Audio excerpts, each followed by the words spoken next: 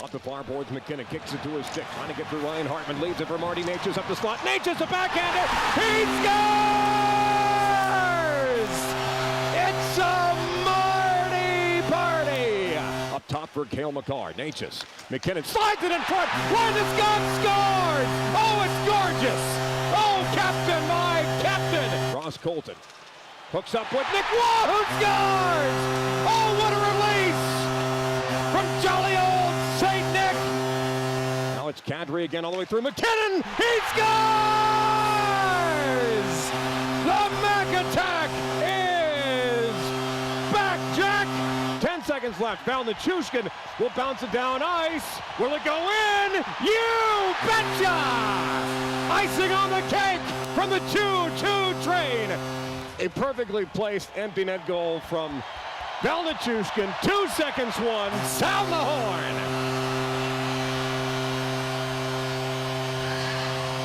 Colorado puts a nickel on the Minnesota Wild.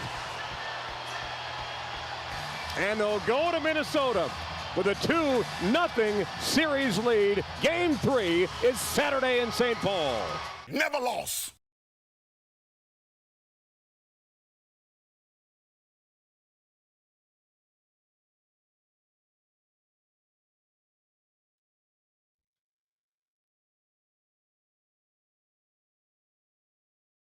That game felt different. Here's what I mean.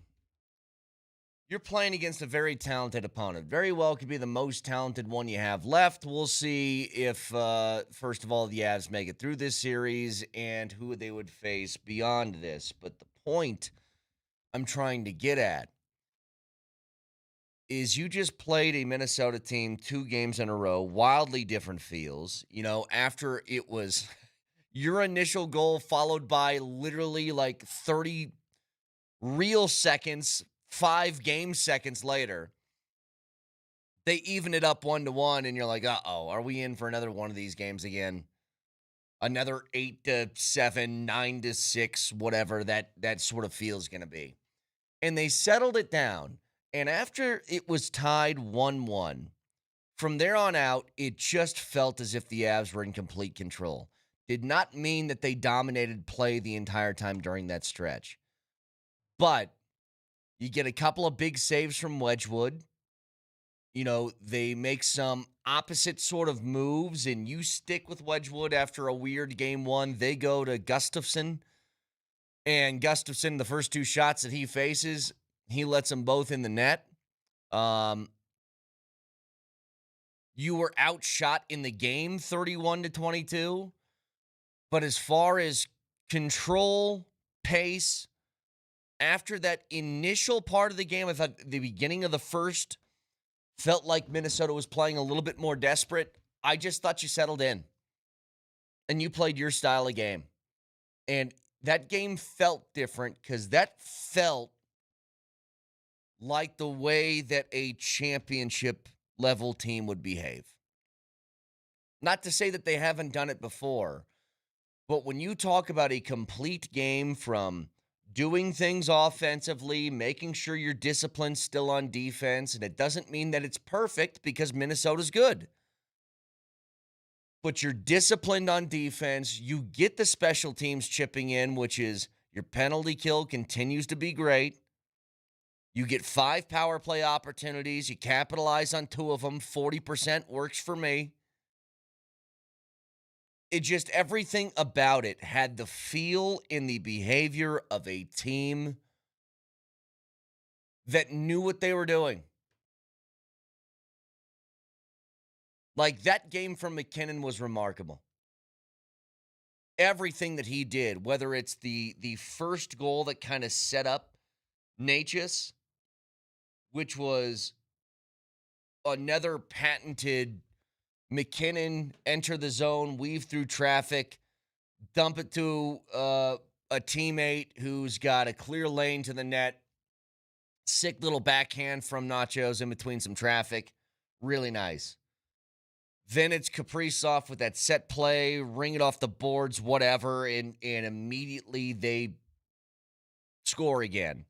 it just felt to me like the Avs, maybe at the very initial part of the game, weren't being physical enough. But it changed pretty quick. They jump on the power play after Wall takes a high stick, and you get the beautiful little tic-tac-toe. It's McCarr to Natures to McKinnon, who one-times it to Landy on the far post, who knocks it in.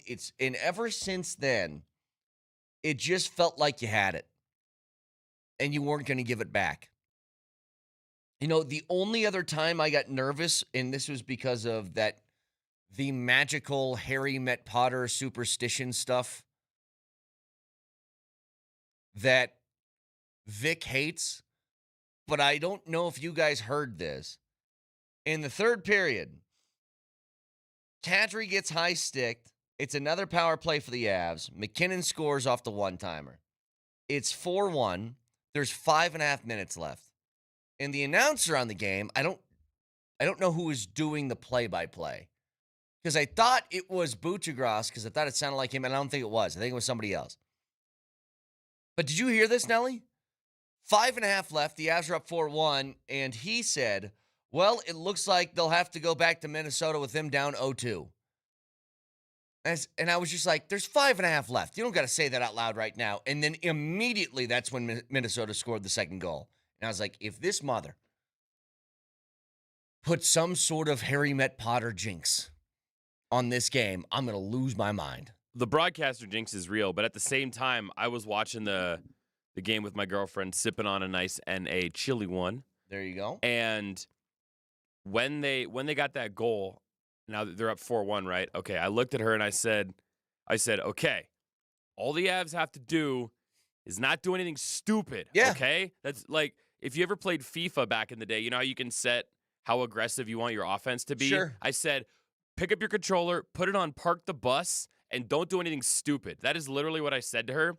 And then they just started lollygagging around and let Minnesota score again. And I went, see? I told you, you can't do anything stupid. Well, and this is what I was getting at the beginning. It's you are not going to play. When I say you played a pretty perfect game, it's not going to show up like 6-0. Minnesota's too good. They have really, really talented players. You know, Kaprizov makes a play early in the game. Got it. Quinn Hughes weaving through traffic at times, making the right read. Boldy had a couple of opportunities he just couldn't finish. Like, all of that is fine. But it's the fact that the Avs negated all of it. You never felt in real danger. And that is one of the best all-around Nathan McKinnon games I've seen in forever. And Nathan McKinnon's a remarkable player, but I'm talking about on both sides of the ice. Because we've seen him do amazing things with the puck on his stick. That's a given. But the fact that he went back, he blows up Quinn Hughes, and then absolutely lays a hell of a shot on Matt Boldy late in that third as just some sort of insurance. And everybody kind of pointed this out. This is the stuffed animal game from Nathan McKinnon, where it's just like, I'm going to find the two guys that forced me to receive a stuffed animal at the end of the Olympics, and they're going to feel this. But I thought maybe a little bit softer in the initial stages of that first period from a physicality standpoint, and boy, did that ramp up in a hurry.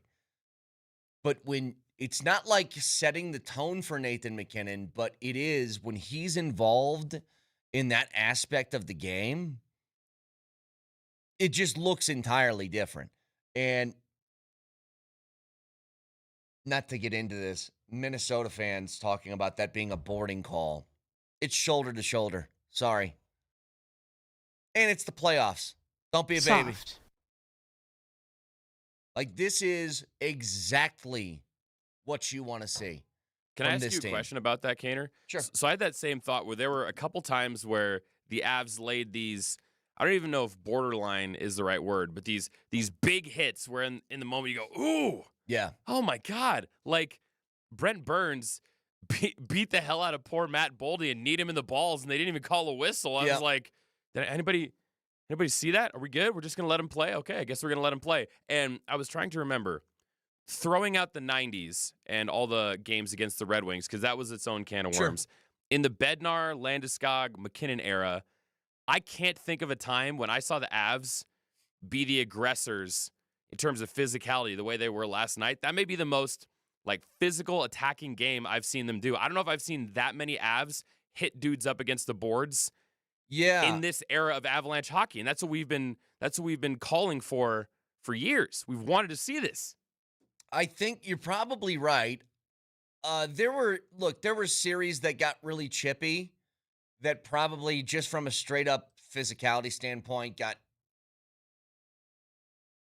a more than that. Like LA, you had 92 hits combined in game one. But I think to your point, it's not just playing physically, it's being sort of the bully. I think that's what made yesterday different, is that you weren't reacting to the tone of the game. That's what you did in LA. LA was going to go out there, play, pretty gross hockey from just an aesthetic standpoint and try and hit you around. And you have to match that when you're playing a team like that. In this case, you were the one that was bullying the other team. It wasn't a reaction to the style of the game. And I think that you go anywhere from the way that McKinnon played with physicality, Brent Burns, Parker Kelly was out there not giving a single bleep. He was just like, I'll punch a ref. I don't even care. And then was it Boldy that he was tussling with? And then the fight was over, and he reached around the ref and sucker punched Boldy in the face after the fight was over. Well, that's maybe the greatest thing I've ever seen. This is what's amazing about that one sequence, by the way. So Kelly's getting into it with Boldy. They kind of throw hands a little bit. Ref gets in the middle of it. Parker Kelly's not done.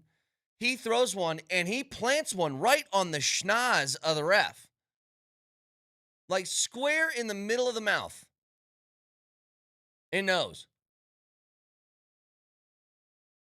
And then he lays another one on Boldy. And, I got a lot of respect for Boldy. I get it. You got knocked in the nose a little bit. You don't need to, take a dive like you get sniped in the face, okay? But I give the refs a lot of credit because they called that game like a playoff hockey game. And to the Avs' credit, they knew where the line was. And they kept pushing it. But here's something that's remarkable. Give me another sport. This is the beauty of hockey. Parker Kelly. No one would argue it. It's on tape, clear as day. Parker Kelly threw a right fist directly in the face of a ref. It was unintentional. That is also clear. But bottom line is, he punched a ref. Give me another sport, Nelly, where that guy's allowed to not just stay on the ice, allowed to have no repercussions for that. Man. Any other? If you accidentally bump into a ref in football as you're running off the field, they'll at minimum throw a 15-yard penalty. Yeah, and then Roger Goodell will burn you at the stake. Absolutely. No, I had that same thought, and the ref just kind of eats it, and then he just wrestles to his him credit, back. yeah, he's just like, that hurt a little bit, but guys, let's break this up. Like, I couldn't believe that there was nothing called there. Just because in any other sport, even if it's an accident, you don't get to stay in the game after touching a ref. You don't get to. Right to jail, right away.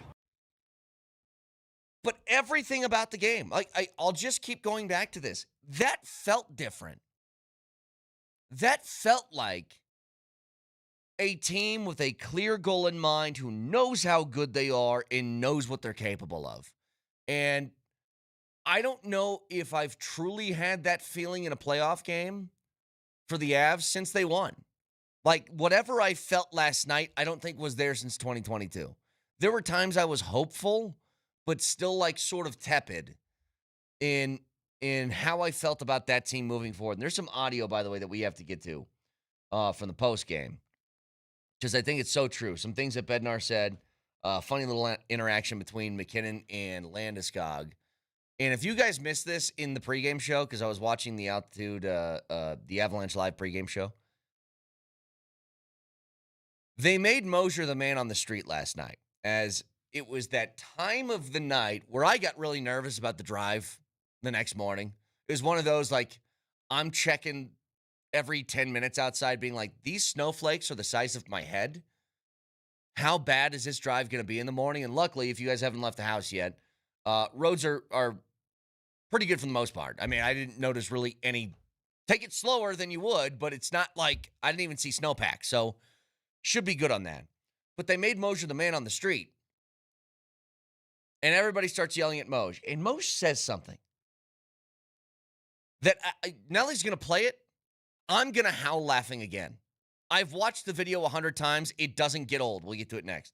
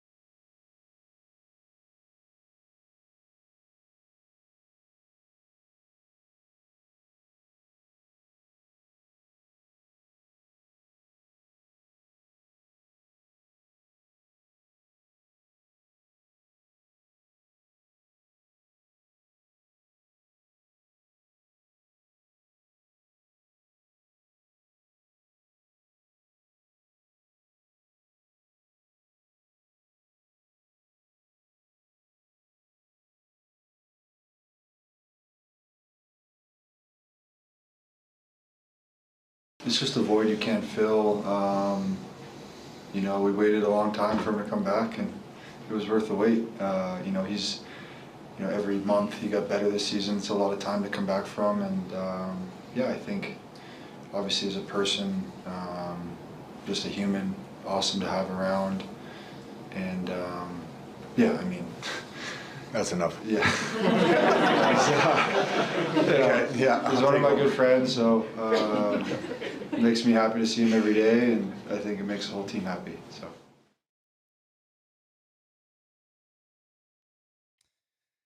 So McKinnon talking about Landeskog with Landeskog standing or sitting right next to him. I will say that's got to be weird. Like, you're not just teammates, you're really good friends. And it's like, what makes him so great? And you're like, oh, do I have to do this? Yeah, he's a really good player. He's a great teammate. He's a wonderful person. And you could tell Landy's like, all right, that's enough. Got it. I don't think that any one of us sitting at this table could do that for the person next to us. What do you like so much about Moj? I don't think I'm giving a heartfelt response on that one. Well, he does great man-on-the-street interviews when he's getting pelted with snow. Okay, he's got beautiful feet that we like him putting on camera. I got to get this out of the way. I laughed so hard. I showed it to my wife, who knows the Moj really well. She was dying. So they got, and pull up the video behind me for those watching on Twitch and on YouTube. I want to give you guys a treat if you guys missed this. So it's pregame. They're doing Avalanche Live. Moser has drawn the, hey, why don't you go out in the snow and do like man on the street live report stuff? So Moj does it. And it's in his own little Moj way, which is, you know, he's funny, he's silly, he's cracking jokes, yelling at everybody who says something to him as he walks by. But there's a moment where things change. So let's just start from the beginning here, Nelly. Go ahead. This is Moj. Yep, go ahead. Snowed for a Colorado Avalanche second-round playoff game that I can remember in history. And as I'm sitting out here freezing, and by the way, I don't know who I made mad. I hear you, brother. I don't know who I made mad to draw the short straw, but I'm straight into it right now, guys. I mean, right into the teeth of it right now. And all these people are walking in. They're going for it. What's up, dude? How you doing? Hey, what's up, dude? Yeah, give me some of that. All right. Hey, all right. So they're walking in, and I've been watching it the entire time waiting. This half of their body is all covered in snow, and this half is perfect because they're walking. Obviously, and the snow's coming down. Well, I mean, like, this guy's a perfect example. Look at his hat. Not only is his hat crooked. A couple guys covered in snow walking in. That guy can't see out of his glasses. All right, now this is hockey weather, man. So here's what happens. Hang on, pause the video. Pause the video. So go back a little bit. I'm sorry, Nelly. Am I making you do too much work? That's my fault. At that moment. No, I'm just stupid. It's okay. So, yeah, we'll rewind because we got to get the full context for this moment. So he says hi or what's up to all these guys that were, like, covered in snow walking in. And then he turns around, and there's this old, sweet, just like the kind of woman that you see, and it's just like makes your heart melt. This old, sweet woman who just wants to get into the Avs game. She's very excited that she's walking behind the camera view of Moser, and she gives it a big old wave, like an old howdy doody sort of like full arm shake wave. And Moj sees her and says this. That guy can't see out of his glasses, but this is hockey weather, man. Minnesota ain't got nothing on Colorado. I'm telling you right now. How you doing, ma'am? You look cold, dear. You better get inside. Don't stay out here and catch your death. You go on in there and get yourself warm. Anyway, have a great time tonight, everybody.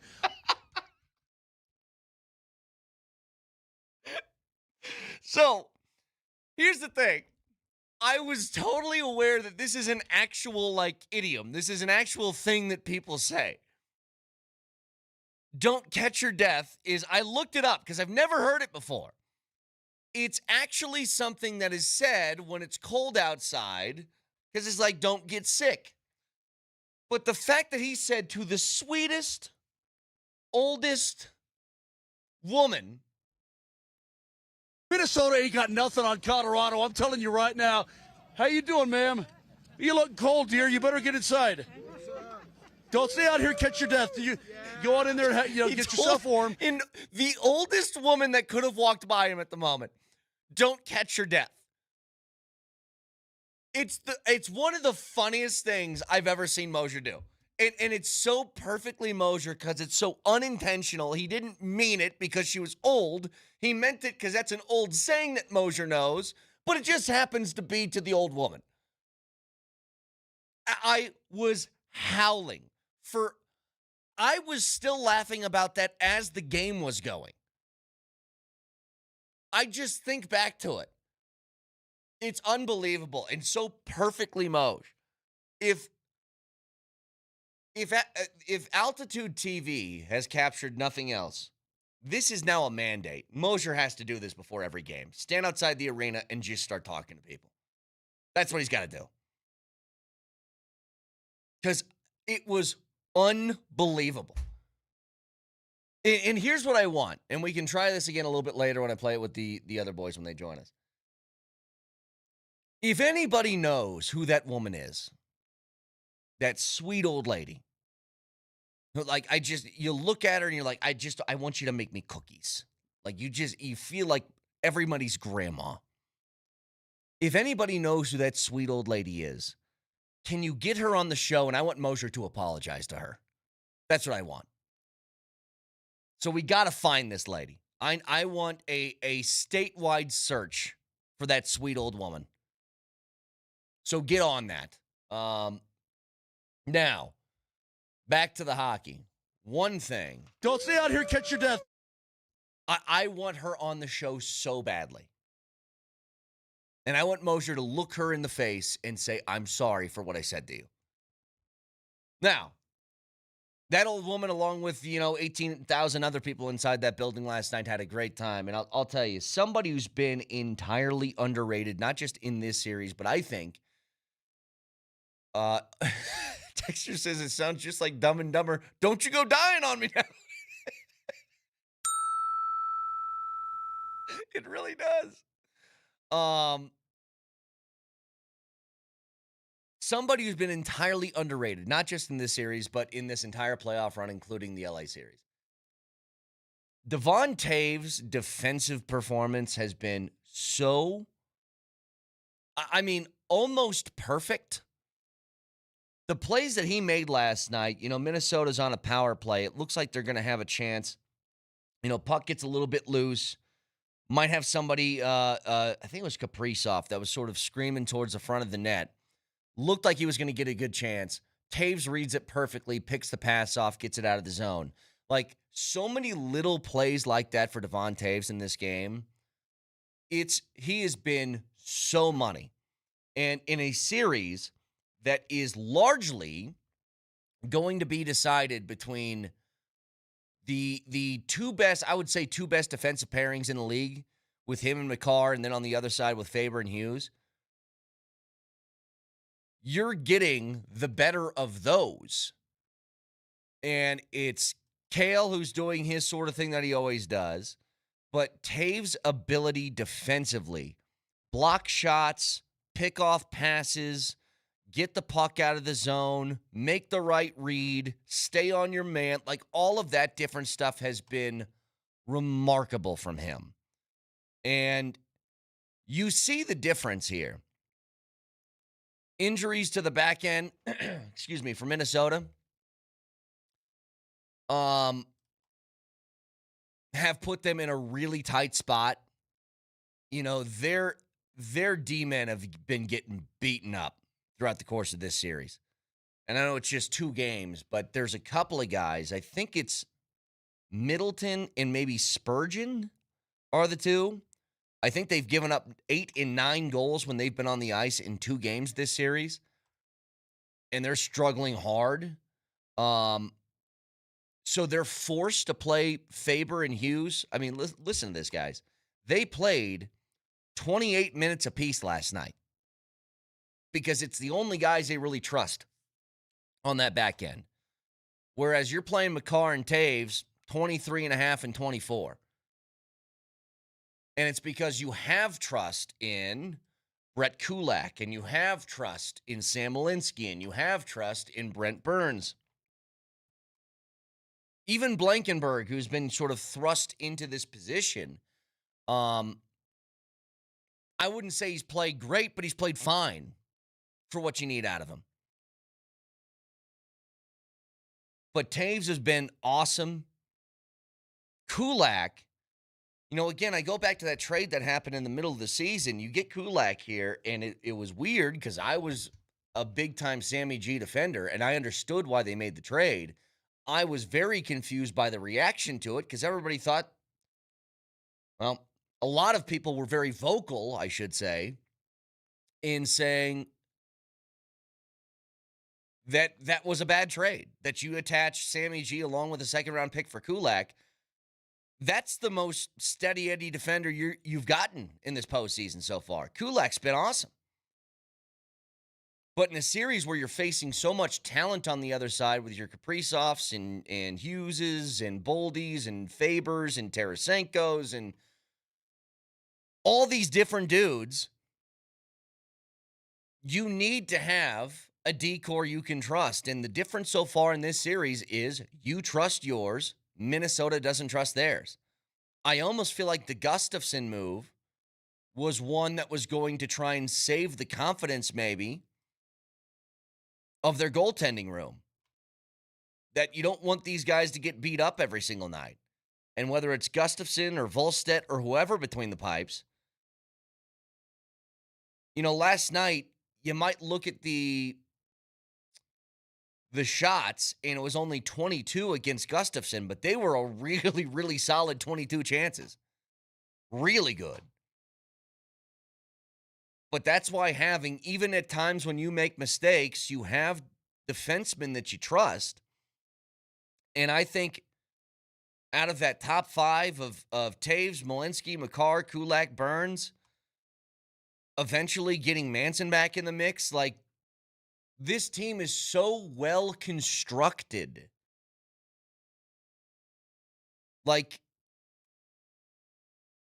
When you look at the amount of depth, and this was a question they asked Bednar after the game, it was like you're getting so much production from the depth of your team. Is this something you expected? And he laughed and he goes, well, I hope so. But this is the separation, I think, between the team in 2022 and the teams that you've had packed in between this year. 2022, you went 4 lines deep, and you were totally comfortable with it. And you had an entire blue line that you trusted. And in the years in between, it felt like you were maybe a little bit more top-heavy, more reliant on your big guns, and not so much the depth that could get there. But some of the moves that were made in the middle of this season and acquiring Brett Kulak and getting Blankenberg for insurance in case somebody got hurt and acquiring Nick Waugh, who had another goal last night, and bringing Kadri back and doing all these different things, you are running an entire roster full of guys that you have faith in. Ross Colton was a guy who was a healthy scratch the first couple of games of the postseason, and Ross Colton is out there making plays. He actually freaked me out. He took that slap shot off the hand last night. What they said was 89 miles an hour, and it was straight to that sort of inside part of the hand at the bottom of your thumb, like that little paw pad down there. And he goes to the bench, and they do a close-up, and you could see his hand is shaking because I'm sure it hurt like hell. And then they sort of pan out a little bit because Colton's keeled over. He picks his head up, and I don't know if you saw this now. He just goes, oh my God. That's how bad it hurt. Now, he's able to finish the game, which is great, but I'm sure they ain't feeling awesome this morning. Luckily for him, they got now 3 days to kind of get rested up and healthy, but I don't know where Minnesota goes from here because they got some defensemen. It's very clear and obvious they do not trust. I mean, the Avs rolled out 4 different guys who got at least 20 minutes on their blue line last night. The other one got 17 and a half in Brett Burns, and then Blankenberg played 7. Minnesota went 28-28 for Faber and Brock, for Brock Faber and Quinn Hughes. And then they went 18 for Middleton, 19 for, 20 for Spurgeon, 13 for Hunt, and 9.5 for Petrie.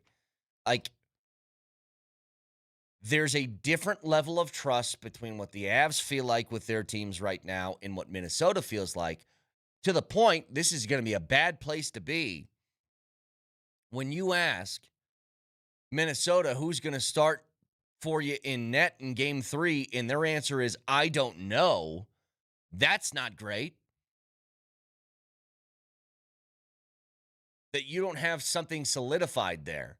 You know, at least when the Avs were heading into the postseason, we were asking that question. It was a matter of which good goalie do you want to play in the series? And it was very clearly Wedgwood. I mean, he had statistically the best year in the league. But they're facing a lot of questions to key parts of their team that they don't have answers for right now. And it's going to take, it feels like, one win in Minnesota, and this thing's going to be pretty close to done. Minnesota's talented, but to try and win, 3 straight against the Avs, if they get a split here in Minnesota over the weekend, good luck. Because that's going to be as tough as it gets. Broadcasting from the Backus and Shanker Studios, serious lawyers for the seriously injured. The Avs are off until Saturday, but the hockey doesn't stop. You can tune in for Game 2, Vegas and Anaheim, and the other Western Conference semifinal game tonight on Altitude Sports Radio 92.5. We'll have pregame at 7 and puck drop shortly after 7:30 right here on 92.5. Back after this.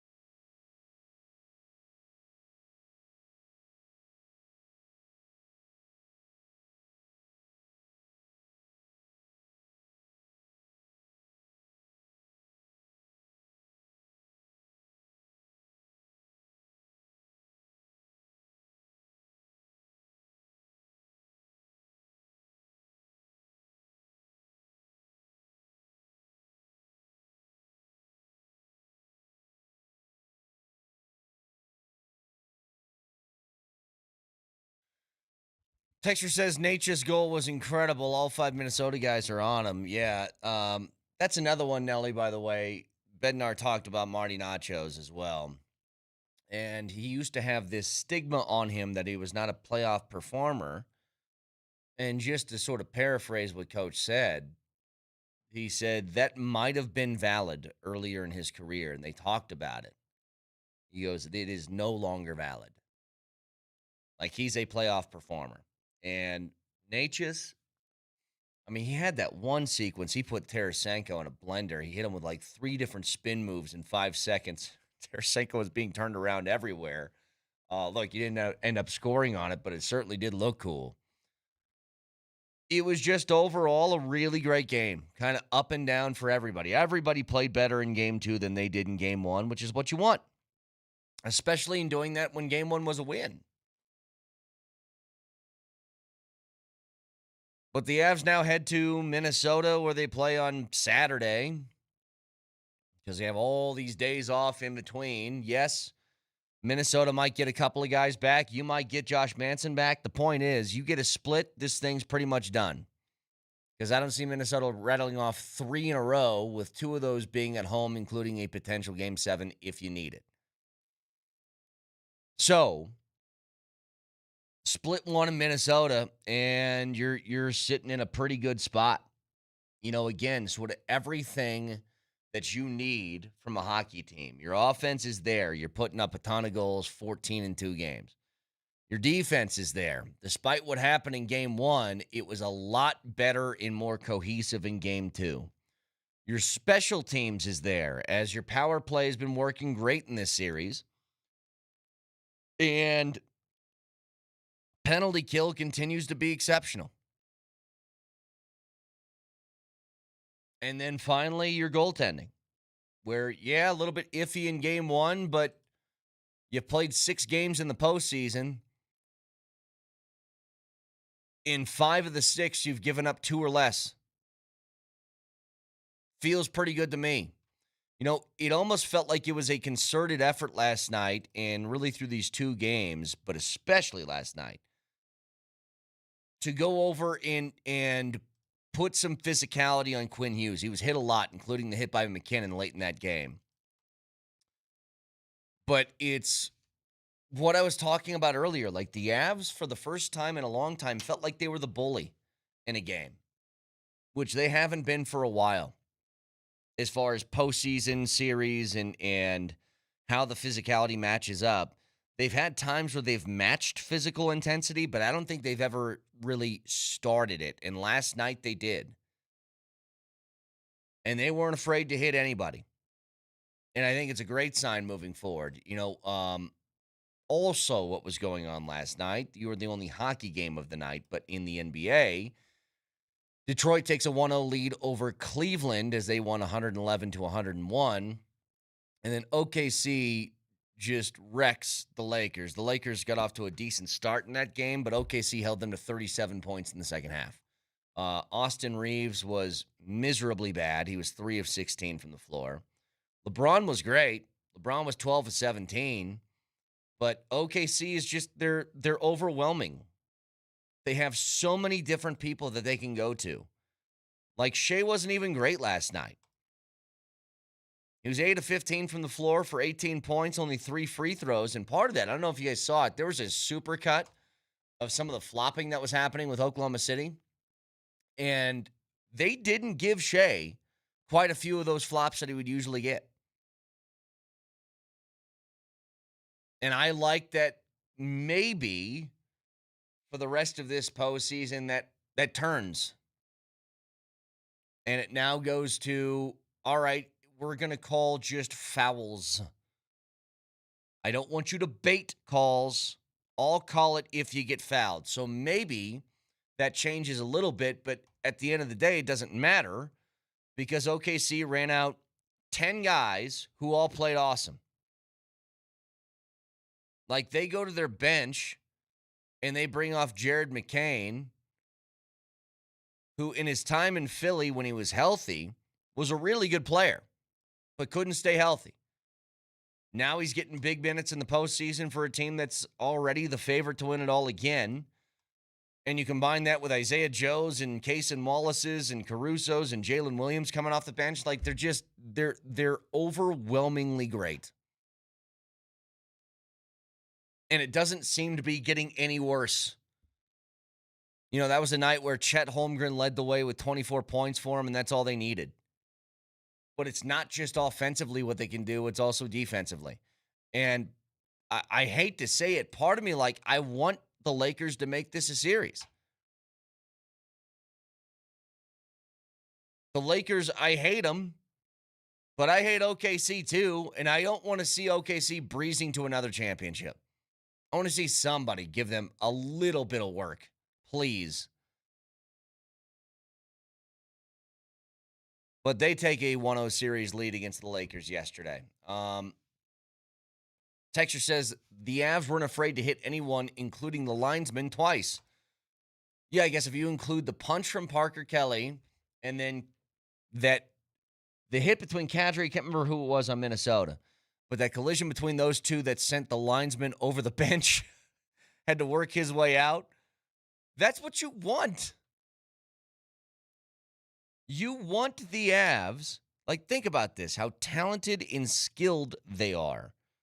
Their ability to, if they want to, skate past you or through you. If you add in that, they're also the more physical team in this series. There's not a lot of places the rest of the league can go. Like, you're going to have to get lucky.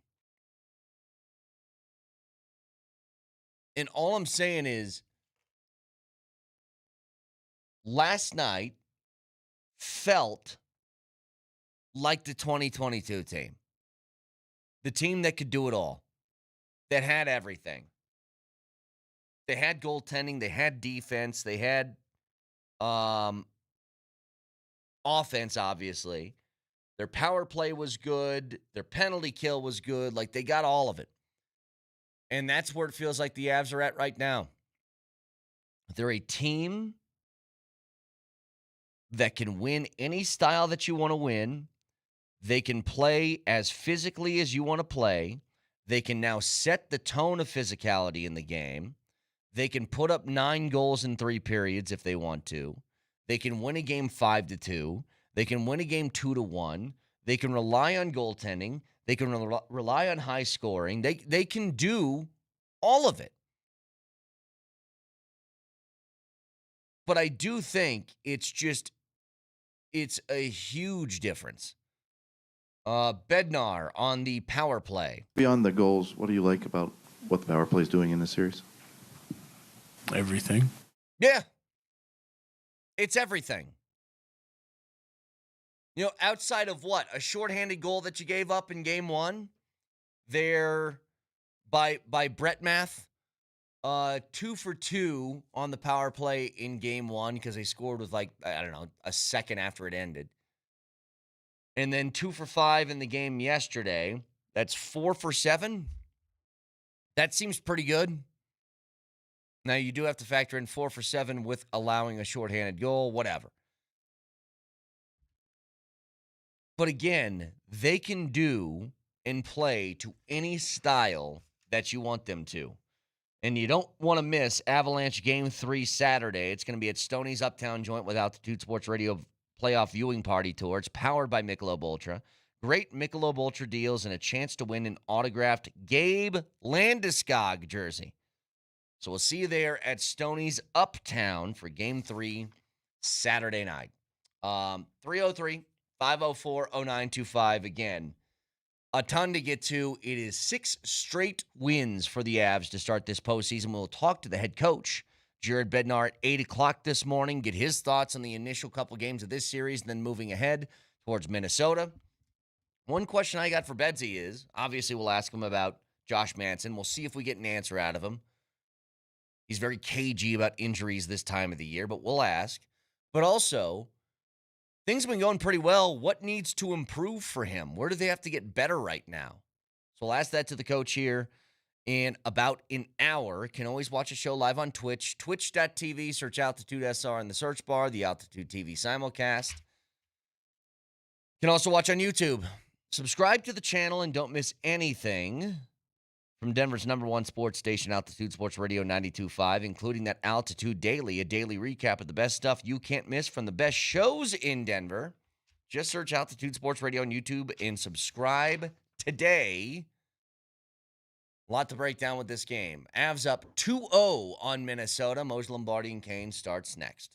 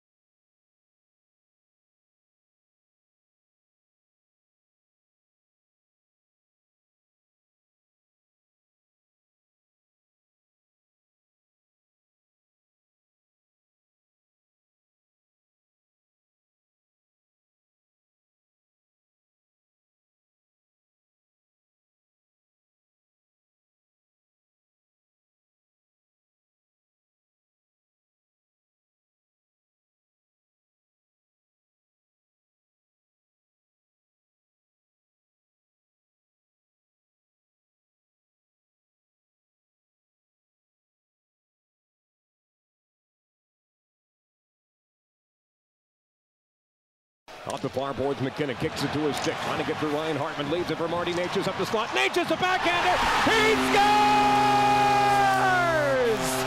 It's a Marty party! Up top for Cale Makar. Natures. McKinnon slides it in front. Landeskog scores! Oh, it's gorgeous! Oh, Captain, my Captain! Ross Colton hooks up with Nick Waugh, who scores! Oh, what a release from jolly old St. Nick! Now it's Kadri again all the way through. McKinnon, he scores! The Mac attack is back, Jack! 10 seconds left. Natures will bounce it down ice. Will it go in? You betcha! Icing on the cake from the 2-2 train. A perfectly placed empty net goal from Natures. 2 seconds, one. Sound the horn.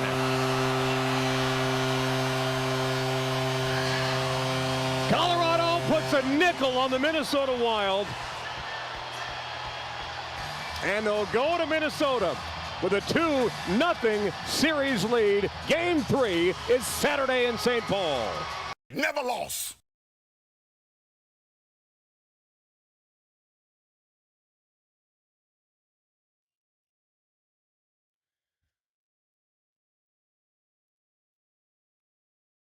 I had a feeling in watching that game, and here's how I'd put it.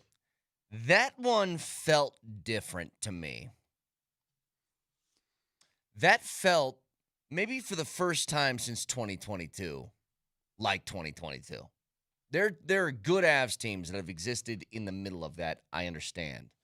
But it was something about everything in that game, the offensive prowess that you showed, the ability to score on the power play, the great saves you got from your goalie, the great PK that you had on the couple power plays that Minnesota had. And more than anything else, Moj, for the first time in a long time, the Avs felt like the bully last night. They didn't react to whatever the tone of the game was. They set the tone of the game. Correct. Boys, that was, I don't know how else to put it. Talked about round one and about what they did and how it felt. Incredibly professional game 2 win last night. I wouldn't say they were the bully, but I'd say they were the physical aggressor. That's what I'm talking anybody about. Got bullied, but boy, did they take the opportunity to hit when the opportunity presented itself. And they just played that game entirely professionally. And if you watch this, Vic, it's watching the game with Johnny Lyles and Kyle last night. And Johnny pointed it out maybe the first 9 times down the ice.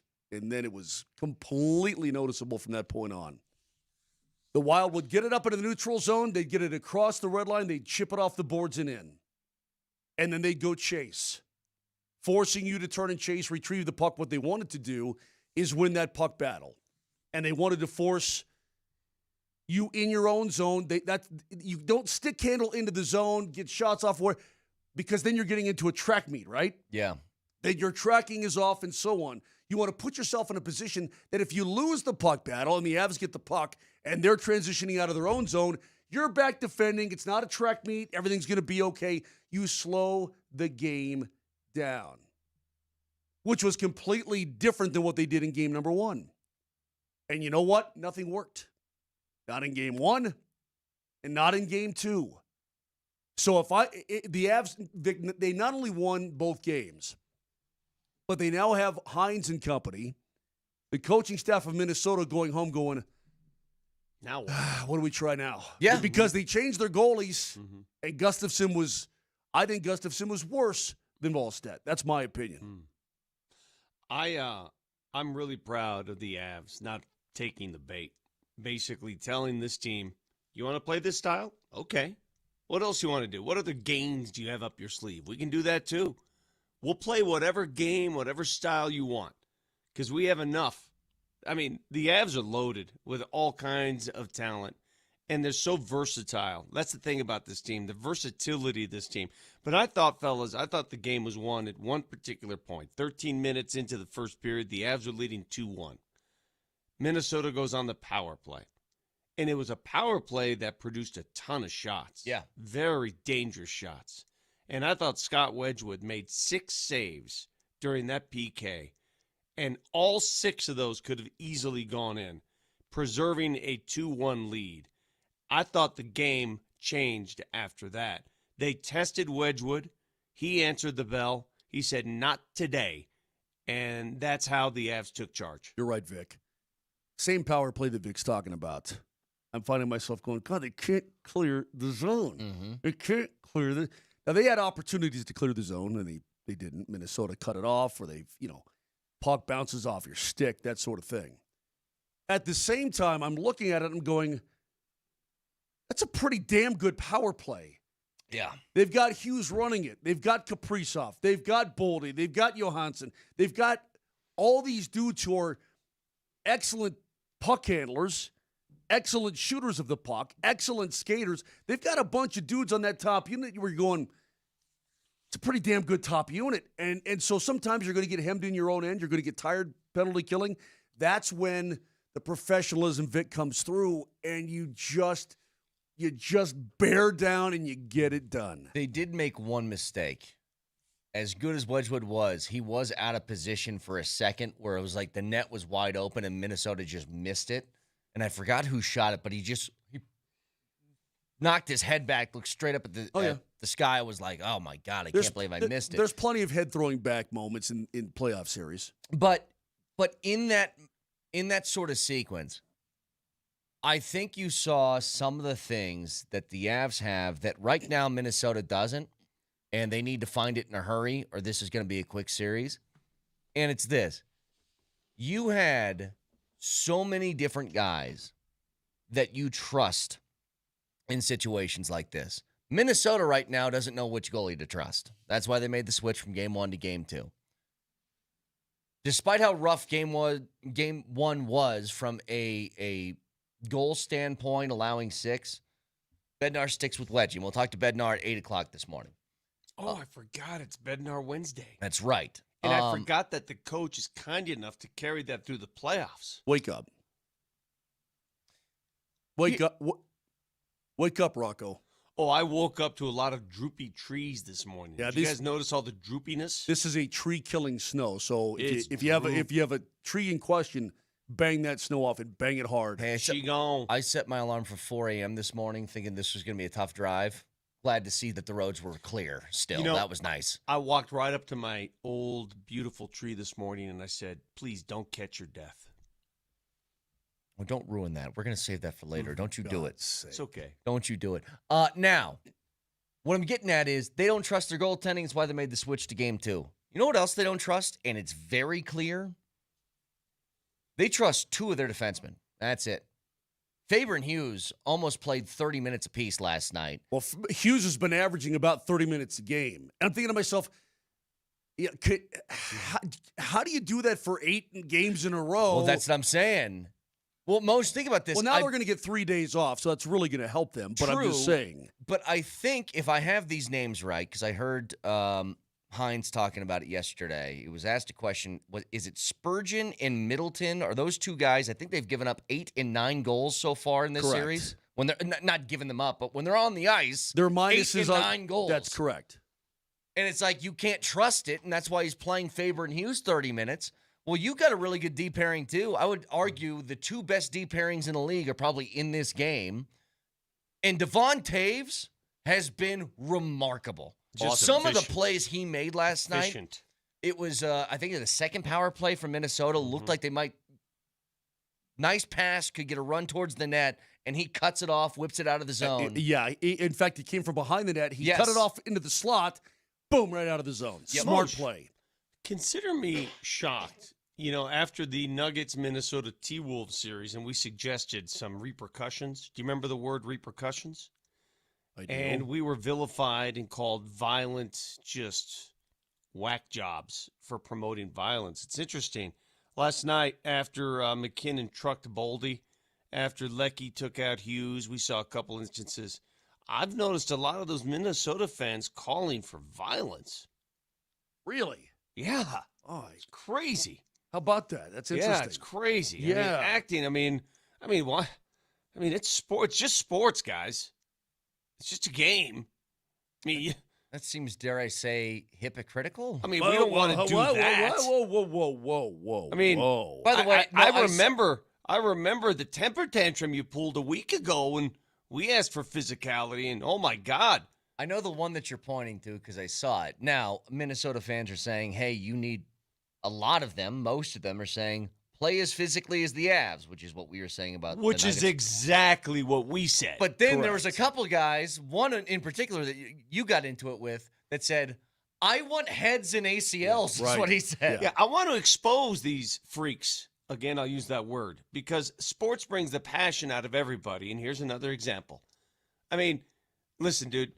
But they're right to think that way. They got beat up last night. Hey, Vic. I love Nathan McKinnon because he takes names. He doesn't suffer fools. You want to play? No, I ain't playing this game with you, Matt Boldy. If you want to get into that game, they can play that game with you too. Vic, here's a legit question for you, and I want you to think about this. All right, let me Brett, think. not you. I'm not a thinker. Brett, Vic, stop thinking. Vic, what is the fastest thing you've ever chased? The fastest creature you've ever chased?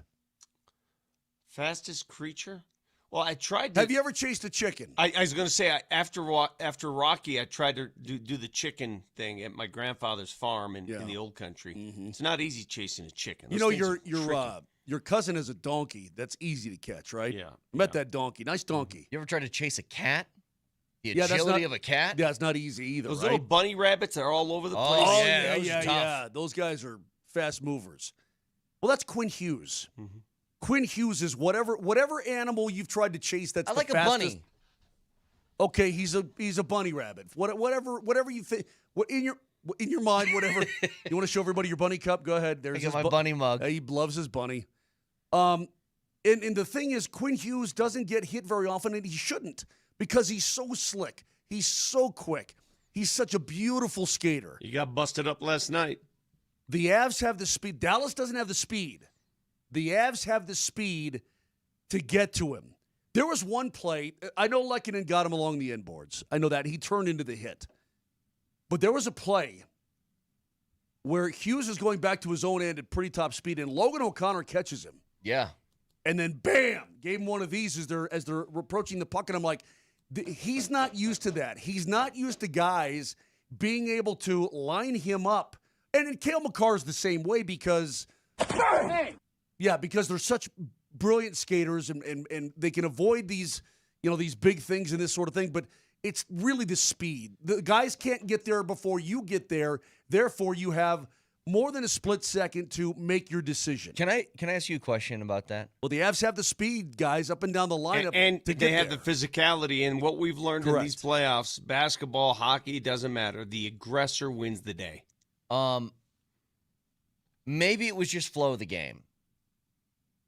Do you think there's any part that was like, hey, if you guys get around Hughes, I want him to feel you? Sure. Like him in particular. Absolutely. Why wouldn't you? It felt that way last. Well, that's what I was saying. It felt that way last night. That they were like, I see 5'10" Quinn Hughes, who's incredibly good. I'm going to throw my body around. Vic, him. What does it matter how big he is? Hey, guys, what was I wanting the Nuggets to do to Jaden McDaniels? Make him feel you. Yeah. Correct? Yep. Make him feel you. Nothing cheap. Not asking for cheap shots, but make him know you're there. That's all.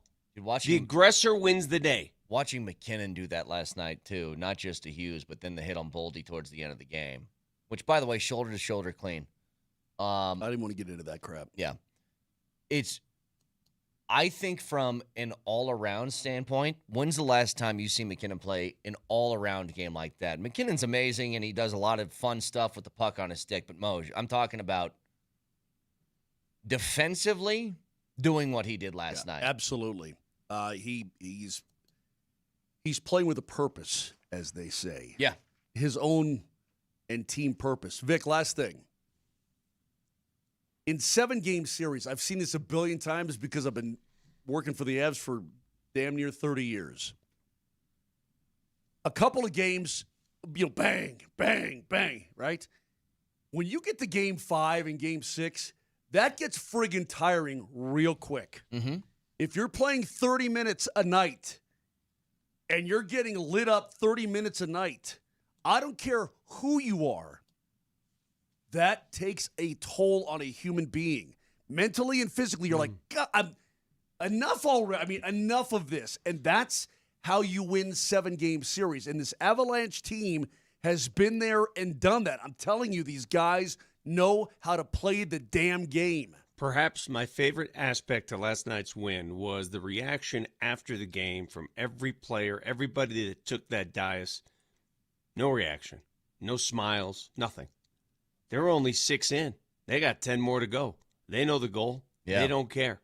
They're not happy, not yet, not at all, not even content. A lot more to discuss with this Jared Bednar 8 o'clock this morning. Now, much more to discuss in a second, but also, if you guys missed it, I'm telling you, I don't think I've howled laughing like I did last night. I watched this 100 times. I was laughing in the middle of the game just thinking about what happened before the game. And it's all thanks to our friend Mark Moser. We'll get to it next.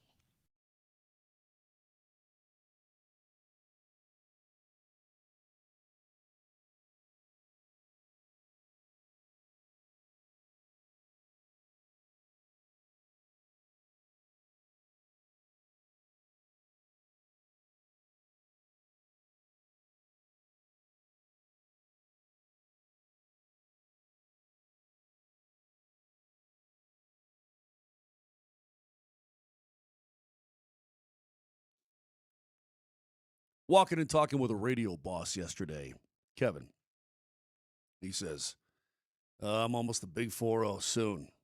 I said, yeah. Well, you know what? If you're like him, just because you're getting older doesn't mean you have to feel like it. If your energy is low, I'm not saying that his is. I have no idea. I didn't ask him.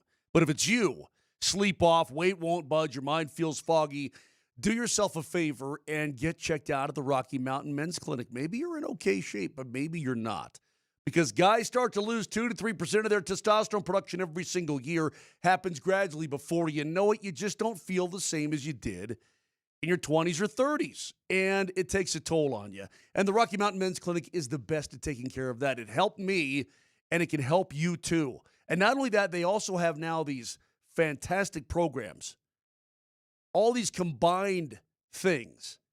Medical strategies, TRT, GH peptides, NAD+, GLP-1s, PDA, and more. You can treat your low T, other hormonal issues, but also get your energy back. Enhance your body composition, improve sleep, everything else that comes with it. So do yourself a favor. Call them today. Make an appointment. Only $99. 720-440-7900. Got 5 locations, Fort Collins down to Colorado Springs. There's one near you. 720-440-7900 or go online, RockyMountainMen'sClinic.com.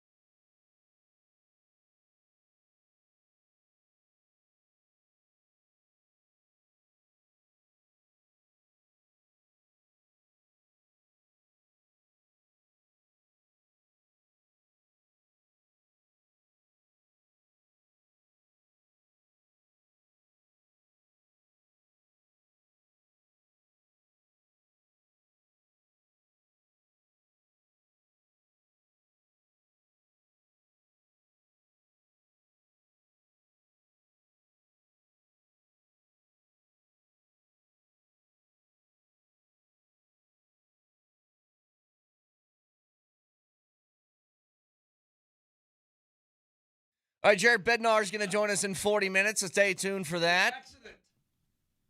So, I'm doing what a good company man does and what a good friend does. I'm watching all of my buddies over there on Avalanche Live before the game starts. Do you want me to tell you how it all happened in the first no, place? I want you to keep No, your nobody hole cares shut. about what you think. I want you to keep Absolutely your hole shut nobody. for now. Nobody cares I what don't you really care. think, where you were, nothing. No stories. Just listen to this. Like, I was watching, and I see this live hit. It's Moser doing a little man-on-the-street stuff in the middle of the snow outside the entrance to Ball Arena. And he's going full Moser, and it's hilarious. Like, everybody... Overdressed. You're a bit overdressed. You're a bit dramatic. I mean, it was snow. Everybody who says something to him, he says back. Like, Moser's in his element. And it's like, I got a big smile on my face. I'm getting a kick out of it. So I want you to watch. This is about a minute-long clip. We'll pause it when we have to. But, Nelly, go ahead. Let's just start This isn't the whole thing. I was very professional at times. Let's go. Let's do it. It's never snowed for a Colorado Avalanche second-round playoff game that I can remember in history. And as I'm sitting out here freezing, and by the way, I don't know who I made mad. I hear you, brother. I don't know who I made mad to draw the short straw, but I'm straight into it right now, guys. I mean, right into the teeth of it right now. All right. And all these people are walking in. They're going for it. No, I What's love up, dude? this. How you doing? Hey, what's up, dude? Yeah, give me some of that. All right. Hey, all right. So they're walking in, and I've been watching it the entire time waiting. This half of their body is all covered in snow, and this half is great perfect report. because they're walking. Obviously, and the snow's coming down. Well, I mean, like, this guy's a perfect example. Look at his hat. Not only is his hat crooked, and he's out. You got All right, now pause. That guy. So he's just going full Moser. He's anybody who says something to him, hey, what's up, buddy? Hey. Hey. And then Then the just a beautiful smallest, elderly lady comes up. sweetest- Just a beautiful, sweet lady. Someone who you would gladly help across the street. Someone who just got out of church. somebody that you want, like, I wanted her to bake me cookies Yes. when I saw her. Right? It was like, you feel like everybody's grandmother. Just a tiny, sweet, elderly woman comes on screen. Just a beautiful soul. She's pumped. She sees the camera. She gives it a big, like, howdy doody wave, like a big one like this. Ready to live her best life tonight. And here's Moser. I can't see out of his glasses, but this is hockey weather, man. Minnesota ain't got nothing on Look at Colorado. it. I'm telling you right now. How you doing, ma'am? You look cold, dear. You better get inside. Don't stay out here and catch your death. You go on in there and get yourself warm. Anyway, have a great time tonight, everybody. All right, stop. The fact, like, first of all, maybe this is an indictment on me. I didn't know "don't catch your death" was a thing that people I've say. never heard of that term. I had to look it up. I looked it up. And I guess it's something that young punks say to old people, don't die on us, is what you were basically. Don't die The on us. fact, the fact that you said that to the only person that looked like they might have been 95 years old out of the thousands that were walking by you is so unbelievably perfect. And what makes it even better is I know that Moser did not mean it in the way that I am laughing hysterically about, which makes it funnier. What is it with you and older women on this show? What's going on?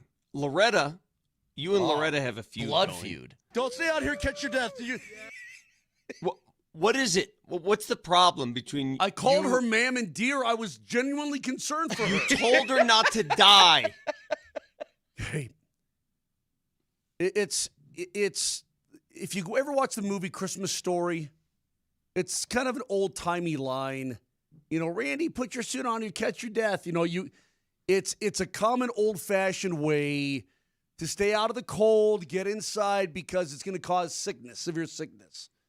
I'll be right back. Don't you go dying on me. Severe cold or flu or pneumonia or whatever. You know, you don't want to catch a chill. That's what I meant by it. Here's what I want. Did she survive the night? I hope to God she did. I'm sure she did. Here's what I want. Now, She seemed very happy to be We're there. trying to track her down right now. I put the APB Here's what I out on need. Twitter. I need somebody to find this woman. Yeah. This sweet, beautiful, elderly Just- woman. Just a lady looking for a soulful night. She was watching short, her too, Vic. She hometown was like- team. Like 4'6". Yeah, like, she was a little tiny. thing. Yeah. She plays the organ at Mass. She might. Yeah. She runs the bingo. She's I know all probably those got a old name ladies. like Greta or Ethel. or something like that. Yeah, Vic, you cannot tell me that I'm not popular with those old ladies Dorothy? at Mount Carmel Feast. It's something weird. I'm telling you. I went into bingo with those old ladies. They're like, come on in, get you some bingo. It's weird, Brett. There is a weird, almost. No, but we have Margaret. We have Margaret. Yeah, who listens to the program, and she hates. Dude, when I tell you Margaret, I don't know where she is. Maybe she'll text in today. Maybe she is done. But she's listened for a long time, and she's not a super elderly woman, but I think she's in her 70s. And she said that to us before. And she hates my guts. But the Hates dynamic me. between you and the older folk is a little. It's out there, man. You elicit emotion from older ladies, and I don't know if it's that they see their exes in you, or I don't know what it is. Maybe they look at your face and they think of their remind me late husbands. dead husband. Warm glass of shut the hell up. I thought I was being nice. Out of all the people to say, don't catch your death, you find the one that, again, this beautiful, cute, elderly old woman, but out of all the people I saw there, that was probably closest to death. How do you think she felt, by the way, when she left? She's just there to watch a hockey game. She's with their grandkids. She wants to enjoy life. No, and man, some no. She had Yahoo comes up and says, don't die on us now. No, she came up to me, man. I didn't see. I was hanging. She had a big plastic thing wrapped around her head. She probably couldn't hear me. Here's what's great, though. Her entrance on camera is just, Vic, look. I know. It was just like as cute as you could be. Don't catch your death, ma'am. Oh, God. Anyway. Hey, you going to be on the front of the Titanic anytime soon? Look how cute she is. I know. All right. We need to find her. I was genuinely worried about her, dude. I'm like, dear, you got to get inside, dear. It's cold. Don't stay out here, here. catch your death. We're going to talk to Bednar at 8 o'clock. There's another video I want you to show, Nelly. Pull up the other one, because this is what I adore about the sport of hockey. As that game started to get a little bit more chippy, Parker Kelly says, all right, Boldy, you want to get into this? Let's get into it. And they start pushing and shoving, and then punches are thrown. This is when Hartman is in the crease, and he falls into wedge and all that. Mm-hmm. So Boldy gets him first, Brett. Boldy punches him first. But it's the reaction of Parker Kelly. He's like, all right, if you want to do this, then let's do this. And this is what makes hockey so great. Hit the video special. There, please, Nelly. Describe it. So Here's Boldy a punch from Boldy. Stop. Parker Kelly throws a punch back. He misses, and he hits the ref square in the linesman. Square in the schnoz. Right in the face. Right there, square in the nose, boom. In any other sport, if it's intentional or not, you touch a ref like that, you're getting the hell out of here. If that happened in an NBA game where a referee was struck by any player, that player would be ejected, suspended, fined, sentenced to 30 years. Yeah. Who knows after that? It would be immeasurable what would happen to that player. Yeah. But in hockey, and the beauty of this sport is not only is it part of the sport, just layered into the sport, the referee almost wears it like a badge of honor. Like, this is what we do here. He eats a punch to the face, continues to try and break up the fight, and then at the end of it, nobody goes anywhere. Stay on the ice, boys. We're still playing hockey. No penalties, no nothing. By the way, Boldy, who did catch one a little bit after this. I don't know, does it go all the way to there, Nelly? Where Parker throws a sort of last one on him? Yeah, this punch right here. Oh, you just missed it. Oh, just missed it. Yeah. Boldy takes a little bit of a dive there. Let's be honest on that one. You catch one a little bit in the face, and then you drop to the ground like you got sniped. Okay, relax. Well, I don't think the punch that hit him was harder than the punch that hit the linesman. The linesman, he ate that jab. It was, bam. His face went back. That was a good one. To have a player punch a ref in the face unintentionally and have no repercussions for it. Well, the linesman's getting in there. They know what that's their job. Part of the job. They've got to get in and break stuff up, and sometimes you take one. Friendly fire is part of the job description. You're going to get it.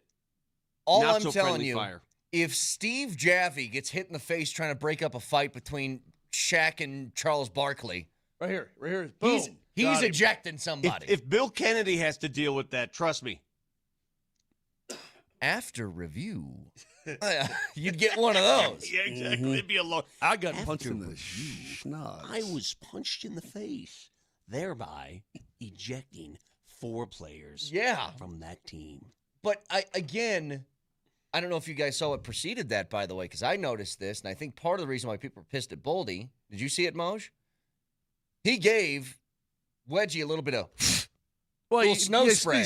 You sprayed him. Yeah, hardcore. Yeah. I mean, that's what you do. It's Stanley. Vic, I don't have to tell either of you. Stanley Cup playoffs hockey, virtually everything goes, man. No, I love it. That's the whole point to this, though. It's just like, I know Minnesota fans were like looking for it's a boarding call on Boldy, or how does Parker Kelly not go to the box for that, or whatever. And I'm just sitting there, I'm like, this is what you want. You want the playoffs to be this way. Look, I know I sound like some sort of, not purist, but hockey snob when I talk about this kind of thing. Inbred? Yeah, that too. Okay, whatever. Did you call him inbred? I mean, that's glass houses. I there, know. buddy. It's big time glass houses. I gave him my title for the day. Yep. That being said, to me, and the way I've always looked at it from day one when I started working in the National Hockey League, is that you're playing for immortality. You can have a Larry O'Brien trophy, and you can be known as a champion, or a Super Bowl trophy, a Vince Lombardi trophy, and be known as a champion of that World Series thing with all the prongs on it, which is weird. It's just a weird trophy. But the Stanley Cup has your name put on it. Mm-hmm. And your name is going to be on the cup for as long as you're alive and after you're dead. And then eventually, when they have to remove that ring after all those decades, it's going to go in the Hockey Hall of Fame. And anybody who goes there is going to be able to look up and see that your name won. There's no Larry O'Brien that's inscribed and it goes around to everybody else. The Stanley Cup is immortality. It's unique in that respect, in that regard. And man, when you're playing for it, which is why, hey, guy's got a hangnail, you slash his hand. Guy's got an ankle, you kick his leg. Guy's got the shoulder, you bust him as hard as you can. I know that the Avs have made some wonderful acquisitions, and they did so at the deadline this year. The addition of Nick Waugh, quite sneaky, just great clutch player. I mean, we've seen some guys come in and make a difference, right? The defenseman from Edmonton, what's his name? The Edmonton defenseman. Brett Kulak. Yeah. Well, he came from Pittsburgh, but he was at Edmonton. Yes, Edmonton you're right.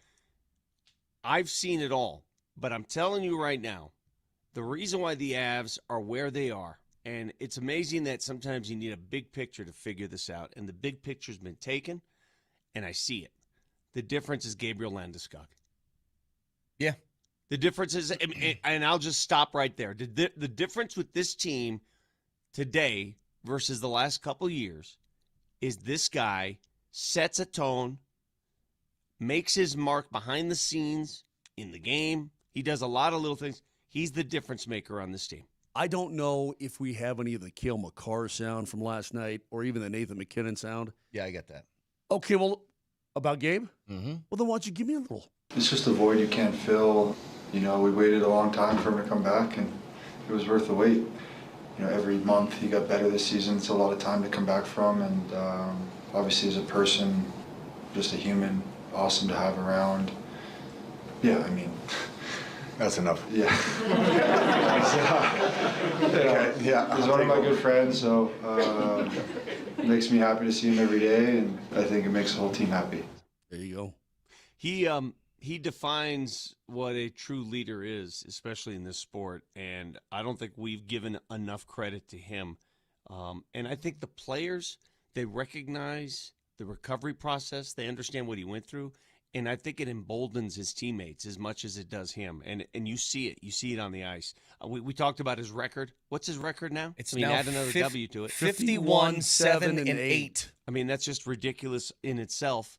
His record when he's on the ice with this hockey team, they go as he goes. And if the Avs go on to win another Stanley Cup and they're 10 wins away now, I'm going to give a ton of credit to the fact that void is finally filled. I'm going to show you why I am less of a mentally accomplished human as opposed to Gabe Landeskog.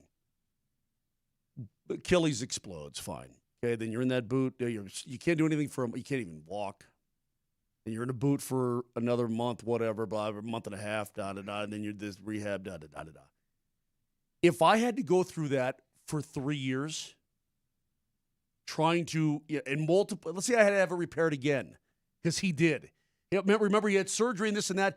Finally, they had to put the dead guy in him. Yeah. That was the last resort. Dudes, if I had to go through that for 3 years to try to come back and play around in golf with Vic Lombardi and Brett Kane, I would probably jump off a building. I'm not kidding. I mean, like, I was bitching and excuse my language. I was whining and moaning, through 4, 5, 6 months. Before I finally was like, I think I'm going to be good. I mean, this 3 years, dudes. I mean, so guys, yeah, they recognize how difficult that process was. But I want to, every time we talk about this, I want to mention something else. Yes, it's the recovery process and how long it took for him to get back. And the fact that, I think Bednar mentioned it yesterday, if you kind of ignore the couple of games he played last year in the playoffs and you take into account the full summer, it's like 3.5 years since he actually played. Yep. It's not just about the injury at that point anymore. He's an old man now. Like, he's 3.5 years older, and I will give you anybody in the sport, because when did he get hurt? Was he 29, 28? Right around there, yeah.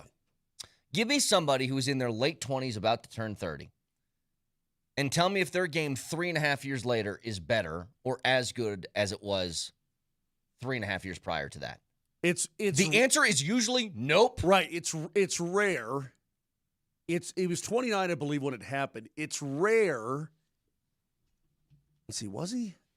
No, he was young. It's the ballpark. He was younger than that when it happened, but it was 22, so he was 29 years old when he stopped playing hockey. That's correct. Yes. Yeah. I mean, Brock Nelson's still pretty damn good. He's 33 now, Moshe. Yeah. He's 33, and he looks kind of like the same guy. Which in human years is young. In hockey years, it's tough. I mean, you get in your 30s, it's a lot of wear and tear in this physical game. So I would gather that most people in his position would have given up. Oh, Vic, I don't think there's any doubt. Most people would have given up. Are you kidding? He did not. And not only did he continue on that trek, he's got this team back to where it was when he left. Well, if I understand this right, he almost had kind of an out. They're like, you can be a normal guy. You just can't be a hockey player anymore if you want to stop. Isn't that kind of what happened? I mean, no. When he finally put the dead guy in him, there's a really, really good chance you can just be a normal dad. That's what I'm saying. Yeah, hang out. But as far as the hockey is concerned, that's a long shot. Yeah, and dude, he looks. I mean, normal. You don't even think about that anymore, do you? Well, remember, there was another professional athlete who had a similar, if not the exact same procedure, by the same doctor at the same time. Lonzo Ball went through it. Lonzo Ball's 5 weeks ahead, and he's never been the same as Gabe. Yep. 303-504-0925. Bednar in 20 minutes. Stick around.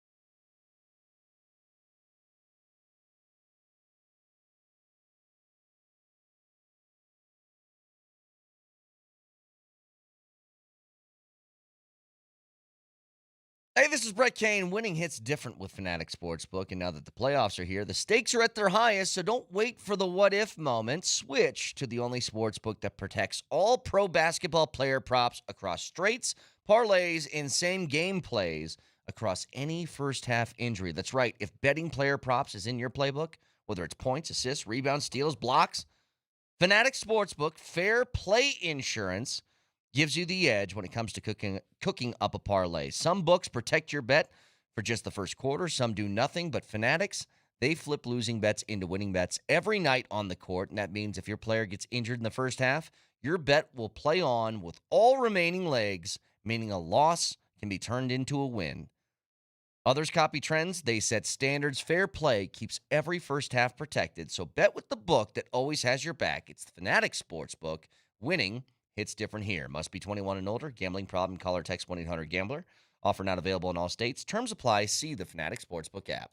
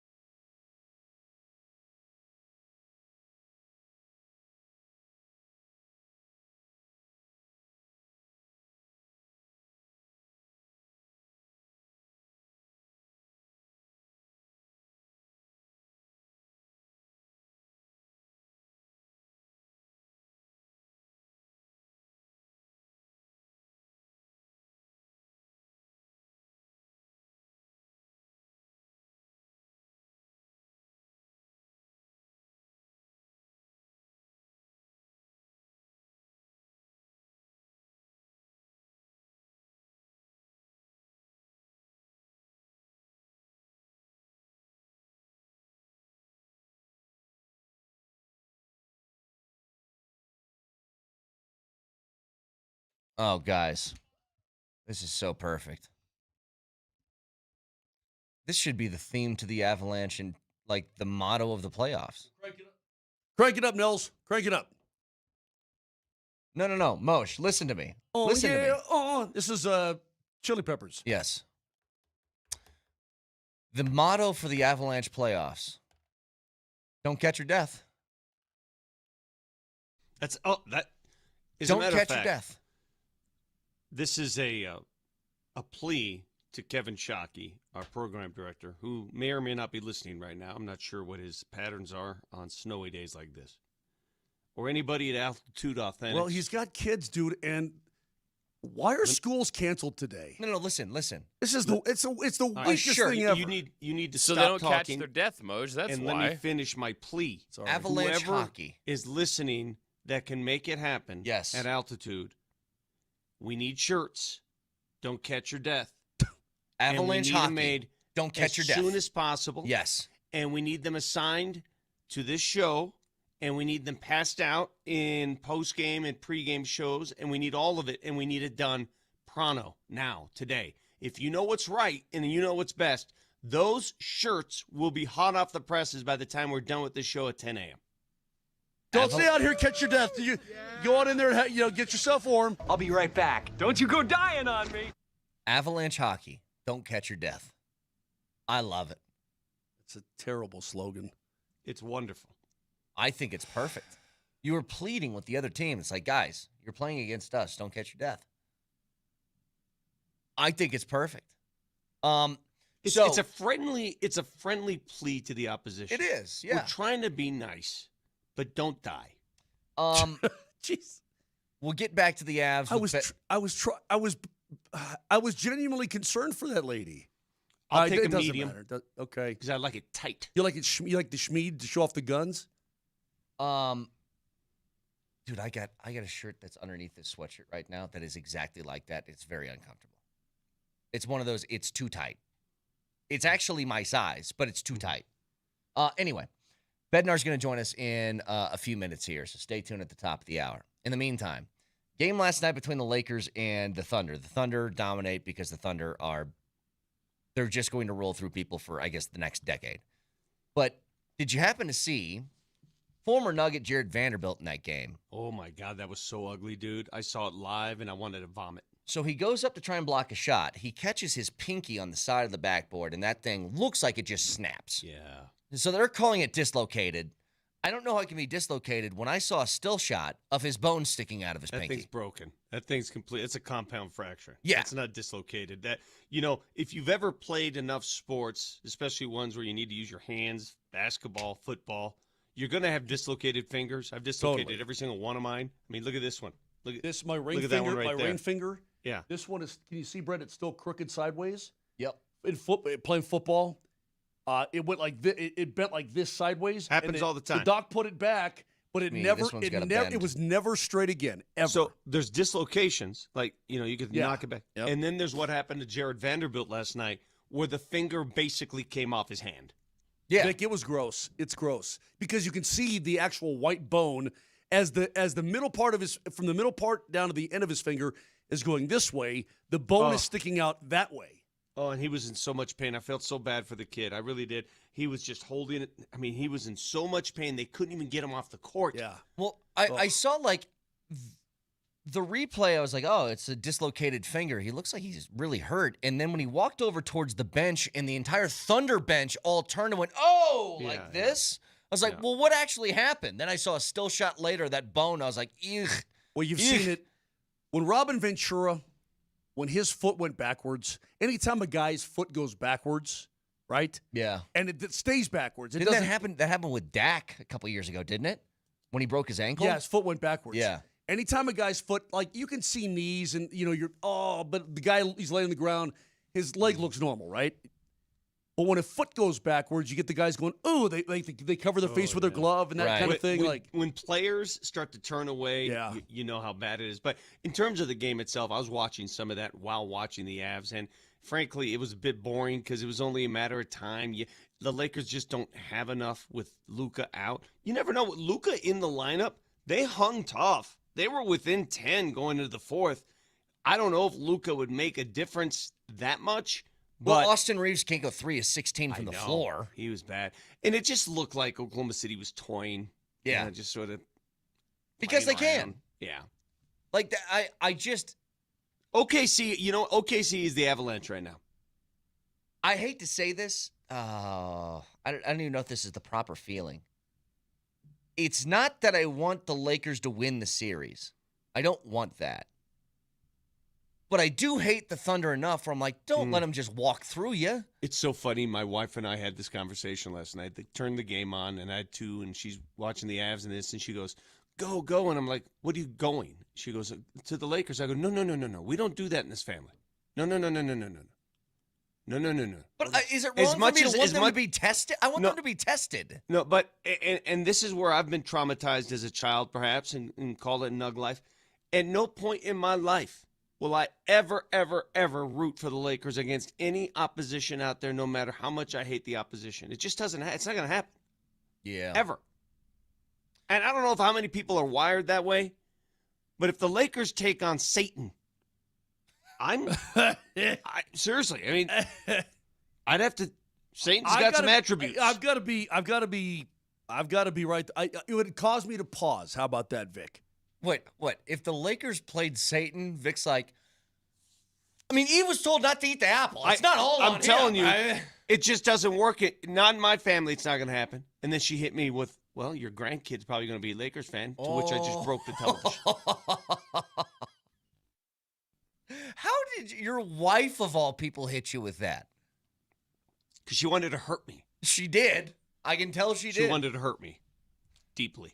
So anyway, that would do it. The Thunder take a 1-0 series lead as well. Did you see, before we get to the coach here at the top, did you see who won the National Hockey League's draft lottery?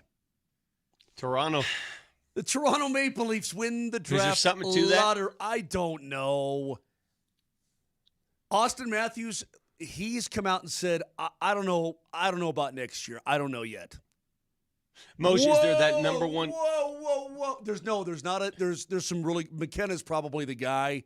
You have McKenna. But there's not that generational guy that's going to. There's no McKinnon. There's no Celebrini. There's no. All right. Matthew Schaefer is going to win the Calder for the New York Islanders as a defenseman. Had 23 goals as a rookie, 18-year-old defenseman. It's total stud. But there's not. I mean, there's really good players, but not that guy. It's really hard. I mean, they won and they won and they got Austin Matthews. Who is that guy? It's really hard for people to not try and connect some dots here. Okay? It's the same thing as when Dallas traded away Luka and then they got Cooper Flagg. It's like, what?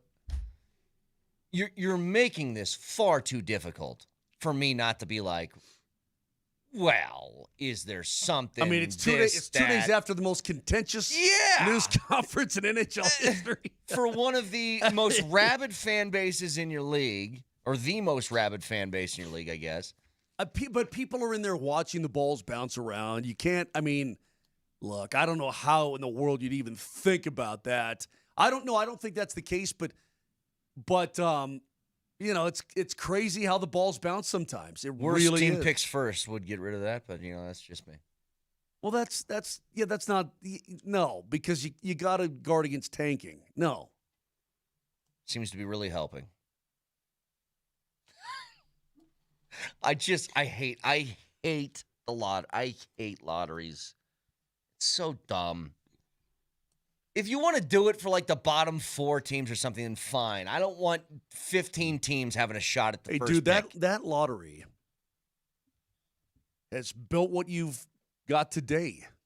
You still could have gotten Gabe it despite and Nate that. And Kale and what? You still could have gotten it despite the lottery. I mean, look, Nate was a 1. Yeah, Gabe was a 2. Kale was but you a also 4. have to get fortune. Yeah. The year that they got Kale, they were supposed to be number 1. Correct. Okay, but if they were number 1, would they have still taken Kale?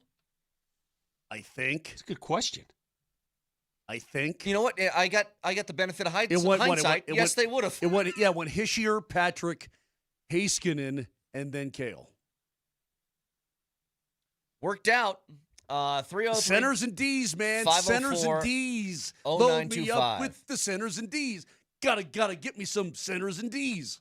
How about we talk to Jared Bednar, the winner of 6 straight playoff games to start this off. We'll talk to him next. You're a dork. Me? Yeah.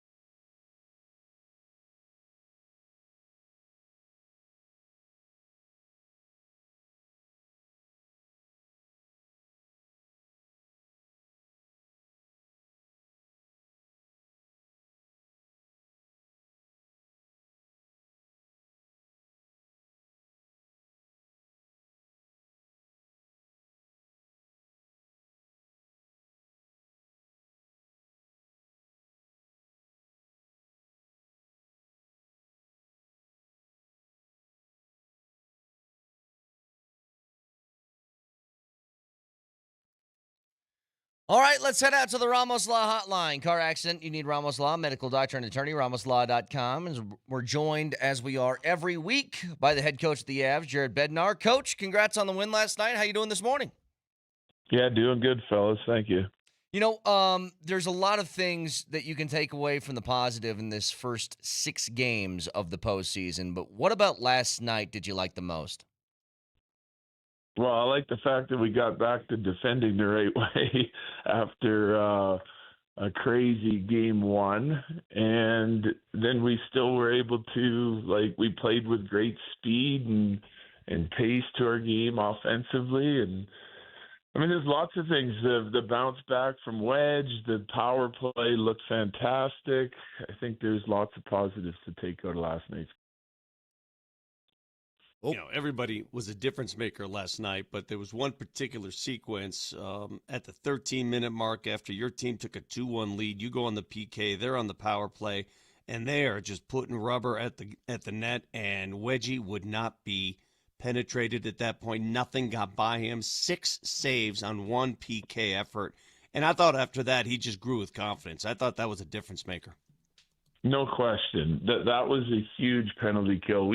That was the most dangerous that they were in the game, and it all came at a key time. And like you said, Wedge comes up with 6 saves.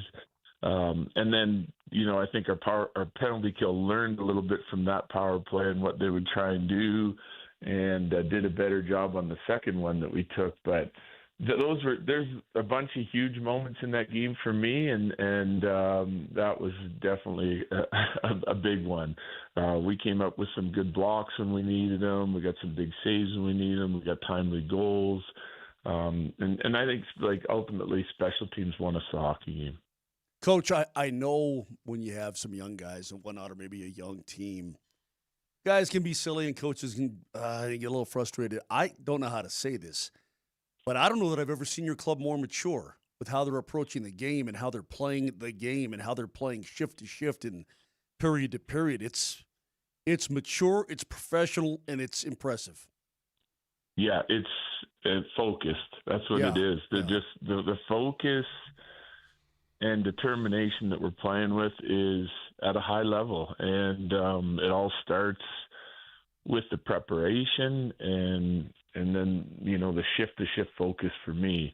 And, you know, we've been like that in the past, but what I'm liking about this year's team is, we're not grinding on it all day, every day. There's a quiet confidence about our group. There's a lightness around the room, everyone's having fun and smiling and laughing and having a good time. But when it comes to not just games, but practices, workouts, you know, all of a sudden everything will get a little bit more serious. Guys will do their work, and then they're right back to having fun again. And grinding on the game for 24 hours a day for a couple months in the playoffs is a sure way to show signs of fatigue, and our team is, you know, there's a good balance there right now, which I really like. Head coach of the Avs, Jared Bednar, with this. All conversations with the coach are thanks to our friends at Mr. Rooter Plumbing, proudly rooting for Colorado's hockey team. Heard a little bit of the postgame with you last night, and you were asked about Marty Natures, and that there might have been a stigma on him and his playoff performances leading up to this. What do you think's changed with him, because he's been excellent so far? I think it's number one, I think he's put a lot of work into his game, sort of molding it to be more than just a dynamic, you know, scorer or point producer. So that's given him the confidence that you know, he can go out and be good on a nightly basis. It's the confidence and the growth in his game offensively as well. And then, knowing the role that he has on our team, I think he's relishing in that. It's you know, top line winger, every first power play, and now he's at a point where he's matured enough as a player and as a person to you know, take a lot of responsibility for the success of our team. You know, it's learning from guys like Nate and Landy, Watching, some of the guys we had that had a ton of success, like Lecky, and it's just sort of stepping up to the plate because you're needed by our club, and it shows a lot of maturity. Has been a lot of growth there in all aspects of his game, and he's playing with a ton of confidence. And like I said last night, I think that analysis of him as a player come playoff time is no longer valid. Not all heroes have to show up in the box score. Not everybody has to get assists and goals, but I've noticed Devon Taves is just a different player, and I know he went through it a little bit. What's changed about his game? Yeah, heavily involved. I think it's for Taser, it's elevating his game at the right times. Like it's in big games when you need him. It almost feels like when you're coaching him that he's as good as he wants to be, and a lot of it comes at the most important times. Like you get in a game game one of this series, our team's poor defensively. He was outstanding defensively, and he picks up 4 points, and then it's going to get tighter in game two, and it's a little bit more physical game. He ramps up the physicality. Rush attack. He's joining every rush and being a part of it, and he's such an intelligent player that, like, when he's trying to be a difference maker every shift, it's often that he gets a lot of good things accomplished. And it's hard to do that for 82 games straight, but like when we need him the most that's when he shows up with his best games. He's got a great stick. I'm telling you, it's unbelievable. Devon Taves, I know it's long, but he's just so dang good with it. Coach, let's talk about perhaps the depth of your team. I know you've said in the past when you've had postseason success, the depth has to come through. Last night, a lot of big guns came through for your team, but that depth also showed. I mean, Brett Kulak shows up twice in the score sheet. Game one, obviously, it was big. Colton Tawa was terrific last night. How important is that, and what are you seeing out of those guys? Yeah, I'm seeing consistent competitors throughout our lineup. That's what I'm seeing. It's like every shift, guys are going out trying to be a difference maker. There's no complacency. There's no feeling comfortable. Everyone's kind of bought into their job and role. It's whether they're playing, a couple shifts a period or playing regularly, and because everyone's playing so well, they're all playing. Like, we've got some solid matchups in this series, and guys are going out and trying to win those matchups and trying to be difference makers. And on any given night, it's like somebody else showing up with a big play offensively or defensively to help us win hockey games. And it's a great mentality to have. And I think, again, it just kind of goes back to that preparation and focus and competitiveness. As you shift to Minnesota, now 3 days off here, which is crazy, but I understand the reasoning behind it. They're going to get the last change, and this is what is so cool about playoff hockey, right? It's all this brain, the brain stuff that comes out now. Okay, matchups and exploitation and so on and so forth. And for the next 3 days, how do you guys prepare for what Minnesota is going to try to counteract against you coming up in Game 3? Yeah, when we break down the game for us coaches, we're always looking at, okay, this is what some of the things they did that give us trouble. Let's make it real clear on how we want to defend these situations because they're going to pop up again. If we find a way to create scoring chances against many and we do it repeatedly, that they're going to try to do something to sort of counteract that, right? So you got to be looking at it from both lenses. Every chance you give up, you can guarantee that their coaches have seen it and showed it to their guys, and there'll be guys trying to repeat it. We're picking up on, you pick up on tendencies of individual players, guys like Hughes, Faber, Boldy, guys that you want to Kaprizov, guys you want to key on. You start picking up on tendencies in game two, and they'll do the same. So it's going to get harder and harder to create offense as the series goes. As far as the matchups go, I think we got a pretty good idea. We've played them throughout the course of the season, they may be similar to what they were here, or they may be different, and it's just going to be likely challenges for different guys. Like if they move Kaprizov away from McKinnon, then somebody else is going to have to defend him. Is that Brock Nelson? Is it Kadri? And we can jump our lines around a little bit too to try to get the matchups we want as much as possible on the road, but they're going to control it, and we're going to have other guys step up on the defensive side of things and offensive side of things to get the job done on the road. All conversations with the coach are brought to you by Chili One's Beer, one chili, one at a time. Do you like the break, or is it too much?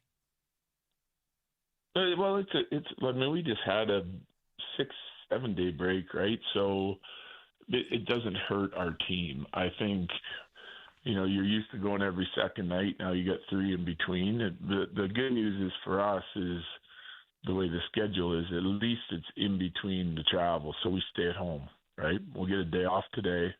We'll have a good practice tomorrow, and then we'll meet at the plane. And then in the game day, we'll pregame skate. So it still seems like it's a little bit of a regular schedule for us, and we'll skate every second day and be ready to go every second day. And the other days, it gives you a little bit mental break. For them, they'll get a chance to rest and possibly heal up. It'll be the same for us. And then the rest of the series is every second night. So then it's going to be fatigue can become a factor and all that. So I don't mind the break. I think you're going to see really good hockey and energized hockey again on the weekend. And, that makes it good for the fans. And it's always fun to be a part of that when you get two teams battling as hard as they can and they're energized.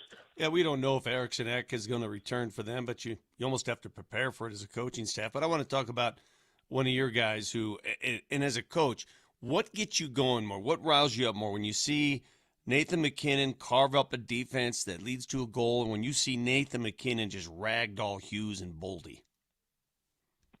The latter. Yeah, that's what I figured. Yeah. I mean, you've come to kind of expect the former, right? But like the things that we're talking about in our locker room and the way we know that we want to defend and our confidence in our ability to create when we're energized and skating like that. You get the whole team. They're bought in. But you also have to be dialed into all the details, and you got to win all the races and all the battles to be good defensively. And there's got to be a level of physicality the game requires at this time of the year. And then when you see like Nate playing like that, it's like hard not to follow suit, right? Like, and everyone's doing it to the best of their ability. But when you see him show up against the top guys and being physical and knocking guys down and getting clears in key moments, 5 versus 6 at the end of the game, and I mean it's just fun to watch because it's not hurting his game at the other end; it's actually helping it, right? And so it's just great to see guys take their game to another level this time of year. What about when Parker Kelly punches a linesman in the face? I missed that, actually. Oh, did you? It was when he got into it with Boldy. Yeah, it's when Hartman went into wedge and then the scrum, yeah. And then he missed Boldy and hit the ref square in the schnoz, but you know what? Nobody went to the box, so you're all good. Yeah. Those refs are some big dudes sometimes. There's a couple of guys out there last night that are like bigger than anyone on our team, so I'm sure they've been through it before. Just a couple of quick ones. We'll let you go. Always appreciate the time. Number one, I know this is the cagey time of year where we're playing things close to the vest, but any update you want to give on Manson? No. Okay. And then finally, no, I get it. And then Gabe Landeskog. One thing I want to say about him, because a whole bunch of players, McKinnon, Makar, praised him after the game. But there's something, and I've mentioned this to you before. It's one thing to come back from the injury after all the rehab and to be able to go out and play again. Your record with him on the ice is 51-7-8 this year. It's the fact that Gabe Landeskog is also 3.5 years older pretty much from the last time he took the ice. What can you say about him? Yeah, it's crazy. And that's what I said last night. It's like he comes back for the blip in the playoffs last year, but he'd been out 3 years, and I was amazed at how good he was in the playoffs. But then it's a whole nother off season, right? So add another half a year to the rehab length and work length that it takes to get back, and then this year to getting your legs underneath you and getting back in the rhythm of the game as a guy that's 3.5 years older. And I guess him as much as anyone, or maybe more than anyone, the leadership, the play, the versatility in his game for our team, and the way we deploy him and use him and rely on him in all the key situations. He just elevates his game to a whole nother level in these situations. Wants to win as bad as anyone. Wants to lead our team to where we want to go. And I mean, I just love the consistency of it. I love the even keel approach, and that's kind of like our whole team. We're not no one in our room is sitting there and all excited, because we're up 2-0 in the series. It's just yep, let's have fun for a little bit. That was awesome, good win. And guys by the time they're leaving the rink, it's they're already, there's a relaxed nature about the group that's already, and they just getting ready to start preparing for the next one.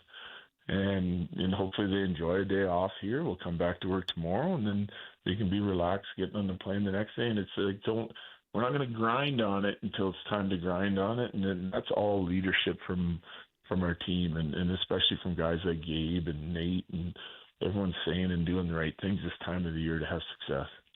One last thing, and I'm sorry, but I have to do this because you'll get a kick out of it. So last night, there's huge snowflakes coming down a couple hours before the game starts. And Moser is doing a man-on-the-street sort of thing in the pregame show.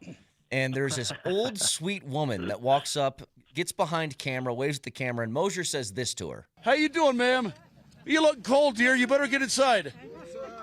Don't stay out here and catch your death. You go on in there and get yourself warm. He said to an old woman, don't catch your death. How dare he? Don't die to an old lady going to enjoy a hockey game. It was really shocking to hear, Coach.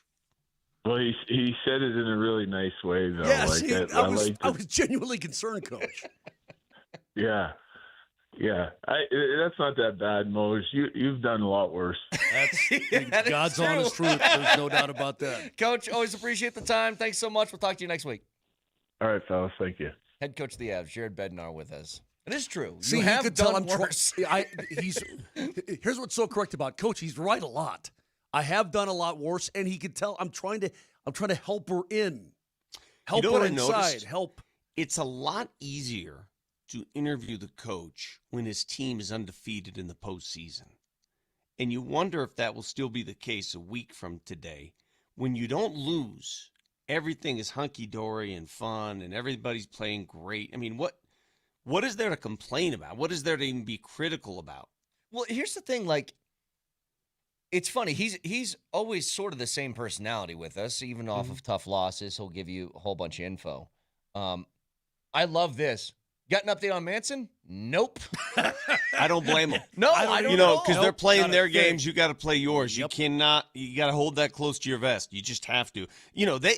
They've got a couple players that they didn't even make the trip that can make a big difference for them. Sure. Well, what you said was, this is what I love about it. Is there anything you want to tell us or update us about Manson? Nope. Do you have an update? He's like, is there anything you want to tell us? That's why I phrased it that way. I knew the answer was no. I just was like, I'm going to do it, but I know what the answer is going to be. Full dolphin.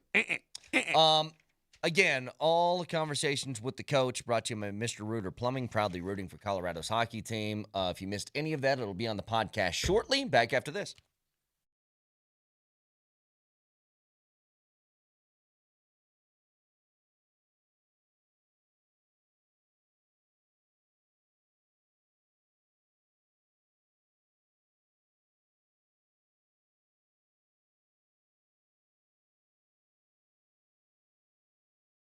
Hey, it's Mark Moser from my friends at American Financing, and I don't need to tell you, people are living paycheck to paycheck sometimes. You don't see any light at the end of the tunnel. If you're a homeowner, though, there is a way out. And the best part about American Financing is they are truly helping people just like you every day. I've worked with them an awfully long time, and I know how good they are. Do yourself a favor and consolidate, calibrate, and conquer. Make your equity in your home your exit strategy of all those bills, high-interest credit cards, and everything else. If you want to live without stress, your home's equity could help you do this. Now, American Financing is a family-owned mortgage lender, not one of those big banks. You're just a number. They don't really care about you as an individual. These people care. They're based right here in Denver, Colorado, but licensed in all 50 states. Now, look, if you do refinance or you do have that new purchase coming up, perhaps, you may be able to delay 2 mortgage payments. You may close in as fast as 10 days. Of course, that's used with refinance and not a purchase, but the average customer is saving $800 a month, and they have salary-based mortgage consultants. No upfront fees, no obligation. They truly are there to help. So get yourself a strategy with the help of American Financing. Call them today. 303-695-7000. That number again, write it down. 303-695-7000, or go online. They're going to help you. It's AmericanFinancing.net.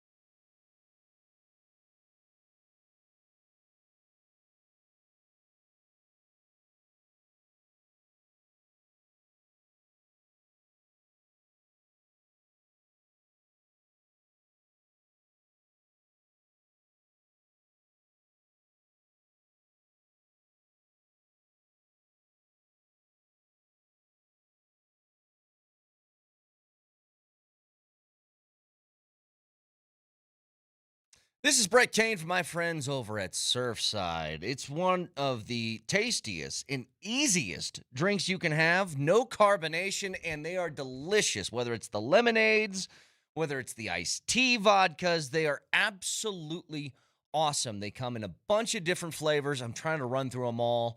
Raspberry lemonade, very good. I love the Arnold Palmer sort of lemonade iced tea ones that they have out on the golf courses. Go get yourself one. If you haven't tried these yet, you are missing out. And they're easy to find because if you're going to an Avs game, they're sold in Ball Arena. They're at bars, restaurants, and stores near you. Official sponsor of the Avalanche and the Nuggets. It's Surfside. 100 calories, 2 grams of sugar, and 0 bubbles. Get one now. Must be 21. Please drink responsibly.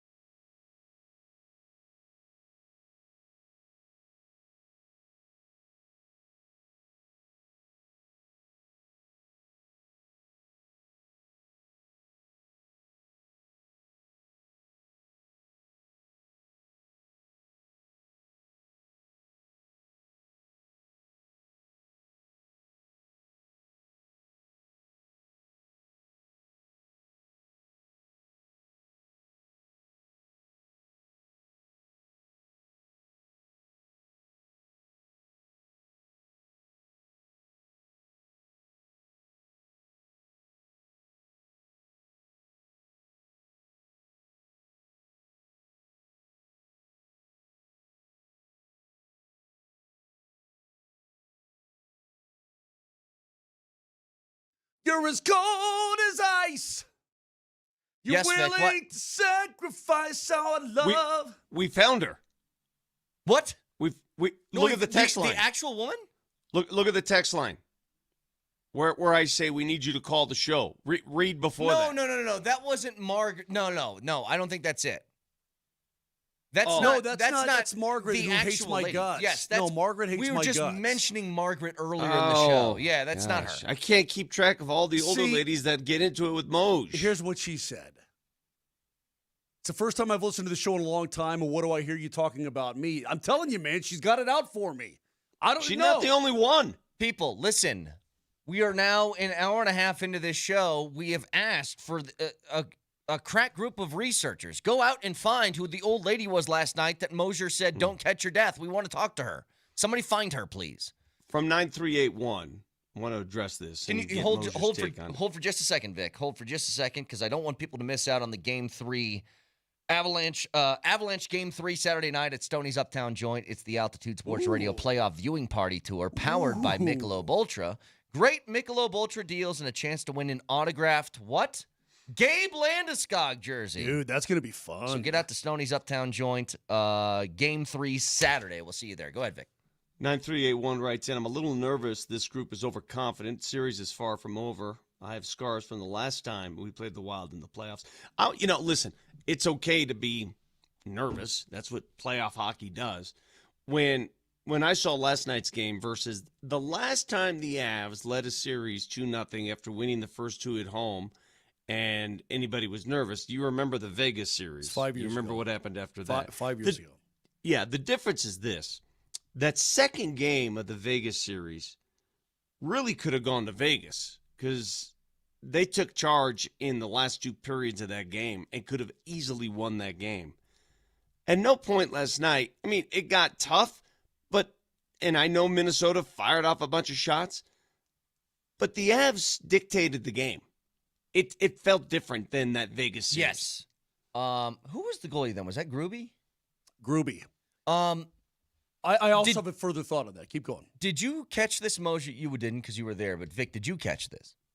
And I know you don't believe in Harry Met Potter, weird hexes. Harry Met Rogers. Harry Met Rogers. But did you hear the Avs, their final power play of the game, McKinnon throws it in there. It's 4-1, 5.5 minutes left. Feels like the game's over, but it's playoff hockey. Who knows? And I think it was Bob Wischusen was doing the call last night. Yeah, Wischusen.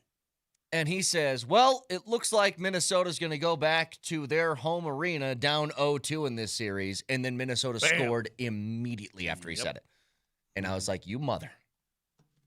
You didn't. Yeah, it's 5.5 minutes left. You didn't have to say that yet. Now, again, the Avs I don't went think on to this win, group is overconfident at all. What I'm trying to get at with that text message is, did you watch the postgame last night?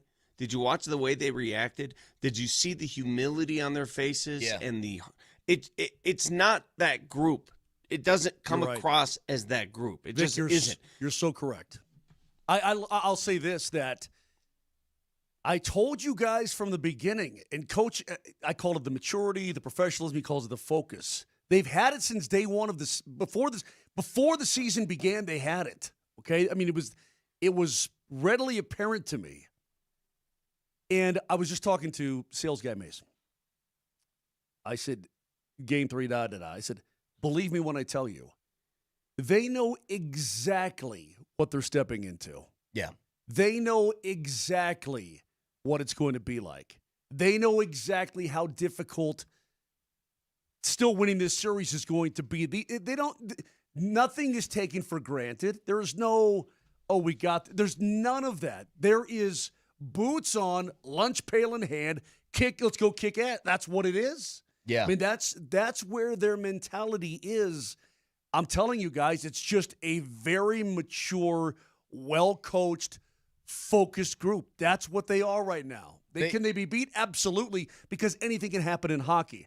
I'm just telling you, you should put your faith in the way these guys, Vic, as you talked about, are preparing for every single game.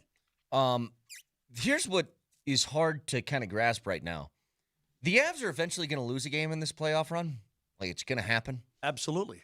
And I'm going to have to mentally prepare myself for one loss that's going to be coming at some point. Yeah. And it's probably going to happen in this upcoming set in Minnesota, I would assume, because Minnesota's good. They're probably going to steal a game, maybe two, whatever. But if you go into Minnesota this weekend, whatever, Saturday or Monday, and you take one from them, even if they get some dogs back, if they get Eriksson Ek and some other guys they've been missing, Moj, to have the monumental task of beating the Avs 3 games in a row with 2 of those games being on the road, that's a lot. That's a lot to ask. I know. I don't even want to look that far ahead. I remember playing this game during that Vegas series. I remember saying after the first 2, well, there's no way they're going to win 4 out of 5. And they said did the same thing, Yeah. Well, you know what? We had that conversation. I don't want to even have that. Let me Just let them play game at a time. You're totally right, Vic. Let me tell you the difference, though. Minnesota's going home. They're hoping to get guys back. They're going to have 3 days to rest. And who knows if they'll be 100% if they do come back. But let's not lose track of the fact that Minnesota's going home, yes. But they're still playing the best team in hockey. Yeah. Okay? It's still the very best team in the National Hockey League. Oh, they don't play another team? You see what I'm saying? But you see what I'm saying? Oh, yeah, you get home and okay, all this can work in your favor. You're still playing the best team in the game. So they know that they've got a large hill to climb. And Vic, you know what, Brett? Something became readily apparent to me last night.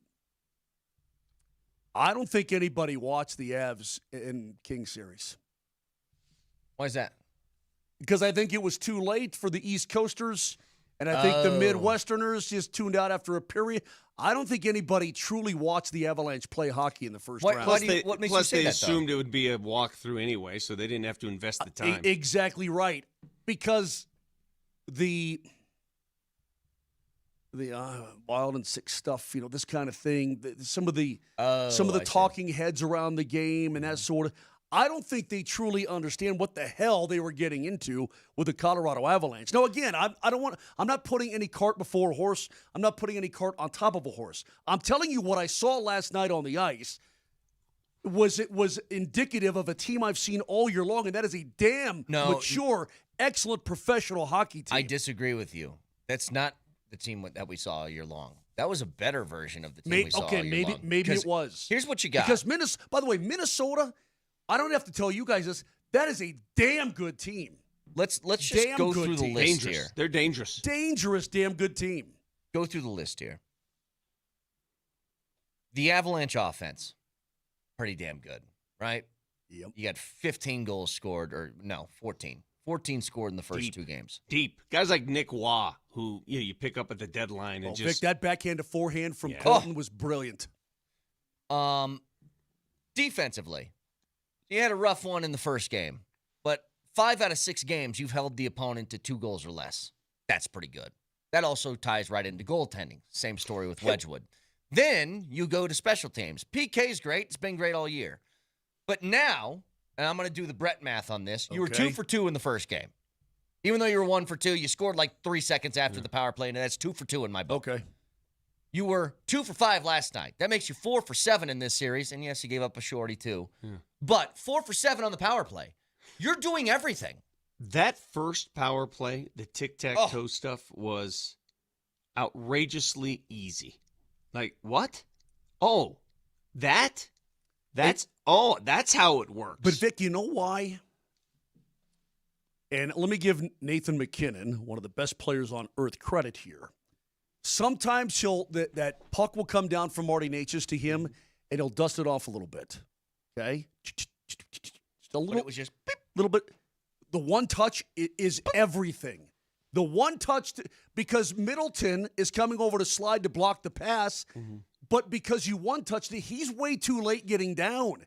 If you dust it off even for another split second, Middleton's laying in that passing lane, it's not getting through. But it was the one touch that was so key. Moj, you don't seem like a guy that would one touch. You would dust it off for a while. You would never. You seem like a duster. I would need you to just touch it. Get rid of it. No. Well, it depends on the situation. Typically, I'm a duster offer. You dust a lot of stories. Yeah. I've got a great story about one of my stories too. Maybe I'll do in the next segment. Wait a minute. I met a you guy got a last story night. about your story. Can't wait for that one. The point is, you just want to do it now? Just tell the story now. You got tell us a minute. So tell us a story about one of your stories. I met a guy last night. I stopped by the radio suite to say hi to some clients and, Sean and Joel and everybody else. Kevin was in there. And I met a guy, should my name remain nameless to protect the innocent? Okay, fine. But he said, I got to share a cute story with you, okay? So he and his daughter listen on the way to school. And he said that one day you're in one of your stories. I go, was it a good one? He's like, wasn't particularly good. No, it wasn't a particularly good story. But his daughter wouldn't get out of the car until I finished my story. So here's what we've learned. You're popular with those 80 and above and those 8 and below. So she made it into school just before lunchtime? Right, yeah. But when I finally got to my point, I go, it wasn't really a great story. No, he goes, but when you got done, she said, thank you, Dad, for letting me listen to the end of his story. Like, it was a really sweet father-daughter moment. You know what I mean? Like, he's like, it was really a sweet moment between myself and my daughter. And I'm like, this is what I do. Yeah. You guys are so stupid. I know what this With is old like. ladies or people on the street or fathers and daughters going to school, I bring families together. It's like that's what I do. And you guys don't do any of that. You're dividers. It's like when T. Willie let me stay up to watch the rest of Nolan Ryan's no-hitter. You know what I mean? Like, right. that's exactly the same thing. She had to stay in the car to finish your story, which reportedly was bad. It wasn't a great story, and I have a lot of not great stories, but the fact that he let her stay so I could finish the story, that was a sweet father-daughter moment. And, like, she was very thankful, and he loves his kid, and it's great. She was 8 years old when the story started, and then 12 when she's she driving emerged now. from Yeah, the car. right. She's driving. Mm-hmm. She actually was the old woman who passed by Moser in front of the arena. Did you see a texture, by the way? I almost feel bad saying this, but it's too good a joke to not do it. That lady is actually my Aunt Mildred. I'm sorry to report she passed away last year. Let's knock it off. Knock it off. Don't stay out here, catch your death.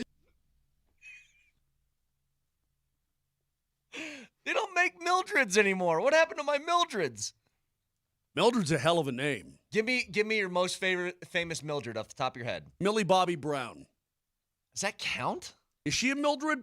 Is it Millie for short, or is it Mildred? No idea. I don't know any other Mildreds. There's not a lot. How many Ruths do you know? Now? None. Ruth's Chris. How about a Dorothy? how many, besides Dorothy Hamill, how many Dorothys you got in your Rolodex?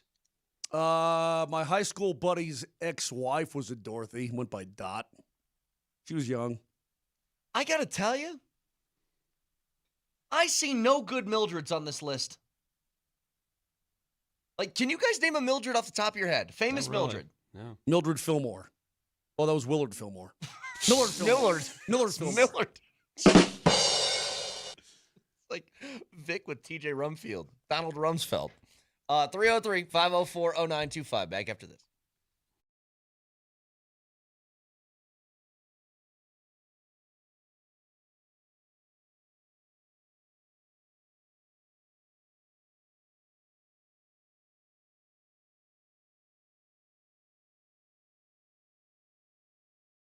Walking and talking with a radio boss yesterday, Kevin.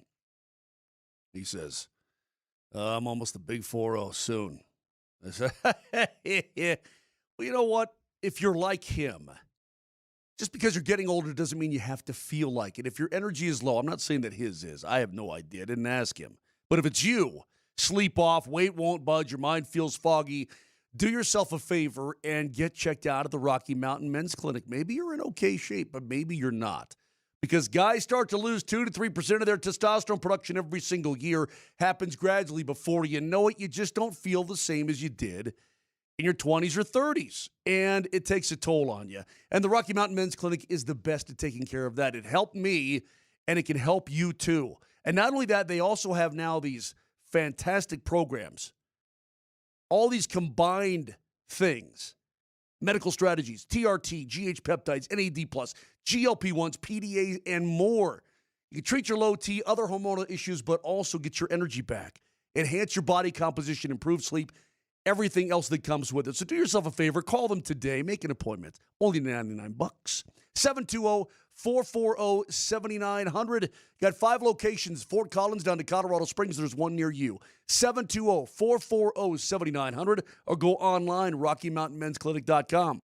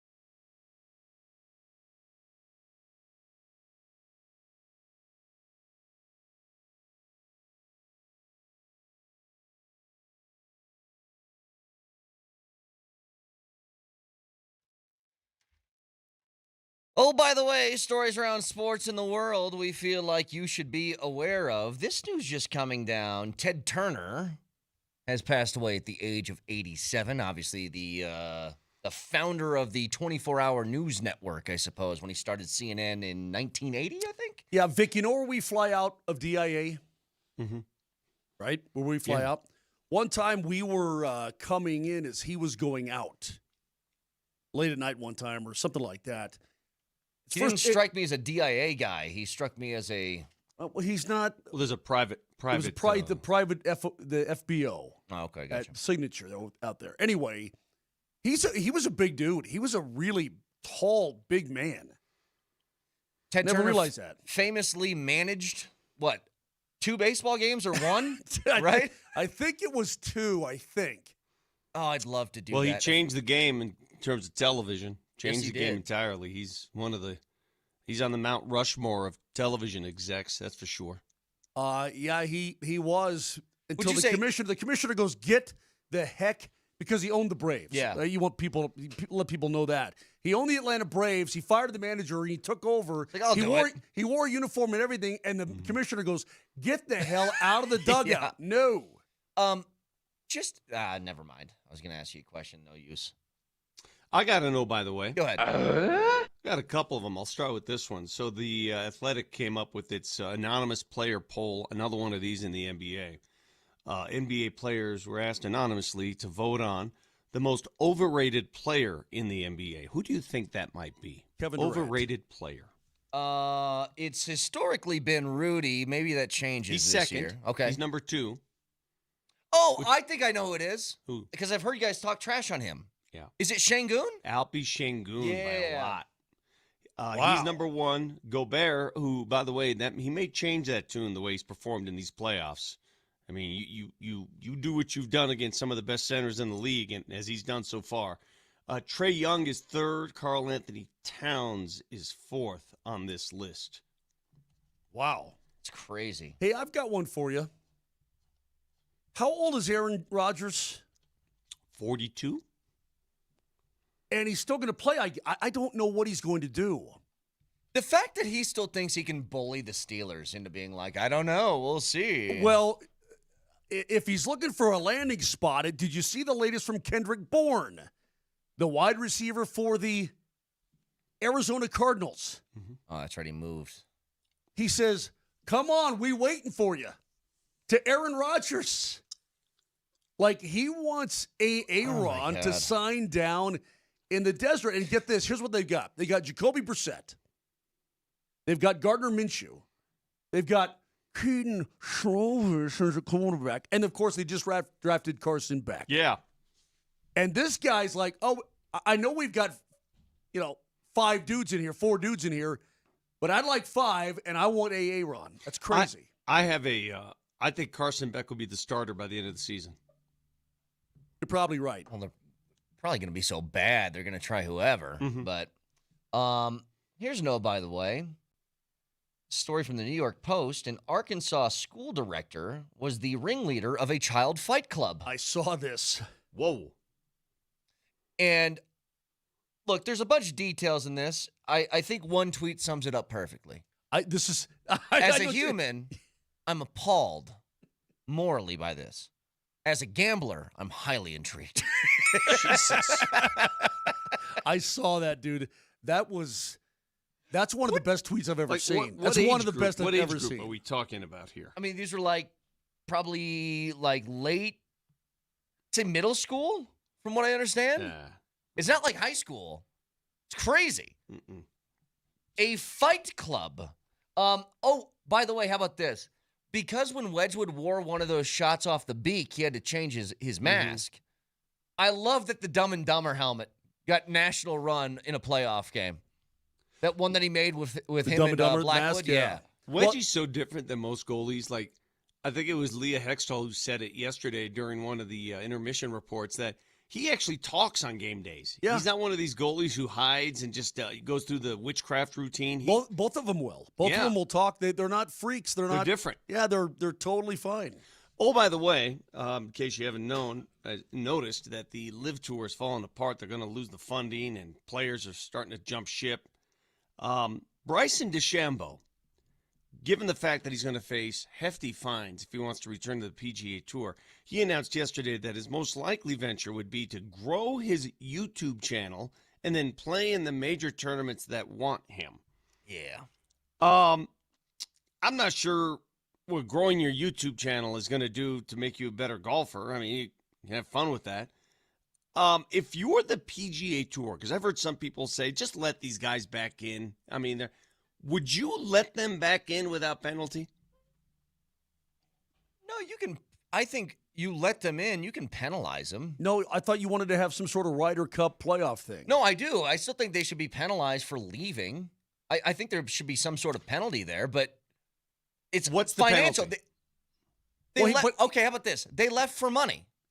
Money. Well, that's Yes. why he's going to do YouTube, because he doesn't need the money. Yeah, well, that's what Brooks Koepka did. Brooks Koepka, you want back in, you got to pay a fine, and he got off pretty easy compared to what some of these guys are going to face. No, you got to hold that line. You guys took the money and ran. You want back in? Give some of that money to the players who Corn Ferry. Yeah, but that's not fair to the people in the Corn Ferry trying to make the tour to go against DeChambeau's and John Rahm's. What? Well, if they come back to the PGA Tour, you're going to kick somebody off the PGA Tour anyway. So would you rather kick somebody off the Corn Ferry Tour or the PGA Tour? He also says, DeChambeau, that the PGA Tour is struggling, that the only reason it gets a lot of love is because of the media. Whatever. I mean, whatever. Here's the thing, dude. I don't think it's good for the sport to hold a grudge against guys who are more interesting. Like, say what you want about what their actions were in leaving the tour. Hang on a second. Hang on. If Bryson DeChambeau and Jon Rahm and everybody else went back to the PGA Tour and were participating in events that were non-majors, it would be interesting. Could Rory McIlroy have taken a bundle of money to leave, Mo? Sure.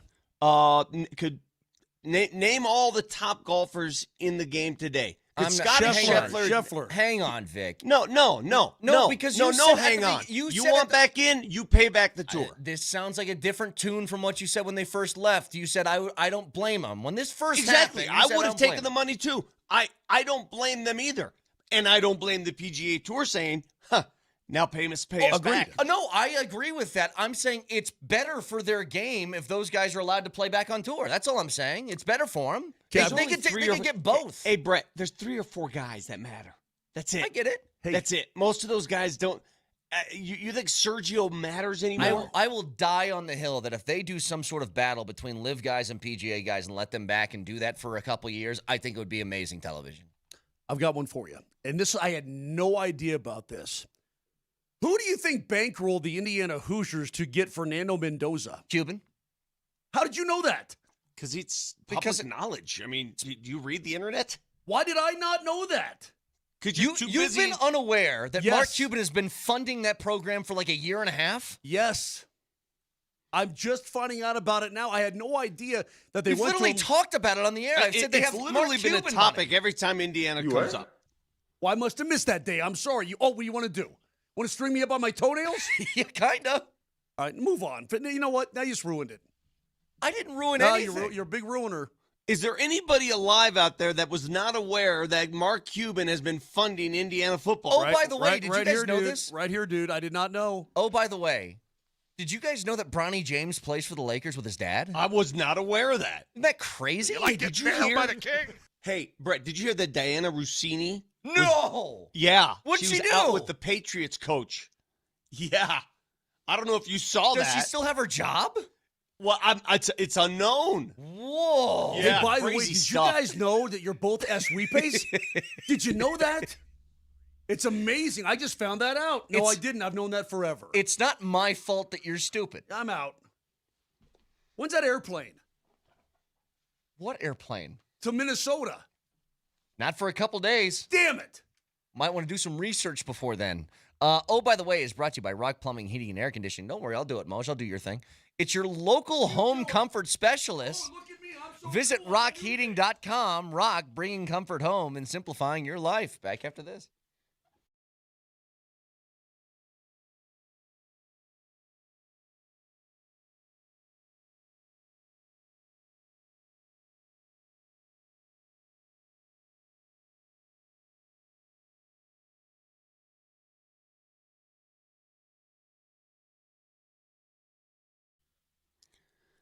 If you're locked in your hut like I am, just peer outside the window.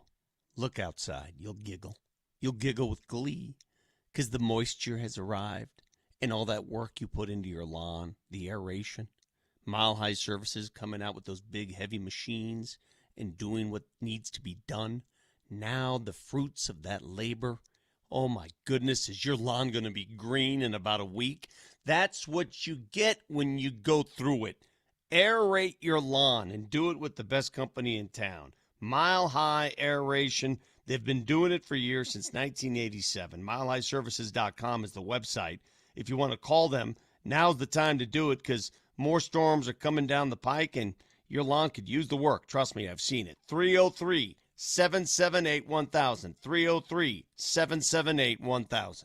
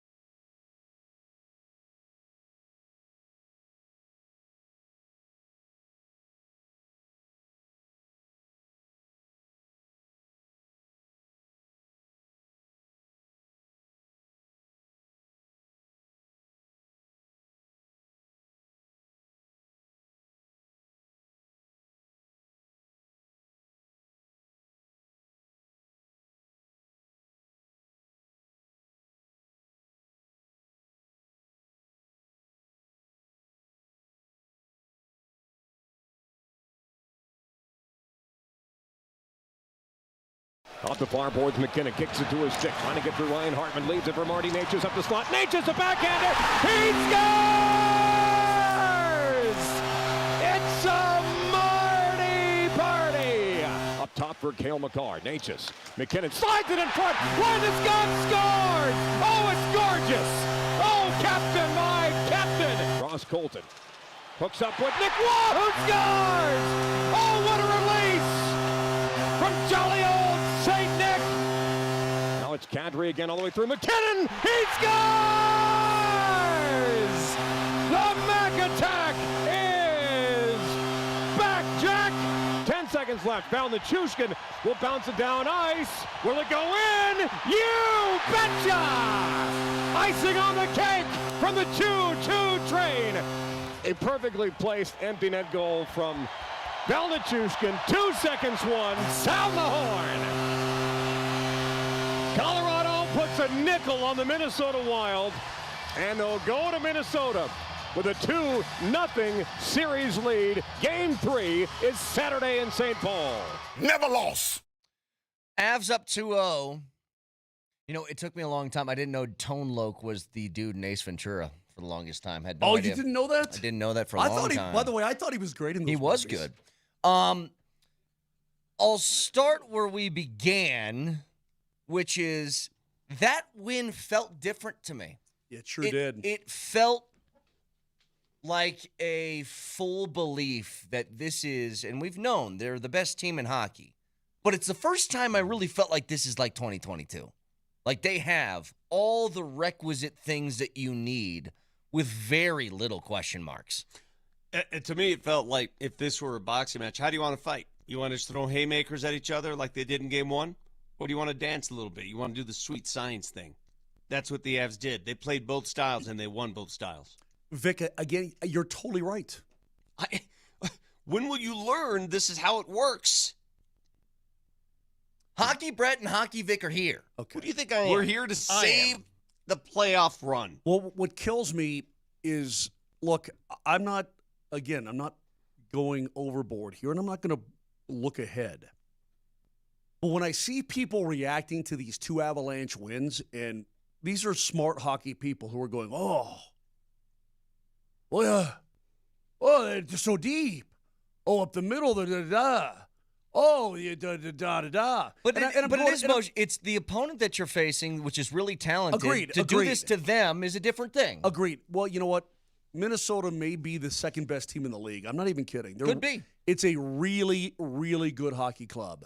And if they get their guys back, it's going to be even more difficult. But what I am saying is, I don't think that people would be reacting like this if they'd actually watched the Avs play in round one.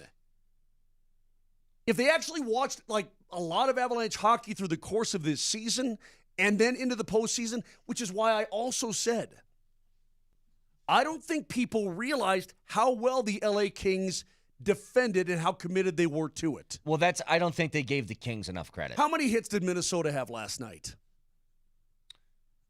They had 20 or 31. 31 hits last night. The Avs had 28. How many on average did the Kings throw on the Avs in round one? Isn't it like 40-something? Yeah, I mean, but a couple times they got to 15 above. Yeah. Hits. Yep. That's how they defended the entire series. Their coach said, look, we stuck with we tried to break them out of it the best we possibly could, and they never broke. And people think maybe the Kings were a rollover or whatever it may be. I'm telling you, the Avs were so professional and so dialed in that series. People should have seen it coming in this series and beyond if it goes beyond. That's all I'm saying. Question. Sure. I have a question, and these type of questions come up all the time because I don't pretend to know a hockey rule, especially when it applies to the playoffs. Hockey rules tend to change. The ambiguous nature of hockey rules, the vague hockey rule. For example, last night, Nathan McKinnon did something that got me off my seat.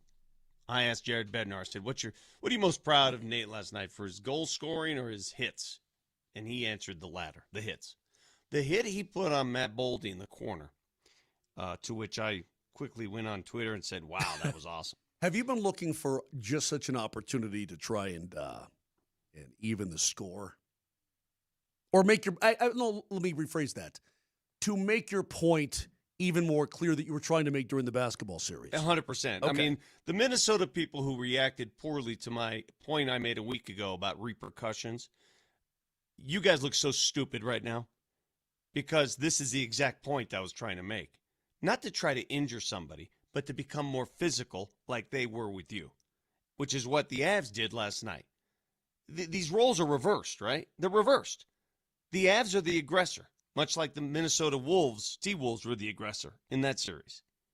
And this is what I refer to. But I want to talk about one particular hit because I need you, as a hockey guy, to explain to me. So that hit is out there. Everybody's talking about it. Everybody saw it. Boldy went down as if he had passed. And everyone it's right down the middle. Great hit. That's how you do it in the playoffs, too. That's obvious boarding. He should have been suspended and fined. What is it? It was a hockey hit.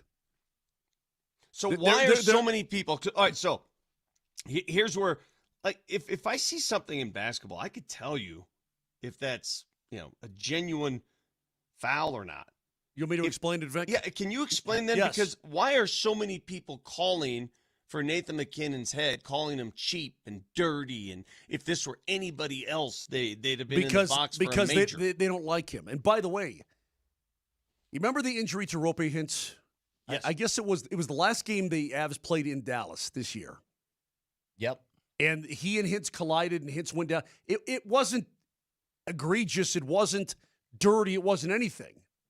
But I've had people, he did the same thing to Hintz, and now look what he's doing to Boldy. I'm like, do you know the game? Do you understand the game? Whether or not the puck was, quote, on Boldy's stick, the puck is in the vicinity. They're both going for the puck. Mm-hmm. Now, Boldy, because he had pivoted in reverse direction, he's trying to swoop through the corner, and he is going down. But it's that. So what is boarding? Boarding is when you have your back turned to the player and you hit him in the numbers and you throw his face against the glass.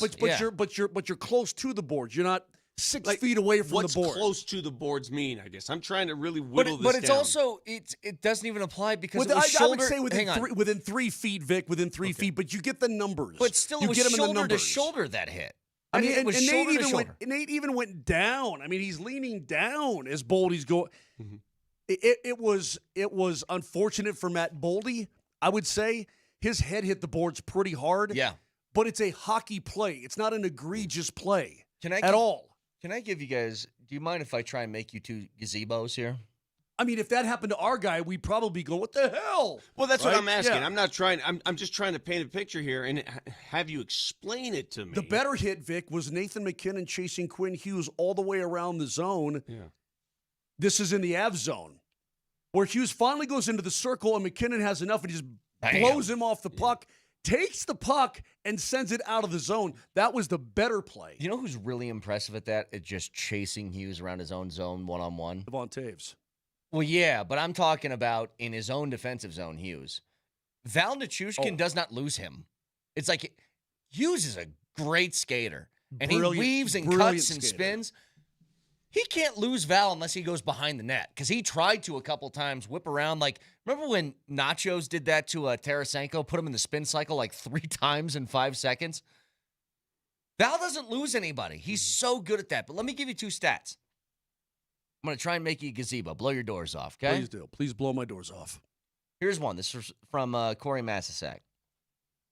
There have been 360 minutes of playoff hockey so far for the Avs. How long have they trailed? Very little in that, in the first game for about, a minute? And in the LA series, I'll say 2 minutes and 13 seconds. 4:30. Okay. 4 minutes and 30 seconds through 6 games is how much they've trailed so far. You know, playing with the lead, when you look back at Minnesota versus Dallas, it's much easier to get your comfortability factor going and play your game when you've got the lead. Yeah. And they did against Dallas. When they're having to play catch up against the Avalanche, they've done a pretty nice job. I mean, game 1, obviously they took a 5-4 lead. Sure. Last night they get a goal 6 seconds. It's crazy. After the Avs take a 1-0 lead. I mean, you all thought it was going to be the same thing. You're like, all right. Let me give Raj some credit because I'm listening to he and Spring on the way home. And he broke it down the way I'm going to break it down. It was a very good breakdown by Raj of what happened. That was on Cale Makar, period, end of story. It's on Makar. Yeah. Because he's moving to the man outside. He's moving outside the dots to a guy who's in the neutral zone. Now, again, it's right off the face-off, so it's a little confusion. Everything happened quick, yeah. That's correct. But Kaprizov is his guy coming into the zone because Taves is over there. McKinnon's over there. He doesn't need to be there. Right. And Kaprizov gets lost on his way in. Obviously, this guy is a superb player, Kirill Kaprizov. I mean, he's a world-class talent. That's why he's the highest-paid player in the league. Here's the other one. Who is Nathan McKinnon's idol, his muse, his friend? Sidney Crosby. McKinnon last night just passed Sidney Crosby for three plus point games in the postseason. Wow. And he's tied for 15th in the history of the league for those games. Wow. I did not know that. Yeah. Wow. Yeah. Passed Sid already. That's some really and wow is stuff. 15th That's of wow. all time. It's history. Dude produces every single time he takes the ice. And in the case of last night, and why I think it was one of my favorite McKinnon games in years, is that it happened on both sides of the ice. We've seen the pretty nature of his game and him scoring crazy goals, but for him to do what he did defensively last night was crazy. Well, you know what he is, Vic? He's strong. He's just he's a strong tank. human being. Brett, you weren't here for, I don't know what year Nate was in when they lost in 7 to Minnesota. Was it, what year was that, Moj? 1. Huh? Year 1. No. What year? What year of our 16? 15? 2004. I'll look it up. Yeah, Go ahead. No, Nate was drafted in 2013, so it was the spring of 2014. Do you remember how distraught he in particular was after that series? He had 10 points in that series, by the way. But do you remember all at home, but do you remember the points. room? For some reason, I was working the locker room I was working that series. You know why, Vic? Why? You used to be on the news. Do you remember how distraught he was Yeah. about losing that particular series to that particular team? He was an 18-year-old kid, and it hit him hard, yes. Really hard. I just wonder how much of that, when you lose to specific teams in those moments, and that gravity hits you, and you wonder how do you maintain that intensity. And I think it's pretty easy. You recollect that stuff. You put it in your memory bank, and you use it when you need to years later, a decade later. Damn. I mean, more than a decade later. He had, in games 6 and 7, he had no points, and he was a -6 combined in those two games. That's how I remember it going, and he was, just completely overwhelmed. And Varley gave up 4 one-goal leads in that game 7 at home. Oh.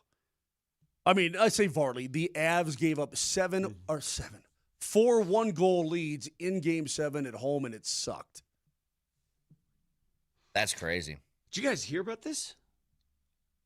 Mark Cuban is funding the Indiana football team. All right, you know what? Too late. I'm not here for that.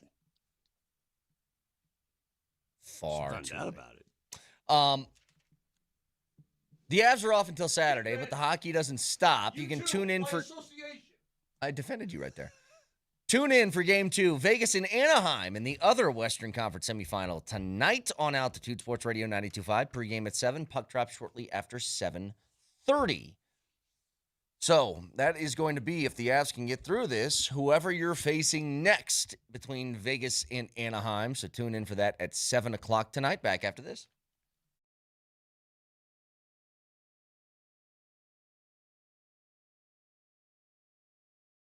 Calibrate and validate. Hey, it's Mark Moser from my friends at American Financing, and I don't need to tell you, people are living paycheck to paycheck sometimes. You don't see any light at the end of the tunnel. If you're a homeowner, though, there is a way out. And the best part about American Financing is they are truly helping people just like you every day. I've worked with them an awfully long time, and I know how good they are. Do yourself a favor and consolidate, calibrate, and conquer. Make your equity in your home your exit strategy of all those bills, high-interest credit cards, and everything else.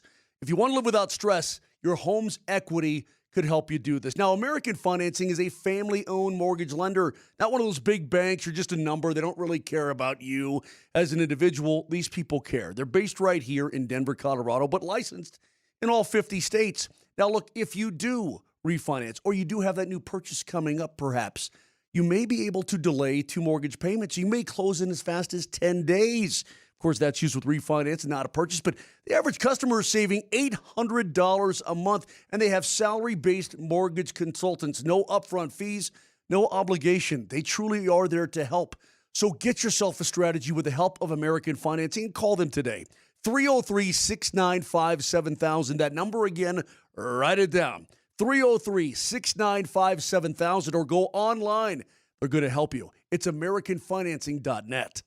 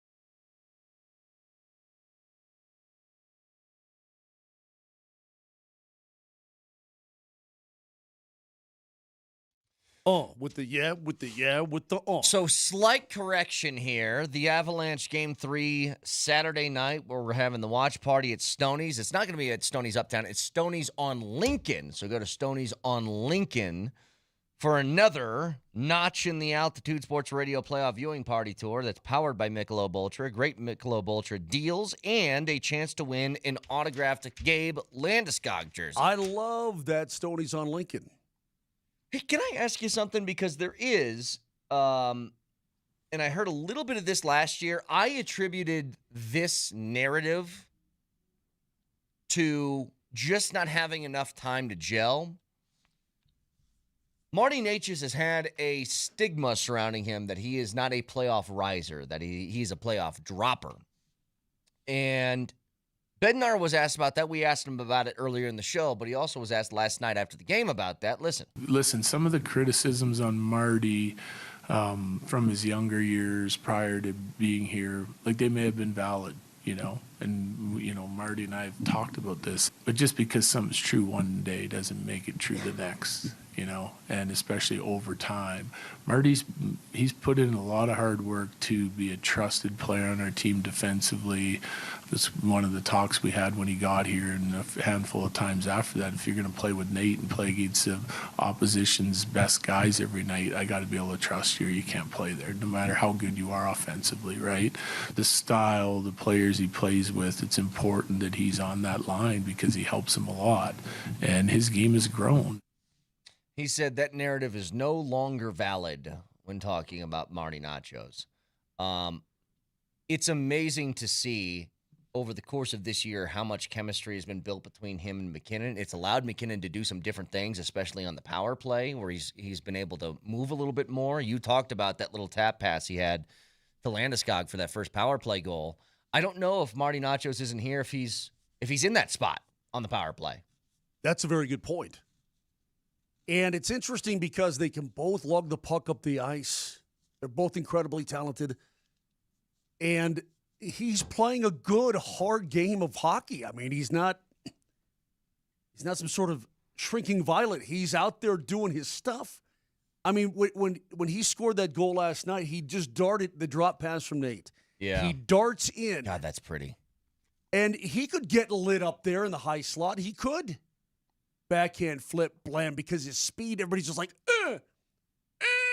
he's coming in like, boom, done. It caught Backstrom by surprise.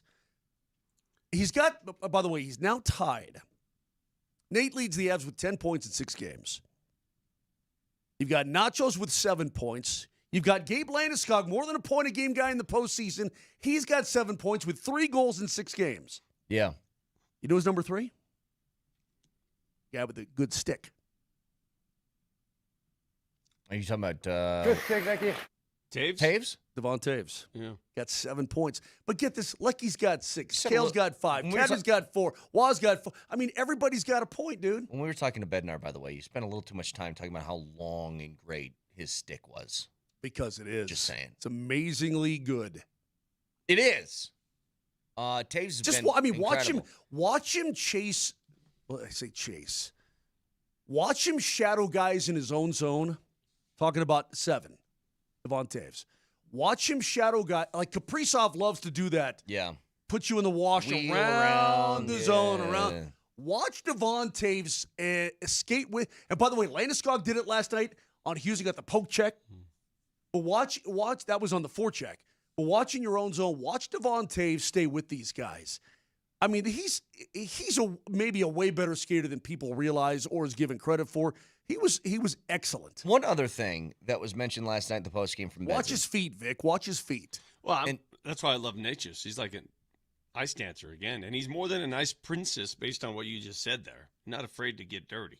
No, he had that moment. I mentioned it earlier, but when Tarasenko's on him and he hits him with one spin and Tarasenko has to adjust, and then another one, just had him in a blender. Bednar's mentioned this multiple times. He said it, I think, heading into this season why he was so excited about this team. And it's about the depth. Did you think you had this much firepower across the lineup? I was hoping we did.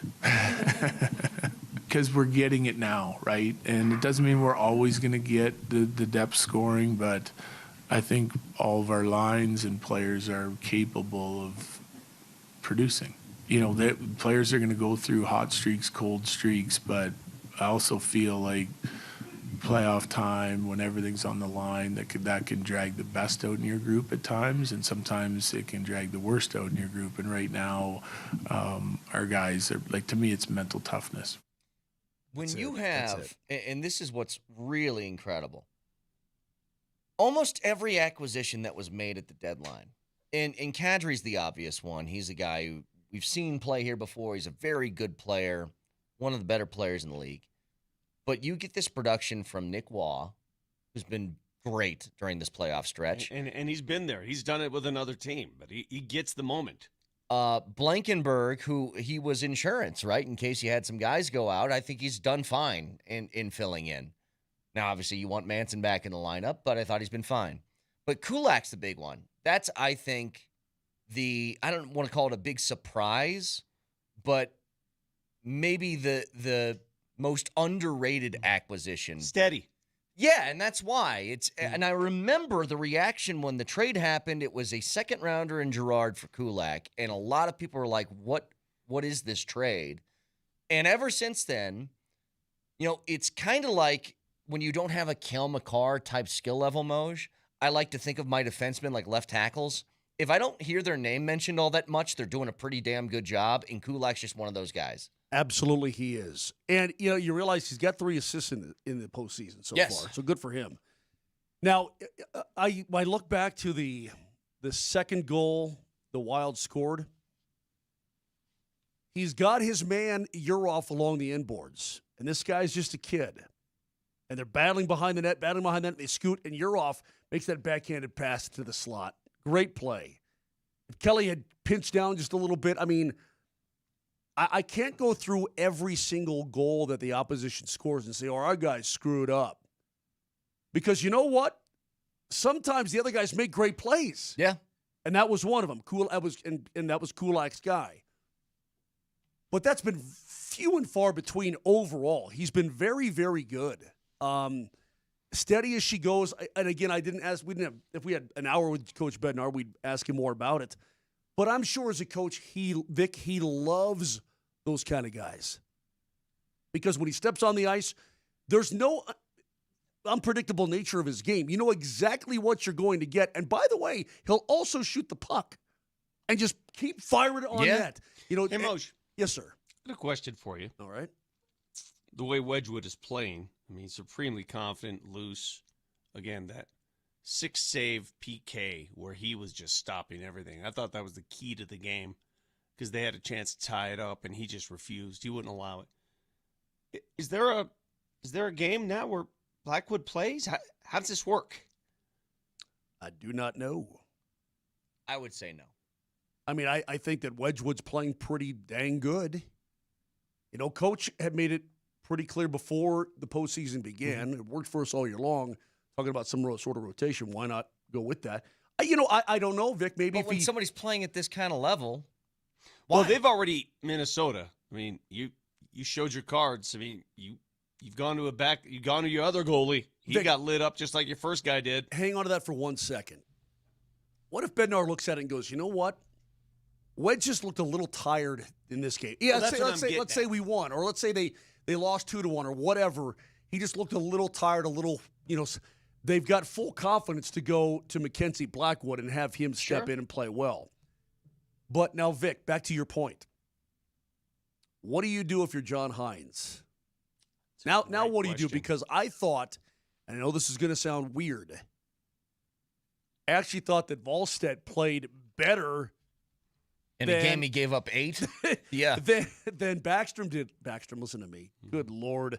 I got old Minnesota Wild goalies in my head. I thought he played better than Philip Gustafson did last night. Well, Gustafson goes in, and it's not like they were hammering him with shots early, but the first 2 shots they did put on net went in the net. You should hear Johnny Lyles. Keep shooting. He can't stop anything. Keep shooting at him. It's awesome. It's a good point, though. When you go to a card like that, this is a dangerous place to be, man. When you're entering game 3 of the second round of the playoffs and they ask you who's starting between the pipes and you're like, I don't know, that's not a great spot to be in. Oh, we've been there, have we not? Of course we have. But especially, I gave you guys the numbers. They're playing Faber and Hughes 30 minutes a night. And I think a lot of that has to do with they don't trust the rest of their blue line right now because they got 2 guys. Who are the names again, Moj? Who did I point out? You're talking about Spurgeon and, Petrie played last night, so Spurgeon. I think Spurgeon and Middleton. And Middleton, but they also, I guess it's going to be Bogosian or Petrie. It's going to be Middleton, It's all No. What I'm saying, Spurgeon and Middleton have given up 8 and 9 goals. That is correct. In the time that they've been, not them giving them up, but 8 goals for one guy, 9 goals for the other when they've been on the ice through 2 games in this series. Correct. So they are pushing. And I heard EJ at the beginning of the broadcast. They asked, how much are you going to play Faber and Hughes? He goes, I'd play him 30. And they damn near did. You know, the more I think about this, not enough credit is given to McFarland and Sakic and company. Because a lot of programs, a lot of franchises they just take too long to react. And they saw the need at that position. Clearly, always a need for any team. Not only did they address it, they addressed it twofold. Talking about goalie? Yeah. Yeah. And they did it mid-season. Do you understand? I just want to take you back. I mean, that was last year, but yeah. Yeah, I want to take you back to early last season. How many teams with championship aspirations can literally replace the wheels of – they took their wheels off and replaced them in the middle of a season? Well, that doesn't happen. Very rarely. To that point, Vic, the one thing that I give a ton of credit to McFarland and Sakic about is they aren't perfect in the moves that they make. But they're willing to take risks. But they're willing to do that, and I think more importantly than anything else, if they know something was a mistake, they change it. It's not like, well, let's see how this plays out. If you look back... No, you fix it. Yeah. The Georgiev first acquisition, then contract extension. Then you look at like Johansson or Middlestat or guys like that. Moves that they made that's just like, man, it ain't working. They make the move immediately. They're like, nope, not going to work. Let's move on, something else. I'm glad you brought that up because I've already seen a couple comments, and this is where I think the Nuggets this offseason are going to have to ask themselves the same questions. Yeah. How quickly can we act? How efficiently can we act? And are you acting from a place of leverage? You may not have the leverage, and you still have to act. And that's the toughest place to be. You may not get you might get 60 cents return on what you have, but you have to act unless you really believe that it was an outlier. What happened in this season? I don't know, but therein lies the dilemma. Let me ask you guys, in the NBA, who do you think plays in the finals right now? If you had to give me two teams to meet in the finals. Well, Detroit they seemingly found themselves. Knicks and OKC. Thunder. Yeah. Okay. Well, we'll see in the Eastern Conference Final because I think Detroit's going to get past Cleveland easily. The Knicks are ripping teams right now. Agreed. Yeah. I mean, just devouring teams. They're playing with enormous confidence, and I don't see OKC losing in the West. I think those two teams go. And OKC will probably repeat, as much as I hate to see it, but that's where it's going to go. Sure. I think it's far more predictable there. In the NHL, all right, let's say the Avs represent the West. Who do you see in the East right now, Moser? Carolina, probably, right? Yeah, unless, I don't know. I think that Buffalo or Carolina is going to beat Philly. But Carolina and or Buffalo could have a puncher's chance if things go right. But Carolina is clearly the best team left in the East. I mean, the two favorites. Clearly. The two favorites to win the Cup right now are the Avs and Carolina. They should be, some books, Carolina is above the Avs. Maybe. I mean, it feels like they've got an easier path. We'll see. We'll see. Yeah. But I think there's teams that are clearly standing head and shoulders above the others. Now the thing is, by the way, I've got a nose hair that's driving me crazy. I hate that. I'm getting absolutely texted to death right now. By whom? My brother. For what? Wait, bad hip or gray face? Which one is it? He took the shingles shot yesterday, and he said, "Why didn't you tell me what was?" Do you guys remember when I received the shingles vaccine a couple years ago? I don't know if you remember. It was the worst thing. Yeah, that it ever put you happened. down. I was out for a week. Yeah, put you down. He's blaming me for not warning him. Have you done it, Moshe? I'd almost rather get shingles. Well, yeah, I don't think I've you done want it. shingles. Yeah, I don't think you want. I probably don't. But let me tell you, that shot. For those of you above the age of 50 who haven't, it's for old people. Sorry, Brett and Nelly. You'll get there eventually. I actually got shingles in college. You did? Yes. So what is it? It's almost kind of like adult chicken pox sort of thing is the way I describe it. Now, I've heard it's brutal. It wasn't that bad for me. It was like you got a couple of splotches that didn't look great. If you're over 50, it's more deadly, so wait, I guess. It's in your system, which means you will have to take the shingles shot at some point because you. I thought that meant the opposite. I thought that I have antibodies now. Oh, forget all that. Just listen to me. I'm a doctor. Oh, okay. Because I want you to take the shot. I don't. In fact, go do it tomorrow. How do we get from my errant nose hair to Vic's brother's shingles? Because he's in bed shivering like a fool, like he's got the flu. Too bad. And if you pull that nose hair, that's what's going to happen to you. we went from D-zone coverage to nose hair to shingles. Is it Adelio, I'm assuming? Is that the one? Mm-hmm. Don't catch your death, Adelio. Be careful out there. Hey, man, I didn't. Seriously, Brett, go get your shot today. Why? Go to Walgreens and get it. But why? Just to see. By the way, they're happy to do it, too. I think they're really happy. They get all excited. Come on in, get your shingles here. Yeah, yeah. Don't stay out here, catch your death. Hey, come on, man. I was trying to be nice to that. I was trying to be nice to her. Wasn't trying to be mean. Texture says, I also got shingles at 18 in college, Brett. What are you guys doing, man? Bunch of freaks.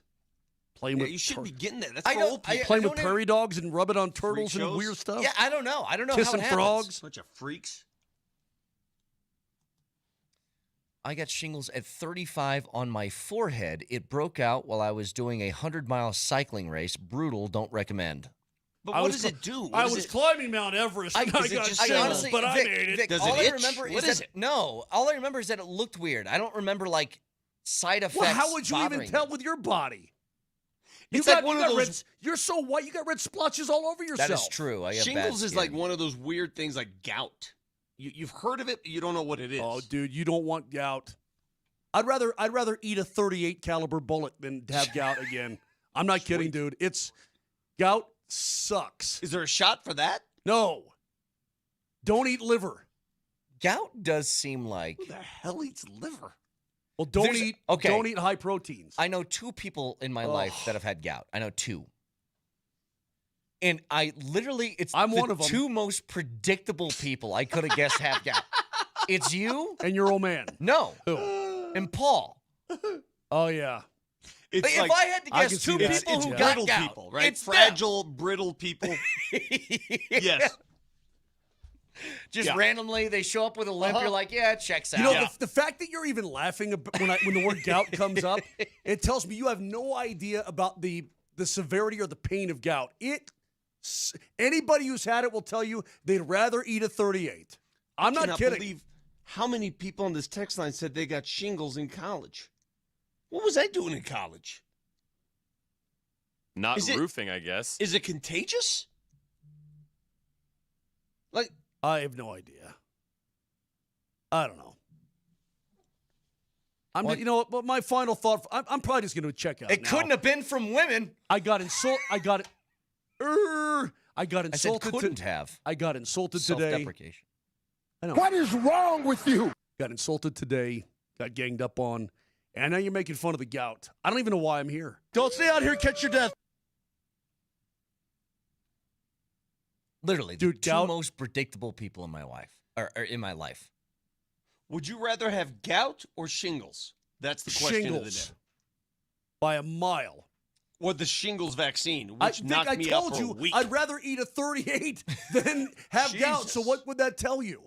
303-504-0925. Shop Mazda text line. One price, one person, 1 hour. Get a fact checker next.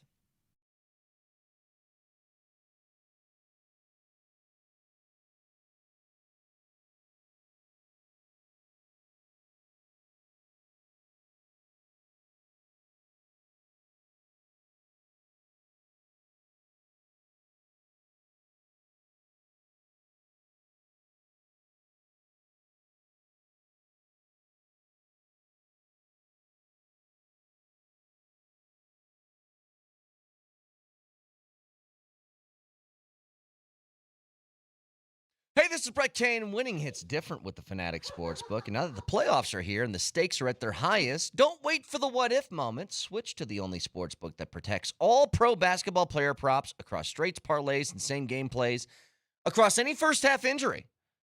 If betting player props is in your playbook, whether it's points, assists, rebounds, steals, blocks, whatever, Fanatic Sportsbook's Fair Play Insurance gives you the edge when it comes to cooking up a parlay. In some books, they protect your bets for the first quarter. Some do nothing, but Fanatics, they flip losing bets into winning bets every night on the court, and that means if your player gets injured in the first half, your bet will play on with all the remaining legs meaning a loss can be turned into a win.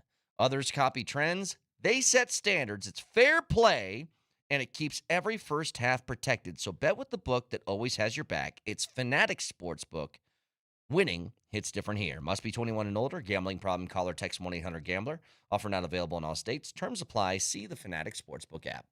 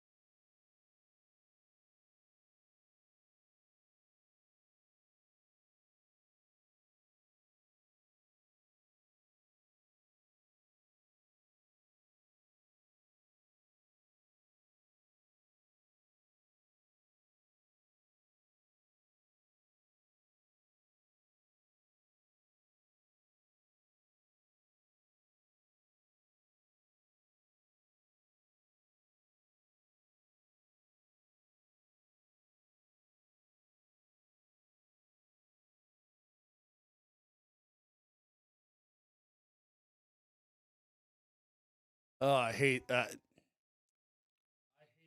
What? I just hate this song. I hate it. I hate it so bad. I can't even believe it's in the rotation. You know, they're a good example, the Black Eyed Peas, of bands where I'm like, that can't sound good live because it's all so auto-tuned and stuff like that. And then I saw didn't they do a halftime show? They did a Super Bowl halftime and show, it was yes. terrible. It was awful. Blah, blah, blah, blah. Fix that face. Fix that face. I agree with you, though, Moshe. Yes, Thanks. I agree.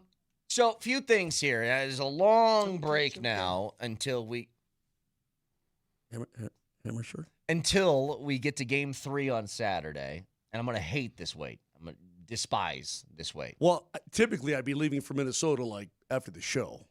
Yeah. Instead, I got 2 more days with you knuckleheads before I take off. What are you going for? What role do you, besides just accosting older folk, what are you doing?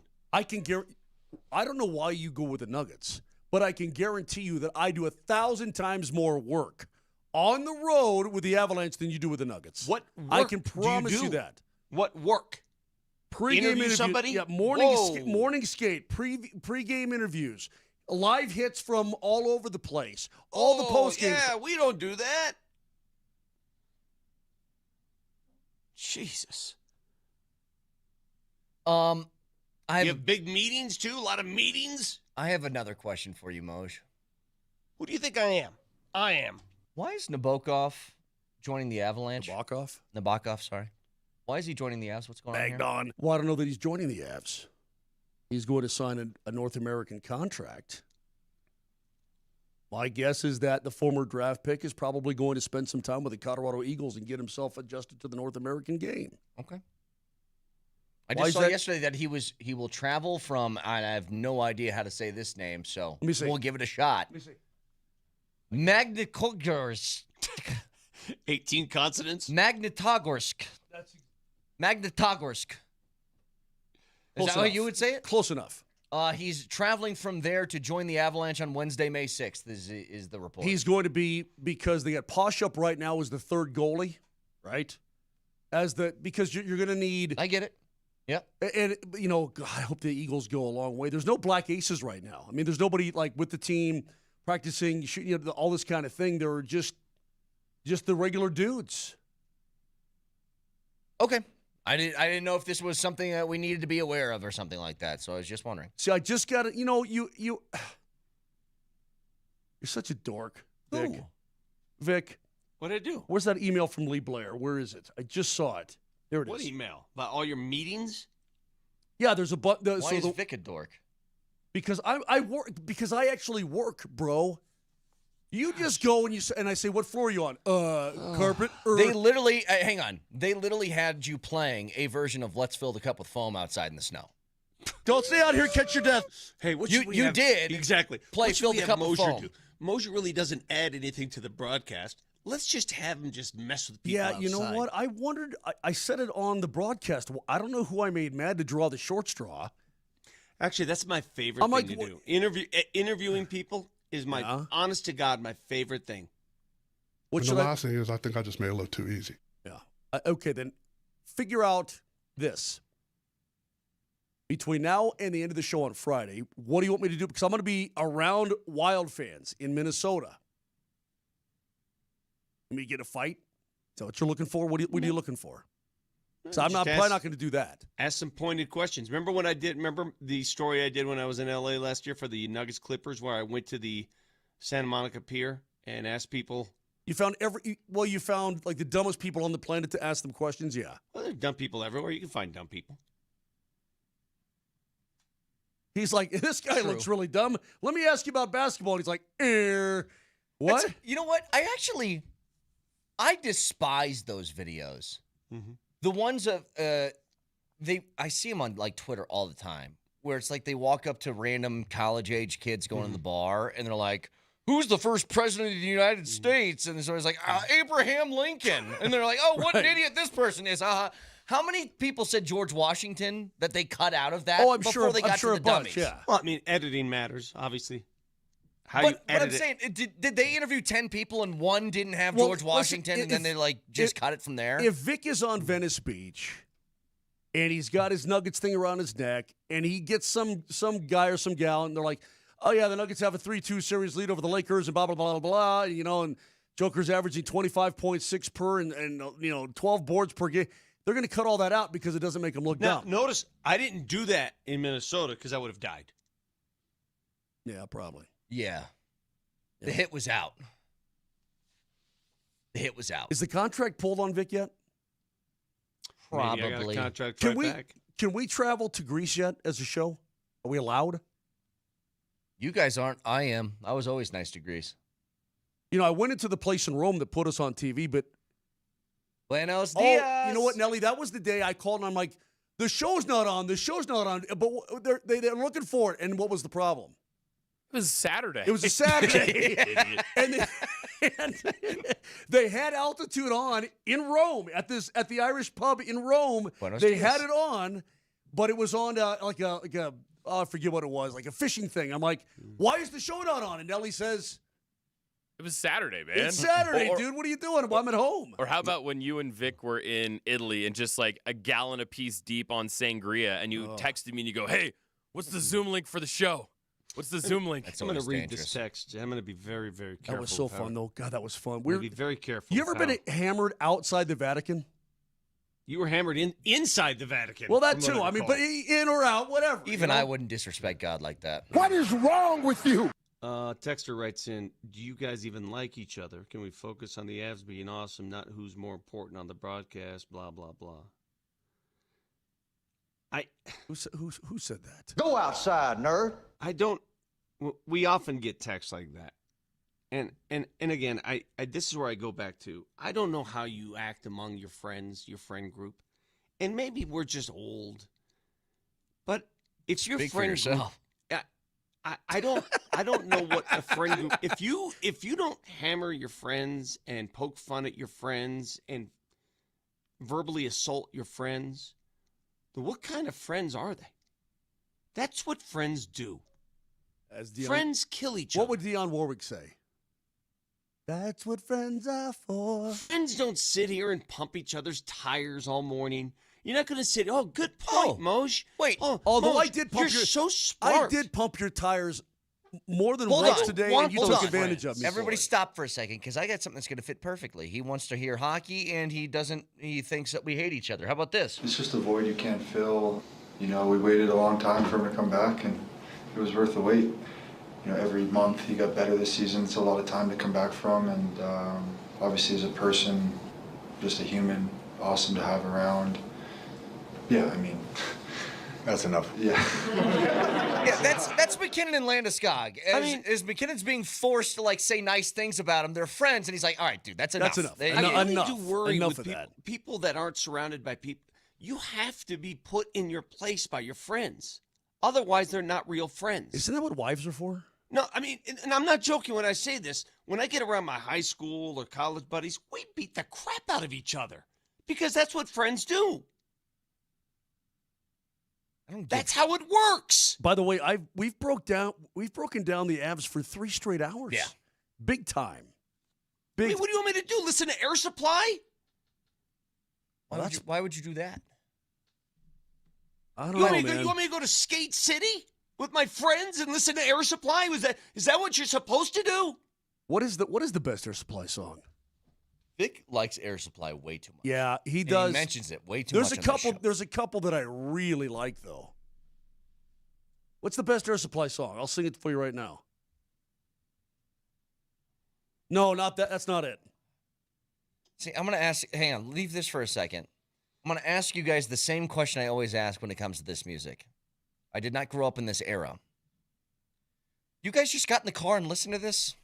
Dude, well, my parents, my mom did. I'm going to paint the picture. My mom is dead. You're making fun of my mom? I'm going to paint the picture jerk. for you. Skate City off of 60th and Sheridan. You're holding hands. Oh, God. You're skating, what's it called when you opposite the clock, counterclockwise?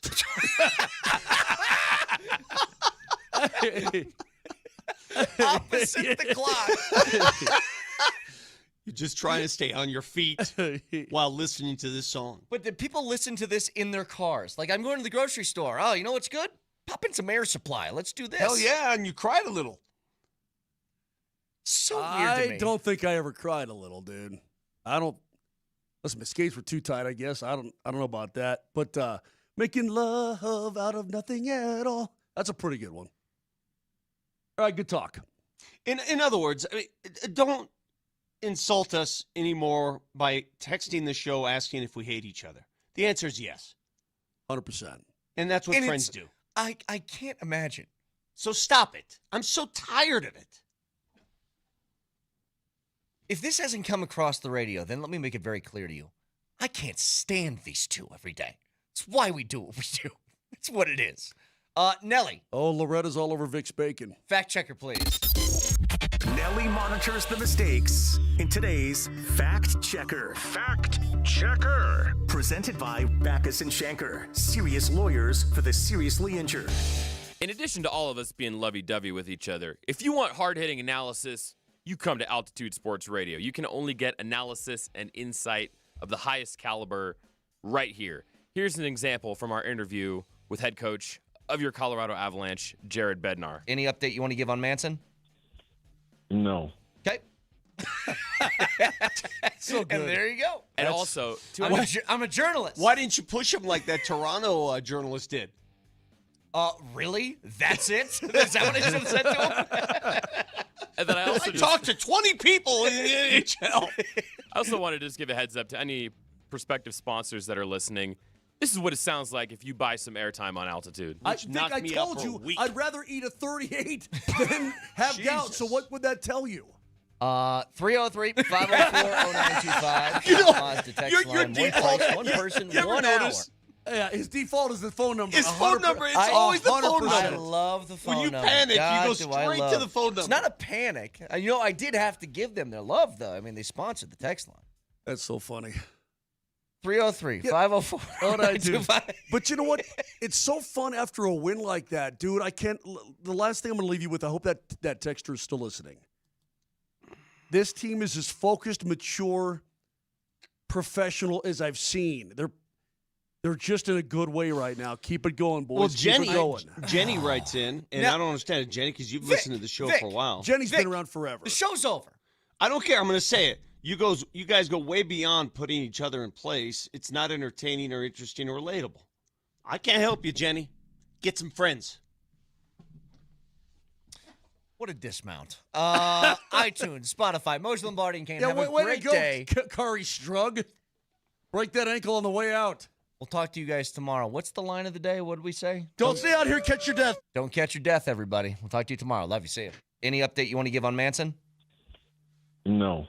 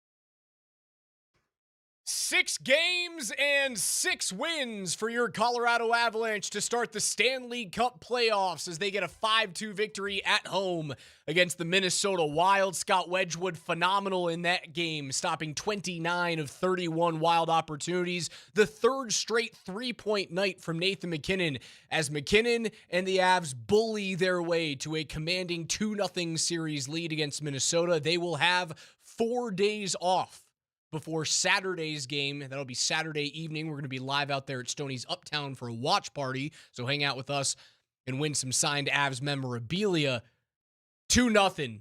And they have proved that they can win a 15-goal game. They can win a game that, is far less drunk like it was last night. And honestly, man. Started drunk.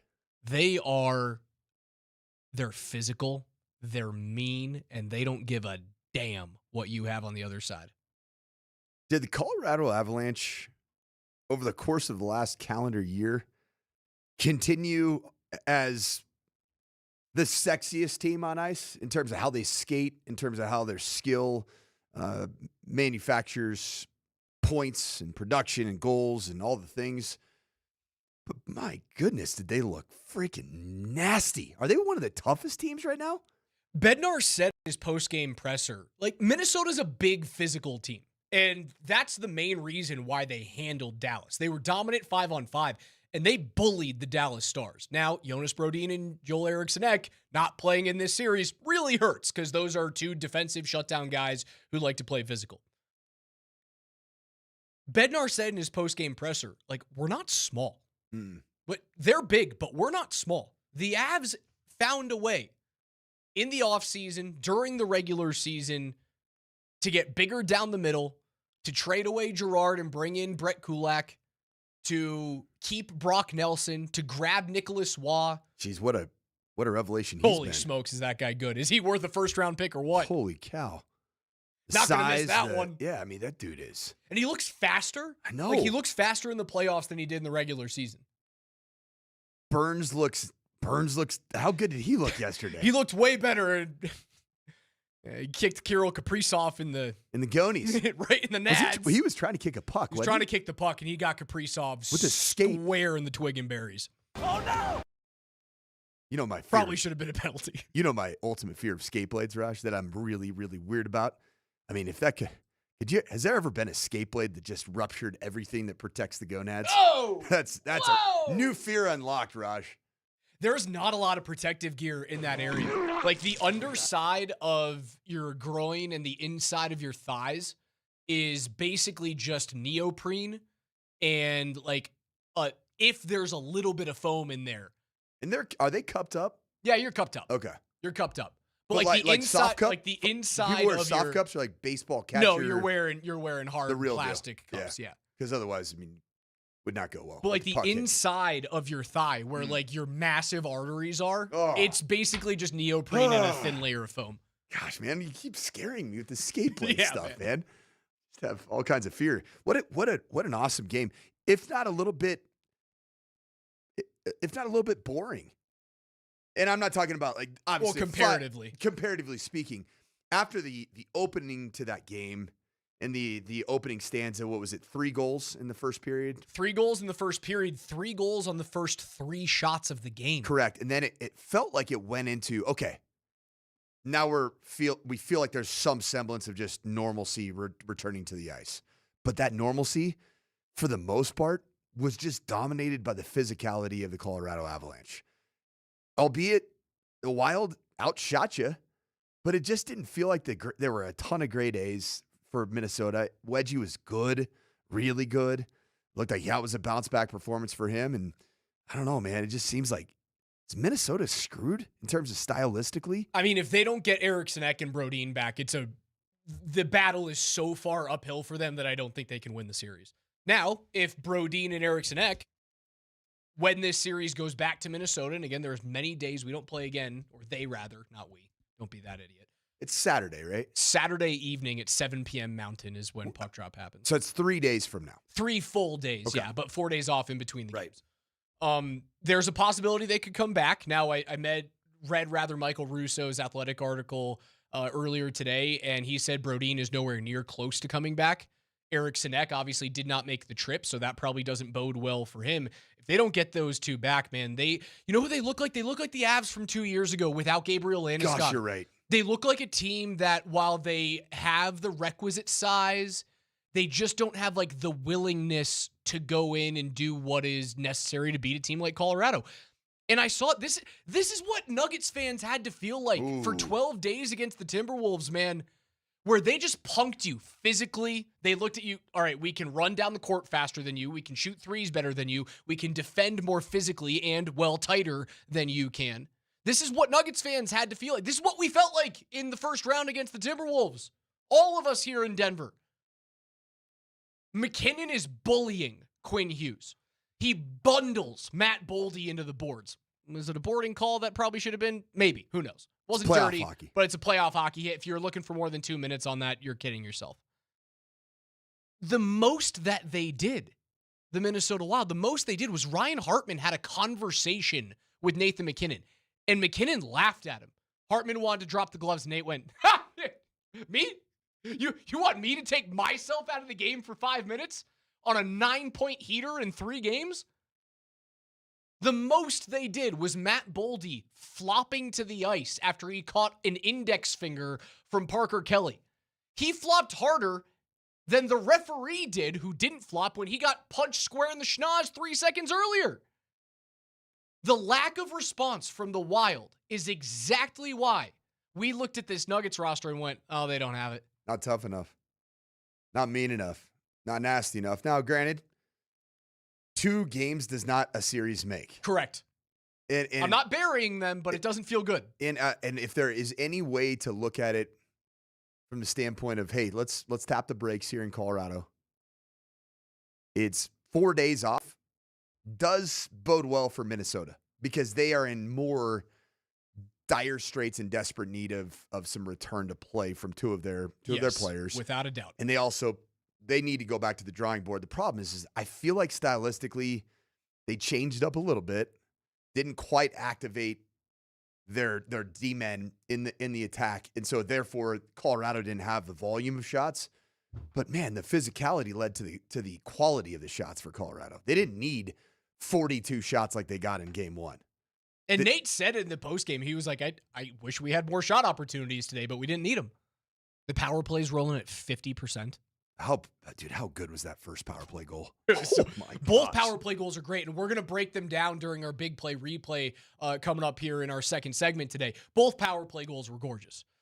They are clipping at 50% of the power play. They have not surrendered a power play goal to Minnesota. Special teams is one of the big reasons why you're up 2-0 in this series, but they've simply been the better team. There are so many storylines here, man, that John Hines panicked with Jesper Wallstedt and then playing Philip Gustafsson. Sorry, the pronunciation Nazis are after me right now.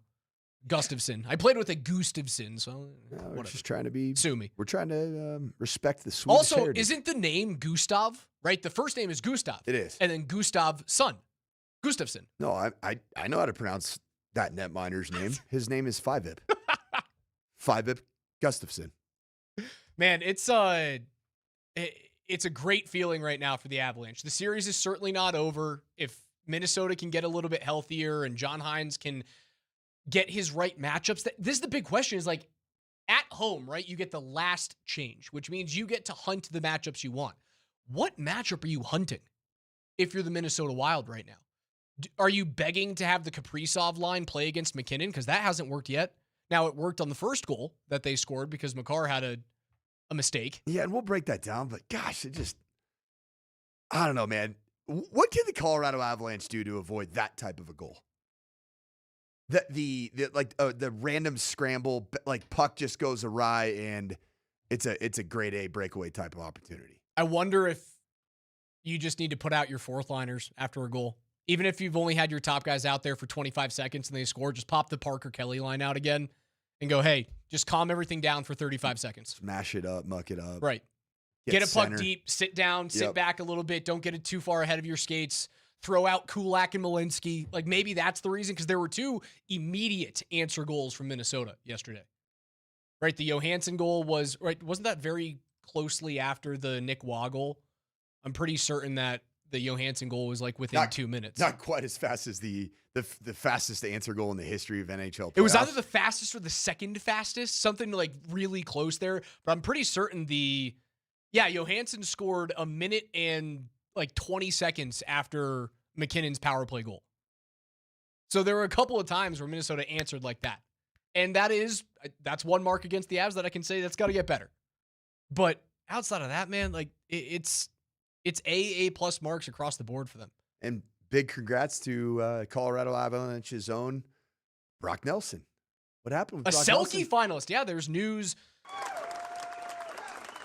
from the NHL this morning. Brock Nelson alongside Anthony Cirelli of the Tampa Bay Lightning and Nick Suzuki, the captain of the Montreal Canadiens, a finalist for the Selke Trophy, which is given annually to the NHL's best defensive forward. I don't know if Nelson's going to win that thing. I think it's probably going to be Suzuki, but congratulations to Brock Nelson for being nominated for that award. The Avs, a big-time 5-2 victory to go up 2-0 in the series against the Minnesota Wild. Our favorite part of every single day following an Avs playoff game. Your big play replay is next.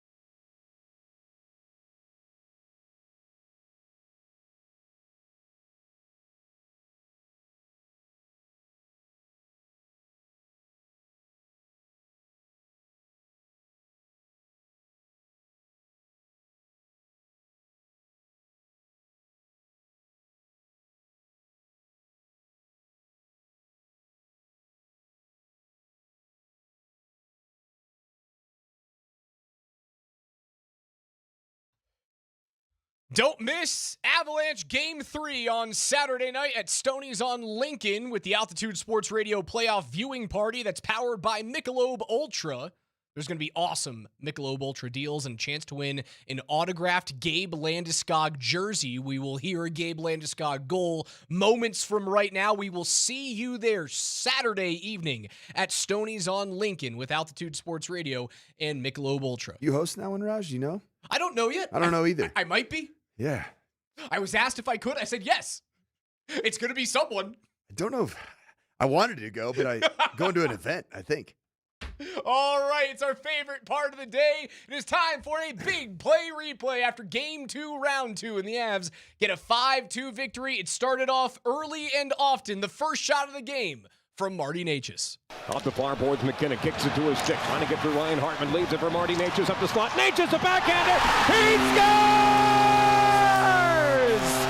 It's a Marty party! And the first shot on goal for the Avalanche is a goal. It's Natures' first of the playoffs, and it's 1-0 Colorado. An absolute sensational goal. And sure, the backhand is nice, and he surprises Gustafsson there. First shot on goal after John Hines benches his rookie netminder Jesper Wallstedt, who is the guy who got the Wild to this place. Probably didn't feel great for them to see the first one go in. Don't love that, Bob. You see that go in, especially when it's a Marty Natures. Just what a beautiful shot, man. Okay. This starts 200 feet away from the Minnesota net. There are a few plays in this game that got me aroused. You went from 6 to noon pretty quickly. It starts behind the net with Sam Malinsky and Brett Kulak. Minnesota makes a quick change, and Kaprizov comes off the ice, and he does something that everyone does in beer league, is when you're skating with your back toward the forechecker, he starts calling for the puck, as though he's going to get a weird, just behind-the-back, no-look pass from his opponent. Puck goes from Malinsky to Kulak. Kulak then goads Kaprizov into the corner, and he creates a layer. He then makes the first pass to Nathan MacKinnon right in the middle of the ice, right? Because he is underneath the play as the centerman. There's a give and go with Marty Natures, who then creates another layer with Matt Zuccarello underneath the tops of the defensive circles, and then MacKinnon is off to the races, right? He then uses his speed to enter the offensive zone against Spurgeon and Hartman. The reason why that play is so big underneath the defensive dots is because then Kaprizov and Zuccarello are 20 feet behind the play. That opens up the ice for Marty Natures to catch the puck as the trailer, go forehand to backhand, and score early. I know MacKinnon comes up on the score sheet and Natures comes up. It is all because of what Malinsky and Kulak did behind their own net. Raj, were you like of age when Under Armour launched like as a product and they had that commercial click clack? Click clack, you hear us coming? That's what this Sick. goal looked like, and it started way back in your D zone. What was it? 6 passes that were just click clack, at least 6 touches. I think it was 5 passes. Malinsky to Kulak. Yep. Kulak to Natures. Natures to MacKinnon. MacKinnon to Natures. Natures to MacKinnon. With all within the spot of like a second and a half. And then MacKinnon to Natures. And then he flips it. And 6 full passes. which was glorious. Bad goal. Bad goal to let in. As the netminder. But a beautiful 200-foot play from Colorado. It was a thing of beauty, man. Avs go up 1-0. You're feeling great inside Ball Arena. The roof was blowing off. And then Kirill Kaprizov shows why he's paid $17 million a year. Goal! Scored by and right off the bat, Minnesota, somehow Kaprizov snuck in. I don't even know how that play developed. 17:03 to go in the first. Not even seconds after Natures scores, Kaprizov gets his first of the series and ties it. What happened there? What happened there? Seconds I agree, after. Connor. What happened there is trying right to off figure of it out. the draw, Cale Makar makes a grave mistake, and Cale knew it was his fault as soon as the puck went in. Puck is won right off the draw by Minnesota. They go D to D from Middleton to Spurgeon. Spurgeon then pops the puck up to Zuccarello. Everyone has their guy here. MacKinnon is on Hartman. Taves is on Zuccarello. Marty Natures has the weak side covered with Middleton. And for some reason, Makar surfs across the middle ice line and tries to go to the puck, even though MacKinnon is already covering where that puck is originally going. He then vacates the most dangerous player on the ice, which is Kirill Kaprizov, in the most dangerous spot on the ice, right in the middle. It was 100% on Cale Makar there, and Kaprizov didn't miss on the breakaway. Yeah, 35 feet of just open ice, not the greatest look. If you were to ask Cale Makar, like, Cale, what happened, man? Do you think it was something along the lines of, dude, I just blacked out? Probably just a brain fart. That's what it kind of looked like. Probably. Like, yeah, I'm watching it right now in slow-mo, and it's like Cale's just looking like, oh, did I just do that? Are you... I really just did that. Sometimes you forget to scan, right? And if it happens that quickly, you're not scanning back to see, or you're not trusting that McKinnon has his man, which is man on center at that point. It was on Cale. It's okay. Natures couldn't have sagged back even deeper because he's... No, Natures has to worry about the hinge from Middleton on the far side of the ice. That is it. It's Cale Makar's guy in the middle of the ice. They score 6 seconds, tie the game, and then the Great Milan Power Play Summit of 2026. We're going to be telling our grandkids about this. Up top for Cale Makar. Natures. McKinnon slides it in front. Landeskog scores! Oh, it's gorgeous! Oh, captain, my captain! And Colorado, 15 seconds into the power play, makes it 2-1. Perfect puck movement. Starts behind the goal line with Nathan McKinnon out-muscling Jake Middleton.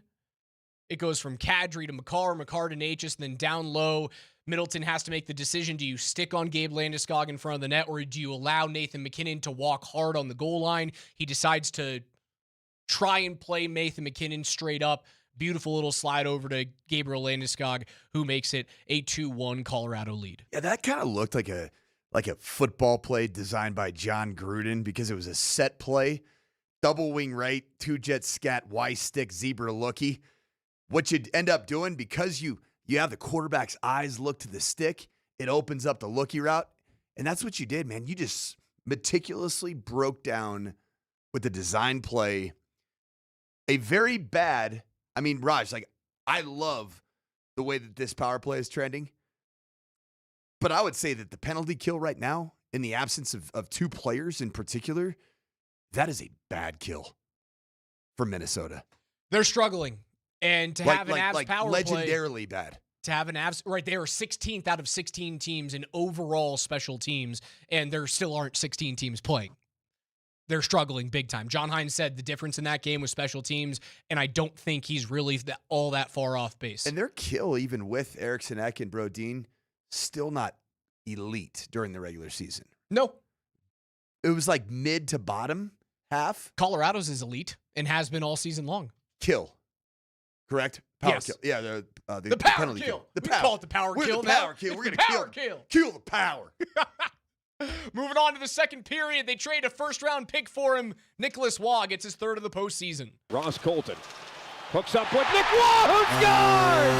Oh, what a release from jolly old St. Nick! The third goal of the playoffs, and it's 3-1 Colorado early in the second period. Did Connor McGahey just say, oh, what a release? Do I need that in my life? As a drop? Oh, what a you need to cut that right there. That sounds like a personal. I don't know, man. People need releases from various things in their life. I just had to release. I had congestion in my chest. I had to cough. That was a release. Felt good.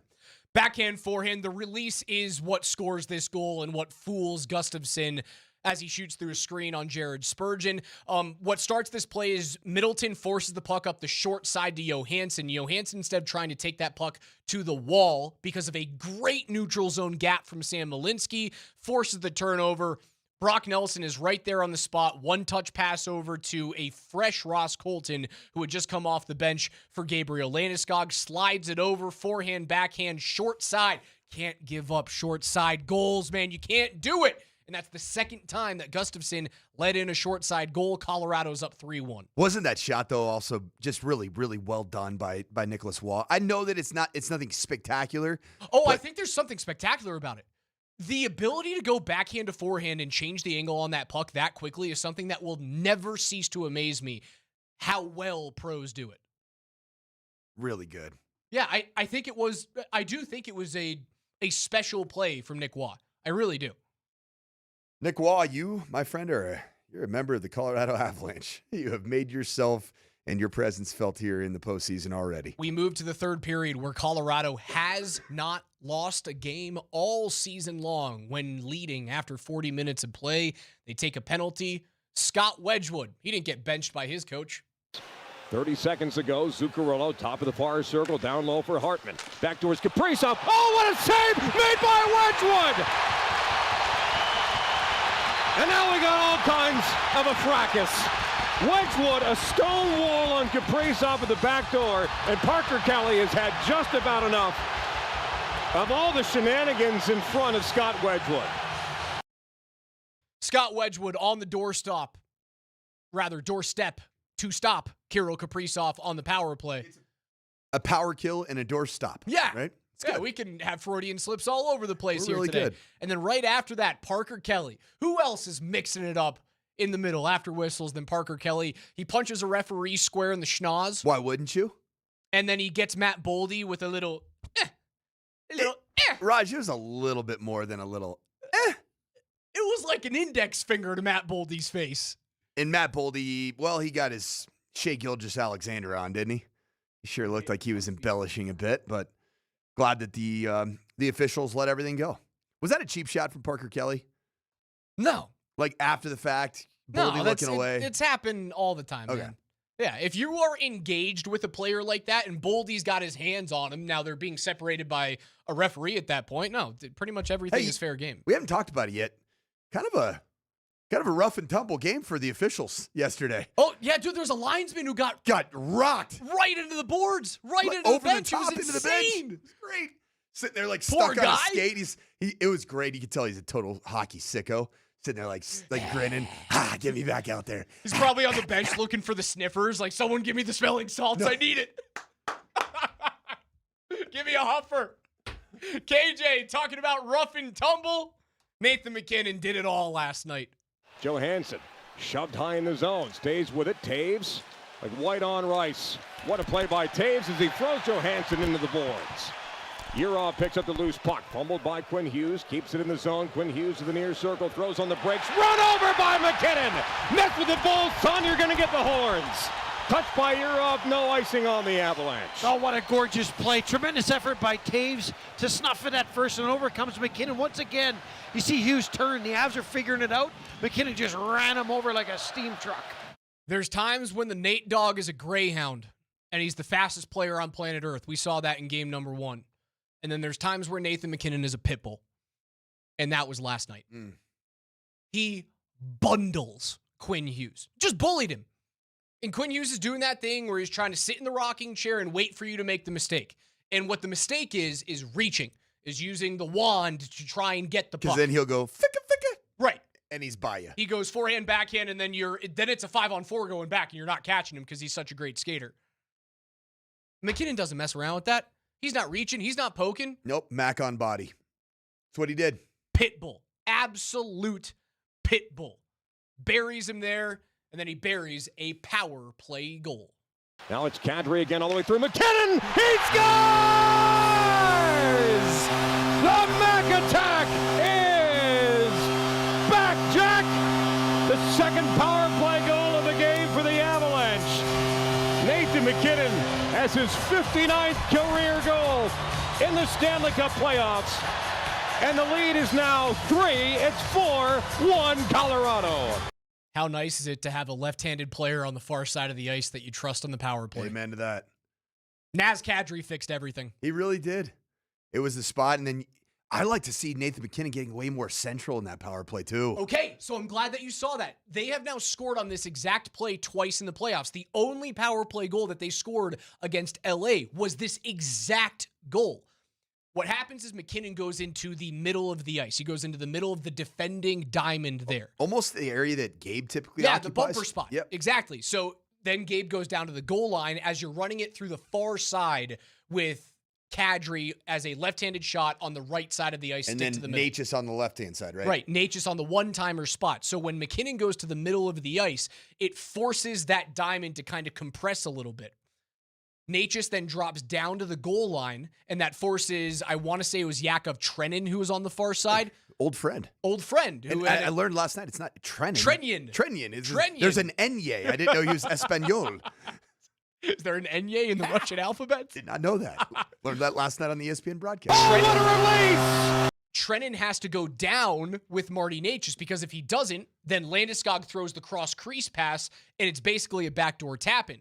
What that allows you to do is once you lull that Minnesota defense to sleep, McKinnon then pops out to his normal one-time spot, and you get to send a beautiful cross-ice pass from Kadri to McKinnon, and he goes against the grain on the one-timer. They've scored on that twice now.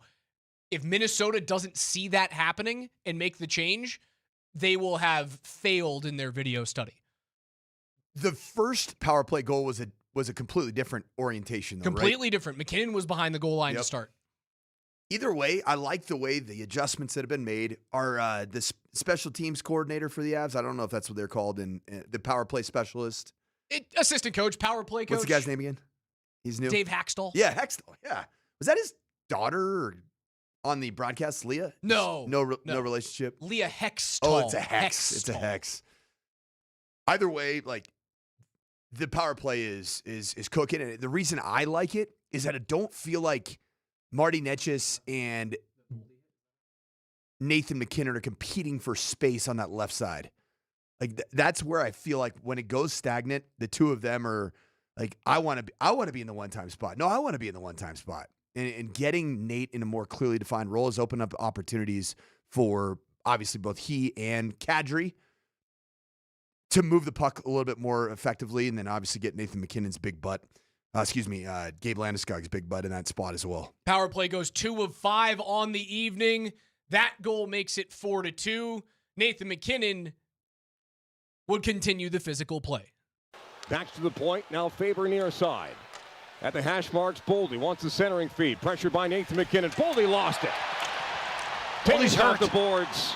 This is going to be icing on the Avalanche. Hartman comes over to confront Nathan McKinnon, but Boldy is still down on the ice. Icing is waved off as that puck settled up just before the goal line for Colorado. Buries him into the corner boards. Maybe it was a boarding call. At the most, it's a 2-minute boarding call. People in Minnesota are livid about it, man. Worth it. Livid about it. Worth it. And they didn't do anything. Yep. The only thing that happened, and Boldy laid on the ice, but then got up and skated away perfectly fine. I think he was trying to milk it maybe just a little bit. Ryan Hartman came over and just had a conversation with Nathan McKinnon. And Nate looked at him, laughed, and said, "I'm not fighting you." And then that was the end of it. There was nothing that happened after the play. There were no more repercussions. But now every Minnesota fan in the world is asking for Minnesota to, you better be killing Nathan McKinnon the next game. That's all what we were asking the Denver Nuggets to do against the Timberwolves. I mean, we were, Vic Lombardi was accused of ordering an Italian hit job. That is your Avalanche big play replay coming off of a 5-2 victory in game number 2. They're off until Saturday, but the hockey does not stop. You can tune in for game number 2 of Vegas and Anaheim in the other Western Conference semifinal tonight on Altitude Sports Radio 92.5. Pregame starts at 7 p.m., and then puck drop will be shortly after 7:30. That's the coach. I'm Raj. It's the morning sprint on Altitude Sports Radio 92.5. Oh, what a release!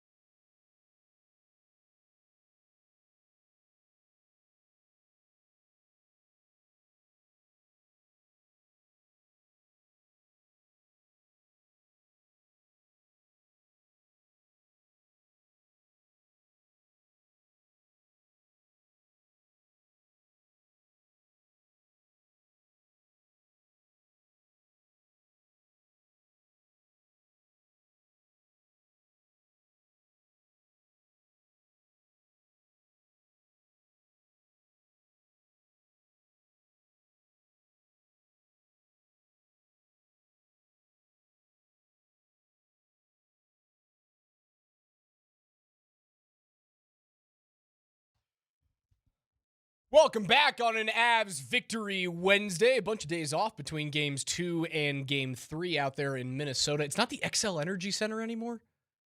It's the stadium formerly known as the XL Energy Center. Kind of like Prince did that whole thing. Is it the Grand Casino Arena? Grand Casino, I believe, is correct.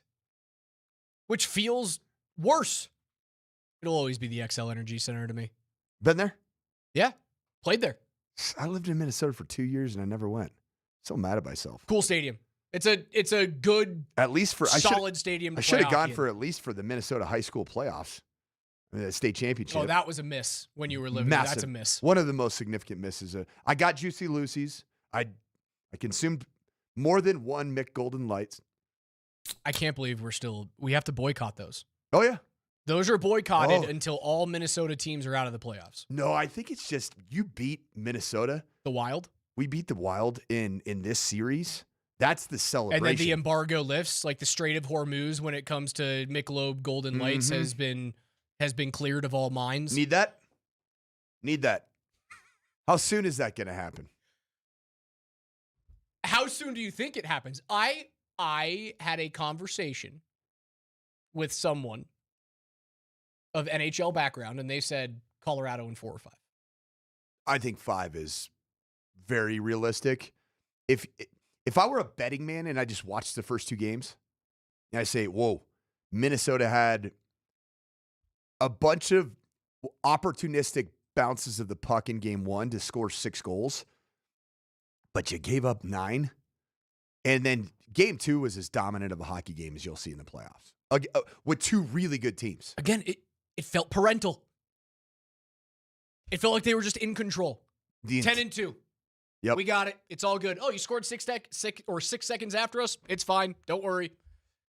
We missed the exit. It's okay. We'll just get off on the next one. It'll cost us 2 minutes, 3 minutes in total drive time. It'll be okay. If you just watch those 2 games, and if there's no relief coming in the form of, and I'm not talking about a release. I'm talking about a relief form of getting 2 of your players back for Minnesota. You'd be dumb not to say this looks like a sweep. Now, I don't particularly think this is going to end up in a sweep. I think Minnesota is very good, and I think they'll play with incredible pride on their home ice. You're bound to lose a game. Minnesota's too good. You're bound to lose a game. But if you watched that game yesterday, does it really look like the call? Like, they don't even have Josh Manson back. I never got nervous. I never got nervous in last night's game. I honestly never got nervous in the first game. Even when they were down 5-4, I went, nah, they're fine. They're going to be just fine. I have not felt nervous in the series yet. Now, game 3 could be completely different. And I do agree with you. If you get Brodin or Eriksson Ek back, it could change this entire series.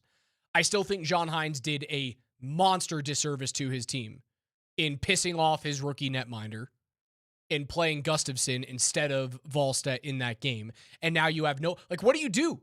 What do you do? Hines said that Gustafsson gave them a chance to win last night. I disagree.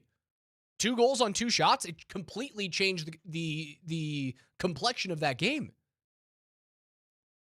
You can't feel great seeing 2 shots go in on a guy who hasn't played since April 13th and has not given up fewer than 4 goals since March. Who's between the pipes in game 3? No clue. No idea. I think it's going to be Wallstedt. I think it's going to be Wallstedt. More talent. But, I can't say that for certain. I think it was a problem that Hines created for himself that was not a problem. He should have just looked at game 1 and went, it was drunk, wipe it under the rug, and let's start the series. We're down 1-0, but let's start the series on Tuesday. To give John Heim a bit of a reprieve, would it have really mattered? Having Jesper Wallstedt in between the pipes with some of the opportunities, the way that the ice was won by the Colorado Avalanche, out hitting, out scrambling, out classing, power play, the special teams, like every single thing was dominated by the Colorado Avalanche. I think it might have made a difference. There's going to be an overtime game in this series. There will be an overtime game. And I think last night could have been the OT game if they had not made the goaltending change. Now, going into game 3, I think game 3 is the OT game. I think game 3 is going to be a nail biter. That feels like it's going to be everything that Minnesota's got. Season's on the line. Throw it at the wall. You're back in the bold north. Do whatever it takes, and that's going to be Minnesota's mindset. On a side note, I know we're in the thick of hockey playoff season right now. Other things are happening. What's up? Did you see what's going on with college football? Potentially a massive reset with the schedule and season length, duration, college football playoffs. Enlighten me. I was a member for about 15, 20 years, and I was actually at the national level, I would be at the AFCA Board of Trustees meeting. They met over the course of the last 2 days, and according to Ross Dellinger of Yahoo Sports, they're expected to release a decision to support a 24-team playoff, but more importantly, eliminate league title games altogether. And league title games were not a part of my youth in college football. Yeah, you just won the regular season and you were crowned Big 12 champion. Correct. In 1989, when my dad was at USC, they won the Pac-10. How about that, Pac-10? They won the Pac-10, and they went to the Rose Bowl. So they're going to get rid of it. Since 1992, the SEC was the first team that enacted the league title game. So they're looking to do away with that. A couple of the other changes is they want to start the season one full calendar week earlier. So instead of like week 0 games, those will be pushed up 2 weeks. And they're going to end the college football playoff by mid-January, like I said, with 24 teams in the college football playoff. Do you like it? Do you hate it? Are you indifferent about it? I like the idea of reducing the open weeks in a season from 2 to 1. You just get one bye. That's it. There's no reason why the college athletes playing fewer games than they will in the NFL get multiple bye weeks. So reducing the open weeks during a season from 2 to 1 is good. After going to the Army-Navy game, this is selfish, man. First time that you and I have gone in our lives, I don't love the idea of Army-Navy being played on a day with other games that are, from a football standpoint, way more important. So this is part of the memo, is from the AFCA, they're going to preserve a dedicated window for the Army-Navy game while allowing flexibility for other games to be played on that day outside the window. So no overlapping games. It feels like it takes some of that pop and circumstance away. Again, this might just be like my personal bias because you and I were there in broadcasting last year, and it was a spectacle that I didn't anticipate. Yeah, I wept like a baby. It was awesome. I literally wept like a baby. I can be okay with that, I suppose. Why not just like play the postseason games on a different day? Like play it on a Friday. And then the other one here is, did you see this? Reduce the minimum number of days between contests to no fewer than 6. So there won't be, they'll I don't know how they'll do that scheduling wise, but you won't play like the MAC. Is the MAC done with MACtion? With Wednesday Night Football? No! I hope not. That gets me through the week. Because that every single team in the MAC's going to have at least 6 or more days in between their contests. And like talking to a couple of my friends in the MAC, there's days where there's guys that had 3 days between games. Their players are out there like, gosh, what am I doing? 24-team college football playoff? Seems too big. It seems too big. I think the college, I like the elimination of the conference championship games. Those have lost their luster. They feel like a punishment to a team that might end up getting outed from the college football playoffs in the event that they lose. On the opposite side, though, it's like, or their seeding takes a big hit. Well, Notre Dame is that the Notre Dame rule? Notre Dame's pissed off because they didn't get the extra game to prove themselves. That's the Notre Dame rule. I don't think the removal of the conference championship game is being put in to protect losers of a conference championship game. It's being put in to protect Notre Dame. The Irish complained to everyone, and we heard Vic complained for weeks about it. And wham! Join a conference. Shut up. But the NCAA, if this actually gets approved from the AFCA, that is the Notre Dame rule. Without a doubt. Notre Dame can now not be penalized, essentially, for not being in a conference. The other one is that there will be automatic. This doesn't make sense to me. I think I read this correctly. Automatic berth for a group of 6 champions? That seems a little heavy. 6 of your 24 are going to be from Like an auto berth from the highest ranked group of 6. Yeah, they should. I think that's fine. In a 24-team playoff, yeah, that should happen. It won't be for each. In a 8-team playoff or a 16-team playoff, absolutely not. But 24, yeah, why not? You want to give a group of 6 champion? Sure. Tulane wins the, what's Tulane in the American? Memphis wins the American, sure. Like, be my guest if you're ranked the 24th team in the country. Yeah, I don't care about that. Who's a good boy? I am. I'm a good boy. I still think that's Kim Becker every single time. It sounds just like her. 303-504-0925 is where you guys can reach us. I came to the realization this morning that I think many Minnesota sports fans probably had last night. I'll tell you what that is on the other side.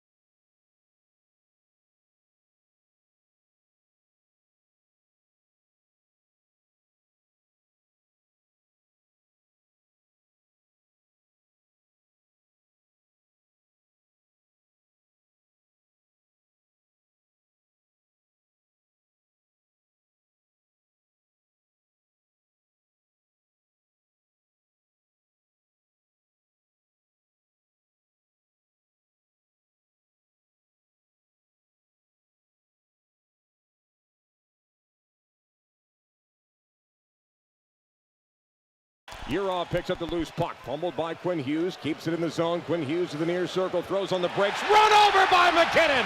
Mess with it, Bulls. Son, you're going to get the horns. At the hash marks, Boldy wants the centering feed. Pressure by Nathan McKinnon. Boldy lost it. Boldy's hurt. The boards. This is going to be icing on the Avalanche. Hartman comes over to confront Nathan McKinnon, but Boldy is still down on the ice. Hello. Hi. Michael Scott Paper Company to see Mr. David Wallace. I believe we're expected. Well, well, well. How the turntables.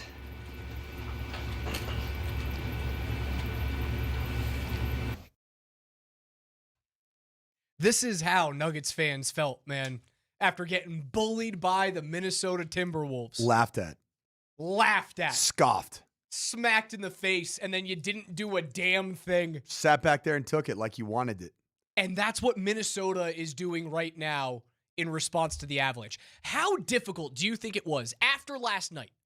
How difficult do you think it was for the state of hockey to realize that there's more hockey players on their basketball team than there are on the Minnesota Wild? Ooh, that's a good one.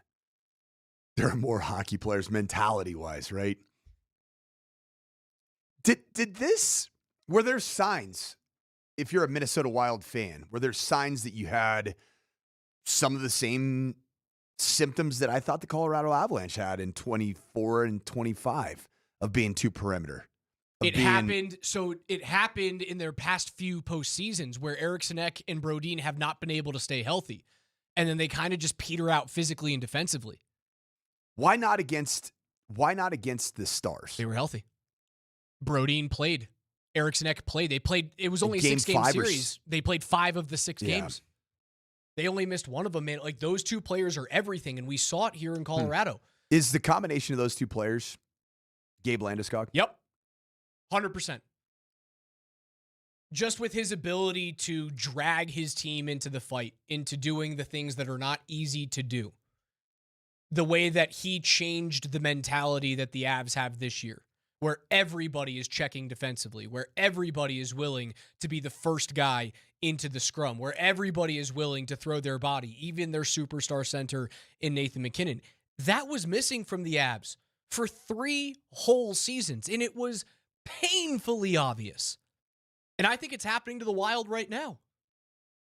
They don't have their 2 biggest defensive stalwarts on the blue line and in the middle of the ice to drag that team into the fight. To get really strange here is Jules Eriksson Ek, Aaron Gordon, and Jonas Brodin, Peyton Watson. Probably. You lacked length. You lacked defensive ability. You lacked some bite, some teeth. And in the absence of players like that, it just goes to show you, Raj, that while elite scorers like Kirill Kaprizov and Nathan McKinnon, and in basketball like Nikola Jokic and Jamal Murray and even Ant Edwards, boy, is there a place on every team in every sport for the guy that stirs the drink. The Gabe Landeskog, the Aaron Gordon, the Jaden McDaniels, the Naz Reid. You have to have those players, and if you're absent from that, guess what you lack? You lack playoff toughness. And there's no sport, maybe other than football, where having that mental fortitude, that grit, that tenacity, that dog, that pit bull that we saw from Nathan McKinnon, if you don't have it, you know what? You're not going to be in it very long. Yeah, I'm wondering about San Antonio. I'm curious to see, does San Antonio have that guy? They have a lot of talent, a lot of skill. That stuff can win you 60 games in a regular season. I think it's why the Minnesota Timberwolves have been so impressive to me, man, is that even with the injuries, they are the anomaly of, next man up. And they just find a way to get it done, to commit to what the T-Wolves are in terms of speed, physicality, and commitment to tight defense. I don't think that happens all that often. Missing players matters. Not having the horses that you desperately need matters. Start with the Avalanche. You miss Landeskog, you're not the same team. You're seeing it with the Wild right now. No Eriksson Ek, no Brodin. You're not the same team. And I think that's the reason why I look at Minnesota and the Timberwolves, and I'm kind of like sympathetic toward them. I look at this series against the Spurs, and I go, man, I don't know if I'm rooting for them, but I'm certainly not rooting against them, because they are this weird team that even though you're missing players that have that dog in them, and I know Anthony Edwards comes back from like a 4-week injury after 9 days. Insane that he's able to do that. But they're this odd team that just finds a way that the next man up slots in perfectly. Brian from the Shot Mazda text line adds a very intelligent concept here. As we look at the Denver Nuggets were essentially like Minnesota in the Minnesota Wild in the series against the Timberwolves. And the Timberwolves, well, they were the tough, they were the dogs.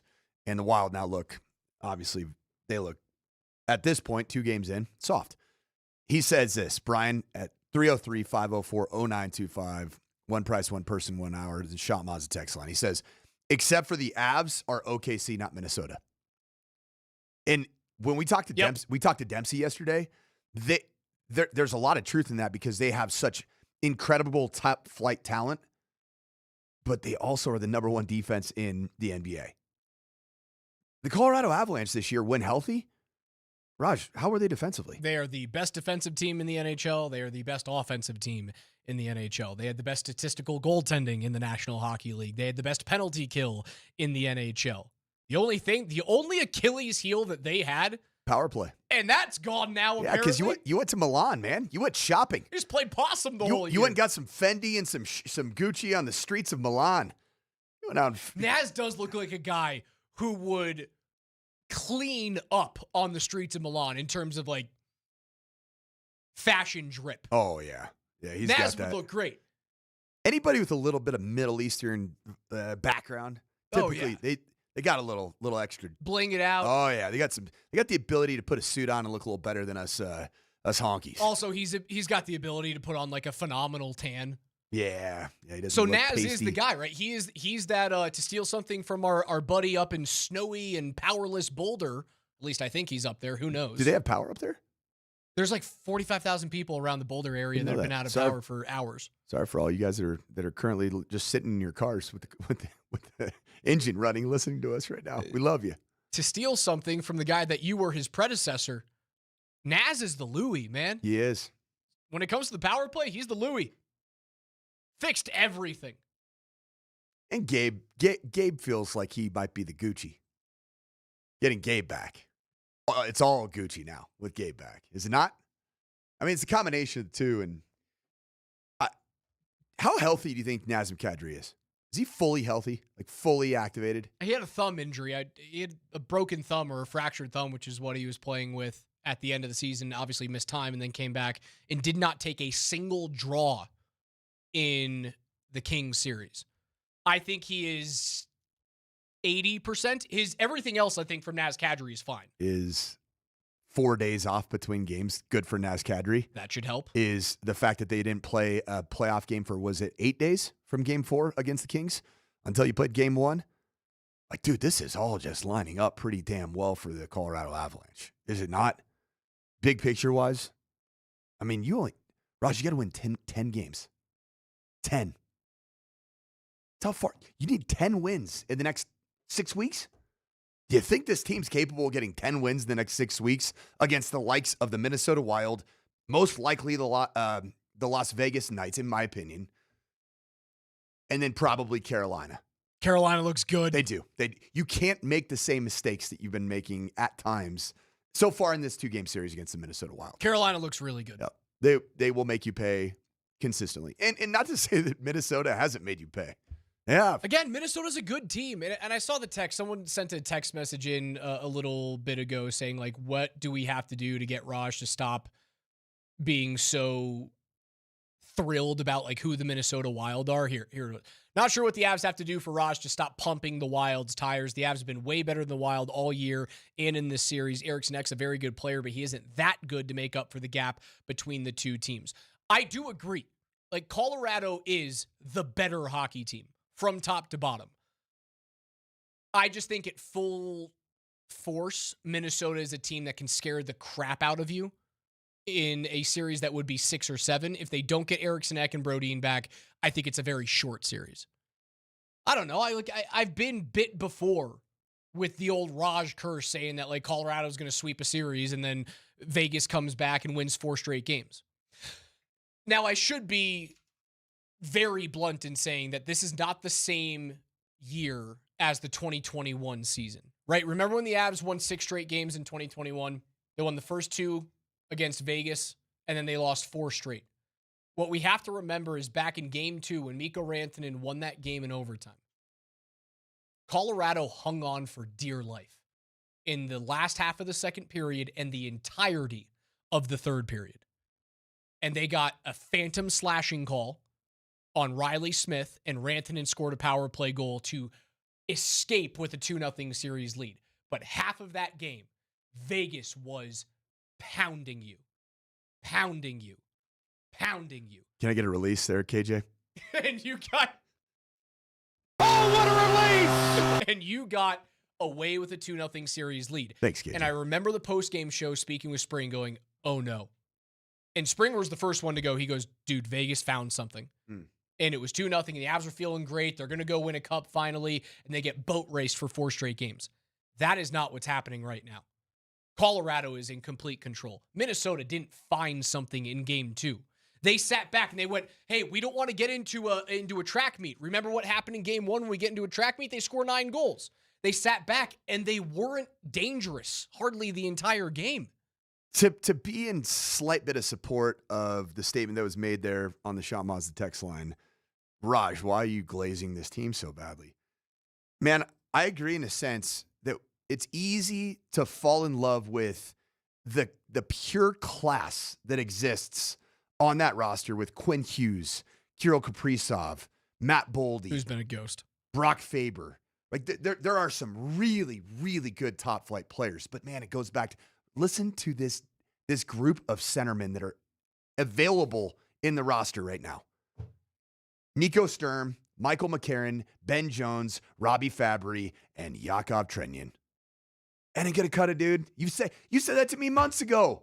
I said, Wild are kind of buzzing, man. Yeah, they don't have center depth. Watch out for the centers. They don't have center depth. Well, here it is. And what happens when you're not built well down the middle? What happens, man? Did you see what happened on the faceoff dot last night? The Avs are historically a terrible faceoff team during the McKinnon era. We went through the opposition. Nicholas Waugh took 4 draws against Michael McCarron. Won all 4 of them. He was 4 of 4 on the night. Brock Nelson was 12 of 14 last night on the draw overall. He took 2 draws against Boldy, won them both. 2 draws against Urov, won them both. 7 against Ryan Hartman, who is now elevated to that number 1 center for Minnesota right now. He won 5 of 7 against Hartman. He won 3 of 3 against Michael McCarron. Jack Drury went 13 of 19. 4 of 6 against Boldy, 3 of 4 against Hartman, 2 of 2 against Foligno and Sturm, 1 of 1 against Kaprizov. The only guy who wasn't elite on the draw last night was Nathan McKinnon. The Avs rinsed Minnesota down the middle of the ice just on the faceoff dot alone. It's a stark difference. Stark difference. It's killing them, man. Avs are absolutely rolling right now. On the other side of the break, KJ will bring us through the biggest stories in the NFL, the NBA, and the National Hockey League with not his NFL notes, but his sports notes. That's next.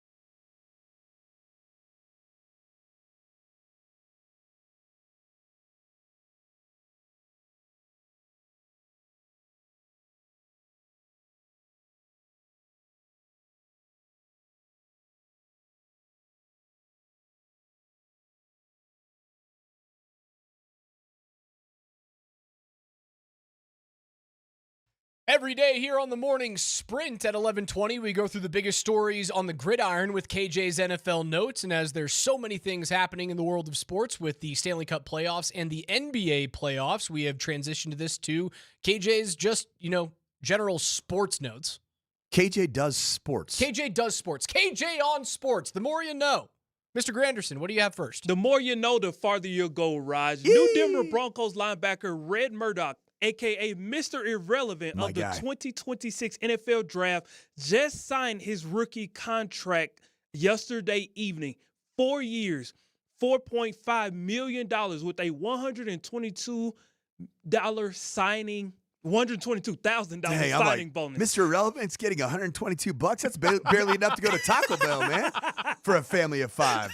I go to Taco Bell now. It's like 118. The Rockies win their dirty 30. That'll cover like 30 minutes of our day out at the Platte Canyon Bar and Grill. Yep, you betcha. So as he went on to sign that, obviously he's the first. And then second to sign was the guy that was drafted right before him, tight end Dallin Bentley. Those numbers have yet to be released. Wanted to ask you guys, we know Red Murdoch will more than likely be a special teams guy to start off his rookie season. What can he do to potentially see some playing time at inside linebacker this season? Dude, I see it happening. You love him. I love Red Murdoch. I love his film. I realize that in the modern era of college football, no one is really evaluating and valuing the group of 6 prospects that get all the way till their 5th year of college football because, well, it's the farm system now for Power 4 football. Somehow, some way, whether it did the MAC and University of Buffalo with a whole bunch of coaching transitions, this guy stayed in Buffalo the whole time. Only 13 players from group of 6 teams were drafted in this year's draft. 13. Did you get the best one? I like both of the Broncos group of 6 draft picks, including Cage Casey, friend of the program from Boise State.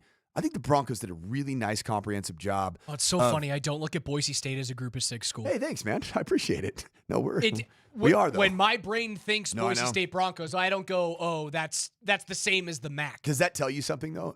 32 teams in the National Football League and only 13 group of 6 draft picks. The Broncos are responsible for 2/13 of that. That's pretty interesting.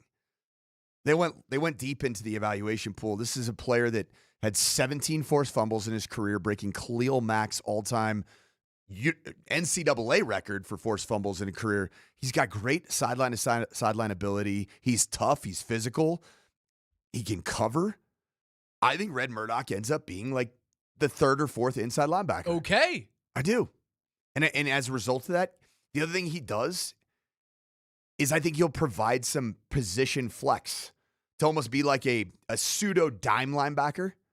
So you're going to have a package where your nickel is a guy like Jahdae Barron and your dime linebacker is a guy like him on 3rd downs, and you can get him loose as a rusher of the passer. So there's from the second level. Is there no concern for you for the Broncos going in this year that they've got a bunch of these like tweener guys? Right, like Hugh Robinson was drafted as kind of a tweener player, and so is Jonah Ellis. Yeah, safety converted to a defensive end rush. So is Jahdae Barron. Jonah Ellis is a rush converted to an inside linebacker. Dude, I'm just telling you, Sean Payton promised all of us a damn joker at the tight end position. It was really Vance Joseph all along that was building just an entire his whole defense. His entire defense is it's a joker card. Wild card. You can use it for anything. I can use my defensive lineman, Tyler Oniedem. Do I want to play nose tackle? Do I want to play 3 technique? Do I want to play 4 technique? Could he be a 5 technique? Could he maybe stand up? Maybe he's athletic enough. Is there some credence to the thought process of if you are a little bit of everything, you're not something? I mean, has it worked? It's worked so far. It has. I'm just the number being one devil's defense in the advocate National here. Football League, with at times some frustratingly mediocre offensive play, right? At times for the Denver Broncos, that defense has carried them, and I just like that they have an identity defensively. We want players on our entire defensive roster that can do a whole hell of a lot of jobs. And you know what that usually shows? Athleticism. Remember what the Nuggets lacked in their series? They lacked athleticism.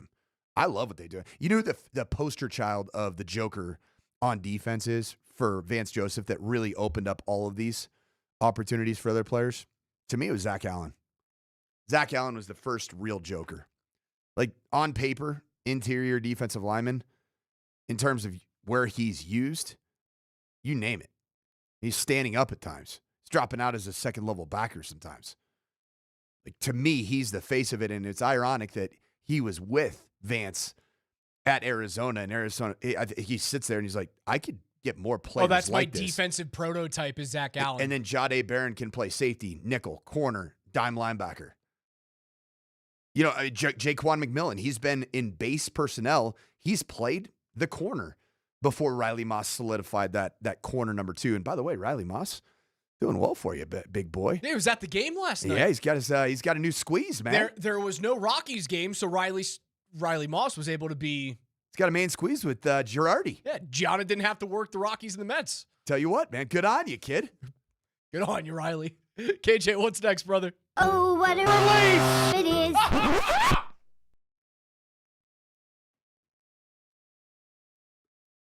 Oh my gosh. That was pretty good, dude. Pretty good, KJ. What you got, man? Listen, every once in a while, I take something out the can and I just, you know what I'm saying, like that. The Colorado Avalanche just keep on winning. They've won 6 straight to open the 2026 Stanley Cup playoffs and 9 straight going back to the regular season. This damage has been done mostly without defenseman Josh Manson, and Brett Kane of Moser, Lombardi, and Kane took it upon himself to try and get an answer out of Bednar this morning. And it went a little something like this. Any update you want to give on Manson? No. Okay. Attaboy, Betsy. I feel like Manson's close. I do. I feel like he's almost getting back into the lineup. But I see you, Bedsy. Bedsy's feeling it right now. Oh, yeah. He's feeling it. He said that with a smile on his face. I like Bedsy with a little bit of crap in his neck, I'll say. Yeah, he's a little like Bedsy's swinging him right now. Yeah, he's walking into the room and it's clanking a bit. I love it. I love it. I said on the postgame show last night, up 2-0. If Manson is close to getting back, but not 100% ready, I'm not forcing him into game 3. Game 4? If you're up 3-0, then no. Yeah. Oh. If you're up 3-0, I'm not playing Manson until I have to. I mean, because if you're up 3-0, might you just rest a couple guys? No, not a couple. I wouldn't rest players, but I would not force guys back who are injured. You told me something about the Colorado Avalanche that I had no idea What's about. that? Would you kind of want to see a series closed out at Ball Arena? Oh, yeah. Did you guys know that the Avalanche have won 9 playoff series since the last time that they clinched one on home ice? The last time that they clinched a home playoff series was the first round of 2008. And what was the arena called then? It was Pepsi Center. It was the Pepsi Center. You have never won a playoff series in Ball Arena, as it is named now. Yeah, you've never had a handshake line inside Ball Arena that you've won. That's so crazy. The last time it happened was 2008 against the Minnesota Wild in game number 6. I believe they won like 4-1 that game. You know what? As much as I want Avs faithful to get a happy handshake line in the building. Talk about a release. I just want to see a sweeper. That's all I want. I want a 4-gamer. Stay nasty. KJ, Stay keep it rolling, brother. Oh, what a relief it is. Superstar center and captain for the Toronto Maple Leafs, Austin Matthews, announced recently that he's not sure if he'll return to the Maple Leafs next season. So if we fast forward to last night after those comments, the Toronto Maple Leafs won the NHL draft lottery, earning the chance to select Penn State phenom Gavin McKenna with their number 1 overall pick. The Maple Leafs only had 8.5% chance of winning the number 1 overall pick. And their GM said, quote, "You need some luck." And we got it tonight. Before I get to my question, I want to go to a couple of guys who are a little bit more excited than we'll ever be here in Denver, Colorado, courtesy of the Steve Dangle Podcast Network out of Toronto. 12 balls, 12 balls, 12 balls, 12 balls, 12 balls, 12 balls, 12 balls, 12 balls, 12 balls, 12 balls. Oh my God, oh my God, oh my God.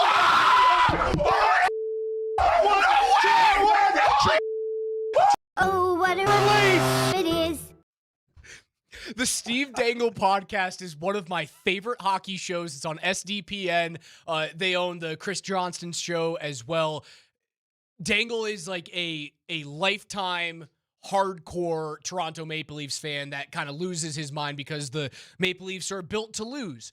And the Leafs jump up 4 spots, I think, to get the number 1 overall pick. And this is coming on the same day where Chris Johnston comes out with a report that said Austin Matthews will not commit long-term to the Toronto Maple Leafs unless they make some moves this offseason that drastically improves the roster. They made the move without having to make the move because they got a dude coming in. It feels a little tinfoil hat. Very tinfoil hat. Did they push this to Toronto? When's the last time a Canadian team has won a Stanley Cup? 1993. It's a long time ago. Where is the headquarters of the NHL? Is it New York or is it in Toronto? It's in Toronto. Yeah, I thought so. How about this? For a team that is qualified for the postseason every single season in the last 9 years, except for this 1 year, and they get a franchise-altering talent. What a wild deal, man. Yeah, it's huge for them. Again, the Steve Dangle guys are unreal. Just chanting 12 balls is unreal. It was the only way that Toronto could have won that lottery is if the number 12 came up, and it came up. The other thing that we haven't seen here, man, the San Jose Sharks jumped up 7 spots to number 2. They're going to be filthy. And they're already very good. And they're going to get a stellar winger out of Frölunda in Sweden, man. Watch out for the San Jose Sharks as soon as next year, but certainly 3 years from now. There's some bias here, Raj. You know, I always say that the NFL to me feels better, and particularly the AFC West is a better product when the Las Vegas Raiders or Oakland Raiders or LA Raiders aren't absolutely abysmal. I think hockey's better when the San Jose Sharks are a relevant hockey team. Yeah, I agree. That market in the Bay Area, it's kind of been its own little niche over there. They got their own fan base. It's a great product when it's right. Maple Leafs win the draft lottery. San Jose jumps up to number 2. Likely Gavin McKenna and Ivor Steinberg going 1 and 2 in the draft this year. KJ, what's next? Oh, what a release it is. From the ice to the hardwood we go as OKC and the LA Lakers got it on last night. And obviously OKC went on to win 108-90 because why wouldn't they? Unfortunately, SGA scored fewer points and committed more turnovers than any other game he's had this entire season. He finished with 18 points on 8 of 15 shooting. It was his lowest scoring output since Game 3 of last year's Western Conference Finals versus the Minnesota Timberwolves. LeBron James said this in postgame, quote, "This ain't SGA versus the Lakers. It's Lakers versus the Thunder. We're down 1-0. That's the main thing. Keep the main thing, and that's win or lose. That's all it's about," end quote. Let's look at this from the Lakers' perspective. I know we'll get to OKC here in just a second. Without Luka Doncic, can the Lakers steal more than one game in this series? No, they can't. If Luka is healthy, I think this is a 6-game series, maybe 7 if they get a nutso game from Doncic. But if you're getting 36 minutes out of Austin Reeves and he's in single digits and he's going 0 from 3, I don't think they can steal more than one. You have to be healthy. I know I banged the table at the beginning of the postseason saying, like, if the Nuggets want any chance of Oklahoma City not being there if they got to a West Final, which, by the way, at that point, we didn't know how ill-prepared the Nuggets were for postseason basketball. It was on the thought process that Luka comes back alongside Austin Reeves. It's not going to happen. The only hope for the OKC Thunder to not absolutely cruise to another Larry O'Brien, I think it's the Minnesota Timberwolves and their health. I think they're the only team that could give OKC a run that remains in the NBA. More so than San Antonio, who gave them a run all year long. Not buying it. San Antonio lost their first game in the first round, too, and then they won 4 straight. We'll see. You're throwing the book out on them. Really, after one game. Got punched in the mouth, didn't respond. All right. KJ, one more. Oh, what a release it is. Well, the Detroit Pistons have finally showed up to the playoffs. They had to rally from down 3-1, but they went ahead and started this series off a lot more seriously than they did the last series with a 111-101 victory versus the Cleveland Cavaliers. They jumped out to a 37-21 first quarter lead. Obviously, the Cavs reeled them back in later, but obviously Detroit went on to win. Donovan Mitchell did not have a single free throw last night, and he said, quote, "I don't flop. Maybe that's why." And quote, he had 23 points, but during the regular season, Mitchell did average 6.1 free throw attempts per game. If Donovan Mitchell doesn't get to the conference finals this year, knowing how favorable his path is this year compared to years past, what will his legacy be in this era? Great player that never truly got on a great team. Hasn't it always felt that Donovan Mitchell has been awesome, and then everyone else around him, you've been waiting for like the next guy to be a stud? Like, who's the next best player? Is it James Harden on Cleveland right now? Is it Jarrett Allen, who had a really bad game? Is it Evan Mobley at this time? It has felt that way his entire career, where Donovan Mitchell is just waiting for his Robin to his Batman, and I don't know if he's ever going to get it. I love watching Spotted play. I really do. I just don't know if he's ever going to get that help, man. Other sports, it's an interesting one, like greatest players on bad teams. I mean, I'm trying to think here. Warren Moon. I like Warren Moon. Houston Oiler, Warren Moon. Great player, massive stats. Junior Seau, but I feel like, he ends up going to the Patriots and I thought he won one there. And he also, Dan Marino was an awesome quarterback that never won one. Barry Sanders to me. Great player, bad team. Yep. I don't know if he's Barry Sanders level though. Like, how's this? What's the difference between Spotter Mitchell and Devin Booker, KJ? Is there a difference? Donovan's the better player, but there isn't much of a difference. I think that's kind of the legacy comp.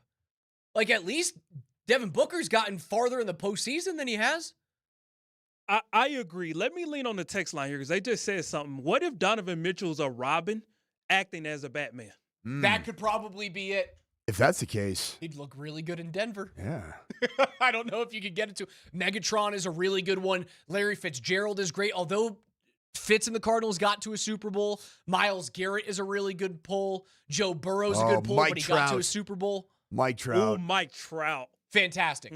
But again, Mike Trout, Donovan Mitchell. Donovan Mitchell's a very good player. Mike Trout, in certain conversations, is looked at as like one of the top 10 baseball players of all time. Where are you looking? Top 10 of all time, Mike Trout? Dude, look at his WAR.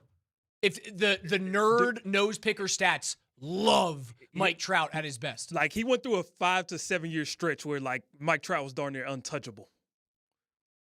3 MVPs. On a horrible team, but he was unbelievable. Mike Trout is number 47 overall in career WAR. It is the highest career WAR of any current player. The next one who's closest is Justin Verlander, who's 43 years old. You have to get to Mookie Betts to be a comp age-wise, who's down at number 82 overall. Mike Trout's a freak, man. What's Shohei's WAR? Shohei's got to be, I wonder what Shohei is. It's got to be pretty good, right? Career WAR 53.6 at 269. Wow. Now, he came into the league later than Trout did. How about those two were on the same team, though? And they were brutal. How does that make sense? And they were brutal. Pitching There's nothing staff? else was around. Also, like Anthony Rendon and that horrible contract. Yeah. Pretty bad. Good Met. KJ's NFL. Good Met. He was never a Met. Oh, gosh. Yeah.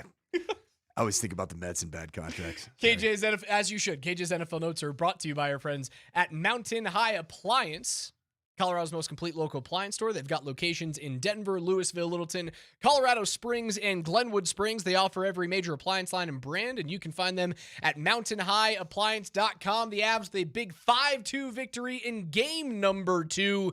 Did John Hines screw his team by switching up his goaltenders? We'll continue to break down the win on the other side.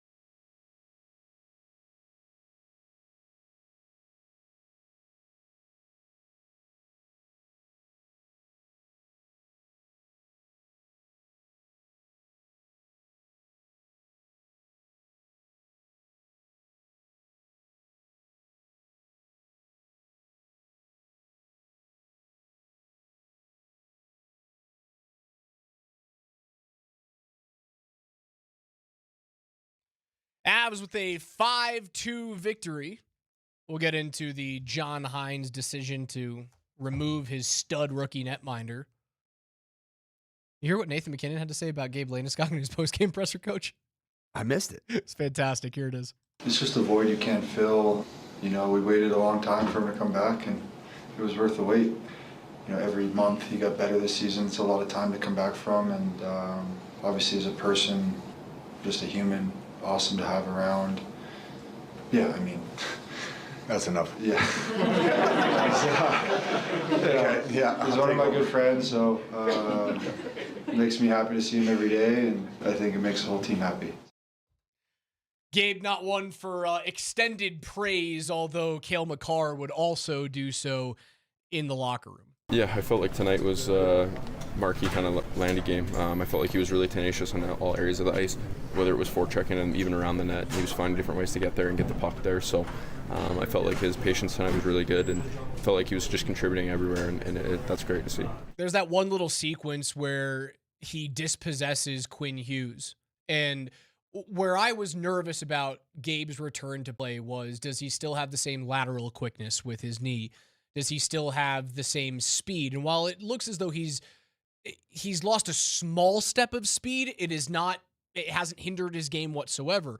But his ability to stop on a dime against arguably the most elusive defenseman in the world and create a turnover when he's just a sole forechecker. There's a lot of excellent, young, fast players that have been put on roller skates in that same exact situation. Gabe's been perfect so far. He's not disappointed whatsoever. 51, 8-7 is the record that Colorado has with him in the lineup this year. And I thought last night was the perfect quintessential Gabe Landeskog win. Yeah, it was. You mentioned the dispossession of Quinn Hughes and Jared Bednar, and really just the Avs strategy in dealing with Quinn Hughes is just body the dude up, man. If this thing goes to 6 or 7 games, and I heard Moser talking about this earlier today, Quinn Hughes has been on the ice for an average of 31 minutes, just shy of 31 minutes. He had a 43-47 time on ice game, a 37-minute time on ice game, and then so far in this series, greater than 28 minutes in each game. Quinn Hughes is going to be a shell of himself physically, because he is not built to be that guy that you're throwing big bodies at constantly. And that's right now what Colorado's doing. Do you want to play that game? Do you want to keep Quinn out there on the ice that much? I mean, they have to at this point because of the injury to Brodin and the lack of trust right now. Have you seen the numbers that Jake Middleton and Jared Spurgeon have given up? They've given up, I believe, 8 and 9 goals respectively. Middleton's in hockey 2 hell games in this series. Yeah. He is in hockey freaking hell. So is the net-minding tandem of Minnesota. I mean, at the end of the day, man, you've given up 14 goals in 2 games. It is the most in 2 games in a playoff series since 1988. That's a tough one to just kind of rinse it off. We'll be fine. We'll get back to it. Which is the reason why I looked at that panic from John Hines. And I do believe it was a complete panic move from John Hines to go Wallstedt out, Gustafsson in. You think that Wallstedt would have had potentially 2 saves that went in yesterday? Yes. He's not getting beat. He's not getting beat on the Natures goal. Natures goal is bad. Great move from Natures and an awesome 200-foot play from the Avs, but backhand from the top of the hash mark, you can't let that thing in. Kind of a floater. Yeah, you can't let that in. I guess it surprised you, but then you also got surprised on the Nick Waugh goal. Got beat short side again. I think it was a mistake from Hines to overreact to a crazy game 1 when I think the overarching theme of these 2 games is Minnesota's injuries to their top defensive center and their best shutdown defenseman has completely exposed their ability to defend a team like Colorado. With the Avs kind of punking Minnesota and Minnesota now being like their fan base is doing it's like the first step of this whole process. They're looking around like, oh, it's definitely because that was boarding. That was a cheap shot. And then they're going to get to the step that we all got to here in Denver with the Nuggets, and just essentially acceptance, but also saying we're soft. We are soft and we don't deserve. Well, it's not like Minnesota can afford to exchange it even more because their penalty kill is abysmal. It's been really bad. So, like, they can't, like, if you're going into game 3 here in a couple days, 3 days, and you're the Colorado Avalanche, do you actually want to kind of agitate them a little bit more? Oh, yeah. And be like, we'll see if you're a tough guy, because if you are a tough guy, you're going to be over in that box right there, and guess what? It's 50% chance that we're going to put one on goal. And you don't have, as of right now, like the Avs penalty kill, if they take a penalty, the Avs are going, yeah, we're fine. We're going to be just okay. Don't worry about it. I thought Minnesota on their first power play of the game moved the puck very well. You obviously got a big-time save in the third period on the late power play opportunity from Wedgwood on the doorstep against Kaprizov. For the most part, they've kept Minnesota to the outside. They've done a great job at killing. Obviously, have not surrendered a power play goal yet in this series, man. To have the added benefit of being dominant on special teams when that was not something that you had the entire year for the Avs, it's got to be a really terrifying thing to have to stare down on the other bench. They're just top to bottom a better team. Yeah, and your best shot is to just feed off the home crowd energy, put together a good performance in game 3, and if you've got to get Joel Eriksson back and Jonas Brodin, and it still might not be enough. It still might not be enough. That's how good the Avs are, dude. You could get both of those guys back, and it could still be, yeah, maybe you push it to 6 games, but then it's, thanks for coming. We'll see you later. Good try. Styles make fights. It just doesn't appear at this stage of the Minnesota Wild to be a good matchup. It feels a little bit, for whatever reason, feels a little bit like last year and 2 years ago's Colorado Avalanche felt against the Dallas Stars. Yeah, they feel like a team of destiny right now. Avs are off until Saturday. Game 2 of Vegas and Anaheim is tonight on 92.5. Puck drop is at 7:30 p.m. and a pregame at 7. Also, don't miss Game 3. Bunch of days off between now and Saturday, but we're going to be live out there on Stoney's Lincoln for a special playoff viewing party tour powered by Michelob Ultra. We're going to give away a signed Gabe Landeskog jersey. You don't want to miss that. You got to be there at Stoney's on Lincoln again Saturday. Put it in your calendar right now. Show up, hang out with all of us for what we expect to be a Game 3 victory for the Avalanche. It's going to do it for us today. For Coach Mike Sanford and KJ Granderson behind the glass, I'm Alex Ryan-Emmy. PhD is coming up next for more reaction to an Avs Game 2 victory on the exclusive home for Avalanche hockey. It's Altitude 92.5.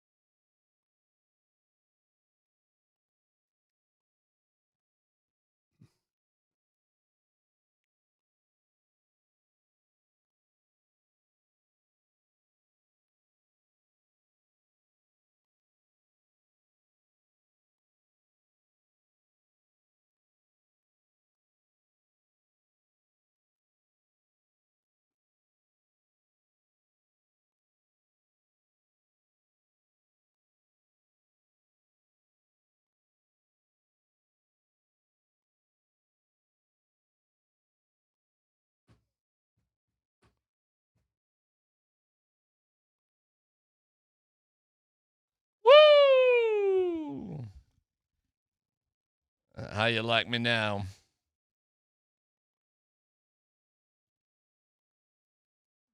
That's what you wanted, right, Tyler? That's what I wanted. I mean, it's exactly what you asked for. Yeah. You wanted just something relatively stress-free and stress-free, but still got plenty of action. Yeah, I didn't want some low-scoring affair that was going to be boring after what we got in game one. We got everything we needed. The only moment was when it was 1-0, and then 6 seconds later it's 1-1, and everybody was like, "Here we go again," but not really. They got up 2-1, 3-1, 4-1, and then it was like. But it was 3-1 forever, and I'm thinking, oh, boys, it's going to be just like I said, right? It's going to be 3-1 game. They're going to score late, 3-2. You hold on, you win the game. Not really. And then 3-1, then 4-1. 4-1, and then power play. 4-2, and then 5-2, and yeah, 2 there. It was just. By the way, and we may be the only show that's talking about this today. I think we are, actually. The Avs winning? No. Scott Wedgwood, Dan, if you can find it. If not, that's okay. We can find it eventually. He said after the game in the locker room, and just nobody in the media has picked up on this. He had skate problems in the first game. He talked about it. What does that mean? You got it. All right, go ahead and play it. Yeah, I think, my game plan kind of in game one, I've learned 3 different combos of skates, was dealing with some issues and fixed it. And today felt, I trust my feet so much and to have a little more cleaner flow and feel comfortable down there, just, ease my mind. And then that when I have an easy mind, not thinking about anything, I can just read it and buzz and trust a little bit more movement. And that's kind of how the game felt. And regardless of the goal scoring, I think both teams still, created, and don't know what the shots ended up being, but it felt relatively similar in pucks on net, and they do a great job, creating space, rolling 3 high, getting guys in front of the net. It's a working man's job regardless of shot, and thought I did a really good job of it tonight finding pucks.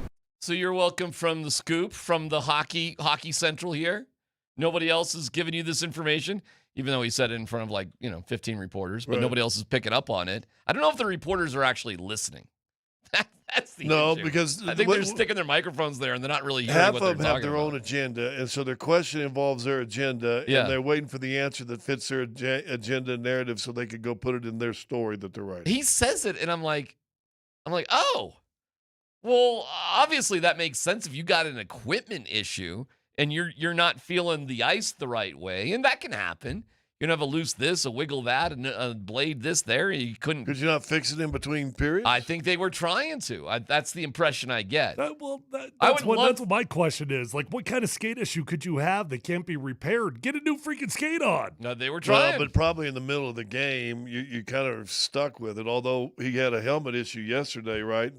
In I think the second period. He did take one right off the dome. Yeah, and had to go get a new helmet on that part because they couldn't fix it right away. Haven't you guys, as you played, have equipment issues that just pop up in the middle of games? I mean, stuff that happens and you just have to deal with it? Yeah, but I mean, they generally get solved. It's not something that goes on for an entire game. Well, but if you have one in the middle, if you're an offensive lineman, you have in the middle of a drive, what are you going to do? You ain't taking yourself out because one of your cleats have come loose. Right. And granted, I fully admit that in football, there's a lot of stop and start that I get to come off on the field and work with the equipment guys. But then there are 2 intermissions now. Listen, man, I'm with you. Because when I heard it, it was kind of like, all right. But boy, oh boy, does that explain things, doesn't it? I wonder if he got it fixed in between the second and third because he's much better, right? I've wondered that same thing, too. It was post-game, and there's a lot of things going on. But so I didn't really follow up with him on it after he says it. But I'm dying to know the details of it. I'd love to know, what he was dealing with. But it made me feel so much better about him. Their problem, their goalie, Wally and Gus. How about Gus giving up 2 goals on 2 shots to start the game? Hey, nice job there, John Hines. Nice substitution. Nice move. Afterwards, John Hines was like, yeah, Gus was fine for us. That wasn't the problem. Well, 2 shots, 2 goals. Well, the 9 goals, well, he said it wasn't the problem with that goalie, but his action said it was, wasn't it? his goalies have given up 12 goals in 2 games. This team is spoiling us rotten right now. I mean, it's like I fully admit it's and I'm not dumb enough to think that bad things aren't going to happen, but I fully admit it's hard to see what bad things could happen. It's hard to see what is going to go wrong. Well, it's bad when I do that, but it's okay when you do that. No, because I started with I fully admit that something's going to happen. That's the difference between you and I. Okay. I'm saying it's hard to see it, right? and I know sports, and sports just catch up to you, and weird things happen, So you realize through the playoffs 6 games, right? So they're undefeated in the playoffs, so we're 6-0. Yeah. They've already had 14 players score a goal and 18 players with a point. It's ridiculous. I mean, that's kind of crazy. They haven't lost a game in 24 days. They haven't felt the sting of a loss in more or less a month. And if they don't lose Saturday, then they're going to sweep Minnesota too. Oh, man, both of you guys. Look at you two. No, but game three, Look at you two. game three, you got to expect Minnesota's going to throw absolutely everything at you. What else can they throw at you? Can you sustain it? I don't expect perfection. I know it's not going to be perfect, but it is hard to see it because you can't find the deficiencies when you look at the games. It's hard to find it. But one thing that is amazing to watch right now, it's not just the skill, the offense. You're seeing Wedgie when he's good and all that fun. Man, the physicality these guys are playing with, that's the next level. When you can dominate with skill and physicality, that's when teams will and fold. Wedgwood, though, again, Birkenstock's trying to get a guy out in front of Wedge, couldn't move him, and Wedgie made a couple great saves. I think in that second period, His skates were working. Phenomenal, though. I mean, it was with dudes in his face, sticks in his crotch, and he's down. I mean, I thought he was fabulous. He was I think it was fabulous. the second period. So for Wedgie, it wasn't a confidence issue whatsoever. It was an equipment issue. It was an equipment issue in game one. Doesn't that make you feel a little better? Like, damn. And then he played bad. Okay. I'm glad you didn't feel bad. A lot of people were having little, Because you guys just look at numbers and you don't watch the games. Okay. Yeah. Okay, cool. Well, you gave up 6 goals. Did you watch the goals? Did you actually watch what was going on? It wasn't his best game. Bednar said it, and so did Wedgie last night. But it just feels better that the main culprit appears to be just an equipment issue, if you were having any doubts about it. But maybe you're not having any doubts. I don't know, but you're fine. Everything's good. It's all perfect. I sort of laugh. I chuckle at excuses sometimes. I do. I mean, like he's our guy and he's the man. And so, it was an equipment issue. You're doubting the issue. Yeah, it was an equipment issue. You think he's just making that up? But when Russell Wilson comes up with a hamstring injury after the season, and that's why I played bad, I'm like, yeah, I don't know. Or maybe you're just bad. Well, listen, I don't think Wedgie's making something up. But, hey, whatever. Who cares? And you know what? The only thing I tend to believe that is because he didn't use that as an excuse right after game one. We didn't know about it till last night after the game was over. He didn't say that. There was the game, post game. I need a hockey guy to explain what kind of issues are coming from the skates. What kind of issues can we get? Have you never seen the blades fall off? Well, yeah, and they just pop that sucker in with the bare hand. The equipment guy. Yes, he does. Yes, he does. Yes, he does. The equipment guy just takes that off and he pushes down on it. It's in 2 seconds. It's a reasonable question, so we'll throw it out there to hockey people. For goalies, do we have any? Maybe one of the 4 e-bugs is listening to us right now. Ooh, do they have e-bugs for the postseason? No, because in the postseason, you're allowed to call up a minor league guy as a third goalie if you choose to do so, and he can be on the roster. So e-bugs get the hey, how you doing there in the playoffs. So you can roster a third guy. I don't know if the Avs are even doing that right now. No clue. But you don't sit on the bench. Well, you watch the game in the locker room. I bet you they do have a guy up, though. They might. It wouldn't be Trent Miner because he's too valuable for them, the Eagles in the playoffs. This is really. They were at Henderson a couple days ago. I understand that. I understood that. Yeah, Achon didn't play because I don't know. He was just up there to get a workout in. They didn't really need him. It was Blankenberg last night. Well, maybe just a reward, too, though. Who knows? I mean, he might be a guy they're thinking about. I mean, that makes sense. Right. And the Eagles were back in Colorado. Right. Although they you weren't bring Henderson. him in, you let him skate a morning skate, Sure, and then you let him hang around the atmosphere in the locker room and kind of get a sense, and maybe that's a guy they're counting on being up next season. Well, once you get to a certain level of the playoffs and the minor league season is over, then you have the Black Aces, and the Black Aces are your developmental team. But not all those guys are eligible to necessarily playing in the playoffs. So there are all sorts of weird little hockey things. Anyways, listen, it was a great game. Can we just? I'm just saying goalies. Can we just not skip over the best part of the entire game? Like we've gone 15 minutes without discussing the best part of the entire game. Is that McKinnon blasting dudes and not having them retaliate? Nope. It's not that? Nope. The power play is No. unbelievable. No. Is it Mark Moser threatening death No. upon an elderly woman before the game? No. That's a good one. Well, what is it? It's Parker Kelly just cold clocking a referee, and there's absolutely no punishment. There is no That was misconduct. great. That was there is great. absolutely no problem with just cold cocking a referee in hockey. We'll get to it coming up next.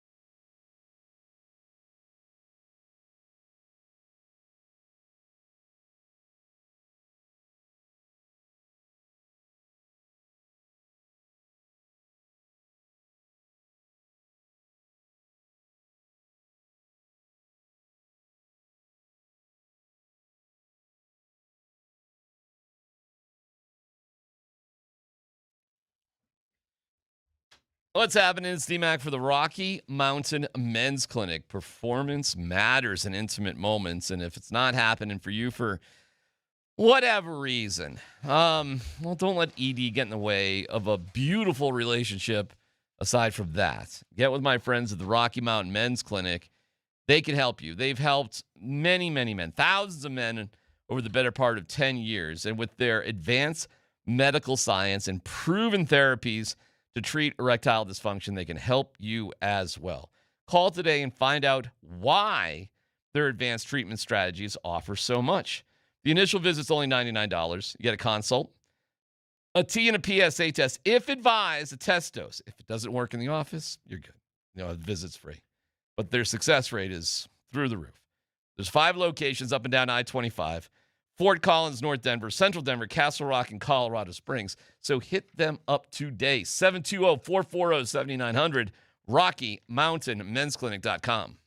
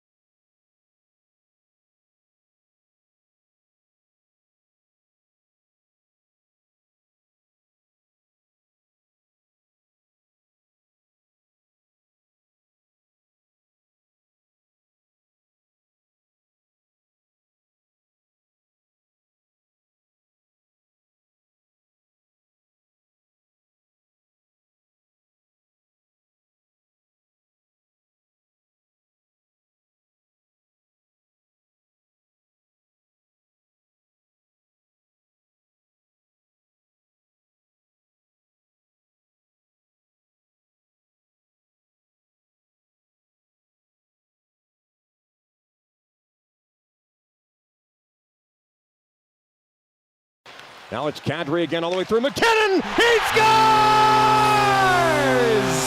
The Mac attack is back, Jack! The second power play goal of the game for the Avalanche. Nathan McKinnon has his 59th career goal in the Stanley Cup playoffs. And the lead is now 3. It's 4-1 Colorado. Sometimes when you have the best player on earth, he plays like it. And Nathan McKinnon just, oh my God. He was, as Jared Bednar said afterwards, shot out of a cannon. It was awesome. And the fact that you can win games without him being at his absolute best, you just know it's around the corner at some point. Right.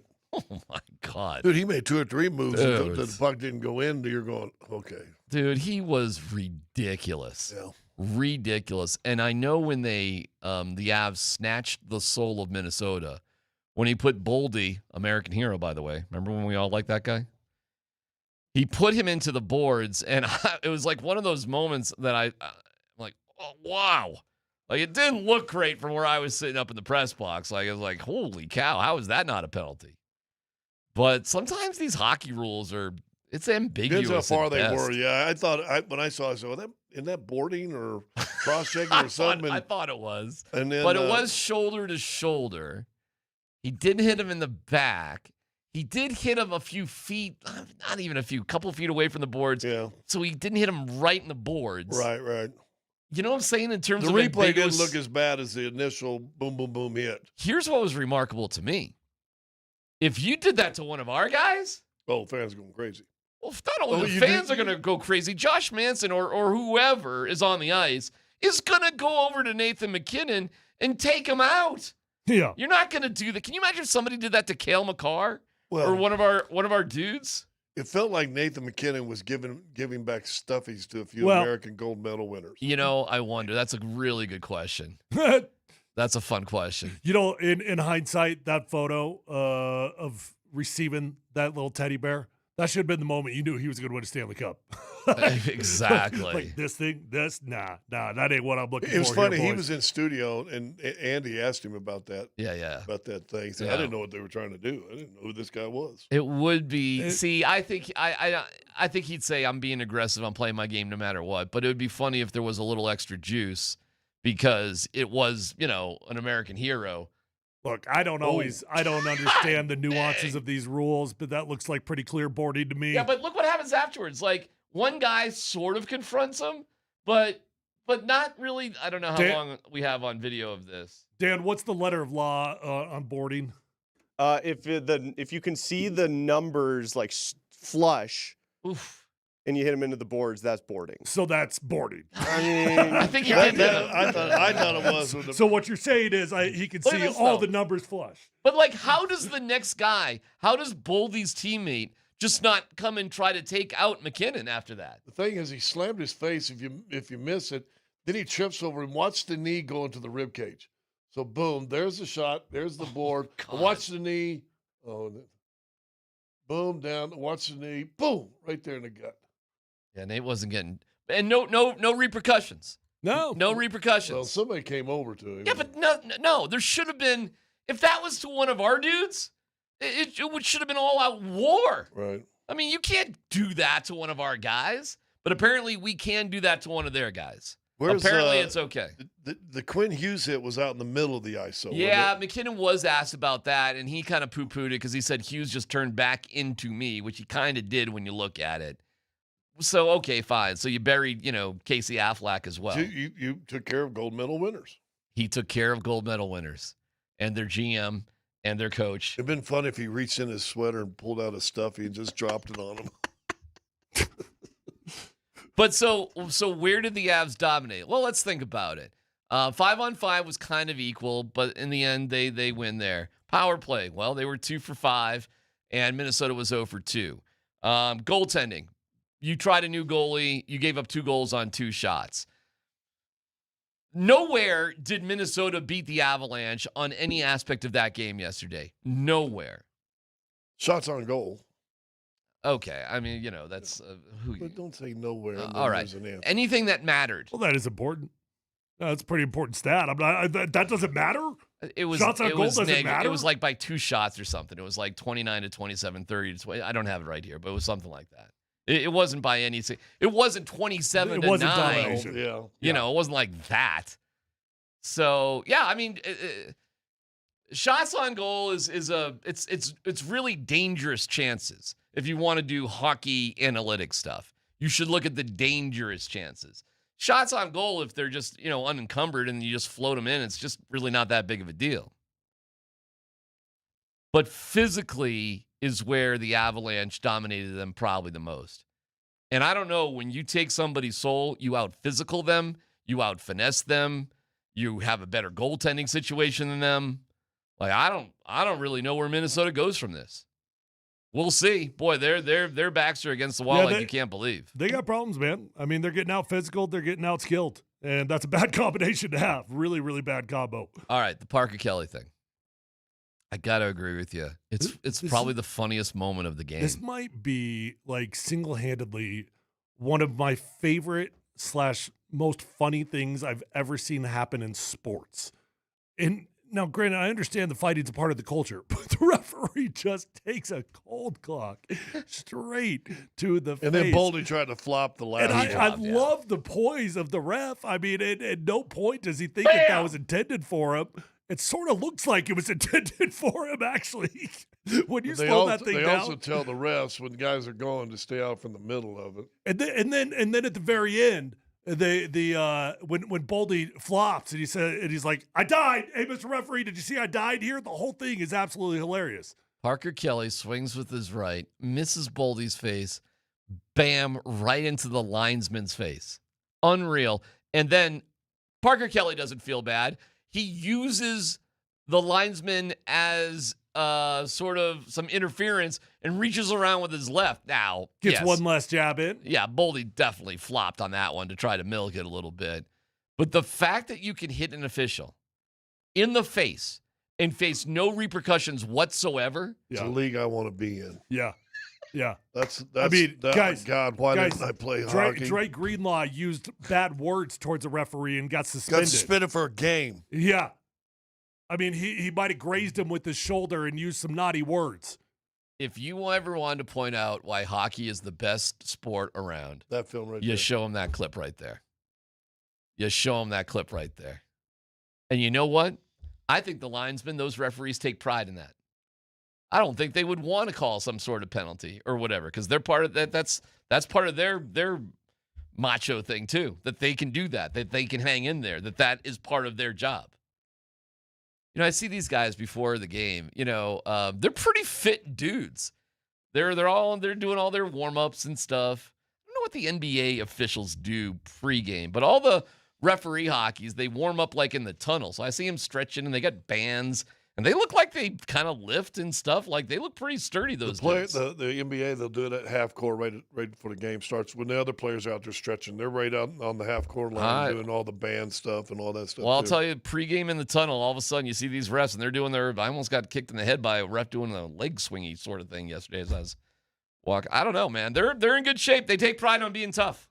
So they wouldn't want, Parker Kelly obviously wasn't targeting the ref. League, would you be surprised the league came down and dropped a $20,000 fine on Parker Kelly? I'd be shocked if they did that. I would be, for hitting the ref? Yeah. I would be shocked if that happened. It was an accident. He wasn't trying to hit him. He was trying to hit the other guy. That's a good point. Which is okay to do. You don't really want bad news coming out of Toronto Day. I mean, after the NFL, the NHL pulled their Dallas Maverick trick. How about that? With the Maple Leafs. How about that? Yeah. Toronto gets the first pick. They had 12 balls. Those guys were 12 balls. They got one of them. I don't even. You know what? A lot of people are making a big deal. You know why I don't care about that? Because we got the Avalanche. We F them draft picks. We don't care. We're in a different area. So no dumb question early. Do you think leagues kind of mess around with things to help certain people get certain drafts? Oh, I don't know. That has lotteries at least? Who knows? Probably. I mean, it definitely benefits the NHL if Toronto's a good team. I mean, Luka going to L.A. and then all of a sudden Dallas gets the first pick Well, of the draft. that was the shadiest one of all time. I mean, that was Epstein winning the lottery twice. Yeah, I don't know. The fact that you can punch like that, just hitting and punching is fine. It's part of the sport. I mean, there's penalties and stuff, but punch a ref in the face. Can you freaking imagine? Can you imagine? Yes. Yes, I can. What a game. What a night.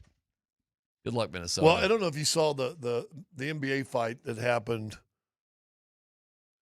in the first round. I don't know by who, but I think it was Kevin Scott was the official, and he's in there trying to separate, and he gets slung to the floor. Yep. He goes down, right? Maybe lost his balance, tripped over somebody, whatever. I don't think he got punched or anything, but fell down to the ground. So I went back, watched the clip. He gets up. He didn't get within 10 feet of the scrum. He didn't go in there to try to separate anybody else or move anybody away. He steps out 10 feet away, and I'm like, what a coward. What a coward. Yeah. Get back in there, man. Back in there.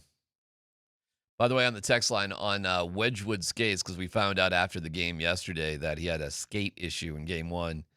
This texter, the 0026, I call BS on Wedgwood, so they're not buying it. I don't know why he would lie. John says, didn't he say he tried 3 pairs of skates? I guess the question is when, different pair each period. He said we could play the clip again, Dan. You can play like the first 10, 15 seconds of that clip. Yeah, I think, my game plan kind of in game one, I've learned 3 different combos of skates, was dealing with some issues and fixed it. And today felt, I trust my feet so much and to have a little more. 3 pairs of skates and we fixed it. I don't know. Got me. Sounds more. To me, go ahead. I was going to say, I don't know if it sounds like an equipment problem. No, it sounds like a blister. It sounds like. Or you've got, listen, I've known guys with shoes. They'll put shoes on and go warm up. They just don't feel right. They don't feel right. And they'll put on a shoe that's identical shoe, same color, same size, same everything. Oh, okay, that's it. Yeah. And I think that sounds like more of a head thing right well, there. Maybe. Or it could be something internal on the foot that you were trying to find the right patty and the right fit, whatever, something around it. Text line, Chris, the Avs are finally bullies, and it's awesome. They are kind of the biggest bullies on the block. And there was some humor, too. So they bring up McKinnon and Landeskog after everything's said and done. And those two are trying to be, as serious as possible. Like, the Avs are trying to prove that this is, just boring, just a day at work. And Kiz, props to Kiz. He was like, hey, say something nice about this guy. Say something nice about that guy. And it was funny. It's just a void you can't fill. We waited a long time for him to come back, and it was worth the wait. Every month he got better this season. It's a lot of time to come back from, and obviously as a person, just a human, awesome to have around. Yeah, I mean, that's enough. Yeah. That's enough. Okay, you said enough. Don't make me say nice things. Yeah, we don't want to say too many nice things about each other in front of each other. And Bedsy said it too. They're happy. They're having fun. They are having fun. You scored 9 goals in one game in the second round. Was it 5 final? 5 in the next? You are finding stuff with the Avs that we all wish the Nuggets had. You're finding stuff with the Avs, frankly, that the Broncos had.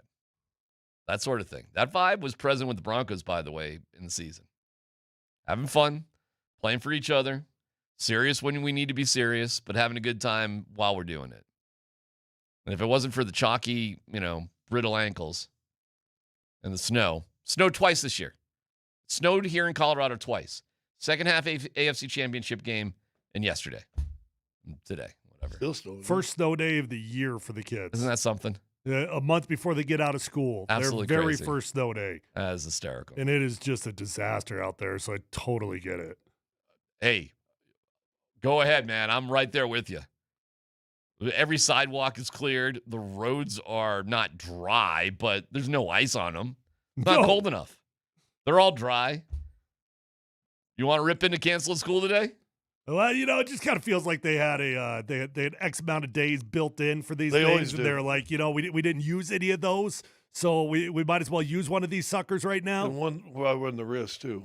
We're canceling school because the trees are heavy? Yeah. A branch might fall on a kid's head. Dude, I got a branch in my backyard. I can't tell if it's a branch or a tree, that it's probably as long as this room. Well, I guess what? Don't have kids stand under it, and you'll be okay. Have you ever had seen that happen. People dying hiking all the time because of that. Because of tree branches You in the just hate suburbs kids. falling You down. don't want any. Do you hate kids or teachers more? No answer. No answer. Yeah, yes was the answer. Yes. I don't hate kids and I don't hate teachers. Yes. You guys are fine to have all the kids you want. That's not my kids. What do I care? I love teachers. I love teachers. Ah, man, because we are so close to Memorial Day when those pools open up. And, like, got to make sure everybody's Second safe. jobs. Got to make sure everybody's good. I love teachers. Did you ever catch any grief when you used to? Did I catch grief? I'm going to catch grief right now. Yes, of course. Because you've wrangled on hating teachers forever. I don't hate teachers. I hate, this is what I hate.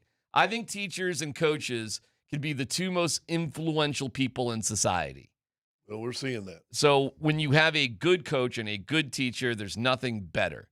So I actually have great admiration for great coaches and great teachers. They're the most influential. You talk about them the rest of your life.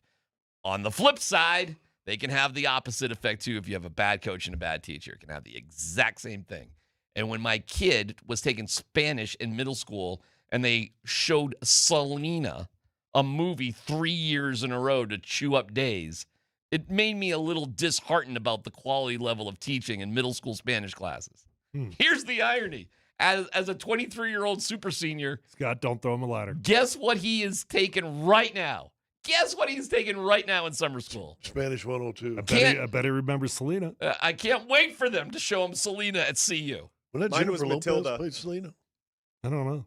Jennifer Lopez plays Selena. Do you know what one of the main storylines of the movie Selena was?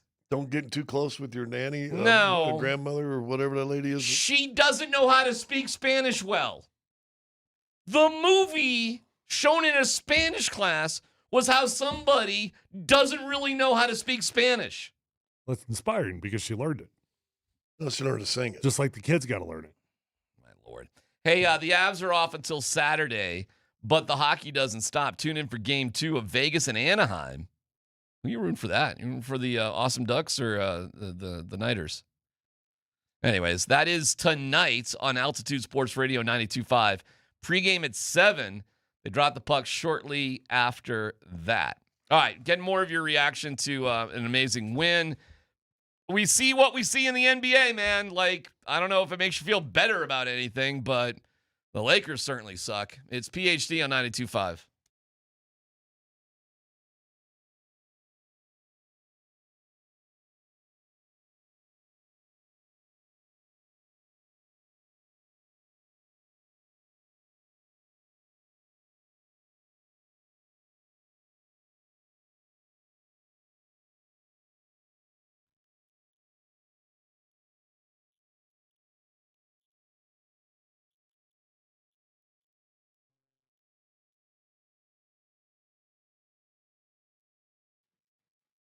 Hey, it's DMac for Fanatic Sportsbook. You know, winning hits different with Fanatic Sportsbook. Now that the playoffs are here, the stakes are at their highest, but you don't need to wait for that what-if moment. You switch to the only sportsbook that predicts all pro basketball player props across straights, parlays, same-game plays across any first-half injury. That's right. If betting player props is in your playbook, whether it's points, assists, rebounds, whatever it is, Fanatic Sportsbook's Fair Play Insurance gives you the edge when it comes to cooking up a parlay. Some books protect your bet just for the first quarter. Some do nothing, but not at Fanatic Sportsbook, where they flip losing bets into winning bets on every night on the court. It means if your player gets injured in the first half, your bet will play on with the same remaining legs. A loss can be turned into a win. Others copy trends. Fanatic Sportsbook sets the standards. Fair play keeps every first half protected. So bet with the book that always has your back. Fanatic Sportsbook, winning hits different here. Must be 21 plus. Gambling problem? Call or text 1-800-GAMBLER. Offer not available in all states. Terms apply. See Fanatic Sportsbook app.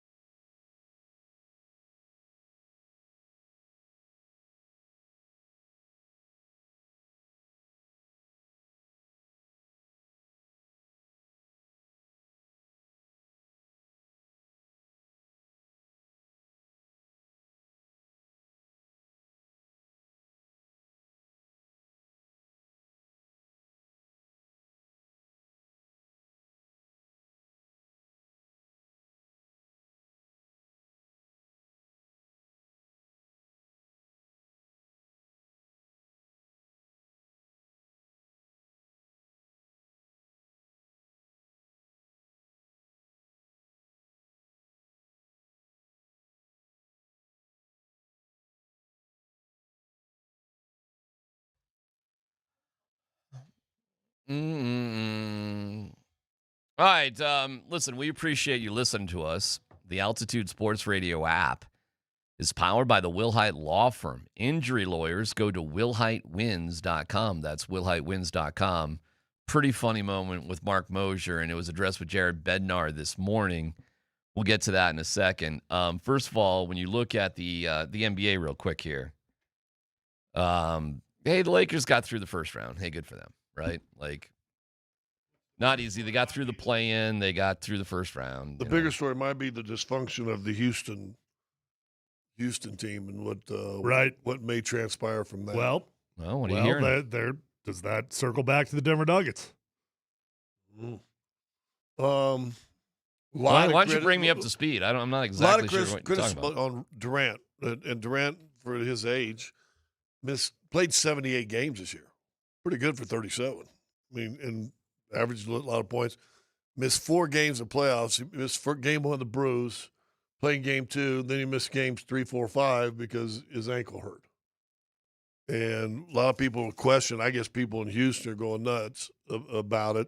A lot of people in the NBA are going nuts about it. And in fact, I was listening to a nighttime show driving home last night, and dudes are calling in and destroying Kevin Durant. I mean, just destroying him. So I don't think he's going to be long from there. Okay. They do need a point guard. Just throw that out there. Jamal for Durant. Jamal and change for Durant and change. Whatever makes it equal.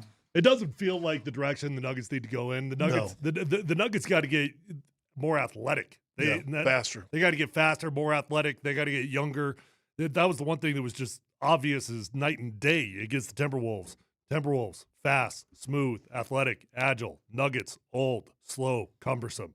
Well, if you dealt Jamal for Durant and change, whatever it would be, why wouldn't you also trade then Aaron Gordon for youth? Because you can. Draft picks. What, second rounds? Is that all you're getting? 27, 28, 29. Is that all you're getting? Probably. I mean, you're going to trade for a 31, 32-year-old dude that has played in 47 games in 2 years? Or 87 games in 2 years? If you're pulling the plug on Jamal, you're resetting the whole thing. You might have to suck for a year or two. You may have to suck for a year or two. Well, listen, like I said. But then, of course, you'd say, well, why would you get Durant if you're going to suck for a year or two? And then I'd say, well, all right. You don't think you have to suck for a year or two. So if you can retain Peyton Watson, you get Kevin Durant, you're sort of stuck with CB, the vocal leader of the team.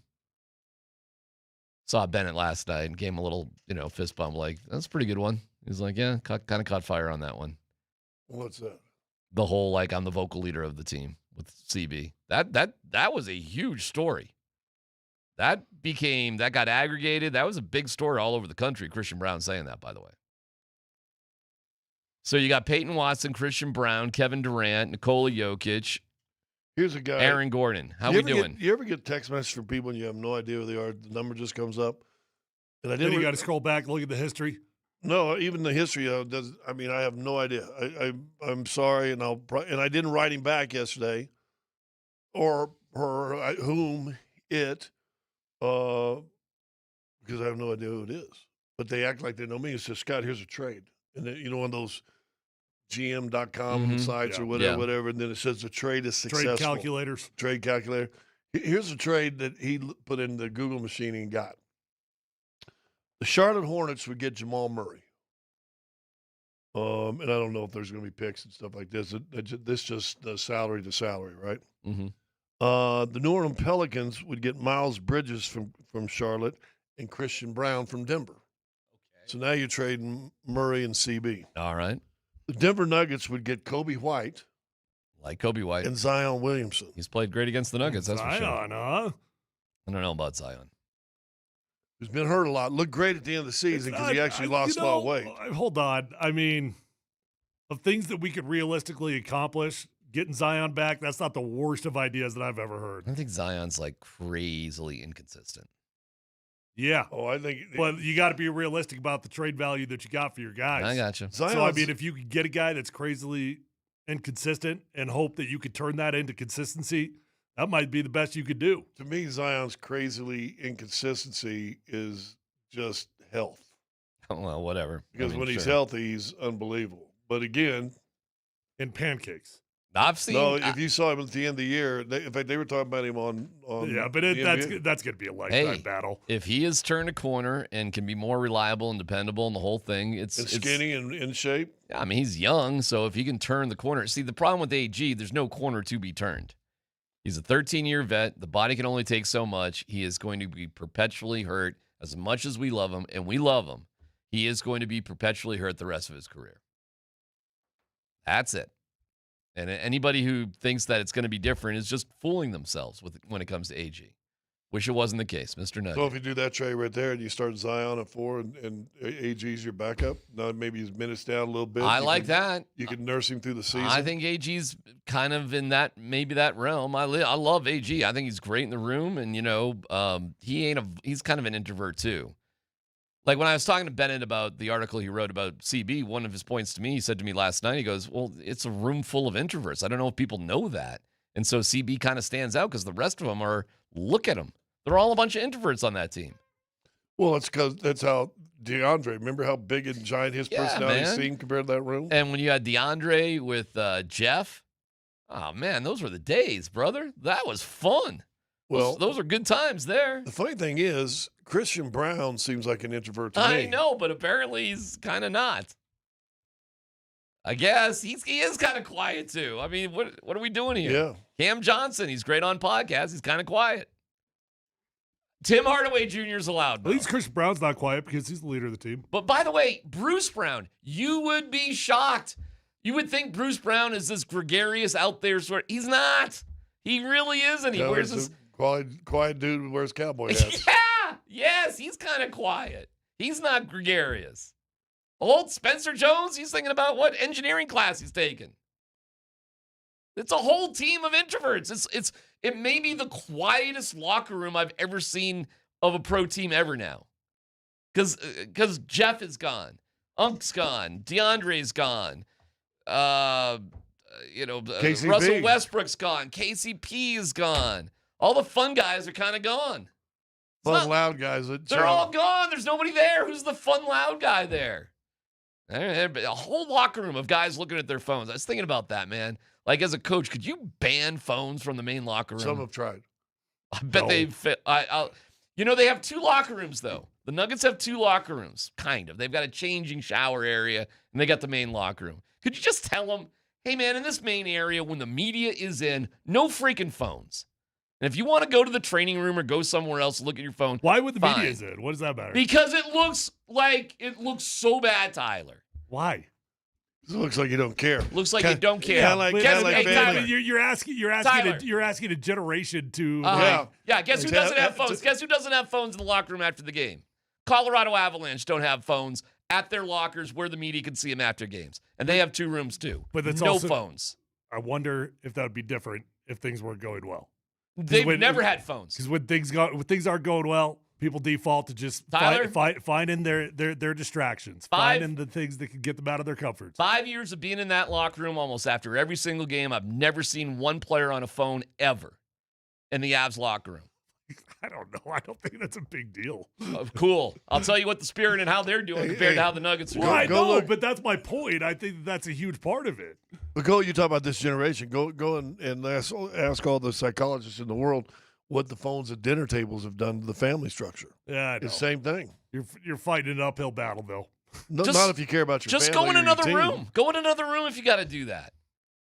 I know one. By the way, you know what? Nobody cares about the media. Everybody hates the media. Nobody likes the media. Fine. But I want to tell you something pathetic. 15 media people or more sitting there to talk to one guy, and the guy's diddling on his phone while everybody just stands there.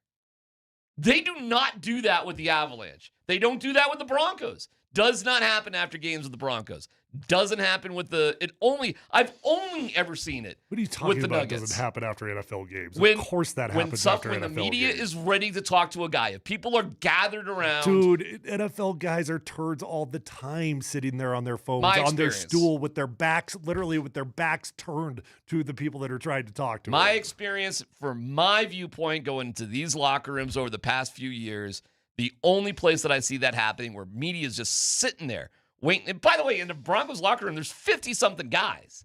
Mm-hmm. So, yeah, a lot of guys are in there because nobody cares about them. In a Nuggets locker room, there's like 3 dudes. Like, you just can't, for 5 minutes, you can't put your freaking phone down and just talk for 5 minutes and be done with it. You're just going to let 20 people just stand there waiting for you to take your sweet ass time. They don't want to talk. Oh, no. I get it. Then you know what you can do? Get dressed and leave. Yeah, leave. The F out of there. That's why I hate going. I honest to God hate going into the Nuggets locker room for that one reason, by the way. I'd rather I'll just sit here. You come to the podium whenever you're damn ready, and then we'll talk. And I hate that attitude. And yet a year ago, we had an interview with a guy watching an MMA fight during Yeah. the whole How'd everybody like that one? I think what we want as fans is teams that care, okay? And I don't see that out of this Nuggets team. I don't. And I see it out of the Avs. I really see it out of the Avs. These dudes friggin' care. And if you don't want to be part of things, just go away. Get out of there. I think how you treat people sometimes is a reflection of how you are as a person. How you are as a team. And yes, I do think that is true. And I'll just tell you, man, from my experience watching the Nuggets, it could have been better. From everybody, by the way. But you have to admit, McKinnon's a little standoffish at times too, and he's a big giant. And he star. just when he doesn't feel like he goes away. He doesn't treat people rudely. Right. There's only one Avs guy who treats people kind of rudely. Who? Val Nichushkin. But the Val thing is a whole I don't know. I don't even want to waste my breath on it because it's a whole other thing. Like a doll within a doll within a doll within a doll. Yeah, it's weird. But Nate's been great lately. Nate's been no problems with Nate. He gets a little moody sometimes here and there, but no problems with him of late. Never mind guys like Kale, who always talks, Wedgwood, who always talks, Landeskog, who always talks, Taves, who always talks in his veil. One bomb, ba-ba-ba-ba-ba-ba-bum. You're not dragging with these guys. They're great. Broncos, for the most part, are great. I got no beef with the Broncos. The only turd I saw with the Broncos was Russell Wilson when I was going in the locker room. Because he was like a little baby in there when nobody, when he was on the outs and he would turn his music on and kind of be weird. But Russ is weird. I can't tell you another turd in the Broncos locker room. They're great. They're a great group, man. No, you told me you worked with one. I'm sitting right here. Oh my God! All right, I'll get off my pedestal here. Moser was pretty funny. We'll go into some humor here. You're funny too. Listen, if you don't want to be here, leave. By the way, I had that conversation. Why are you here? Right. Just leave. Go. Golly, man. All right, we'll get to Moser. I don't think he wished death upon her, but it was weird. Details next.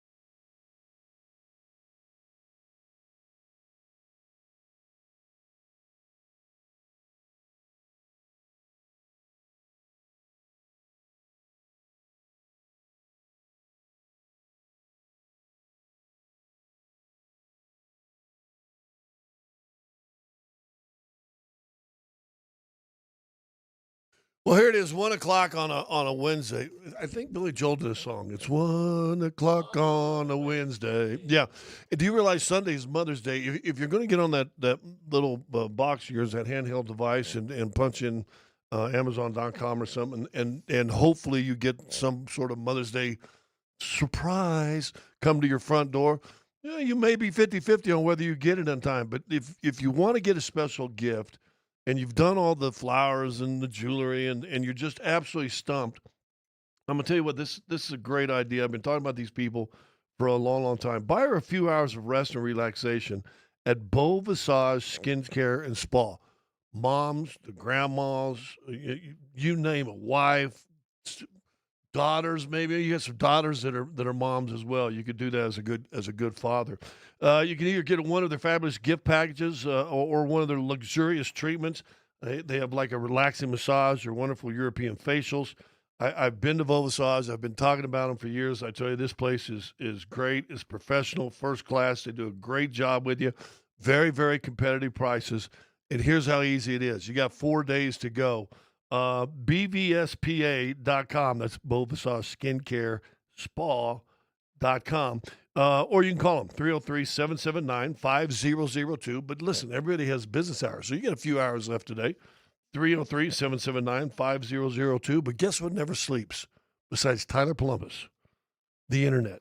BVSPA.com. Tell them Scott sent you.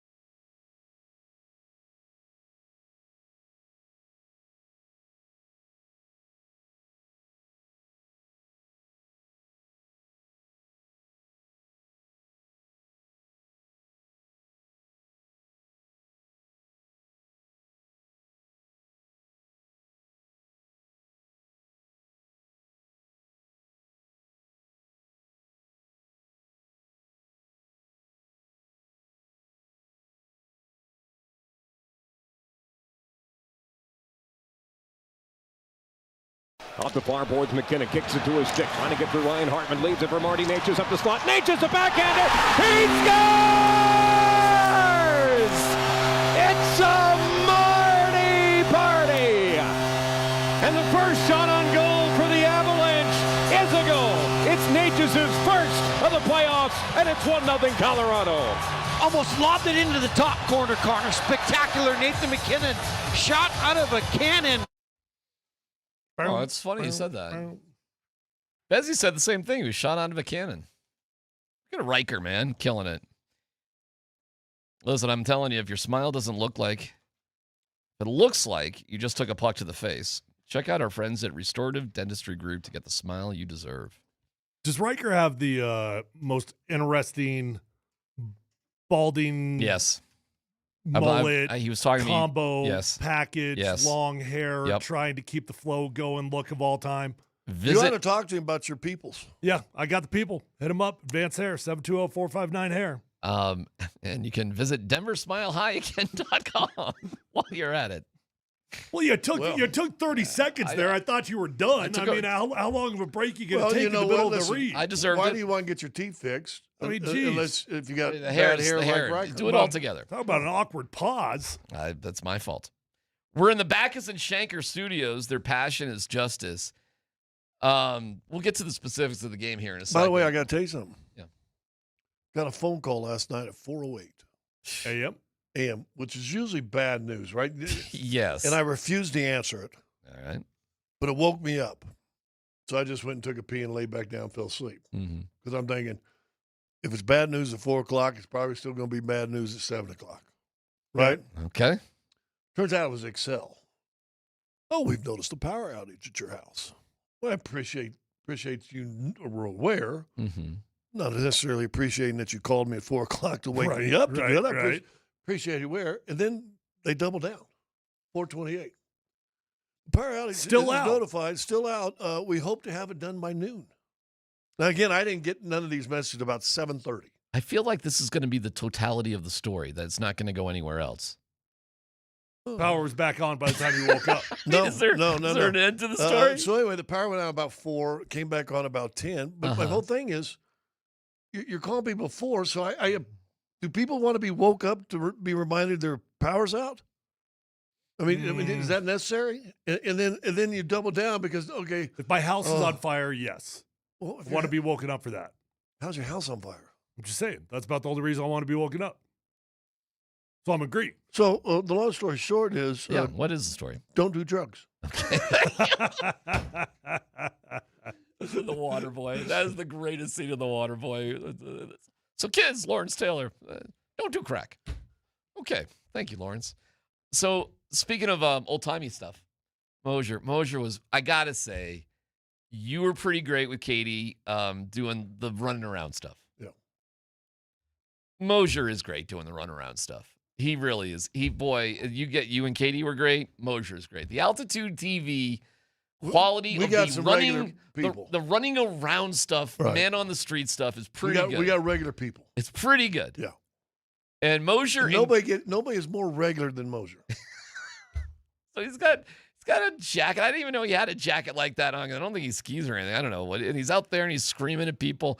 And then this darling little old lady shows up. I mean, guys, maybe 4'7". I mean, she is tiny. She started off probably at 5'4", and she's down to 4'7". Right. Moser's just riffing and doing all these things. She's got to be mid-80s. And it's mid-30s by game time. Yeah. Yeah. Here's the interaction. How you doing, ma'am? You look cold, dear. You better get inside. Don't stay out here and catch your death. You go on in there and get yourself warm. Anyway, have a great time tonight, everybody. Don't catch your death. So Don't you go cut it dying short. on me. Catch your death of cold. That's an old saying. It's an old saying, and I've maybe Tyler. Have you ever heard that expression? No. Dan, have you ever heard that expression? Don't catch your death of cold. Yeah, I've heard that. Yeah. You have heard that. Yeah. Okay. It's so old timey. You're going to catch your death of cold. Like, you better put your coat on before you go outside. You're going to catch your death of cold. But I do understand people who have not heard this expression before, and he's telling an 85-year-old, 4'7" old woman to not catch her death. Don't you go dying on me. Well, good news is she probably understood it. So this Yeah. morning, she probably thinks But about he it quite often. shortchanged his phrase, though. You don't catch your death. Well, what if she turned around and said, "Well, Sonny, I'm 84, and someday I will." Yeah. And walked away. I'm just living for the moment. Yeah. So they bring this up with Bedsy this morning, which I thought was pretty funny. One last thing, and I'm sorry, but I have to do this because you'll get a kick out of it. So last night, there's huge snowflakes coming down a couple hours before the game starts. And Moser is doing a man-on-the-street sort of thing in the pregame show.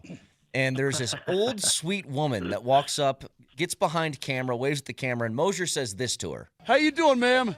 You look cold, dear. You better get inside. Don't stay out here and catch your death. You go on in there and get yourself warm. He said to an old woman, "Don't catch your death." He How said, dare "Don't die" to an old lady going to enjoy a hockey game. It was really shocking to hear, Coach. Well, he said it in a really nice way, though. Yeah, like see, that. I was genuinely concerned, Coach. Yeah. That's not that bad, Mose. You've done a lot worse. That's God's honest truth. There's no doubt about that. Can you tell I got an odd feeling that's the end of the story. That's the punchline of this. That's it, man. That's the end of the story. Full circle. Where I'm going with this, boy, are the vibes good here with the Colorado Avalanche right now. Yeah. I'm telling you, man. It's hard to figure out the bad vibes. It's hard to figure out the scary vibes, but that should be the scary part, you know?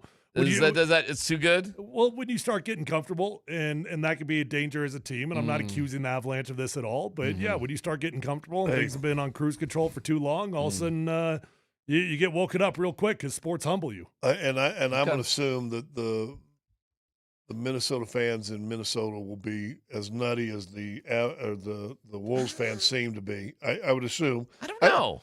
I feel like hockey's been there longer and is more amped up. I know, and I felt like that before the beginning of the series, but like I'm not feeling the same attitude.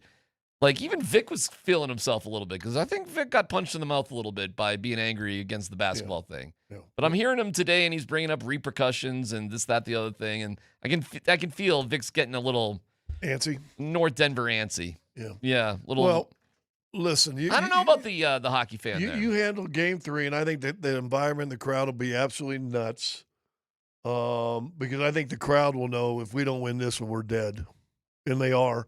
If they don't win Game 3, if the Wild does not win Game 3, over, done, dead. I think they caught their catch their cold. I think the Wild may have already won their Stanley Cup by beating Dallas. I get that feeling. Here's a Wild fan, one of them blogger sort of dudes talking about it. Folks, the last time we played the Avs in the playoffs, we went down 2, took 2 at home, and won it in 7. That's all we can hang on to at this point. So let's look at the tape. Let's hit the reset button. I don't know, maybe the fellas should go get drunk in the altitude. It hits a little harder out there. I don't know, but we need to turn this thing off, turn it back on, and hopefully come back in this series. But this is a bad start. That doesn't sound like a fired up dude to me. That feels like it's You're down 0-2 and you got handled. Yeah. You had one of your best offensive games in your history. Yeah. And you couldn't win the game. Correct. So because Wedgie had bad skates. Yeah. So he knows. But he's absolutely right, and we've talked about on the show that was McKinnon's rookie year. You still had what's his name, whose dad was big Avalanche guy or Nordique guy who played at DU. The son played at DU, and he played here. Boy, went away. I think he went to St. Louis. You're gonna say his name. You're gonna know. Paul Stastny. Stastny. Yeah. Stastny and McKinnon were great in that series, and everybody else was, especially after Game 2. And then Game 7, you lost Game 7 at home. I remember O'Reilly couldn't get over it. He was like a half hour straight. Shane was horrible. Yeah. Horrible in that. Yeah, but that's so long ago, man. I mean, that is just, we are night and day. What they know it. What they know constitutes too long ago or not long enough? 8 years. Was it that long? It was something like that. Wait, I understand it was that long, but I'm just saying, but I mean, you're saying as far as history with teams things that are relevant. Yeah. Generation of players. Oh, so okay, wow. so I wouldn't look at it in terms of a calendar, but what players are still involved. So the Wolves winning 2 years ago in the playoffs still have that confidence to know they can do it this year. I think so. Because they played like that, right? By the way, can they win a championship? I don't know. They might be able to win a championship. I think they can beat San Antonio. Yeah. Because all the guys, I know the Ant thing with us, and Ant, you couldn't even win with Ant. That's because everybody else beat the hell out of you, and then the two guys that replaced Ant and Birkenstocks came in and Danny DeVito replaced Danny DeVito. Why didn't one of their guys or the whole team come and clean McKinnon's clock after he put Boldy on the boards? Why didn't that happen? Because you know what? They let me ask this. Don't lie. if that had been the same thing, but it had been the basketball game, and that would have happened to somebody of the Wolves players, what would have happened? Well, we kind of had the moment. Would the Wolves guys all came up in there? Well, we kind of had the moment, didn't we? When McDaniels puts in the bucket, Joker goes over and confronts him. Wasn't like the Nuggets players on the court were rushing over there. Not really. Jokic got surrounded by Wolves guys, but it wasn't. Casually, AG left the bench. Valanciunas sort of left the bench, sort of. CB was over there, but he was the only one. It wasn't like. So. Yeah, kind of the same thing. Hart and Gumption, the same thing? First of all, Jokic was the only one offended by it. Nobody else was running over because of it. Nobody else was, offended by it. Should that say enough right there? Yes. Actually, yes. Should we have known right then? Probably. The soul was snatched for whatever reason, brother. And right now, Minnesota's soul has been snatched because you didn't respond. And what are you going to do? Try to rough up McKinnon? Good luck, because we'll clean your clock, and they know it. Yeah, do that and see what happens. Exactly. See what happens, because the Avalanche are fighting for each other. They're fighting for it right now. They're not burned out. They're ready to go, and they got plenty of guys who could throw down, including their captain, Gabe Landeskog, who wouldn't shy away from any confrontation. That's what a leader looks like. He was hitting his Olympic teammates in the first round. He doesn't care what Fjork or Jord or whatever they call it in Sweden. He doesn't care. He doesn't care what meatballs they have shared in the past. That is irrelevant to him right now. He doesn't care. We got Parker Kelly throwing gloves at her fish. That was the best moment of that might have been my best sporting experience. You know the funny thing when you watch hockey, and it hit me the other day, I was watching some national hockey show, and they had all these guys, and some big name guys. But you watch them in their kits, and they're playing, and they're tough, and they're knocking, and they're booming, and banging. And then you got them stand up in the street clothes talking. And you're going, I know you wouldn't have any clue. You pass them in the mall, and you're like, huh? Yeah, the guy looks like a 22-year-old accountant. Of all sports, hockey players got to be the least recognizable by body type. By body type? Yeah. I'll tell you. Except their thighs. Go see them. Oh, they got some sick thighs. Oh, my God. I think you'd be surprised if you ever really just met Nate McKinnon in person or Cale Makar. They're 6 foot or whatever, but it's not imposing. But Kulak's pretty big. Nick Waugh's pretty big. Josh Manson's pretty big. Val Nichushkin's pretty big. They do have size there. They do. They've got enough. They got enough size there. Marty Natures is like a pen. He's kind of tall, Brock Nelson, but they're skinny dudes. But they're not wimpy. They'll get back. Logan O'Connor will take your lunch money and talk about it. Yes. Well, we just saw Parker Kelly. Parker Kelly. Yeah. Well, Parker Kelly's not afraid. He's been fighting his whole life to be in the NHL, and he put up 20 goals this year out of nowhere. He's having the year of his life right now. You think Ross Colton is backing down from anybody? He got benched for 2 games for Kivi Ranta, and Kivi's hurt, so Colton is he knows his lifeline is on the line right now. They play like it. Freaking awesome. It's awesome. The crowd's awesome. Could not tell there was any Minnesota fans in the building last night. Couldn't even tell. Wow. Couldn't tell. Snatched their soul last night. They're a good team. They'll try to get it back, I'm telling you, early in this Saturday game. But if you squash it and just do you, it's done. You can't bully this Avalanche team, though. They're the bullies. They're punching officials. They're putting your best players on the board, your American heroes on the board, and you're not doing anything about it. They're flattening Casey Affleck, Quinn Hughes. You're not doing anything about it. You're so freaked out. You're putting a goalie in that hasn't played and sucks against the Avs. Did you hear what his record is against the Avs? It's terrible. It's like 1-11 or some crap like that. It's lousy. You already mentally chased away the 23-year-old. How's he going to be? How's Wally going to be the rest of this series? Does Wally come back Saturday? I don't know what they're going to do. What would you guys do? Who's your better goalie? I'd play him. See, now you messed up both your guys. That's the problem. That was the danger that you ran when you made that decision. You messed with both of their emotional states of mind. Correct. And even the fan base this week, we're not hearing any crap from anybody. You're letting Vic Lombardi talk smack about you? You wouldn't allow that with basketball. Now we're just running roughshod over you, period. We're not hearing any flap from any. We're not being tracked by Minnesota hockey fan bases, reposting the things we're saying. Yet they don't even care. They already know they've achieved what they needed to achieve. They beat Dallas. That was a big deal for them. That's a big deal. And you know what is crazy in Minnesota? Hey, Minnesota, you're officially more into your basketball team than your hockey team. Who would have ever thought that? Who would have ever thought people are more passionate in Minnesota about basketball than hockey? There's no fight in you. Where's your fight? Whatever, man. It's a road bump on the way to a Stanley Cup for the Avs. We'll look back on this series and be like, what happened? I don't even remember. It'll be like that. God, I hate when he gets this way, though. Yeah. Don't you? Yeah, you just got to let him be, man. I mean, you can't talk him down. The only thing you can pray for, Scott, is that people can separate him from us. Give me some details about the Nashville Predators series from the 22 championship run. They beat you in one home game. No, they didn't. You swept them. You did not beat them. No, the Blues did. They beat you in game 2. Oh, the Blues. Yeah. That's what happened, by the way. The championship run, you did sweep your first round opponent. You did win game 1, and then the Blues kind of handed it to you at home. And that's when you knew the Blues were going to be a little bit, and they were. That was the toughest series of the whole thing. Even though Tampa took you to 6, but that's because Darcy Kemper sucked in game 5. Let's just be honest. McKinnon has a hat trick. We should have won. Should have been celebrating the cup on the ice, and Darcy sucked. You won a Stanley Cup with a one-eyed goalie who kind of sucked, who's a bench warmer now and has been on like 3 different teams.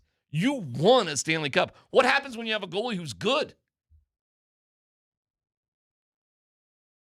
How many games are they going to lose?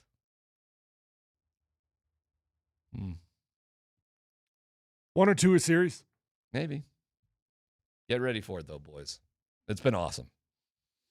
They've been fun. Doesn't mean they're going to win on Saturday. Does not mean they're going to win on Saturday. Minnesota's got their talented team, but I mean, I don't know. I have no idea, and I'm not trying to be too cocky here. I have no idea. What evidence do we have that they're going to lose any of these series? That is the problem when I'm trying to find pushback on you. It's not there. Like you don't see it. The concerns are not there. You're not even concerned about power play like you once were. It's been great. Like I don't know where the concerns are obvious in front of your face. Where are the weak spots with the Avs right now? Seriously, where is it? Good luck finding one. We'll be out Saturday at Stoney's on Lincoln. Altitude Sports Radio viewing party tour powered by Michelob Ultra. I'll be there for the game. Raj and Spring will be doing a pre-game show. And we want to thank Michelob Ultra. Great Michelob Ultra deals and a chance to win an autographed Gabe Landeskog jersey. We'll see you there. Stoney's on Lincoln.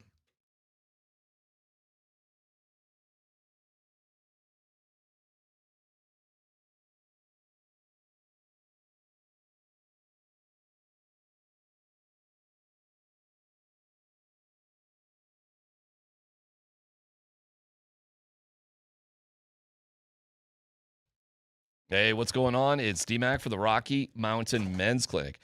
All right, just because you're getting older doesn't mean you have to feel like it. If your energy is low, sleep is off, weight won't budge, what is going on?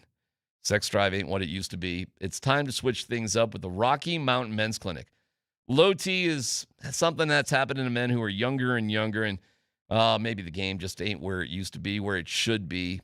Just don't feel the same. Well, at the Rocky Mountain Men's Clinic, their advanced medical strategies featuring TRT, GH peptides, NAD+, GLP-1, PDA, and more. That is what's going on. Treats low T and other hormonal issues to help you shed those pounds, put more pep in your step, including your sex drive.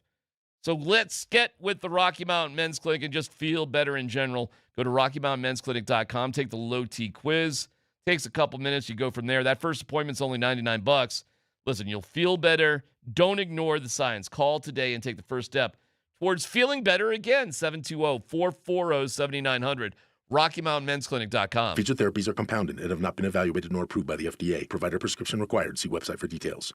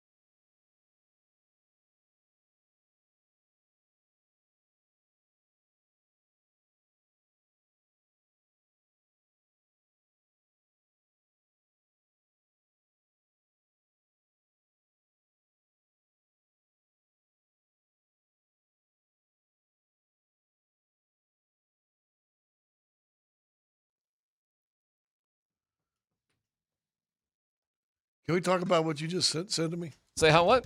You mentioned Ted's name. Yeah, how about that? Listen, you worked for Ted Turner. He passed. I'm not actually sure what the details are. 87, I believe I saw. Yep. So, yeah, I mean, did he own the Hawks when you were there? What was your relationship with him? One of the greatest owners that I ever got a chance to play for. He was absolutely phenomenal. First name basis You with knew everybody? him? Oh, yeah. Yeah. Yeah, I knew him. What's Ted, up, Scott? What's up, Ted? I'll give you Jane. My Ted story's in reverse. Okay. So remember the playoffs one season, we're playing Atlanta. We lose game one at Coors Field because we had to pitch a second baseman late in the game or something like that. Okay, all right. Anyway, I'm working with Channel 2. And, back where the players park, back in the very back. Yes. So we're set up out there with the backdrop of the stadium behind us, lights on. Obviously, game's still going You're on. doing baseball TV stories? You're just like Mr. Sportscaster. I was doing the sportscast. That's awesome, man. I was on the Channel 2 Sportscast for like 4 years. That's hysterical. Okay. So I didn't know it's that. Jim Conrad and I were back there. We're setting up, getting ready for Get our ready for live your, camera your shot. baseball report. Yeah. All of a sudden, this white van pulls out from the back of the building, pulls up, stops right behind us, probably from me to the second table in there past Dan, 15 feet. All of a sudden, the sliding door on the side of the van opens. Scott! That's awesome. Turn around, it's Ted and Jane. That is We're leaving fantastic. the game early. And I'd met Jane, too. So walked over there. We had like 5 minutes for a shot. Went over and talked to Ted for a little bit about the game and did it in. How's he been? What you doing? How you like Denver? Oh, he's nice. Jane, Miss Fonda. I called her Miss Fonda. How you doing? Blah, blah, blah. Came back to go set up now for our 2-shot. And Conrad and the camera guy just Blown away. staring at me. Like, what just happened? And I'm going, what? He goes, that was Ted Turner and Jane Fonda. Yeah. I know I played for him for 6 years. I mean, I kind of knew him, but Well, I don't think necessarily all owners have that relationship with their players. Oh, he did. But he did. One time we blew a 11-point lead at home, and Mike Vitale was one of those fiery coaches, dumb, and he is just reaming us after the game. All of a sudden, the door, it's like a push door, right? Slides open, slams the wall behind him. Bam! It's Ted hammered. I mean, he comes in there, he's had a few pops, right? Comes down, and we have this beer cooler, like a little mini fridge. Pops the thing, pulls out a Budweiser in it. Back there when they had the key top, pulls up and then slides down the wall and sits there. Right in the middle of Mike Vitale and us calling us dumb idiots, right? And finally, Mike, verklempt, he goes, Ted, you got anything to say? He goes, yeah. Holds his beer up in the air like he's toasting.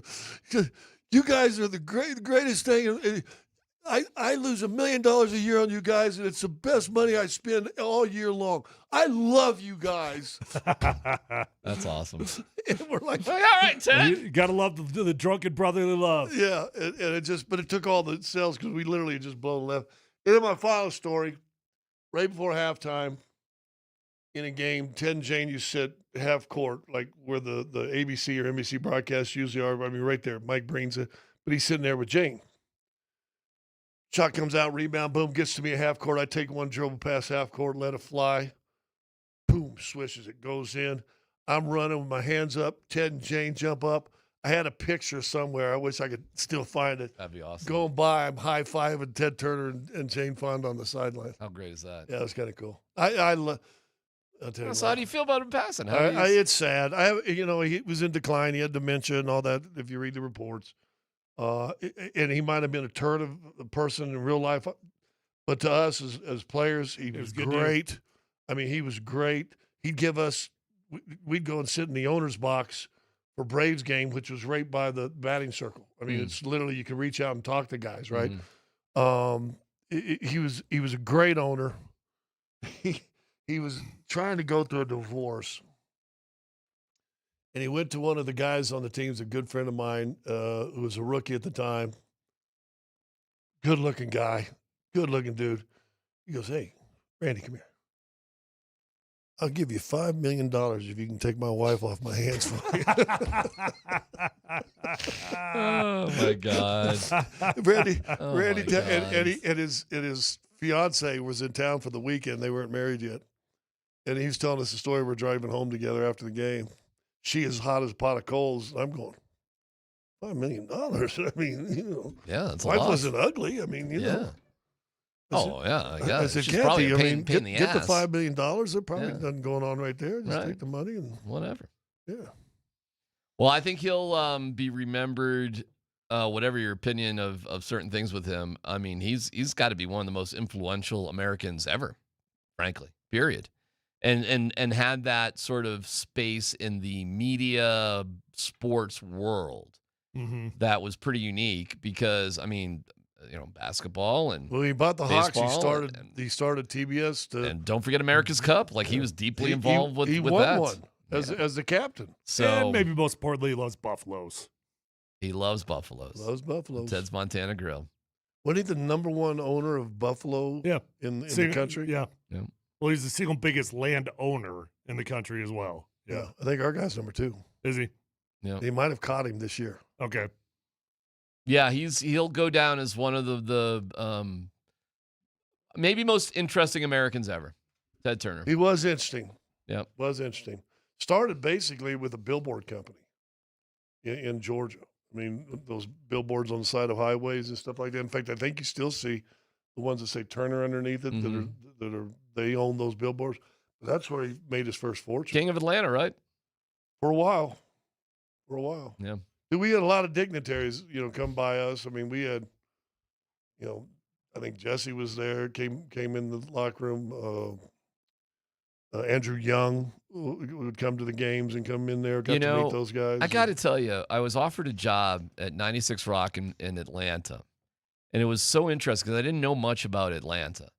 And I don't know if it's a great, great sports market, but I'll tell you this. Atlanta's got to be one of the most interesting, fascinating cities in America. And, you just got to scroll down the street from downtown Atlanta to get to Ebenezer Church, where Martin Luther King grew up and civil rights movement was founded. And then you go up and you see what's happened in Centennial Park and that sort of development. You go down over here and see where Coca-Cola started. Coca-Cola, they have one of the best aquariums I've ever seen in my life. I know that sounds silly talking about an aquarium, but if you haven't been to the Atlanta Aquarium, it has the coolest Hall of Fame. Got baby belugas. They do. They have several of them there. It's so damn cool. The College Football Hall of Fame is amazing. This is all, and Georgia Tech, huge school, is right across the street from downtown Atlanta. Yeah, and TBS, the original TBS building. And CNN. I mean, it's an amazing place, man. It's a hell of a city. Yeah, terrible traffic. I bet. Terrible traffic. And then they city. took the baseball team and they stuck them out in the suburbs. They took the baseball team and they stuck them out in the suburbs. Which is fine.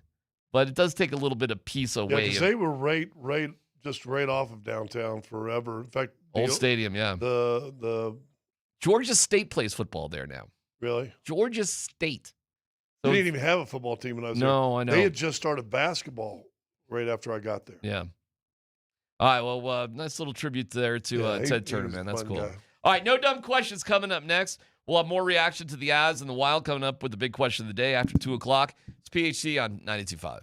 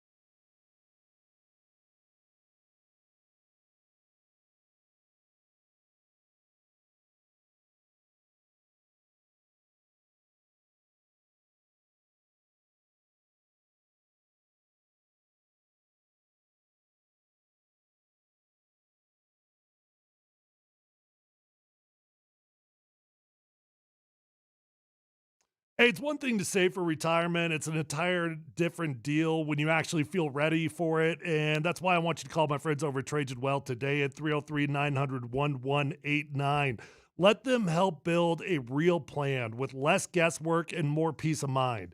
They're going to explain everything clearly. They're going to give you choices. They're never going to push anything. And you're going to walk away a client in all likelihood because you're going to feel happy, calm, and confident in your future. So call today at 303-900-1189.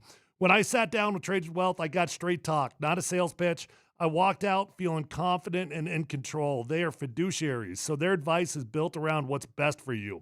I'm a client now because I saw the difference for myself. Call Trajan Wealth today at 303-900-1189. We've all got different situations, different families, different needs. Some people want to be aggressive. Some people need to simply protect and grow. So call Trajan Wealth. They'll come up with a plan that is right for your family. Visit them online at TrajanWealth.com. Advisory services through Trajan Wealth LLC, SEC Registered Investment Advisor. Additional services through TrajanWealth.com. Actual client paid advertisement. Additional disclosures at TrajanWealth.com.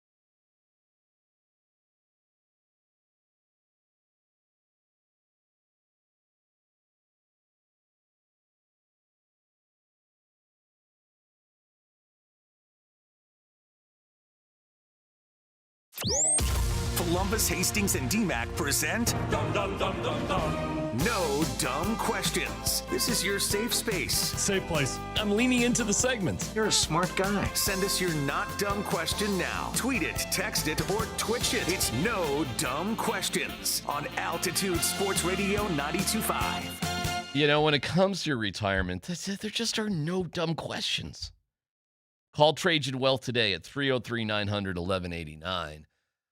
Okay, on the text line here, we have, has anyone checked in on Moser's hot septuagenarian to make sure she's still alive after last night's game? There's septuagenarian, I know I'm screwing it up.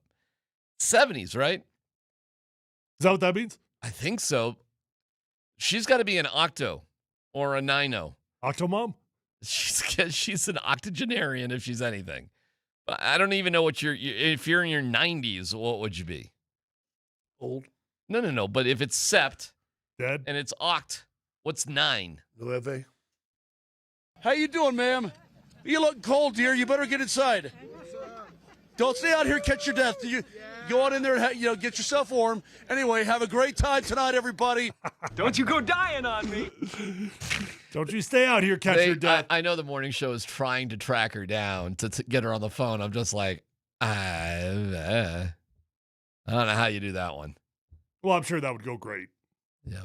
No dumb question. You think EJ, by the way, EJ really does got to stop with the spray tan. Oh.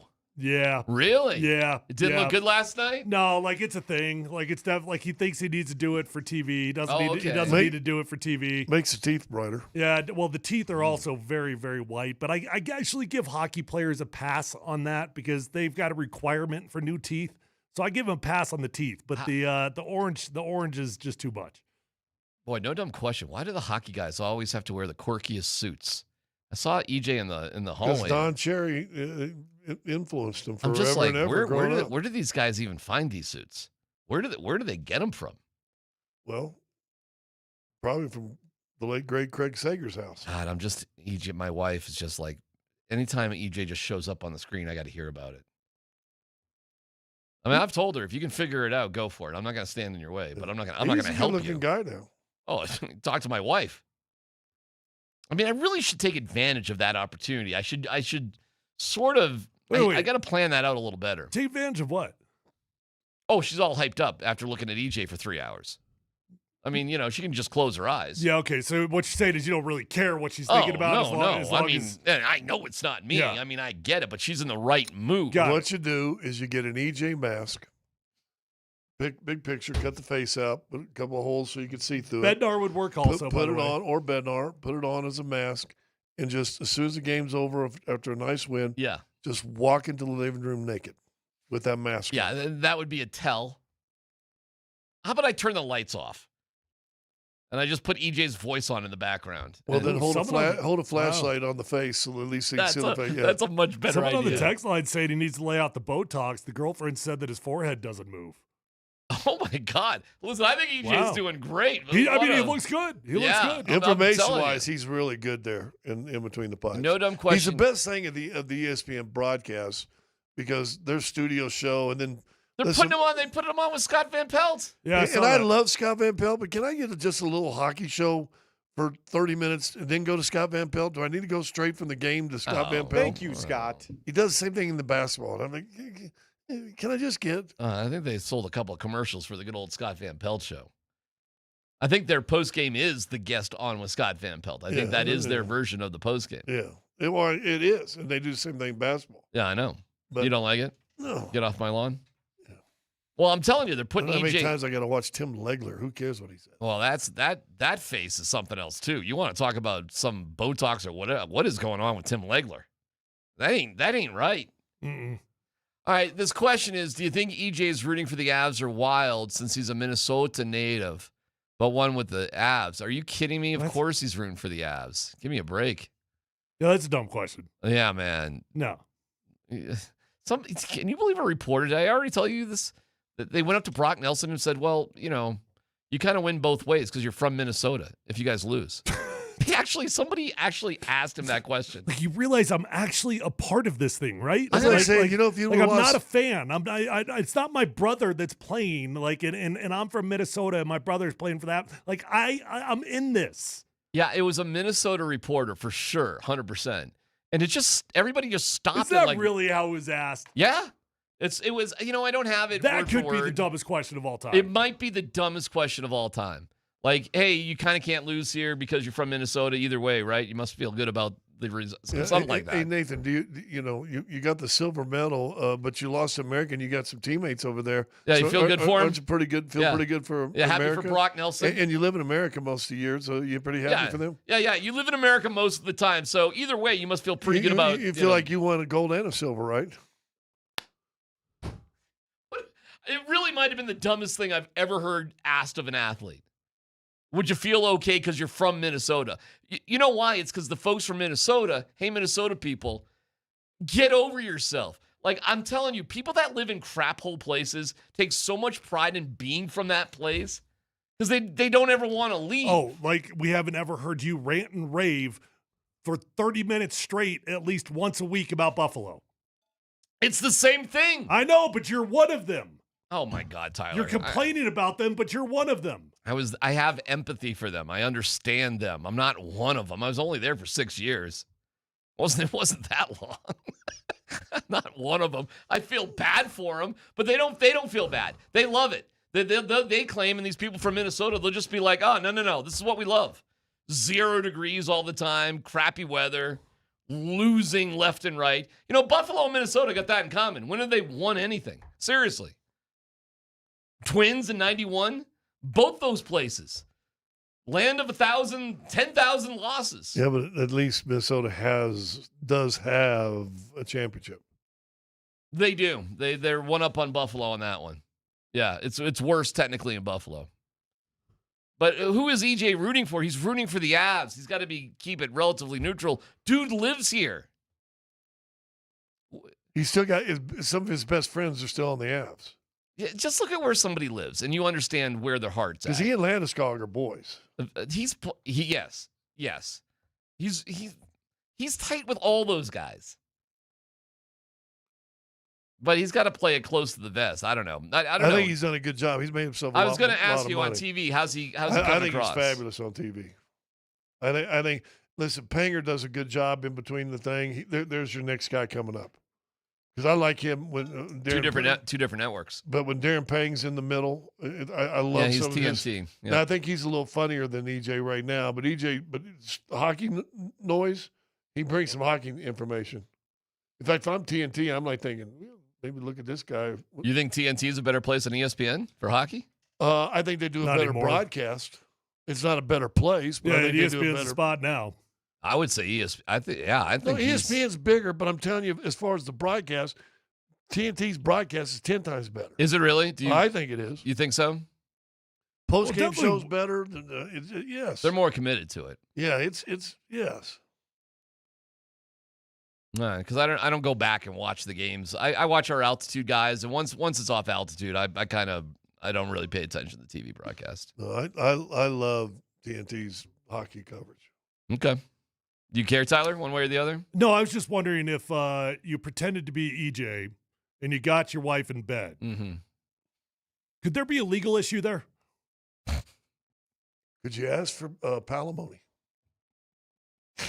I think anything that would make my wife happy in that department would be fine by the law. Okay. And everybody. Like I said, if she can figure it out. I don't want to hear about it. I'm not going to help you. Oh, you would ask. Yeah, you would ask. I'd use it to my advantage. Put it in your memory bank. Maybe, look at me once in a while. Friday night. Mother's Day is this Sunday. Oh my gosh, that DTF show, they're still.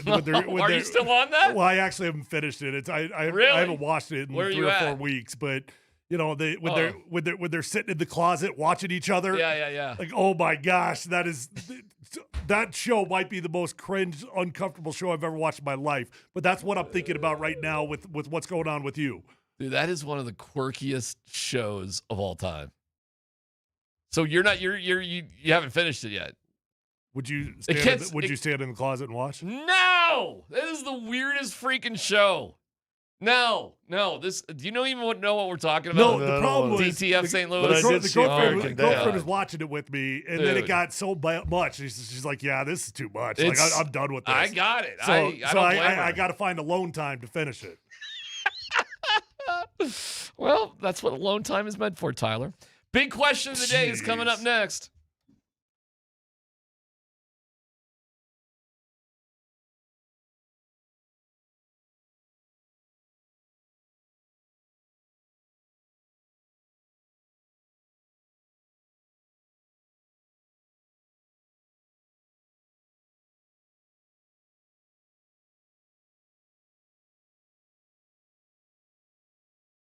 If you're out there struggling with hair loss, whether that's a bald spot, receding hairline, or thinning hair, they're all bad feelings, and you can do something about it. Simply call Advanced Hair Restoration at 720-459-HAIR.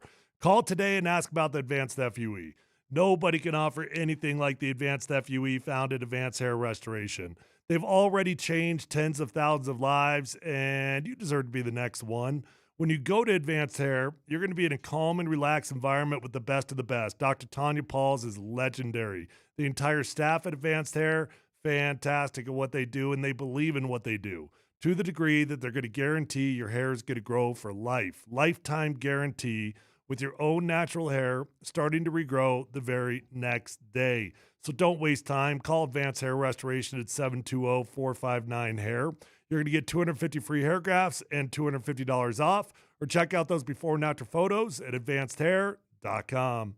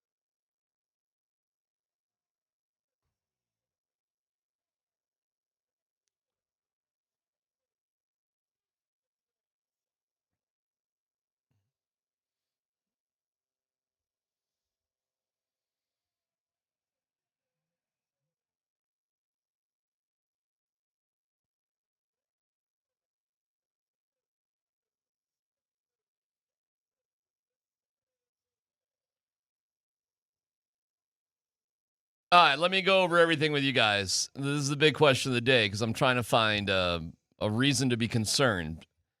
Goaltending. We found out from Wedgwood he had a skate issue in game 1, and he just felt off balance. They got it fixed, and he played great last night. Oh, okay. Power play. Bedsy? Beyond the goals, what do you like about what the power play is doing in this series? Everything.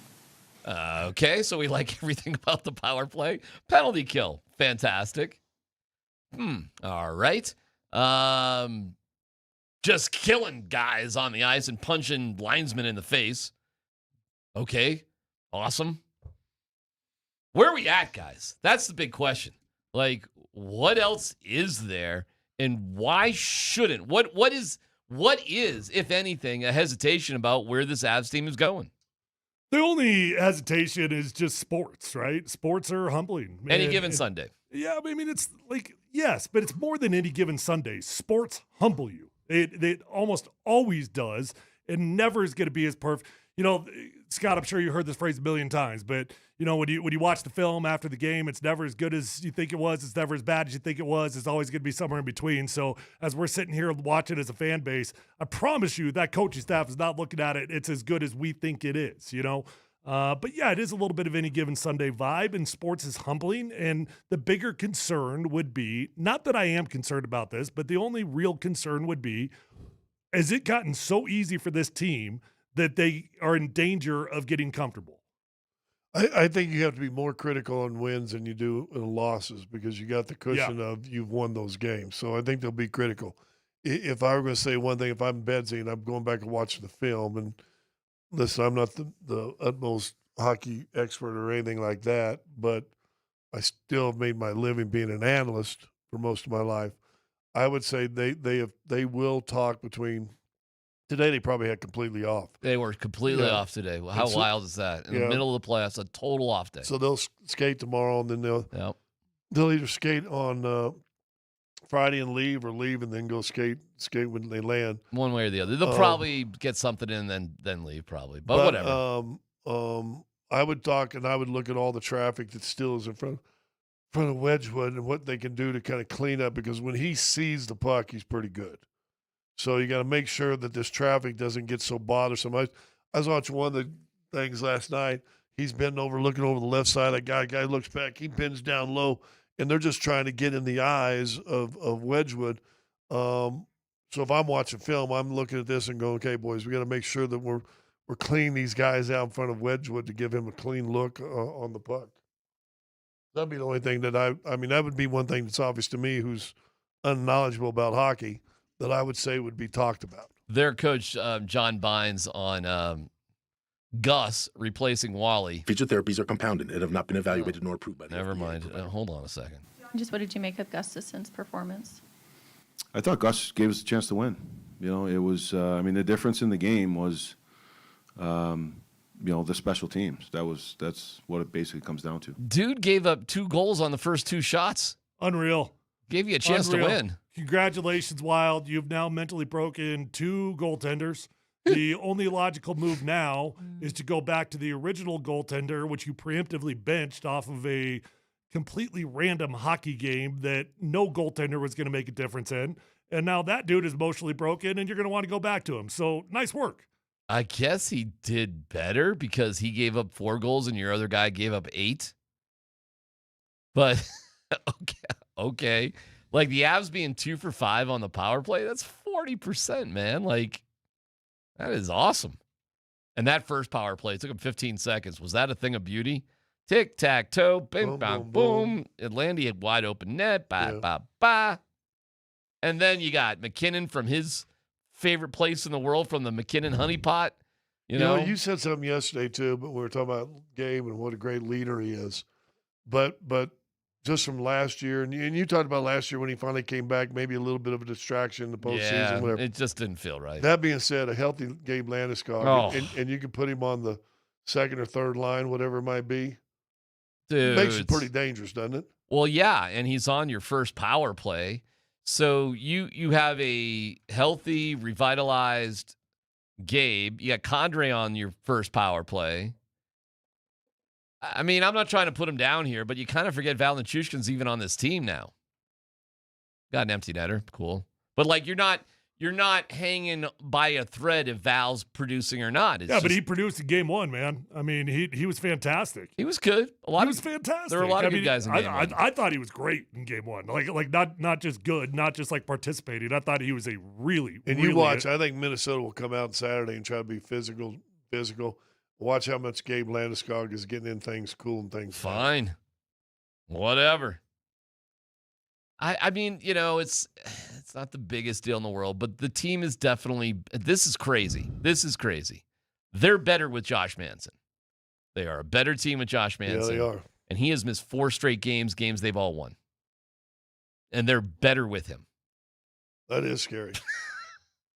That is scary. But Taves played pretty good last night, too.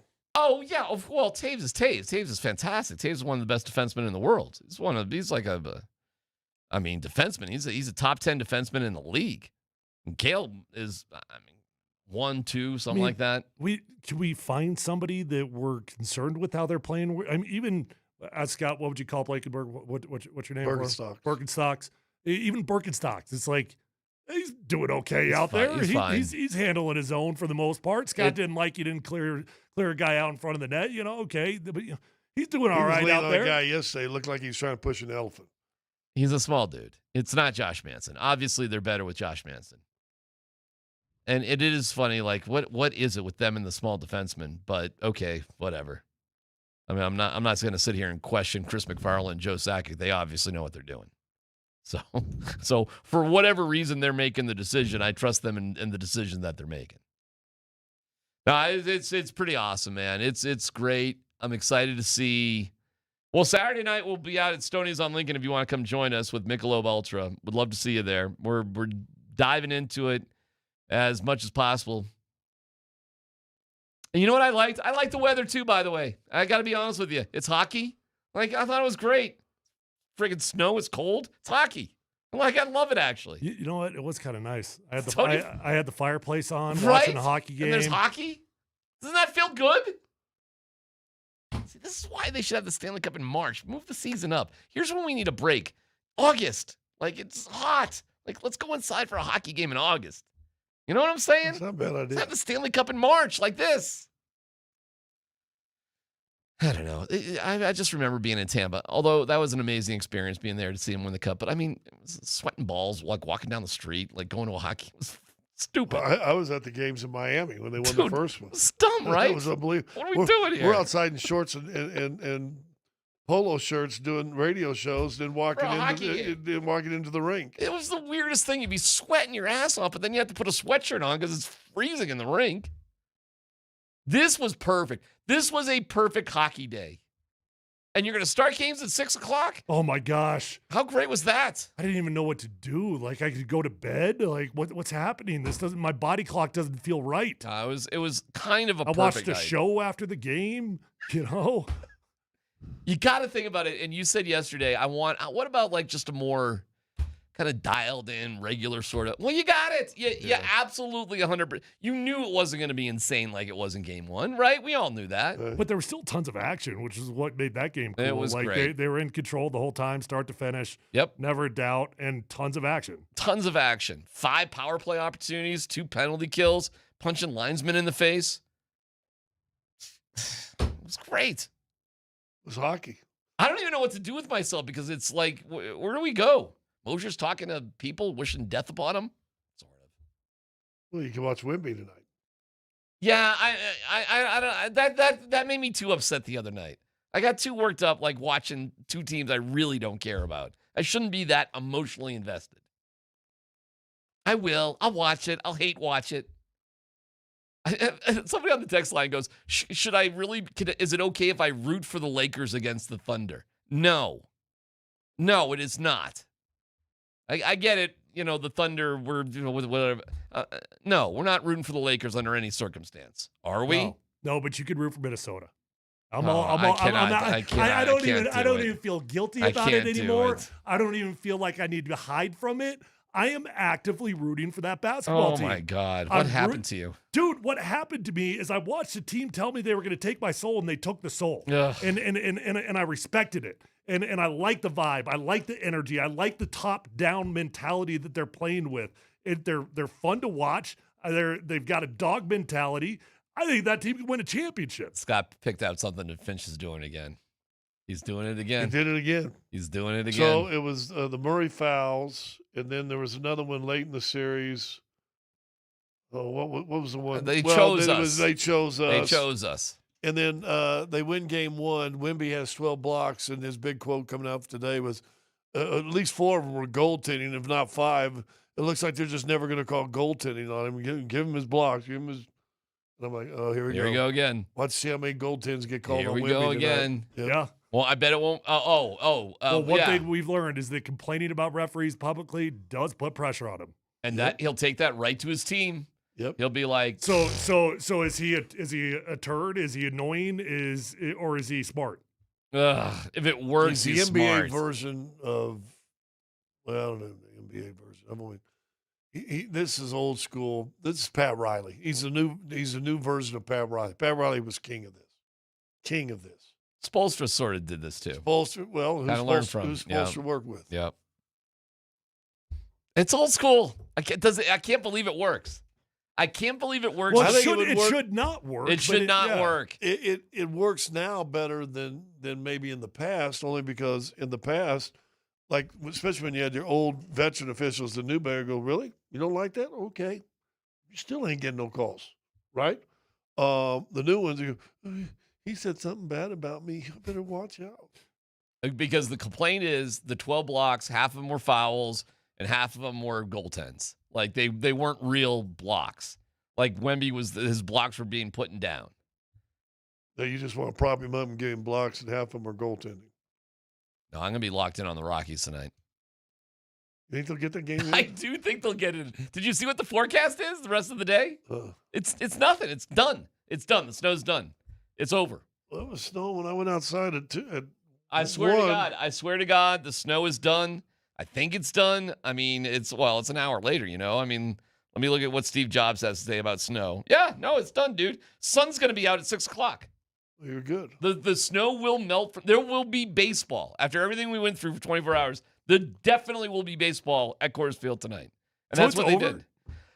That's it. That's done. This whole thing that we're supposed to be terrified of, the canceled schools, it's just done. Don't even get me with about the school. 6-7 inches. Mm-hmm. Well, it's gone. Oh, it ain't didn't. gone. It didn't feel like it because it didn't stick to anything. I mean, it's sticking to the trees and the grass. The roads and the sidewalks are they're wet, but nobody's plowing. I needed a car wash anyways. I'll tell you this: if anybody shoveled out there, you're a moron. If I had to shovel. You did not have to shovel. No way you had to shovel. There's no way. I'm not kidding you. When I went out there this morning, there was not a speck of snow on my sidewalk or driveway. Are you on the bad side of the street No, with that? I'm on the side of the street, but I got this massive tree that's bending over, so I had to knock snow off the tree, and so right where the so you had tree to shovel shadow from your own cleanup. So I had to shovel on the walkway to get to where the tree was. But why did you have to do And that? then- You can wait a day and it's going to be gone. Like you had Because why? I didn't even have to wait. Because unlike you, It just didn't stick. if somebody comes over to the house or if a package delivery guy stops by and slips and falls on your walk, guess who's responsible? How many packages are you getting? Do you get packages every? Oh, okay. Listen, that might be I another get a issue. lot from Columbia come in once a week. A lot of snow. A lot of snow. All sorts of snow. I hope your shoveling did not take you more. If you took more than 3 minutes to shovel, I'm rolling my I eyes. was holding my stuff. I shoveled with one hand, but it's okay. I will say this: I mean, it's I'm rolling great snow because it's so wet, and all the and I did like Vic suggested on his commercial. I just had my yard plugged this weekend. Yeah, Boom, boom, aerated. boom. That's And perfect. this is a wet, lot of volume of water snow. Dude, for Mother's Day, it is going to be pristine. What are you doing for Mother's Day? None of your business. I don't know what I'm doing. He has no idea. No, I did have an idea. Oh, this is sad. Bow Hey, massage. you got cats in the cradle? Dan, if you got little cats in the cradle, I can give you a sad DMac story. It should be a sad one. Bow massage is a great idea. Bow massage is an awesome idea. But they don't have any in Worcestershire. I don't even know what that means. Wherever your family lives. Worcester? Yeah, Worcester? You think my family lives in the woods in Western Mass in Worcester? I don't know. I live on the water, Broham. In Ipswich. Ipswich. Yeah, Worcester. Worcester? I'm gonna be. Worcestershire. I'll give you my. It's a little shire called Worcestershire. All right, I'll give you my sad, pathetic Mother's Day story.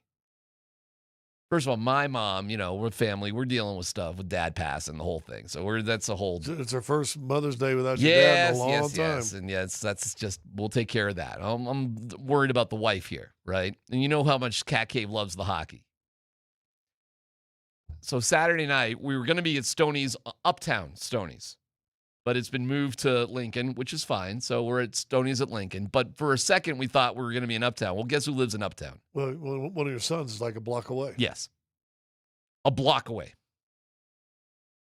So I sent out a text. This is, if you got the song, I'd play it now.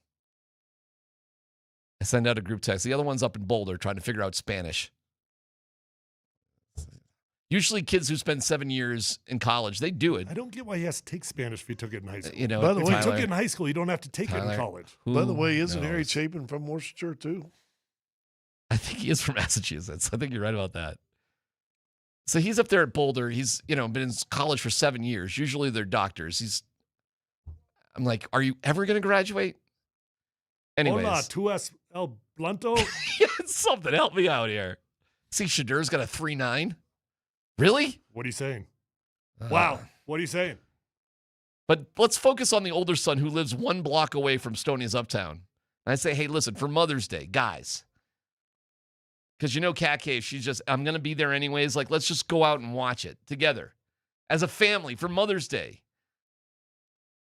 The 26-year-old who lives a block away goes, I'm not sure what I'm doing on Saturday, but I'm available on Sunday. Well, that is Mother's Day. I got you. But we got a mother-in-law, her mother. I got my mom, whatever I'm doing. I'm trying to let the guys off the hook. I'm trying to make the thing as easy as possible for the 26-year-old. I mean, he literally would have to walk around the block and he goes, I'm busy.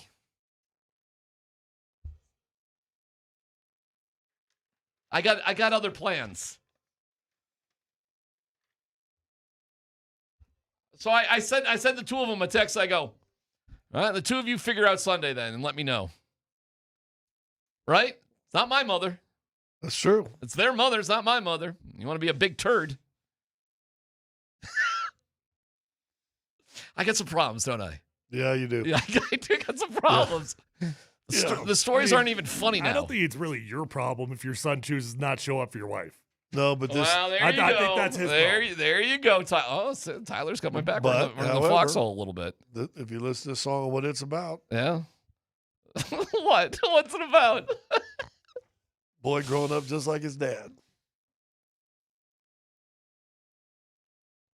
I did move 2,000 miles away when I had a job offer in Boston. That is true. I could have done all this in Boston. Oh, whatever this is. Whatever I've done. You look back at your life and you're like, what did I do? You'd be in one of them nice brownstones right now. In Worcester. In Worcester. Yeah. Let's Football Goes next.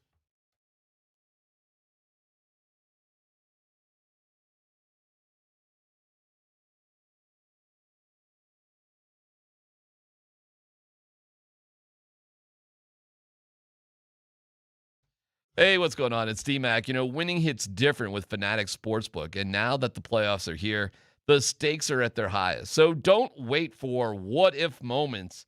Switch to the only sportsbook that protects all pro basketball player props across straights, parlays, and same-game plays across any first-half injury. That's right. If betting player props is in your playbook, whether it's points, assists, rebounds, steals, or blocks, Fanatics Sportsbook's Fair Play Insurance gives you the edge when it comes to cooking up a parlay. Some books protect your bet just for the first quarter. Some do nothing, but not at Fanatics Sportsbook, where they flip losing bets into winning bets on every night on the court. So it means if your player gets injured in the first half, your bet will play on with all the remaining legs, meaning a loss can be turned into a win. Others copy trends. We set standards. Fair play keeps every first half protected. So bet with the book that always has your back. Fanatic Sportsbook, winning hits different here. Must be 21 plus, gambling problem. Call or text 1-800-GAMBLER. Offer not available in all states. Terms apply. See Fanatic Sportsbook app.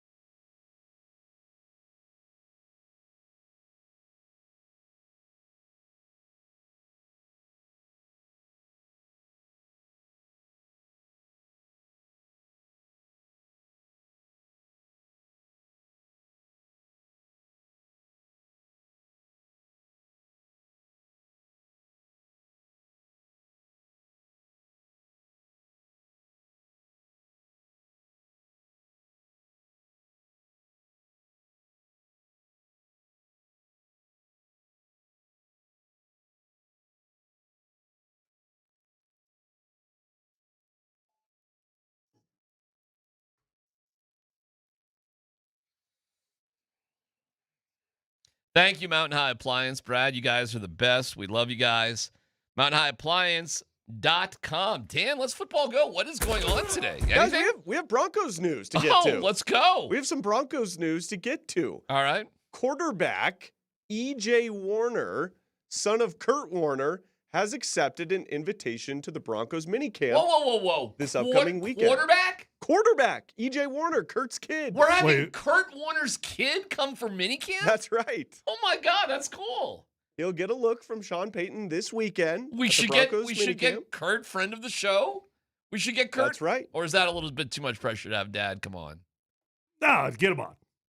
We're gonna have Kurt Warner's kid in camp this weekend. Yeah, let's see how it goes. Keep in mind he got invited to camp, right? So he didn't get signed to the roster. He's an invitation. He's not guaranteed being here for the training camp. But I'll tell you this: that's pretty cool. If he does make it to training camp, if he does get picked up, that would be a really fun training camp darling story to watch. It would be.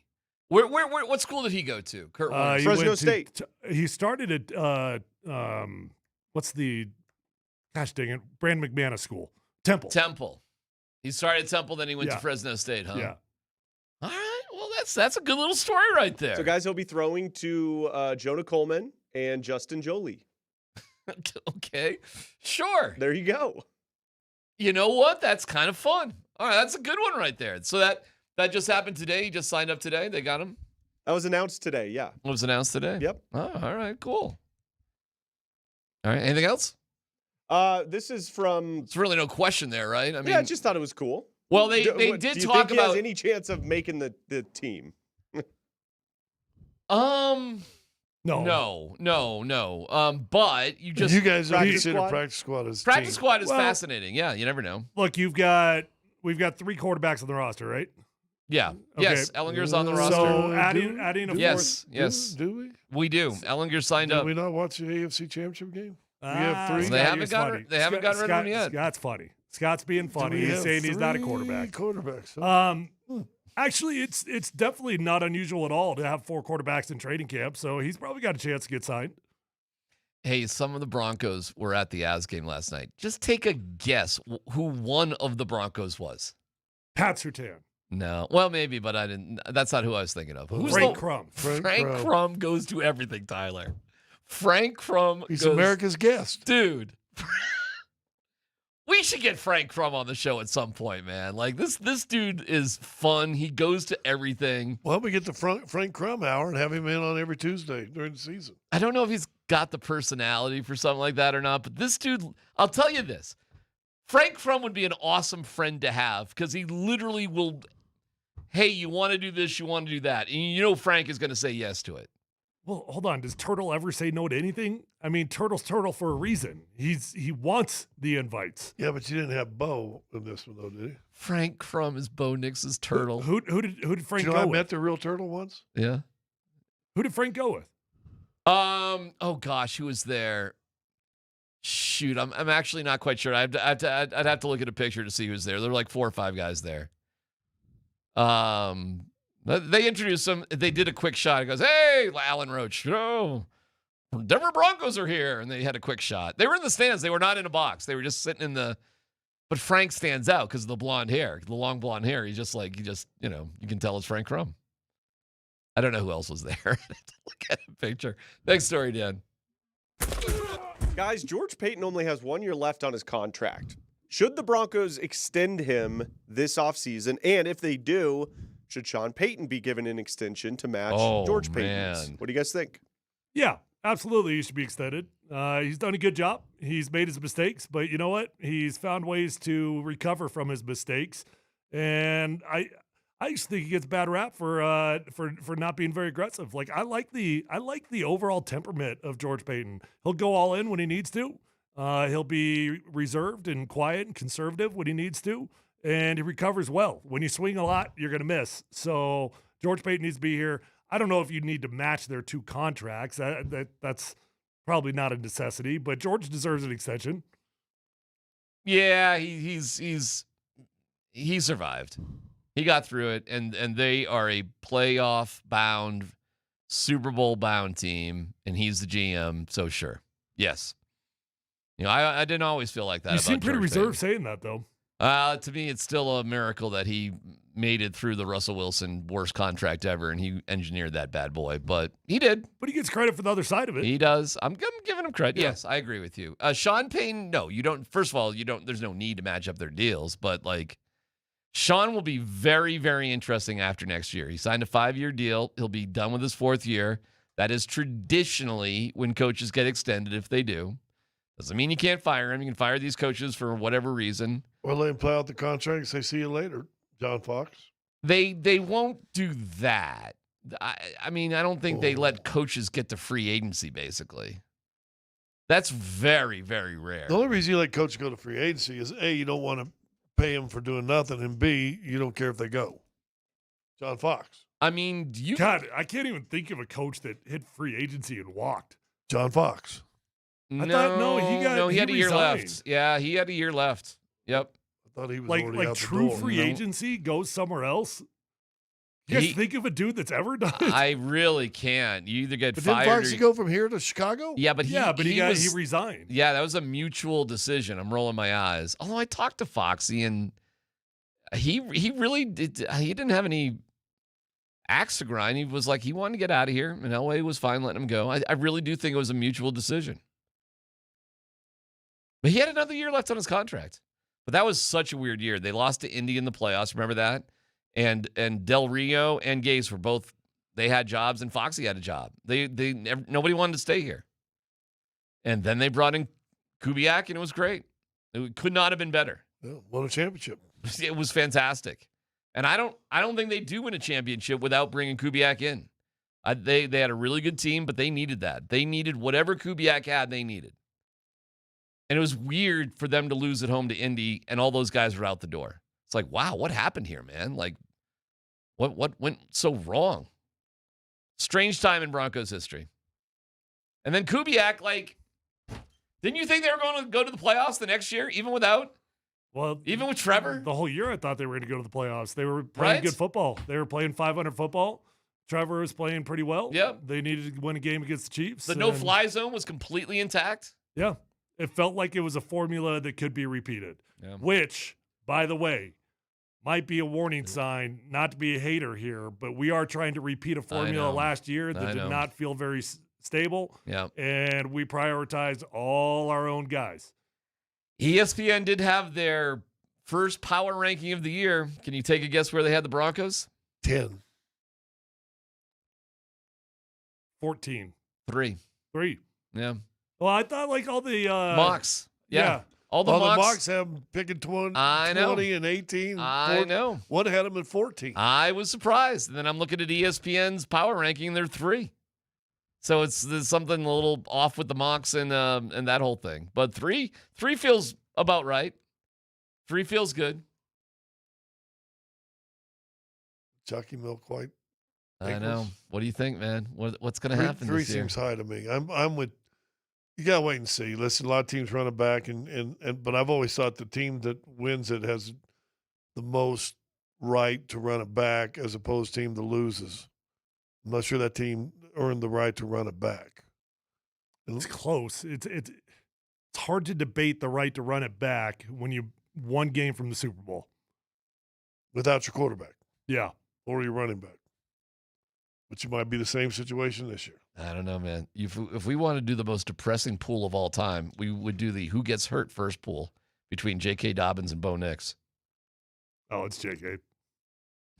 Well, I hope so. I don't hope so. Wow. I don't hope so. But they're set up better for that because of Jonah Coleman. Of course. If Bo gets hurt, the season's over. Well, Kurt Warner's kid.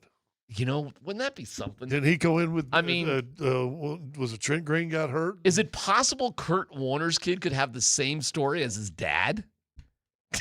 Without the grocery store. But still, his story is pretty damn similar. You know, you're the 4th quarterback in. You're on invites. I mean, you are this close to working at Costco in the offseason, just like your dad. It's pretty similar right now. You bounce around from one, Temple to Fresno State. It's not exactly Alabama and Georgia, right? Like, and you get a camp invite for a rookie mini camp. I don't know, man. It's kind of weird. Like, that'd be amazing. I'd be all for it going there. Now I'm kind of like juiced to go see like Kurt Warner's kid throw a What's his football. dimensions? Do we know? That's a good question, Scott. I bet he's like his dad. I bet he's like 6'4". But his mom's tiny. No, no way he's got Yeah, 6'4". You don't think so? tiny. Yeah, No. his mom is. I think kinda- if he's 6'4" and he's Kurt Warner's son, he's probably not going this late. I got it. What is it? He's 5'11", 203. To what? 203, 5'11". So in other words, he's probably 192, 5'9" Oh my and a God, half. what happened to him? His mom. Have you seen the mom? The mom is pretty Mom's small. like 5'5". By the way, I asked the machine about the last NFL head coach to like leave as a free agent. Yeah. There was one really recent, Give me but a it's hint. the only example it could come up with. Give you a hint. Give a hint. Aaron Rodgers. Mike McCarthy? Mike McCarthy? Yeah. He was just done? He didn't get fired? He just left? He was just done. And then signed with Dallas? Contract. Oh, see, the machine tricked me. It said, but the contract expired. He didn't go to the Steelers right away. Like he was out for a full season, right? Or full 2 seasons. Oh, I think so. Well, how was he before he went to Green Bay to Dallas? But he didn't get fired. He just but his he wasn't contract signed. expired. They didn't re-sign him. Yeah. But then it wasn't quite the same because he No. had to sit out a couple years before he figured it out. Right. So I don't know if it's ever happened. That's really quirky. Well, if But they even his stories, that's pretty quirky. Like what happened to him? Like it just. But if Sean Payton, if they let him play out his career and just got done with his contract, 2 But more still, seasons, he didn't. is he he didn't going get, anywhere else? Oh, Sean would get offers. Sean would get offers in a heartbeat. 64? Oh Yeah. yes. Oh my God, yes. Are you kidding? Pete Carroll coached into his 70s. Sean Payton Was would. Pete Carroll shaking programs over on the side? I don't know, man. He's old. He was chopping older. gum. Sean Payton would not, if he was on the job market, it wouldn't take 5 seconds Yeah, for him to be hired. He would be choosing. Are you kidding me? Yeah. And he'd be making $20 million a year. Dude's one of the hottest coaches in America in the NFL. And yet he's not calling the plays. It's Davis Webb. Scott just feels very reluctant with that. He doesn't like it. Like what? Because Sean's a hot coach. I wouldn't consider him that. Dude. I mean, if sexy, you don't think his phone's going to ring off the hook? maybe.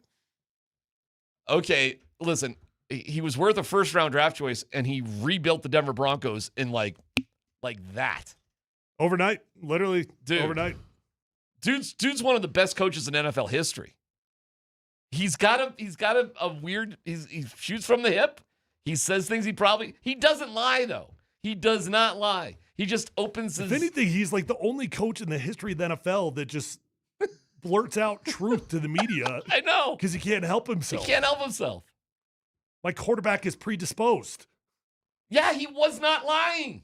He's not lying about that. It got him in trouble. Made his quarterback mad at him, but he wasn't. He was not lying. Wasn't his mentor the same type of guy? Parcells, I don't know. Maybe. I guess. I don't know. He was pretty straight from the Shoot hip. from the He hip. didn't- Yeah. He didn't care whether you liked him. or You not. realize, Sean, we have a great coach. He might bug people for whatever reason, but this dude knows how to coach in the NFL. He knows what a team should look like. He knows how to prepare them, and he knows how to win. Yeah. You got to give him credit, man. The proof is in the record. I got to say, if he can pull off this CEO move, if he can pull this off, I don't think there's any reason you should not extend him for as long as he wants. You're probably right with that. But he's got to pull this off. He's got to be able to give up the play calling duties and still be effective as a CEO. And then hope that milky white chalky thighs Yes. or ankles. Or you start again. You find somebody else. You find another quarterback. You go back in the draft. You make trades. You make moves. You go up and get one of these guys, and you make it work. You know, I'll give you the weirdest situation, guys. A little, would you? You realize this Sorsby guy is in big trouble at Texas Tech. You know that, right? Because of this gambling stuff. Right. They're going to have a supplemental draft. If he goes into the supplemental draft, should the Broncos take a shot at him? He is a top 10 pick if he plays next year as a quarterback. If you could pick him up for like a 4th rounder, is that what we're saying? Yep. Would you do it? Maybe. Because why would you be afraid of a guy that's got gambling issues at 20? I got 21. It's a right. There's People some recover, Scott. But how else are the Denver Broncos, while they're in a playoff Super Bowl mood, going to have a top 10 pick available to him at quarterback. Well, that's why I said as crazy as it sounds, and as much as I don't think he's good at quarterback, if Anthony Richardson is gone, like, I would think long and hard about that too. I Because would how are you going to find a cheaper, maybe potentially more talented option? How good are those ankles? Boy, this story is, you realize this is going to drag on. We are going to be talking about this for... You know what, though? I bet you they don't do anything because they're going to do everything to protect Bo. Yeah, you're probably right. But what happens when they have to pony up $240 million guaranteed? Well, that's not going to be a debate, though, because you got so much time between now and then. Like right now, now that would feel like a debate. If Bo Nix makes it through the season and plays good football, you're going to happily give him that money, and you're going to forget about the ankles. Did you see the Broncos had the highest season ticket renewal in the history of the team? Really? Yep. Over 98%, something crazy like that. Well, for as long as they've had the waiting list, there's been people on it for 38 years and never climbed up, but I would assume that number is always high. It's always high. It's always high, but this was the highest they've ever had. The anticipation for the Broncos this year is as high as it's ever been. Get through the Avs season. We're excited about the Avs. I might go out this weekend and go watch, Kurt Warner's could throw the ball around. I'm ready for some Broncos action. I'm ready. I'm ready to get it started again. I'm kind of excited about it. In May. Yeah. I'm sicko. It's awesome, though. It's going to be a great year, man. It's going to be an awesome Broncos season. Can't wait. All right, PhD here on 92.5.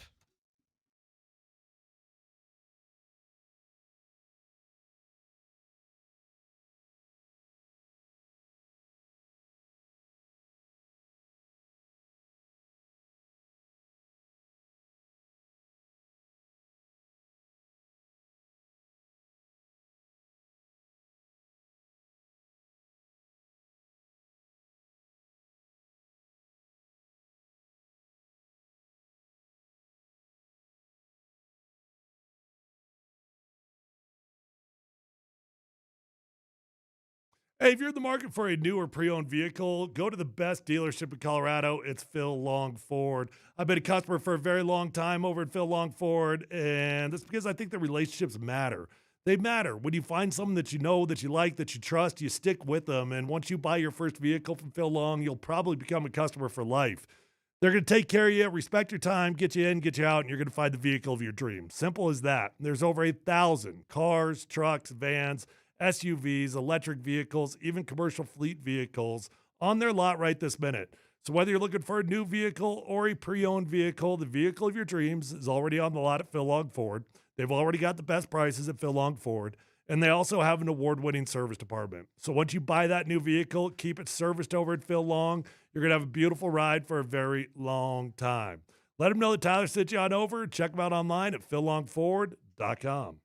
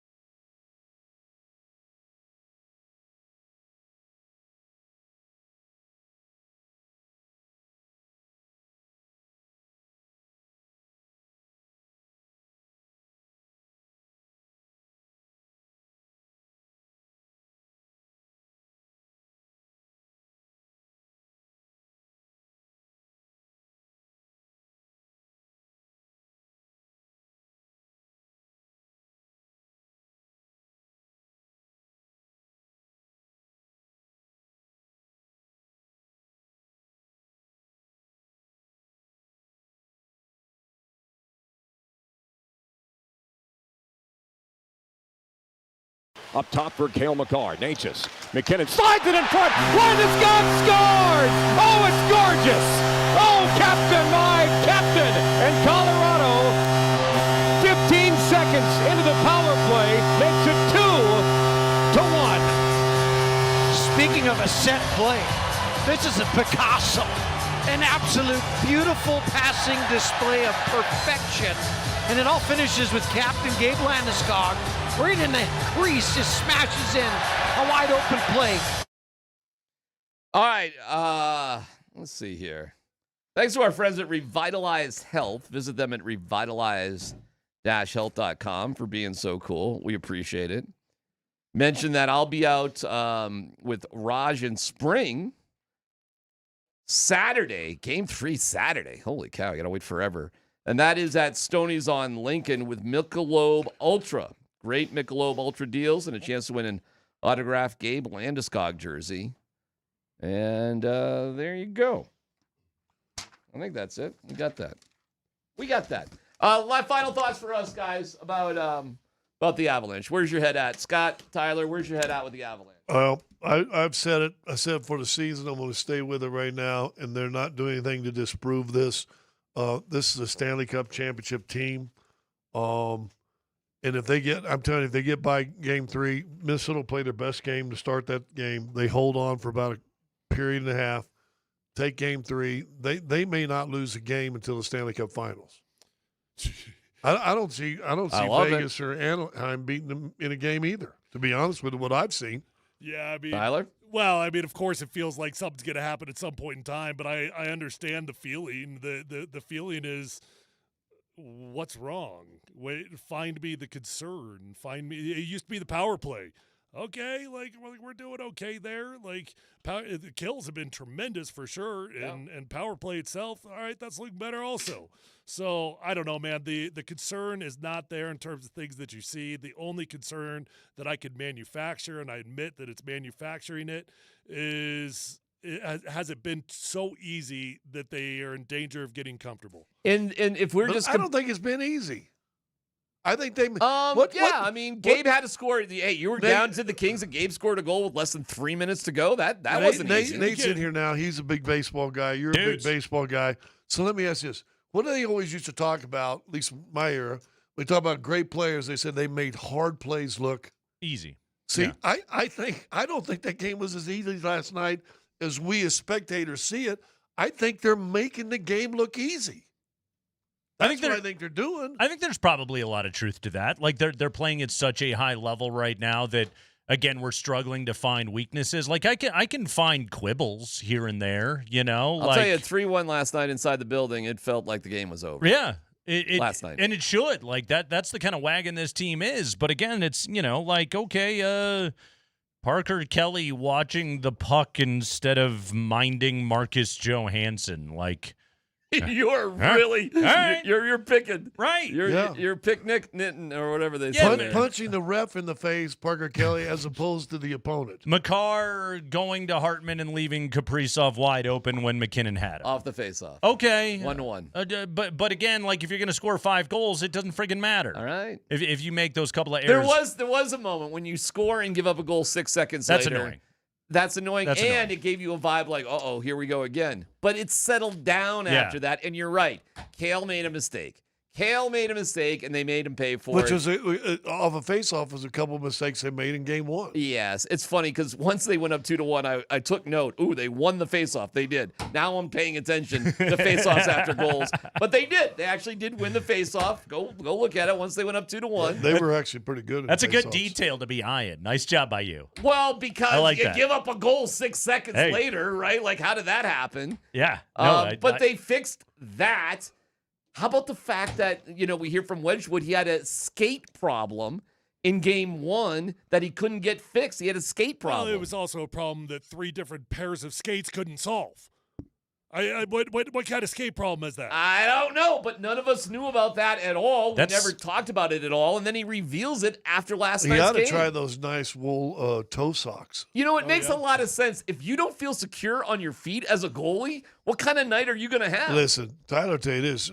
Baseball players, you don't feel comfortable as an athlete on your feet, you're in trouble. It's everything, right? Sure. Any sport. Of course. Any sport. So- you're in trouble. I hear that. I'm like, okay, that makes sense. You had an equipment problem. Gave up 6 goals. And you gave up 6 goals, and then you fixed it, and now you're great. And you gave up 2 goals. That's way better than a messed in the head like Wally. I tweeted Gus. this last night. They gave up 8 goals. Like if you would have gone to Minnesota and Hines You're gonna before have the 8 goals series in and said 2 you're going to games. score 8 goals in Colorado, First 2 games. he would have been like, awesome. It's This is sick. 1-1 at the worst. Right, exactly. And they're -6 in the series. That is a kick directly in the gonads. Let me ask you this: Does it also help the fact that first series was so low scoring and grinding that now, I mean, this seems like a Yeah. I mean, this It's is two like insanely crazy. skilled teams going head to head right now is what you're seeing. And like that's what's so funny about all this, guys, is like don't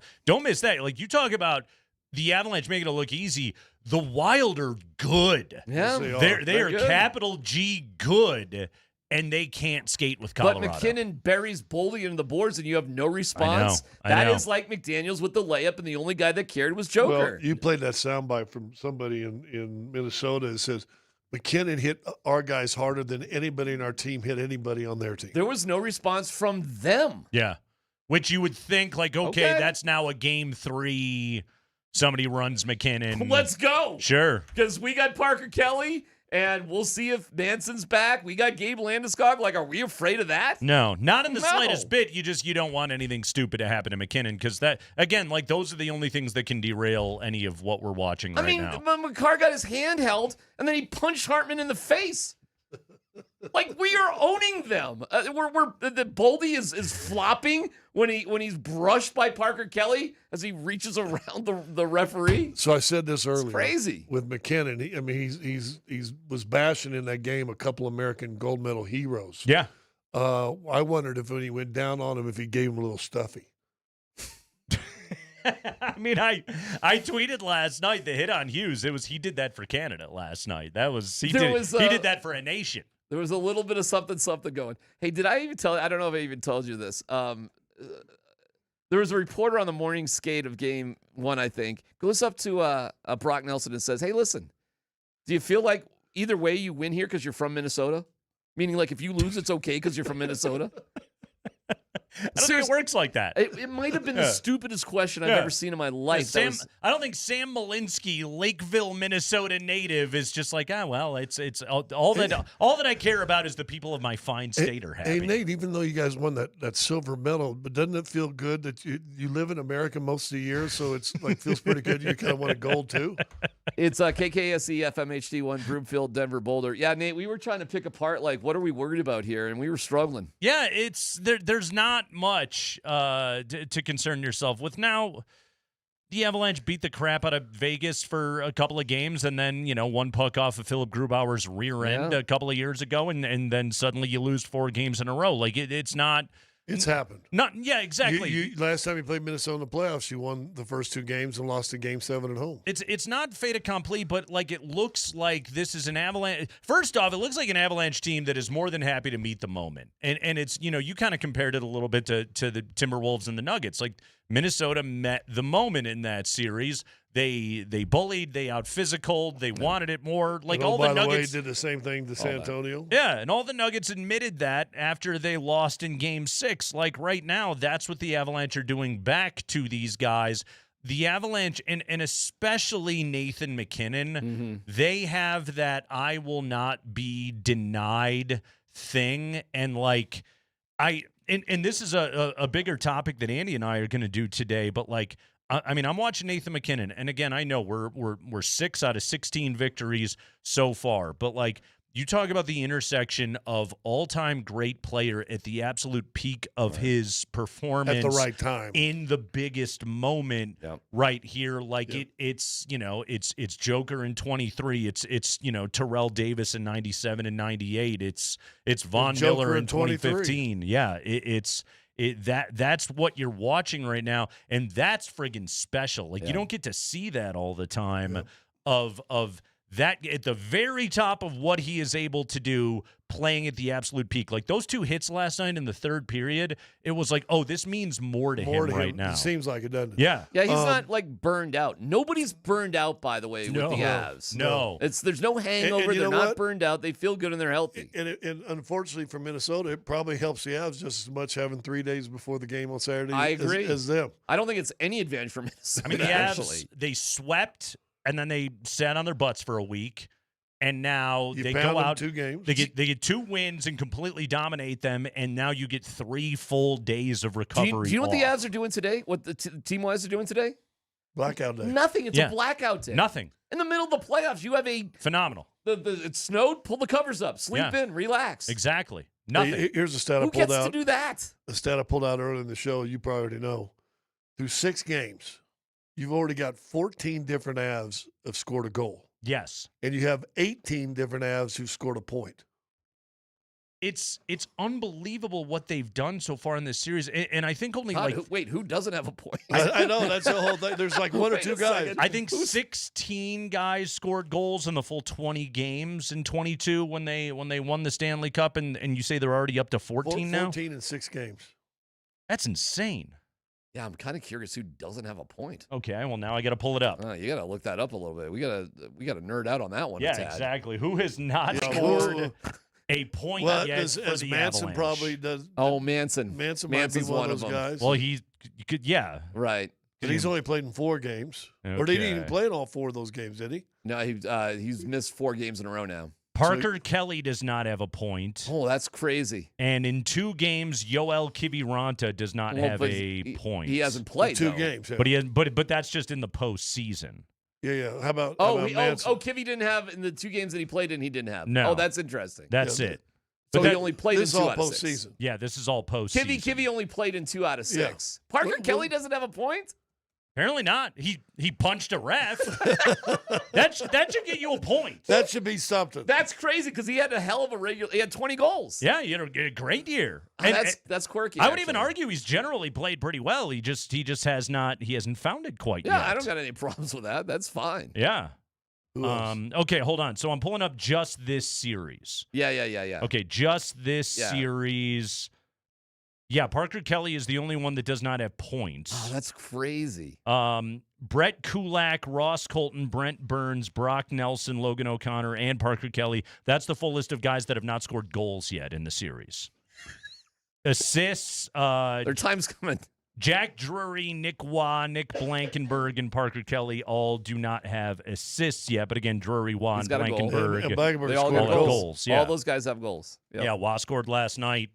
Drury scored game 1. Well, does Blankenberg Waugh scored not game seem 1. like a great pickup when they Keep now? him, please. Yeah, good player. Do not Charlie Coyle this guy. Do not Coyle. trade him in the offseason. Do not, don't trade him for the guy that's Blankenberg size. That's all I'm asking. You know what happened here? I love was me some Nick Waugh. Maybe I'll go get a 10 jersey. There were 3 guys just He doesn't have brittle reveling ankles.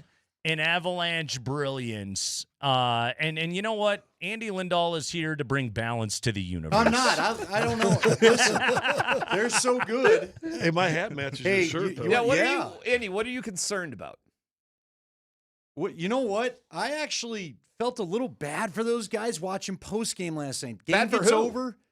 I flip it to you were in the presser. I Yeah. flip it over to Altitude Plus. I'm watching the pressers.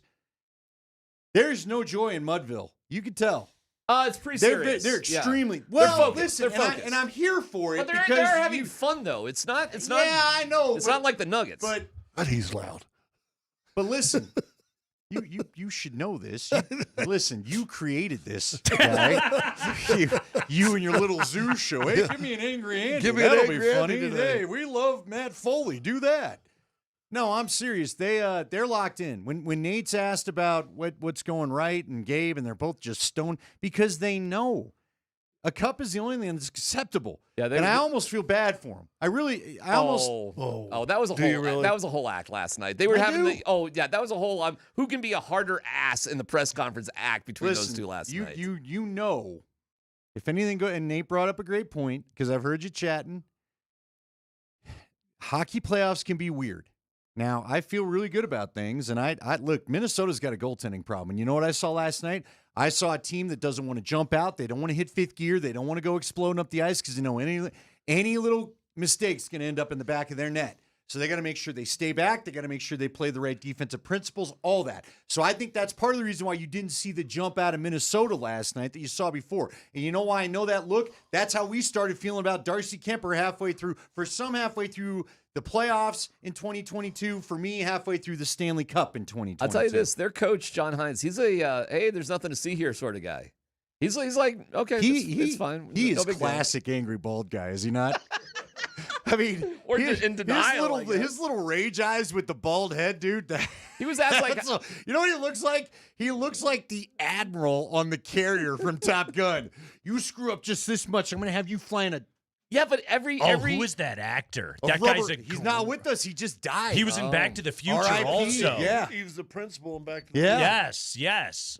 Rubber dog poo out of Hong Kong. Remember great that? character actor. Oh, dude. What was that like, guy's that guy's name? got to be real military. Hines is just like, no big deal. We'll just do this. How did Gus play? Gus was good.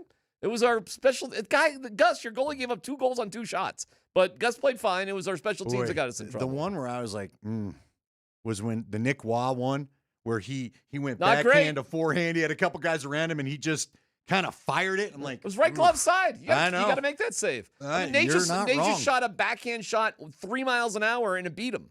That's not good. We're gonna play the highlights today because we got prime cuts. I'm listening to Connor on the ride home because all hell broke loose with the snow as we're trying to get out of there, and we chatted with some people and whatever. And I love listening to Connor anyway. You guys, I think, cut the highlight off right as Rycroft is trying to finish up his analysis of what just took place on the goal, and Connor's like, "Oh no! Oh, what happened? Oh, and I'm like, wait a minute! What?" That Everything quick. just went quiet. Boom! They scored. Kaprizov had already scored. I know. He couldn't even finish his analysis before that thing was back in the net. 6 seconds, dude. And then 6 seconds. And then Connor was like, they might want to challenge for offside. It was close, but they didn't. Rycroft didn't think it was offsides. So It wasn't definitive enough.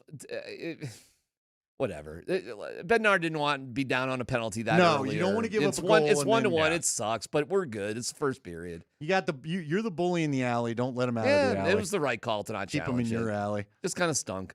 But I'm telling you, 3-1. And by the way, you could not hear a Minnesota fan in that building last night.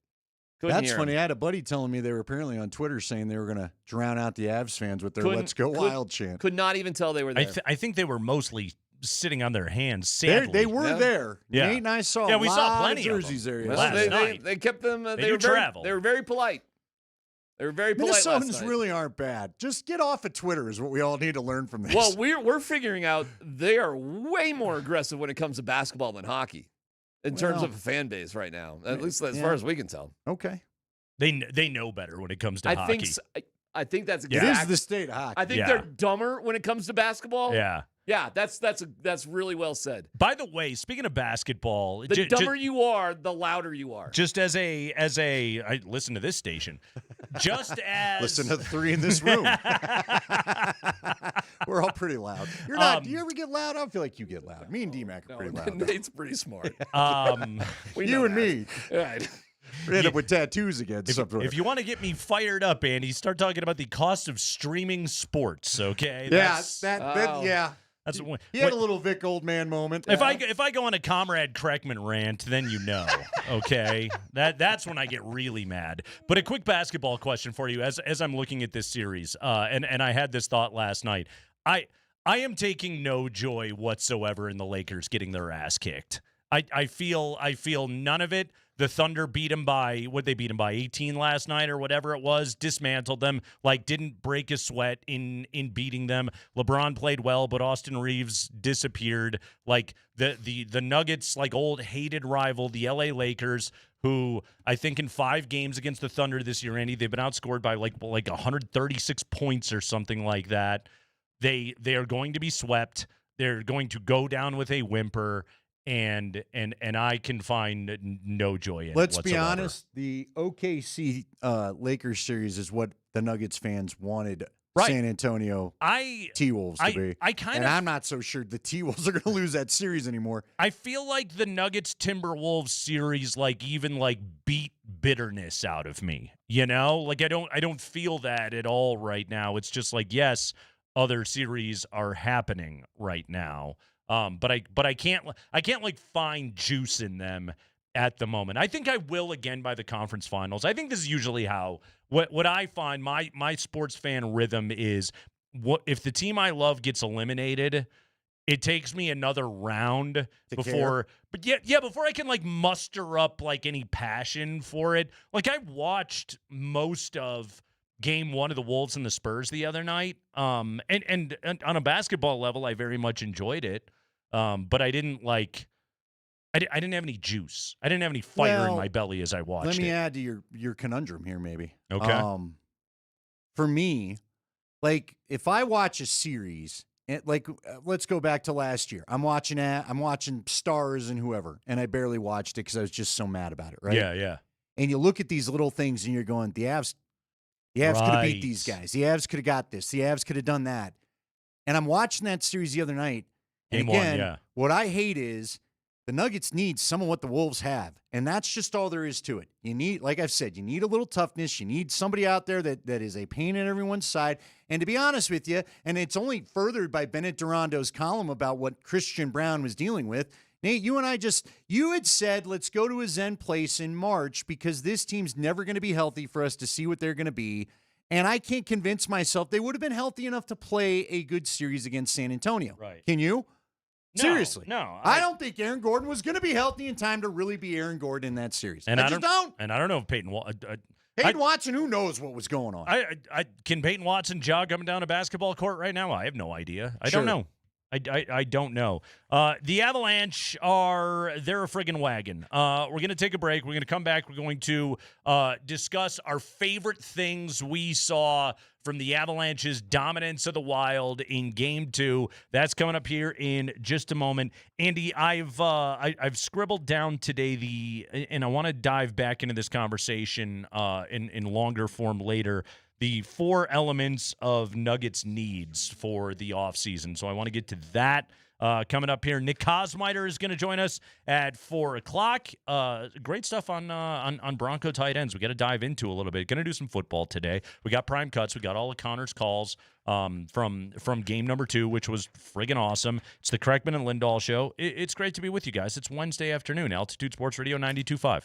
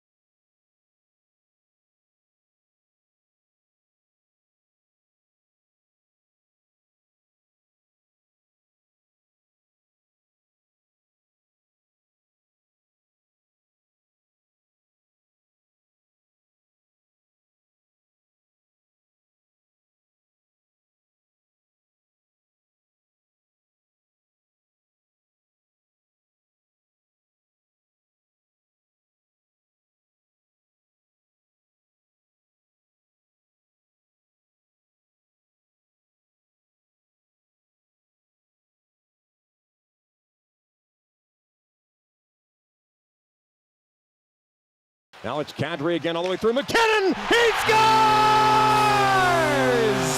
The Mac attack is back, Jack! He was unbelievable tonight on both sides of the puck. The physicality, the defending details, the hunger to check pucks back in all three zones, and the speed and pace that he played with early in the game. It was like he was shot out of a cannon, right? Yeah, that Nathan McKinnon's pretty good, isn't he? I kind of like that guy. Andy, I threw this out with the fellas before, but I want to get a little bit deeper into this today. Nathan McKinnon, right now, he's played 6 games in this postseason. He's tied with Leon Draisaitl, who will obviously remain at this spot. But 10 points in 6 games, 1.67 points per games played. That is number 1 in the postseason. You know, they keep showing those graphics of, you know, points per game played in the postseason, and there's Gretzky and Lemieux and Connor McDavid and Mike Bossy and Nathan McKinnon are the names that are up there. I mean, legends each to a man with what he has been in the postseason in his career, but also like this was a year where I believe this was Nathan McKinnon's best season that he ever played in the NHL, and that's extremely high praise because the guy is a Hart Trophy winner and is going to be again this season. And let's be honest, Andy, should be a 3-time Hart Trophy winner, but we believe he's going to get his second this year unless something goofy happens with the voting. Okay. He's right now at the very peak of his powers, and he is playing the best that we have ever seen. Like last night was that's an all-timer of a Nathan McKinnon game. Like, especially that third period, he had the goal, and then he had the 2 huge hits, the hit on Hughes, the hit on Boldy. But Bedsy was talking about right there, the two-way play as well. I mean, he is at the absolute peak at the absolute right time. Like this is peak athletic performance. It doesn't get better than what McKinnon is doing right now. And again, like, you win 10 more games. Like nothing's handed to you. It's the second round of the playoffs. But what we're watching right now, like, we know this is as good as it gets out of an individual legend, and that's what he is, and that's what he's doing. Yeah, it's just something not to take for granted, right? Right. It goes back to the Nikola Jokic line. Just don't get bored with greatness. Yeah. You know, and he just continues to perform. He continues to lead. Those hits. I don't know. It just, man, there's something. He's got the fire and the intensity back. He's a lot of fun to watch. It's not always with the goals, right? Yeah. Although there was a goal last night. Sure but again, was. he had that incredible assist in game 1 where he took everybody with him, and all Lecky had to do was nutmeg a guy to get it into the net, I guess, even though I don't even know if that was necessary. But what McKinnon did to the Wild on the Natures goal last night, and while, yes, if I was a Wild fan, I would certainly have my criticism of my own guys like Jared Spurgeon. What is it you would say you do here? I think would be a fair critique if I was a Wild fan. But again, like, also, like, why did the Wild's defense end up so deep and Nate just had all that space to be able to operate? It's because when Nathan McKinnon goes flying into the zone with a full head of steam, it scares the bejesus out of everybody. yeah, I think, well, you know what was fun? You want to know another part where he was so good, and I know it ended up in the hit, but how about that whole shift against Quinn Hughes? Yeah. Where Nate's like, oh, you want to shuck and jive, pal? Right. I can do that with Yeah. you. You're not losing me. Boom. No offense to Nas, but I'm no Nazem Kadri here. I'm going to change direction with you. Mhm. And the minute you try to stop, you better look out. And that happened to Quinn. I think they're running Quinn Hughes into the ground. I know he's famous for playing all those minutes. He got mollywopped by a couple of people last night. They don't have any choice. Well, they may not, but and you know, Eriksson Ek's not back. Like, they're so banged up defensively, and I know they're hoping to get healthy when they go back to St. Paul. But, like, you know, they don't have a choice. Like, he and Faber have to basically, what did they play last night? Like, probably damn near 30 minutes. They pretty much have to. But to your point, like, it's diminishing returns after a while. well, I mean, didn't McCarr get Hughes too? Yep. Hughes got popped twice. Mm-hmm. EJ laid it out there. You got to stop, and with the minute you stop, that's what's going to happen. So, look, it's great to watch. Now, that said, they are going to lose a game, I guess, at some point. I don't know. Maybe they won't. Listen. By the way, Hughes and Faber 28 minutes each last night. In the altitude. That's a big workload. Yeah. Now you're going to go back down to sea level. And look, they're hockey players. Maybe they don't care. They've got to be some of the most calisthenically fit athletes that we've got going. But when you're a prime defenseman, that's your job in the postseason. But it's not any small thing that McCarr's at 24 minutes, that Taves is at 23.5 minutes last night. That's what the Avalanche's top two pair had to do. The Wild's guys, there's just more that's going to be asked of them. And to your point, altitude. That's no small thing. Well, yeah. Whether it's a sports radio station or the actual impact of elevation. You're right. That's right. Just go indoors, though, according to Nebraska head coach one time. Literally said that. We're inside. The altitude won't get us. How about Devon Toews, too? There's another guy. And Brett Kulak. Here's what's good right now. There's a lot of guys, I think, doing little things that you could point out. I think Kulak's been really good. They just have a lot of – they're locked in and they're focused. Boy, Nate, you said it when Cross. All you hope for is to keep the injury health going. That's about it. It's scary for me to feel this comfortable with what this team is, but it's just wave after wave with them. And you know what I like? They're not getting scrambly.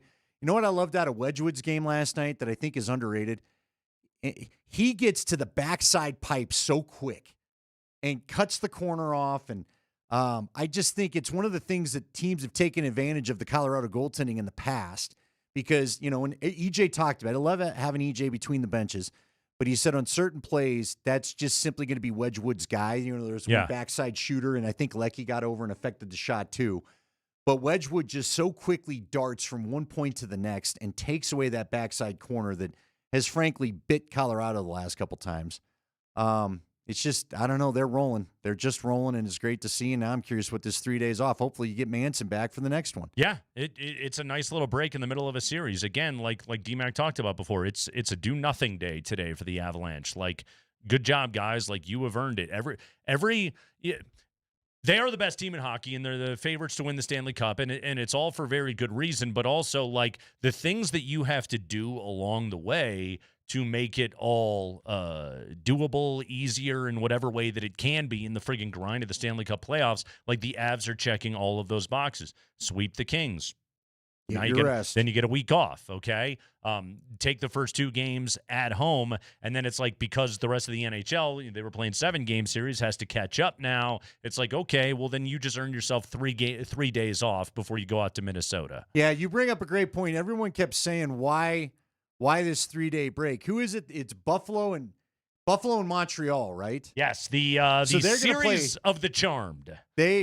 They are going to play 2 games between now and the Avs' next game, so they can catch up to your point on the tally. Yes. They've not even played. They begin tonight. Game 1 tonight, 5 o'clock, Ducks and Vegas tonight. Game 2 is at 7:30 with Vegas up 1-0 in that series. By the way, you can listen to that game here on Altitude Sports Radio 92.5. Carolina and Philly will play game number 3 of their series tomorrow, and then it is the other two teams. It's Montreal, Buffalo, and Vegas and Anaheim, and then on Saturday the Avalanche are back at it. I mean, right now, and no diss to, I think the Buffalo Sabres are a great story, and obviously there's always a certain kind of stupid charm to a Canadian team getting deep into the postseason. It feels like it's a collision course of Colorado and Carolina. It does. 2 best teams in hockey, and they probably should be the 2 teams that meet when it's all said and done. What does that have? I mean, they were trade partners, but now Mikko's gone. You know what I mean? Is there anything left? Is there anything residual? I think Hurricanes fans still hate Marty Natures. Okay. Yeah. Well, we still hate Stinky of it. There was a criticism that he wasn't good in the playoffs for them. I only know this because after Malone got the gig at North Carolina, I did a podcast talking about Malone with some friends in North Carolina, and that's their Marty Natures criticism. Which I don't know, playoff Marty Natures so far. Pretty good. I think that guy's pretty good. I think he's something. The power play goal last night to make it 2-1, the Landeskog goal. I mean, just the puck moving as fast as it did from Makar to Natures to McKinnon to Gabe, and it was like, because the puck just it was one-touch stuff, it was all too fast, you know? It took Natures just one circle, and then you get them to pinch, and then boom, there's McKinnon, and Gabe's right there. Like, it's all so fast. Like, you know, that's one of those plays that I think both Marty Natures and Nathan McKinnon, who have now played enough hockey together, like they see that play 2 steps ahead of when it actually goes down. Like, that level of telepathy that, like, a great hockey line has to have. Marty Natures, who is an unbelievably skilled player, but it's one of the other things I give him huge credit for, and I don't think he did it last year, but he has this year, is he has caught up, and he has lived up to the challenge of being a line mate of Nathan McKinnon. Whereas a year ago, he may have been a bit of a, you know, shrinking violet, so to speak. In year number 2 of it, and he's been compensated very well for it, but in year number 2 of it, he has absolutely met the moment. Right. I want to throw some at you I didn't plan on asking, but I've thought about this in the past. So in 2014, the Denver Broncos go out and they sign their big free agent class. They get Aqib Talib. They get TJ Ward. You know, there was a DeMarcus Ware edition. Emmanuel Sanders shows up. Kind of like what you described there, although it was a full season, it didn't pay dividends until 2015 when they became the best defense in the league. Yeah. And Emmanuel Sanders had earned the trust of Peyton Manning and became a very, very good, maybe the league's top number 2 receiver with Demaryius Thomas. Sure. The Avs, we're not just talking about Marty Natures. Let's be honest. Brock Nelson looks like a different version of himself too this year. And so they get these 2 big trade deadline acquisitions last year. They now are comfortable. They know their role in the system. They go and get Nazem Kadri back. It's all paying dividends this year. And I think, look, Nick Waugh, I think, has been a great addition. Like I said, I'm hoping he's got another year left on his contract. I hope he plays it as a Colorado Avalanche next year. I wouldn't mind you keeping Brett Kulak around, quite honestly. The goalie trade, too. The goalie trades. So another great point. Now you got these 2 goalies comfortable with each other, and even though it's maybe not the order that everybody thought it would be at the time of the trade, they're helping each other out. We've heard they're best friends. Wedgwood's talked about it. It's all clicking. I mean, Andy, Georgie's not even in the league anymore. Right. That's how that's all. And gone I can't for even him. remember who was our other guy that was there. Who was the other guy we had to trade there in spring? Who was the backup? Eustace Annunen. There we go. How could I forget that Yeah. name? I don't even know what's up with him. He may still be in Nashville. He may not. But my question to you, Nate Kreckman, knower of all things Nuggets,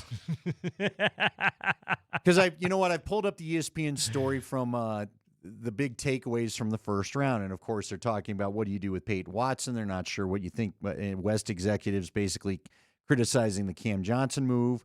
What would be what the Nuggets can do now to, if nothing else, in 2020? I don't know. Not next season, but the season after, be ready to compete. Because sometimes these things... Right. Okay, so maybe I even should rephrase the question. Who's worth keeping from the experiment this year that maybe would be better in a year? Or is it tough because of the ages of everybody? Is it a keep a team Tim Hardaway? Obviously, you got Bruce Brown. Do you let Val go, or do you try to talk him into one more time? Okay, real quick, and this is a little bit of a micro point on Tim Hardaway, but like... the year that he had in 3rd place and 6th man of the year and 3-point shooting and everything else like that, like he played on a league minimum this year with the Nuggets. I know he's going to be 34, but like, I want him back. Somebody's going to throw more money at him than the Nuggets can pay. That'll suck. You know, it's a little Bruce Brownish, you know, but like plenty of their executives are going to watch that and go, oh, that's a sniper like that, and Hardaway still got it. Okay, cool. I need a player like that. And here, you know, hey, Tim Hardaway, here's $8-9 million, and the Nuggets are like, well, we would give it to you, but like Zeke already has it. You know, so I know. That's the struggle that you run into a little bit. It blows my mind how that contract, even at that low a number for the NBA. For the NBA, that's not the worst number, right? Right. And yet it still continues to just be a thorn in your side. it still continues to hinder even the dumbest little move of a guy you just don't play often enough to be worth the $8 million. Yeah, I'd give $8 million to Hardaway in a heartbeat. Okay, you need him too. Everything you just described, you need him too. The problem is now, Tim, I think Tim came here thinking, man, this team's got a shot at a title. How many teams are going to look at it this way? Can you still say that? Can you still sell that to people around the league? This is where, and it's funny you ask this question. I've been giving this, as you would imagine, Andy, an absurd amount of thought in my free time, staring at the ceiling in the middle of the night, thinking about these things. Well, it sucks. When I watch San Antonio, the Wolves, all I kept thinking is, I cannot believe the Nuggets are out of this thing already. Yeah. It's really frustrating, and in a year in which they had the number one offense in the NBA and the best three-point shooting in the NBA. And it looked like they kind of had it all, and then it crumbled. And so what actually went wrong? And the more that I have thought about this, the more I find myself like entertaining a thought that I don't know if it's just like bad out of hand. And the thought is this: what if the Nuggets run it back? Oh man, I know. But see, this is why I asked the question of what we've seen. Remember, there were the little rumors. Marty wasn't happy here, not sure he's going to stay here, wasn't sure he liked the style, all that kind of stuff. And then he showed back up. Weren't sure what to do with Brock Nelson. Do you keep him around? Oof, that extra year of the contract could be too much. But you ended up moves that didn't seem good a year ago. And there are plenty of people criticizing. Let's be honest, the Avs are in the same position as the Nuggets a year ago. Early exit we did not anticipate. So maybe we need to discuss it. All right, let's take a break. Let's come back, and let's throw out the pros and many cons of running it back with this Nuggets team. We'll do that next on the Kreckman and Lindahl Show.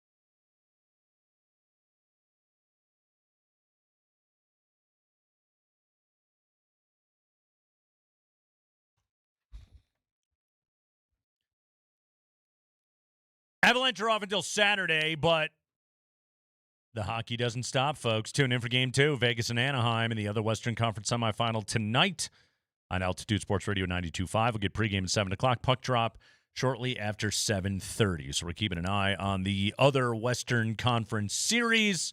Find out who the Avalanche will be playing next round. So make sure you keep it locked right here. All right, so Andy, I wrote down a list of what I would call four weaknesses, for elements of need, whatever it is, when it comes to the Nuggets. And I think when you start talking about reconstructing the roster for next year in whatever way that it looks, or evolving the roster, pick your verb, okay? What does it have to look like? And the four that I wrote down, the four needs. Number one, I wrote down, and to me, maybe this is why I wrote this one first, because it probably is number one on my list, is durability. Yeah. Uh-huh. Like, okay, just on a quick side note, and this is a thought that I haven't been able to shake. What's this look like if Aaron Gordon and Peyton Watson are healthy? Oh, yes, you're right. It looks like probably it did in November through early December. What's it going to take for? And I guess I'm not as concerned about P-Watt. My main concern is, what is it going to take for Aaron Gordon not to have a whole calf again? Two years in a row. He's played 87 games in 2 years? It's not enough. And it's kind of all been the same thing, right? Uh-huh. This hadn't been a bunch of different stuff. Soft tissue stuff in the legs. And it's been different legs, but it's all soft tissue stuff. So that's a concern. But I wrote down durability, number one. Number two, I wrote down, and this is much of the critique that we had of this team coming out of the Minnesota series. They need athleticism. Ugh, yeah. Now, again, this is one of those things where I step back and I go, yeah, what if Aaron Gordon and Peyton Watson were healthy? Okay, and I know people are listening to this, and I'm not suggesting what if as a solution. It's just we're talking this out, baby. That's all we can do right now is sit down and admit the problems that we have, and so athleticism, and I think with athleticism comes defense. I kind of put those two part and parcel together: athleticism and defense. They don't have Jaden McDaniels. Maybe Peyton Watson is evolving into that player. God, that was a good stretch of basketball that he played and helped put this team on his back along with Jamal when Jokic was out and AG was missing time and Cam Johnson was missing time and Christian Brown was missing time. Maybe P-Watt again is that guy. Next thing I wrote down was playmaking. And what I mean by playmaking is who's getting buckets outside of the central tenet of the two-man game. Because that was another thing the Nuggets didn't have in this series. They didn't have another bucket getter. Cam got buckets, but it was largely created off of whatever action Jamal and Jokic were running. And then lastly, and again, these are in no particular order, nastiness. Okay?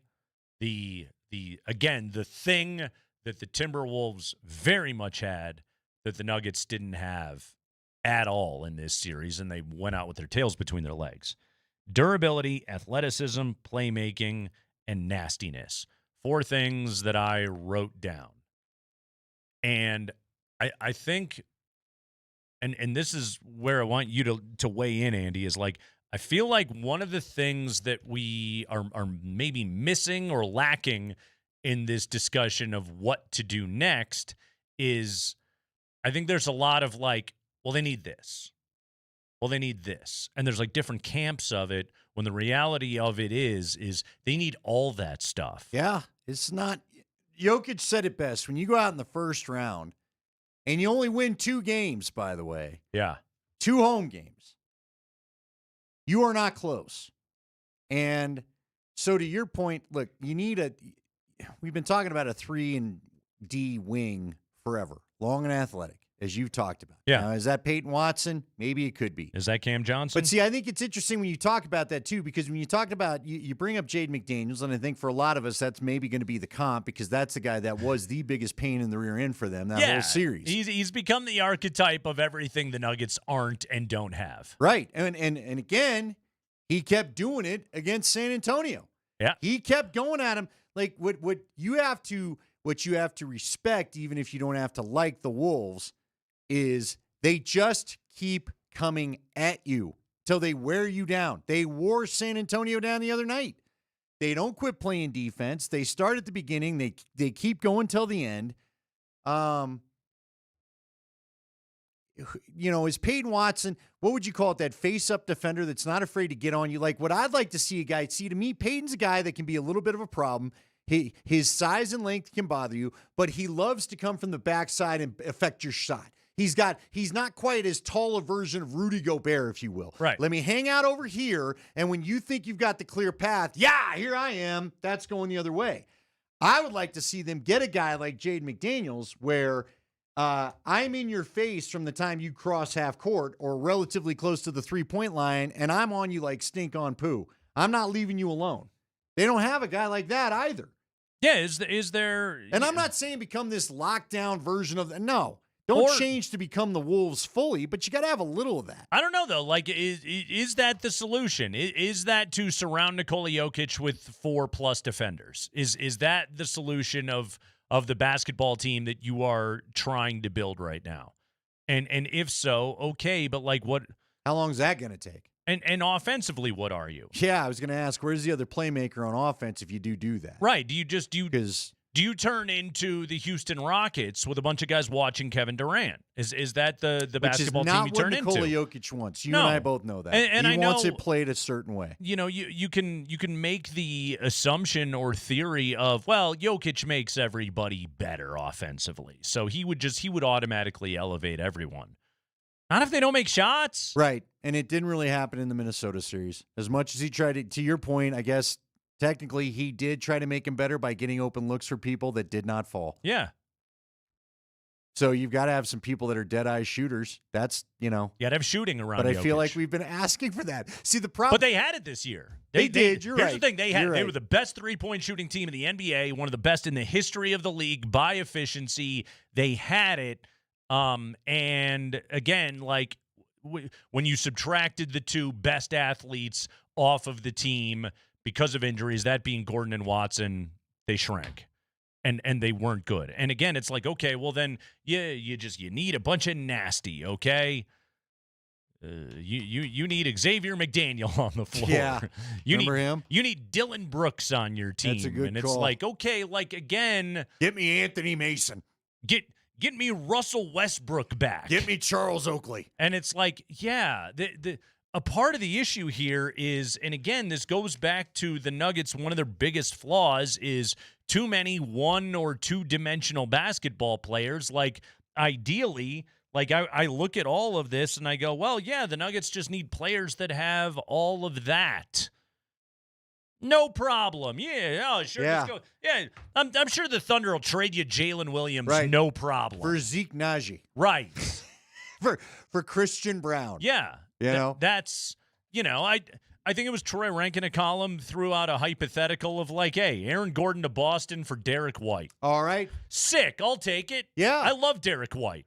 Derek White has a lot of the skills that this team is so desperately lacking. Derek White would rule here. And maybe with Boston's flame out and their insistence on hoisting up 75 threes a game, maybe they're looking to get into that trade market. All right, then let's talk.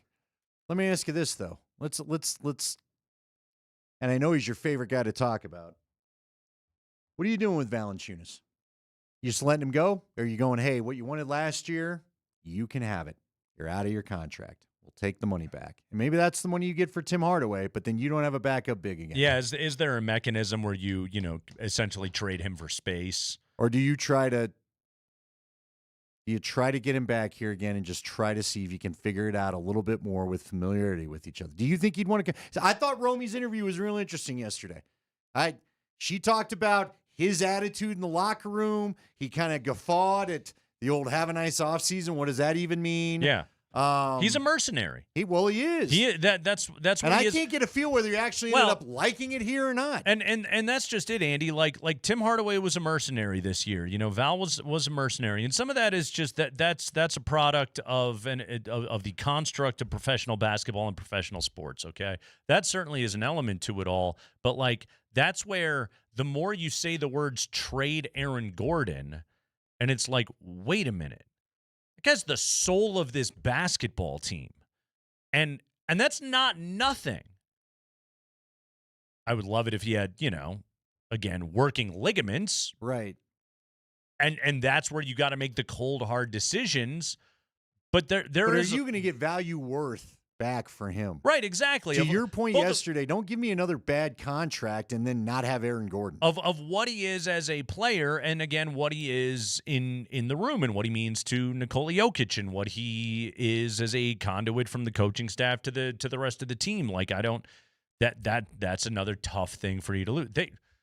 Okay, but here's the thing. We have arrived at no solutions in this conversation other than it feels like to continue to bring up further problems, but also Andy, I have a feeling that when the Nuggets, when their front office sits around and has these in the meetings that I'm sure they're probably having right now, they're having these exact same conversations of there are no perfect solutions to what we're trying to do. Could you get another tough defender type to take some of the pressure off Gordon? Could maybe his solution to the calf and issues be not having to bow up on the biggest player on the other team defensively because you don't have any other guy to do it?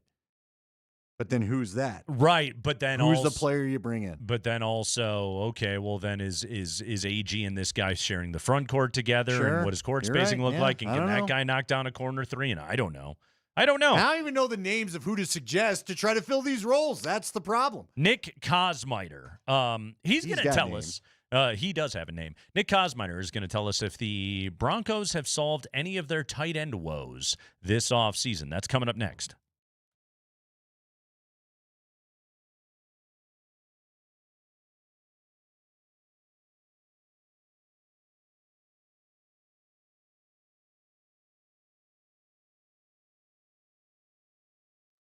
Guys, it's Andy Lindahl from my friends over at Southern Steer. Just saw Ben over there today. Make sure you get on by there. They're on the corner of Arapahoe and Dayton, just a couple blocks from Arapahoe and I-25. Real easy place to find, and definitely one that you're going to take advantage of.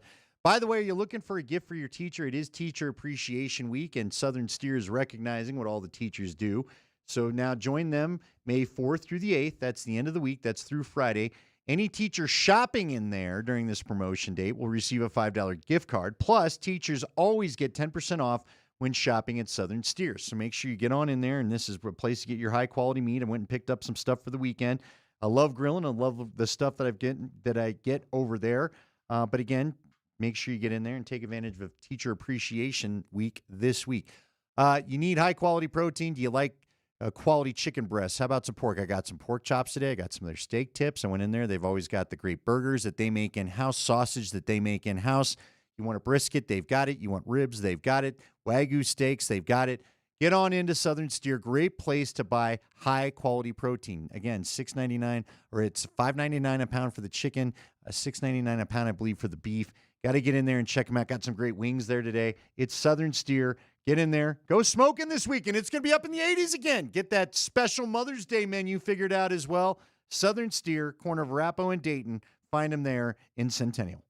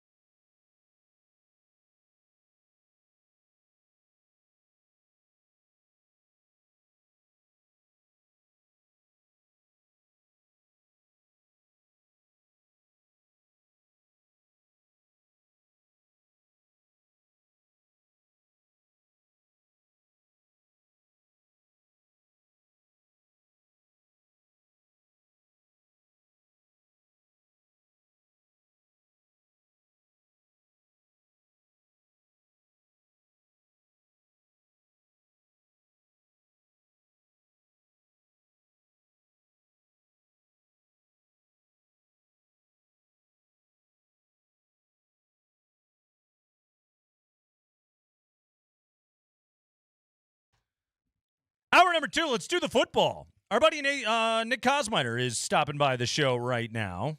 He covers the Broncos in the NFL for theathletic.com. Good old Nick Kosmider and Nick Kreckman. I know, right? Getting together. I was about to say Nathan McKinnon. I have so much Nathan McKinnon. I thought you were going to Nate Kosmider. On the brain. But no, it's Nick Kosmider, okay? Nick, let's start here. Have you done the forensic study on 3 seconds of Bo Nix running? What does it all mean? Yeah, I'm not zaprudering that one just yet. I almost wonder what it was like because I can't forget it now. We've been so inundated by like this version of just like follow the clues kind of reporting or consuming of these players and their off seasons that I almost can't remember when it wasn't like this, and yet we don't really know where any of these roads lead. What I do know is Bo Nix. I know that behind the scenes he's very much so eager to kind of get back and convince people and show people that like none of this is ultimately going to keep him from getting to where he wants to this year, for getting him where he wants to be with his team this year.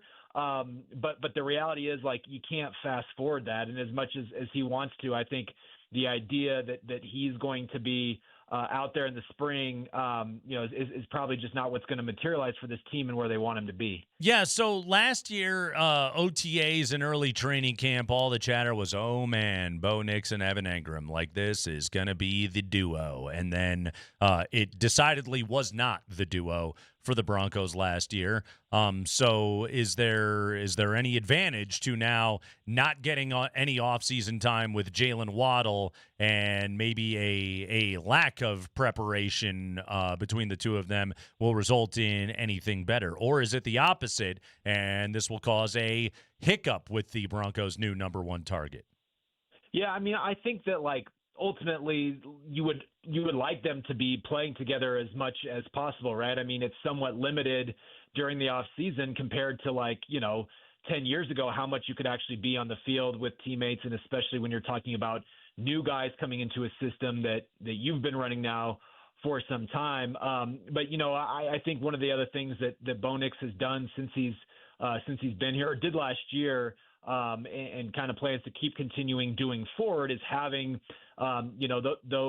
that kind of summit with his receivers late in the summer before you come back from training camp, to have the opportunity to throw and to kind of just get to know the little nuances and details of not only how a guy moves on the field, but what he's like off of it. We had a lot of receivers talk last year about how beneficial that was when they did that trip a year ago. So that will still happen. And certainly I think by then, getting ready to come to training camp, you're going to have Bo Nix, throwing in a way that he's going to be as he starts camp. So I don't see it as being, some huge disadvantage. I mean, Jalen Waddle has to get in here and kind of just, learn the offense as is. And, that's where it is good to have a quarterback like Jared Stidham, who is going to be able to, bring you aside and say, hey, I've been in this offense for 3 or 4 years. I can deliver the football. It's not going to be snowing, so you don't have to worry about that.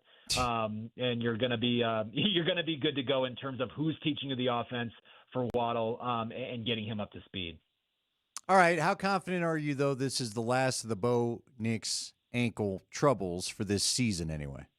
Well, I don't know. I mean, I know that is the hope. I know that a lot of what this is geared toward is trying to get ahead of some things that could potentially hit him down the road, to structurally take care of his ankle in a way that they don't have to keep revisiting this off season after off season. That is the aim. But the bottom line, Andy, is we won't know. We won't know until he gets on the field.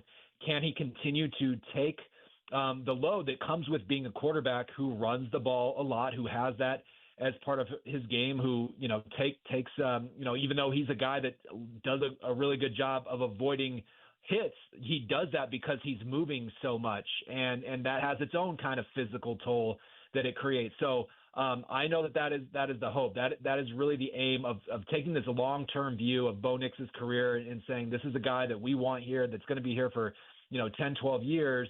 Let's get him right now.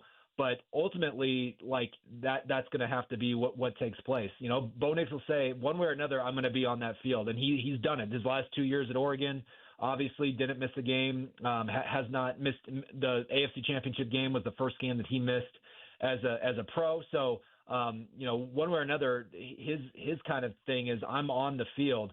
But I think to get it to a point where you're just not even having this be part of your thought process, that's the ultimate goal. But we're just going to have to see. I wish I had a better answer for you, but like that's the only way that we're going to know. I don't know. Is he predisposed or is he not predisposed? Nick Kosmider is with us right now from The Athletic. Nick, let's you did a deep dive into Justin Joly, the Broncos' 5th-round pick out of North Carolina State.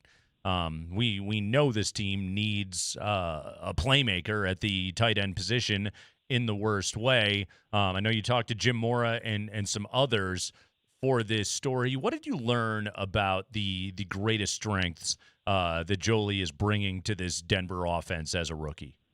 Yeah, I think it's a couple things. I think he just generally from a talent perspective where he is right now, I think he's going to be a different element than what they have at that position. I think he's a guy that can kind of go up and get the ball in a way that you don't really see from Evan Ingram. And I also think even though he's not really played that tight end position in particular for long, or he kind of came in as a receiver, he has a really like natural understanding, and everybody that I've talked to that's worked with him really since high school, he just has kind of a natural rhythm for how he can get open from that position. And really some of that is based on the fact that he was a wide receiver and then even a running back before that. So really kind of agile in the way that he moves across the field. Had some drops kind of early in his college career and really kind of, I thought, tightened some things up a year ago that allowed him to kind of erase some of those issues, kind of from his resume. So I think the natural talent that, he's got huge hands. Obviously, that was a big point of emphasis that everybody you talk to like brings that up to where you kind of get hit over the head with it. But the other thing was like talking to people too. He's just sort of like really, really competitive in a way that I think kind of fits the timeline of what they're doing, where they have these, a lot of young guys. You have a first year young offensive coordinator. You have a young competitive quarterback. We know what Bo Nix is like when he burns hot like that. And I just think that Joly kind of brings some more of that in a way that's you're not going to be able to ignore him. I think he's going to be somebody that's going to kind of push the issue in terms of forcing himself into their plans because, that's just sort of what he's always done kind of at every stop. So, definitely an athletic upgrade at the tight end position. It's going to be interesting to see how much he can be used if he's not a guy that you're necessarily going to use, certainly not inline blocking. How much else can he do? How many formations can you put him in where, he still has some responsibilities to, get out to a linebacker on a screen or whatever the case might be, or chip coming out of the backfield, because they are going to move him around to a lot of different spots. He can come out of the backfield kind of like in a way that they did with Nate Atkins a lot, but obviously with a lot more, pass catching and yards after the catch talent and ability. So, but can you do enough just to sort of serviceably block in situations you have to get yourself on the field? All right. Probably a question better asked after the mini camp this weekend. And for those that don't know, it is rookie mini camp. Way to put that right on Mother's Day. But oh well, hey, what are you going to do? Who will be the most intriguing rookie as we head into camp in your mind? Is it going to be the top pick, the D tackle that they ended up taking? Is it going to be the running back, one of these tight ends? Who do you think will be? And I don't even know all their names yet. I feel like I'm going to go old Steve Berline like he did back in the day and just call them by their numbers here eventually. But seriously, with a class that didn't have a first-round pick and then traded basically out of the second round, who will be the most intriguing rookie? Yeah, I think if you're just talking about like intriguing because we're wanting to kind of figure out what they can do early on and the important role that they could have in this offense, to me, Joly is one of them, and then Jonah Coleman would be, I think, they're 1A and 1B to me, because Coleman is going to have a role. You don't draft a running back in the 4th round. Not to have him be, active. Like you can, sometimes you'll draft look, last year, Q Robinson, 4th rounder, Savion Jones, 3rd rounder, both of those guys spent a fair amount of the season as game day inactives. But I think with the running back position, with how few guys you actually dress for that role, they're going to have Jonah Coleman on the field. And I think they really view him as sort of an upgrade to that 3rd down role that was mostly filled last year by Tyler Bidet with sometimes Jaleel McLaughlin being in that role as well. I kind of think that he's more of a total back that they can put into that role, but that can also, then slot in certain times to some of the more early down carries. And he certainly is going to be the guy that they sort of view as, insurance against J.K. Dobbins' injury, because again, let's be honest, he's never finished a season really since his rookie year. So this is going to be a guy who one way or another factors heavily into this offense. They think that he's going to be ready from the start to be the pass protector that he needs to be in order to be trusted in those big third down situations and all that kind of thing. So really interested early, not only in this mini camp, which is, kind of like a glorified get to know you, run around and start digesting some of the early concepts of the playbook, versus like when he actually gets into camp and is competing. That is the guy to me that is going to be really interesting to watch. And then the last one I'd say is that a guy I also have a piece coming out on later this week is Red Murdoch. He's a 7th round pick, but when you look at the roster, there's a real opportunity for him not only to make the team, but to be a guy that maybe is that third inside linebacker that you have behind Justin Cernat and Alex Singleton. We know they're going to move Jonah Ellis at least part-time back to that inside backer position, but Murdoch is a guy who he didn't test because of injury, and that kind of ultimately hurt his status, but he's a guy that our Dave Brugler graded as a 4th or 5th round kind of guy that just absolutely is a tackling machine. So it wouldn't surprise me if he has the kind of camp that makes you say, man, we can't keep this guy off the field or off the roster. Did you hear that? The professionalism of that sports radio interview of not only did he answer your question honestly and trifle with expertise, he also promoted his upcoming piece, which you should subscribe to The Athletic to get on Red Murdoch. I like Red Murdoch. That's how it's done right there. That's an all-rookie name right there, son. Yeah. Red Murdoch. Yeah, Red Murdoch. Maybe one day you can be as good at football as Nick Kosmider is at radio interviews. That's how it's done. We call that a native ad, right? Like a native ad where it doesn't, we slip it in there. We don't hit you over the head with it. We just make you think it's kind of part of the whole thing. Yep. Pump your own tires while also providing analysis. He's not coming on here just to be friendly, though. We got to give him something. He got it. He's doing the heavy lifting himself. That's what we like. Yeah, this guy is good. Nick Kosmider, everybody. TheAthletic.com. Subscribe, read, get his stuff. Best in the biz, Nick. Well done as always, man. Thank you. Thanks, fellas. Take care. All right, the great Nick Kosmider with us right there. Kreckman and Lindahl. We'll take a quick break. When we come back, Andy, are we watching an all-timer of a postseason performance? We're talking about one Nathan MacKinnon when we come back on Altitude Sports Radio 92.5.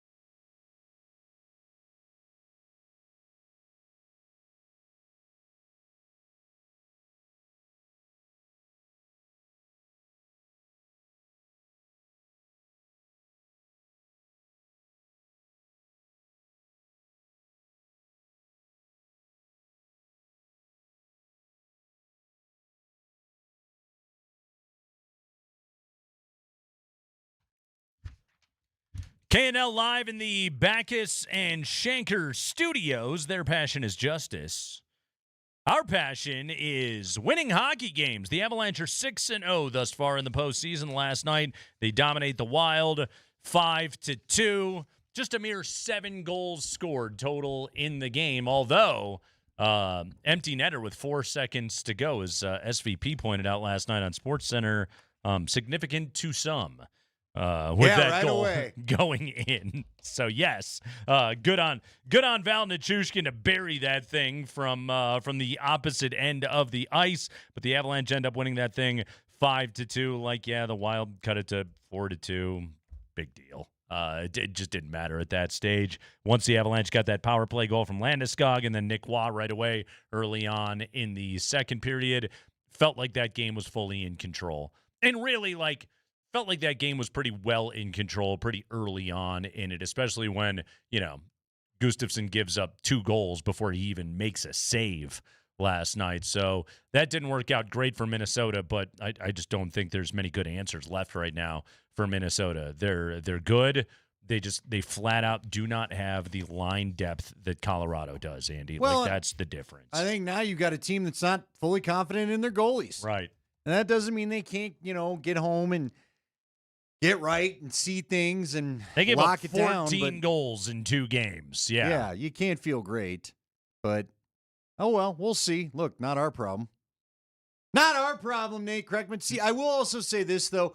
That's where that early goal especially, and like you said, it wasn't all on Gustafsson. You want to see those defensemen maybe make some move towards Marty Natures. But sure. That's where if that's Wallstat, then maybe you can pull the Gustafsson move mid game. And I just think right now this is a team that doesn't trust the netminder behind them. No. And because of that, it's causing them to break out slower than they did in game 1 because they don't want to have any defensive lapses. And look, they also had another one. Nate was nearly sprung last night for another breakaway, right? I mean, I just don't think – I think Minnesota was able to play a certain way against Dallas, and because of lack of confidence in the netminder, and they're not playing that way now.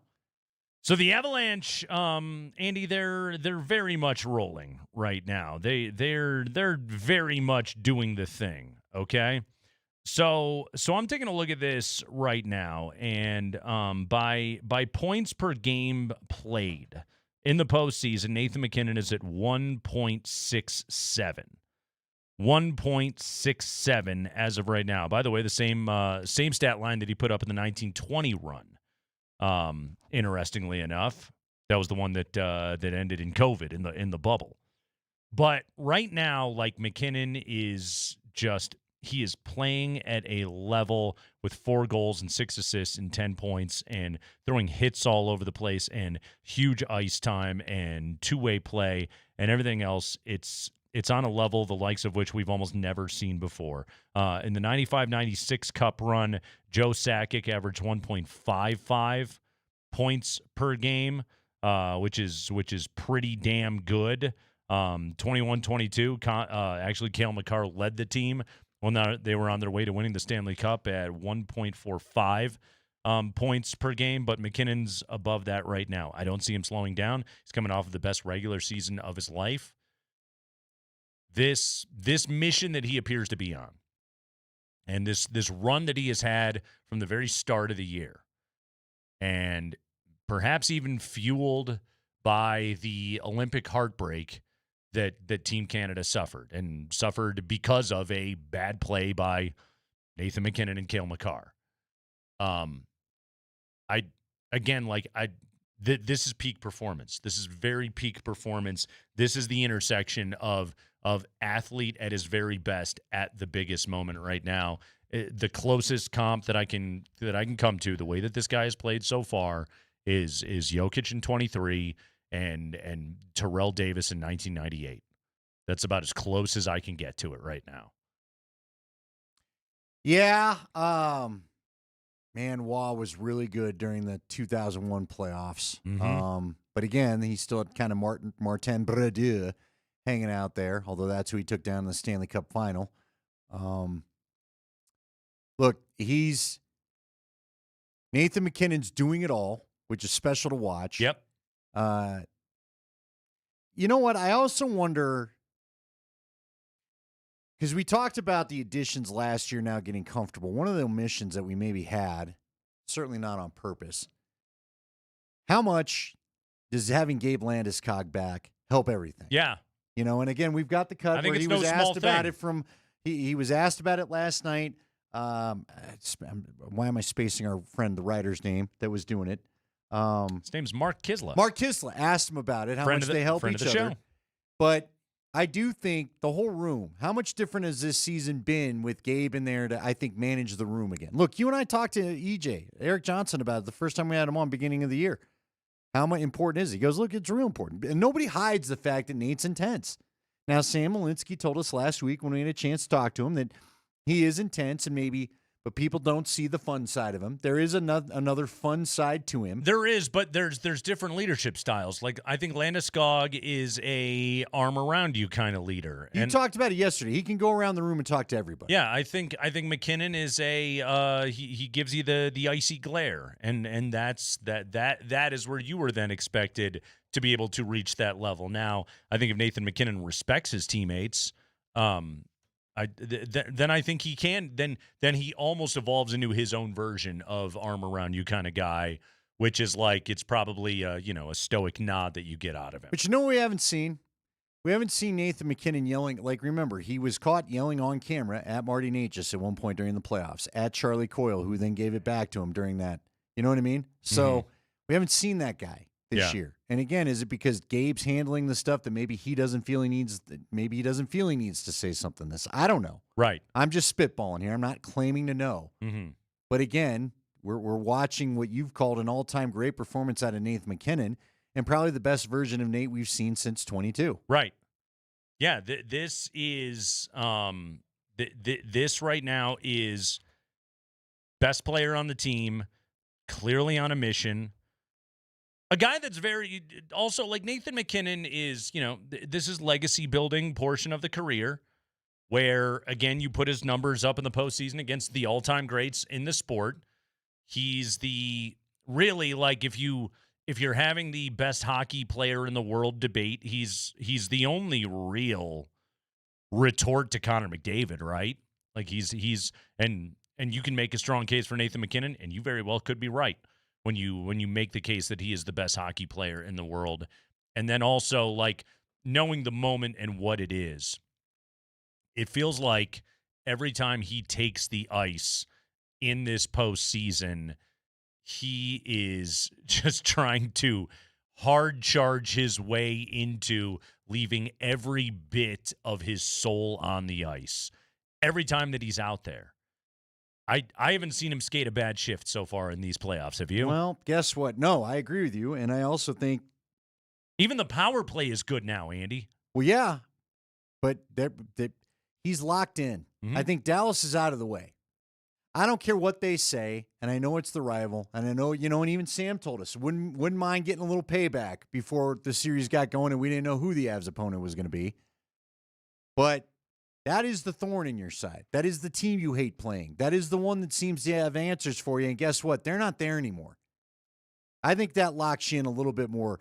Look, I think, frankly, you made the comp to Terrell Davis in 1998. Guess what? The team that bothered me then, funny of all things, was the Minnesota Vikings. Yeah. Broncos didn't have to deal with them. Now you talk to the Bronco players, they all insist. Sure, when you talk to Tommy Nalen, they all insisted they had a plan. They had something for him. Atwater, Sharp, all the guys I know. I wasn't sweating they didn't have to see it. And frankly, right now, I'm not sweating that the Avs haven't had to play the Stars. Last night, Jared Bednar talked about his thoughts on how Nathan McKinnon looked in Game 2. He was unbelievable tonight on both sides of the puck. The physicality, the defending details, the hunger to check pucks back in all three zones, and the speed and pace that he played with early in the game. It was like he was shot out of a cannon, right? So I thought that's one of his best games of the playoffs for sure. And it's not about production. He's going to produce, but kind of reminds me of, like, he's just doing whatever it takes for our team to win, 'cause that's what he wants the most. It's not about scoring goals, and he's going to hold himself to a standard that he wants to help produce every night because it's the best, way for our team to win. But he's committed in all the other areas right now, and that game was off the charts in my opinion. Yeah, that's the stuff Bedsy cares about. Like, to his point, like, he knows Nathan McKinnon is going to score goals and create offense and create opportunities and scoring chances and generally be the offensive force that he is all the time. But that's always going to be his challenge to it is, okay, but are you a two-way star? Are you a two-way player? What are you doing in your own end of the ice? And again, like, so far, after you gave up 6 goals in last night, man, did they ever answer the bell last night? What they gave up one goal in the first 56 minutes of that game. It was the weird, and it was a weird fluky goal. Face-off one, and then they gave up the late one where you're a little frustrated. But Parker Kelly was there; he just didn't get his stick in the passing lane. Yeah. So at least that wasn't a completely bonehead blown assignment like some of the things we saw in Game 1. Yeah. And I'm with you. You got to be able to play both ways right now. That's all Bedsy wants out of him.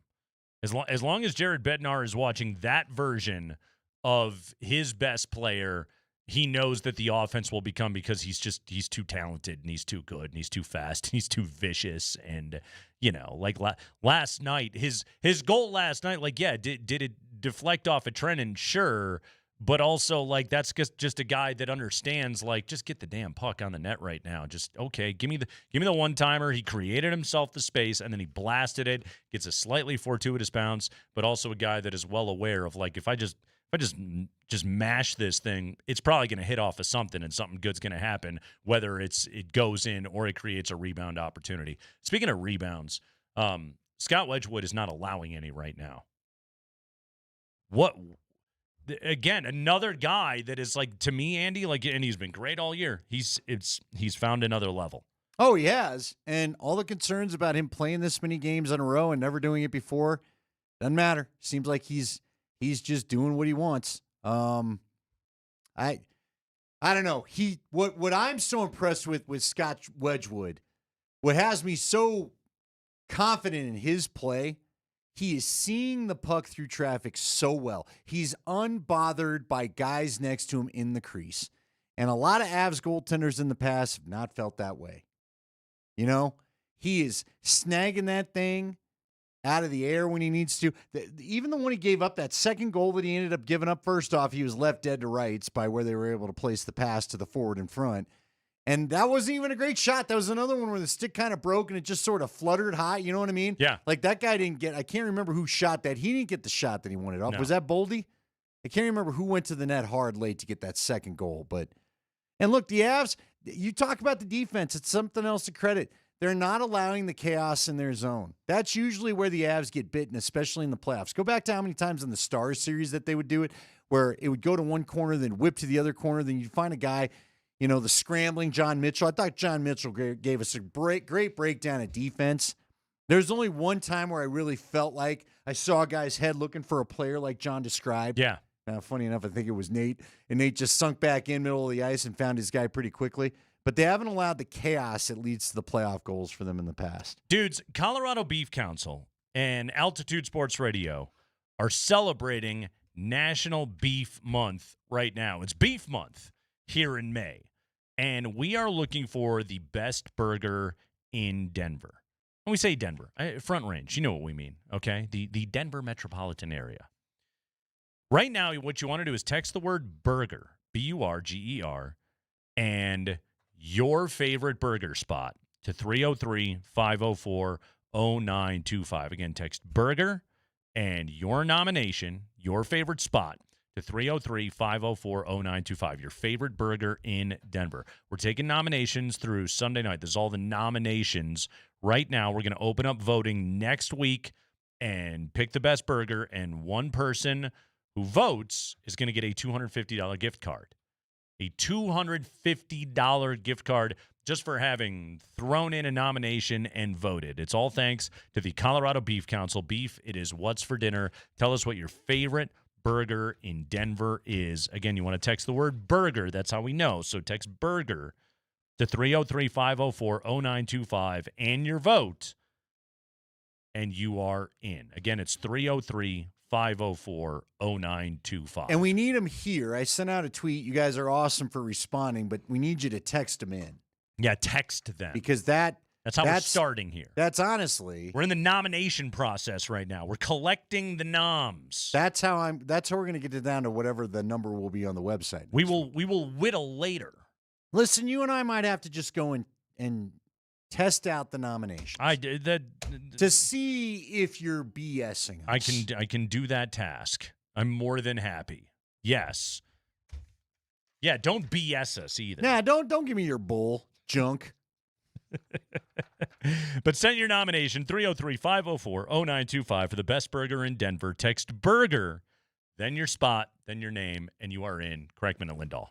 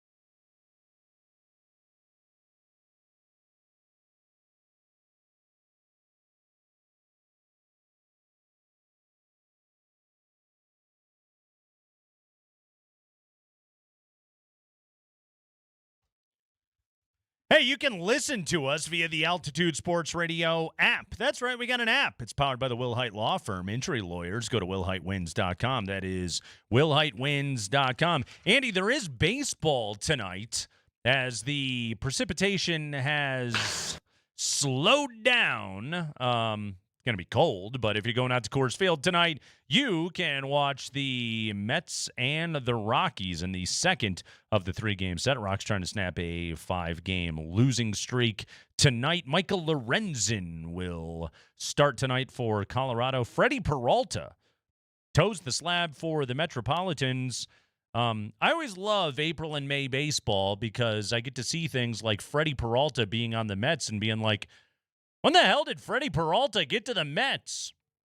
It was this year. He's been on the Brewers for like 3 decades, and now he's apparently pitching for the Mets and can't be going well because the Mets are terrible. So anyway, 7:20, first pitch tonight between the Rockies and the Mets. Don't forget, they rescheduled the series closer for tomorrow afternoon, so getaway day tomorrow. That is Jose Quintana pitching for Colorado against Christian Scott. Is that a doubleheader tomorrow? No, just no, one they game. had an off day. Because remember, they played Monday, but they didn't play last night. Right. All right. And then they pushed last night's game to Thursday. Okay. Today was a day game. Today was supposed to be bumped to the tonight. day game. Yes, exactly. They Gotcha. were supposed to have an off day before they traveled to Philly, and instead, they will play this evening. It will be very cold. They at don't Coors care. Field. The Mets do not want to fly back here. Yeah. Remember, there was one year where we had this happen again. I think this is before you and I even got together. So like 2018, maybe 2017. Mm-hmm. And the Mets had to fly back in here on a Thursday off day for both teams to play. And the Rockies,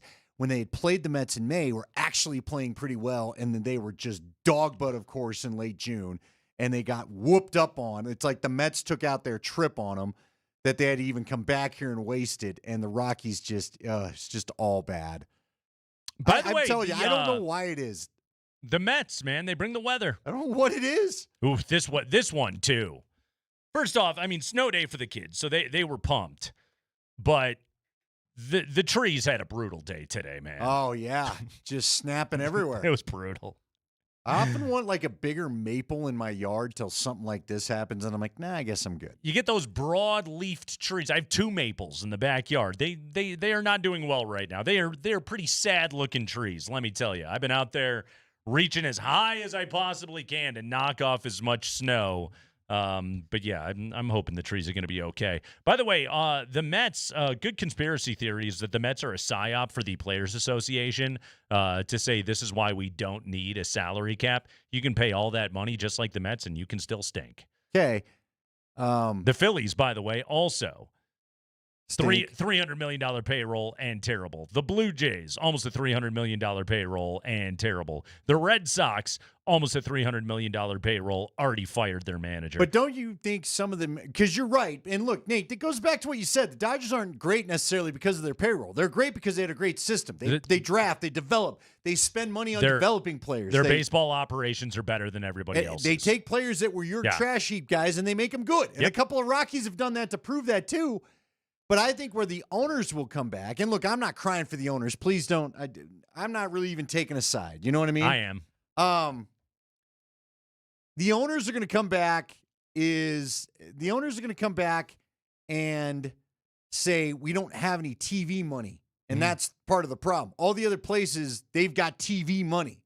So then redo revenue sharing. There's your answer. I'm with you. There's your answer. Okay. By the way, some great quotes in this Patrick Saunders piece from Kyle Freeland,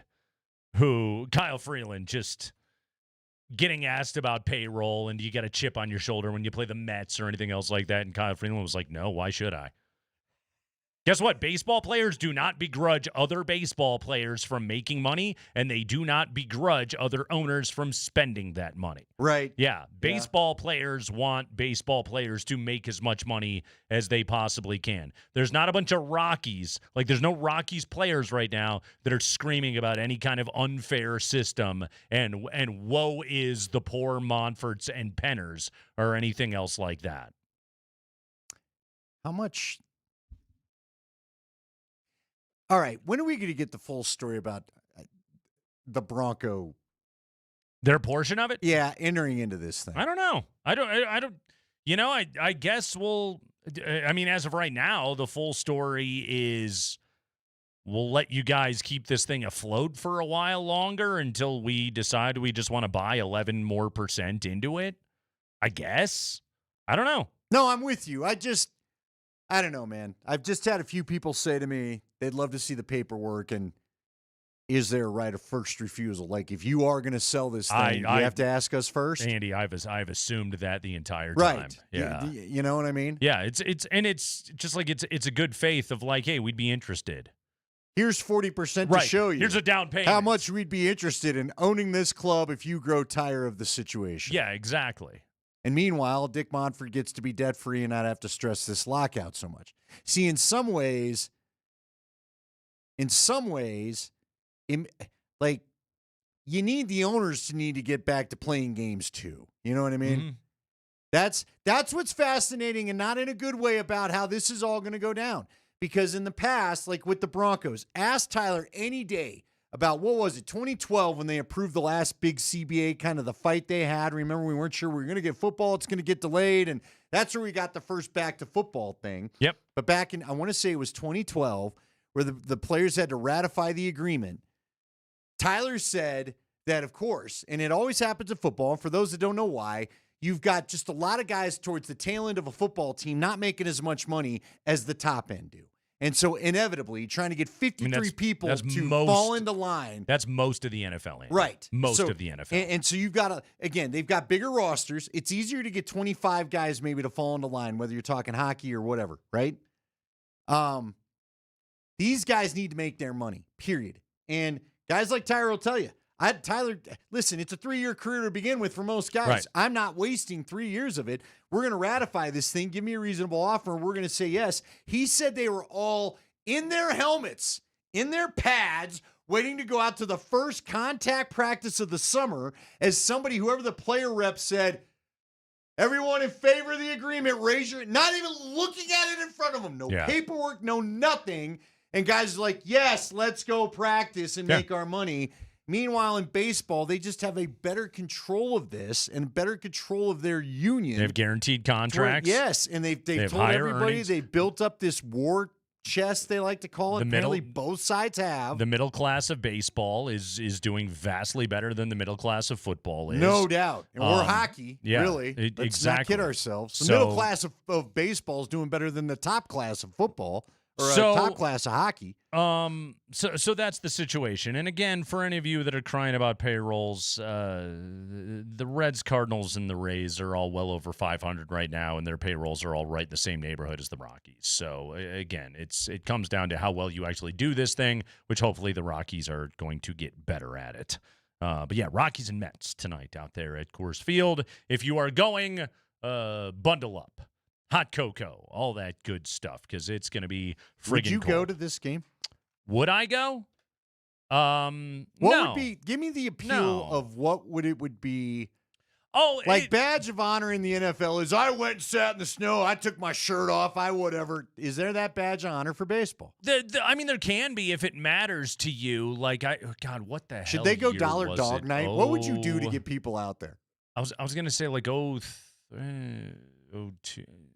I think it was 03. Yes. I think it was 03.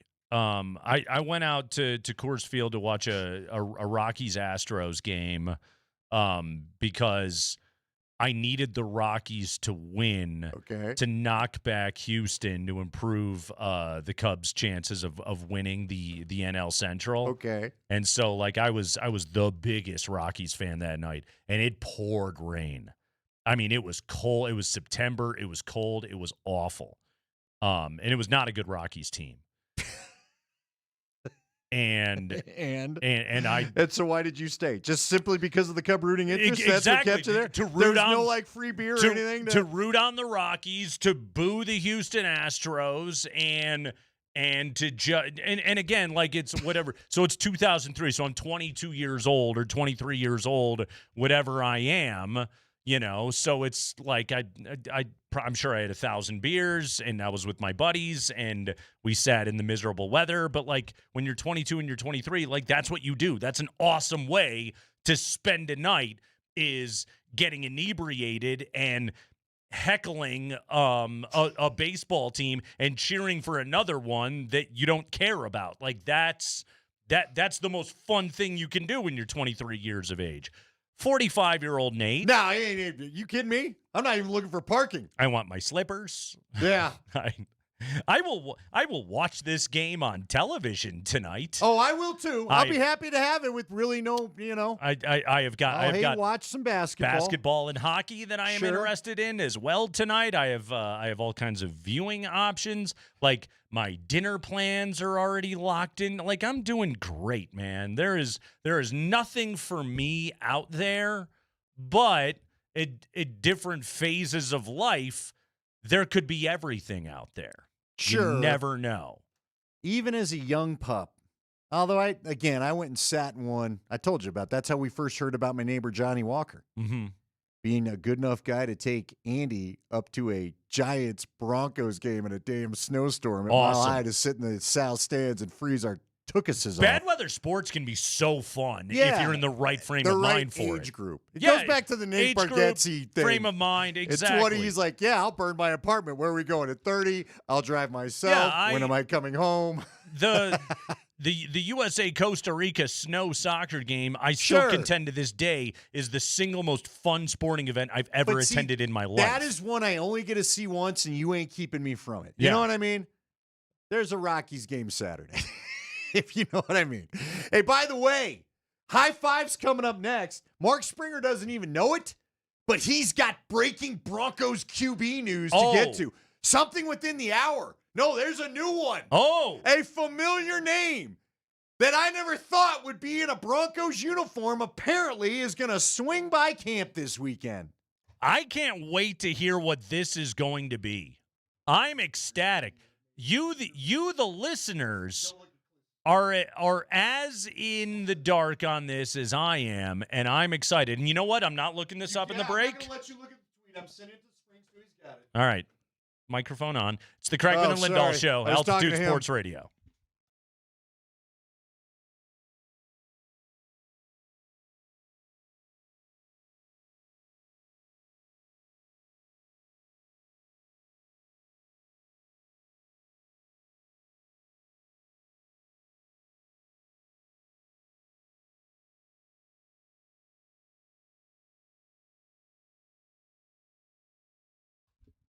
Nate Kreckman here from my friends over at Roller Auction. So many good auctions available to bid on right now, including right now. They have got an auction from Larkspur Outlet. Pole barn kits, chicken coops, loafing sheds, wood cabins, outdoor bar areas, pergolas, raised garden beds. Guys, if you are looking to juice up the backyard, get that thing into fighting shape, go to this auction right now. Go to roller.bid and check it out. This is a Larkspur Outlet auction that is available for you to be able to bid right now. These raised garden beds are sick. Again, this is things that 45-year-old Nate Kreckman says, I spend my time perusing the internet for planter boxes. You can do the same. Go to roller.bid/altitude to sign up to bid and check out this auction. They got another government fleet vehicles and equipment auction coming up in June. Best place to buy a used car. Go to roller.bid/altitude and get signed up. Do it right now.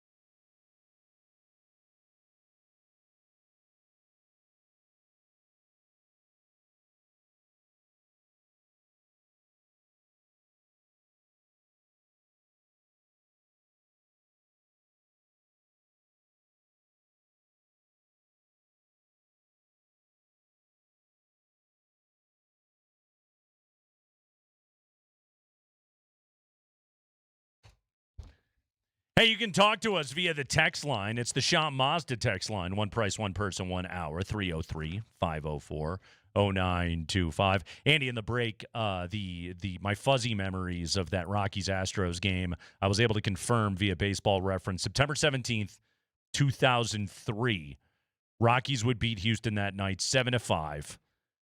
The game decided in the bottom half of the 8th inning when the Rockies would score 2 to widen their lead.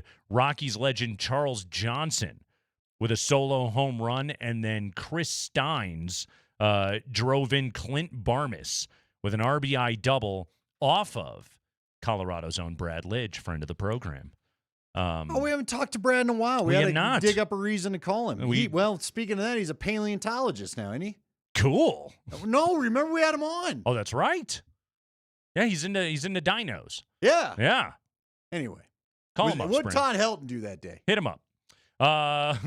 Good question. Todd hit third. With Tulo fourth? Let's see.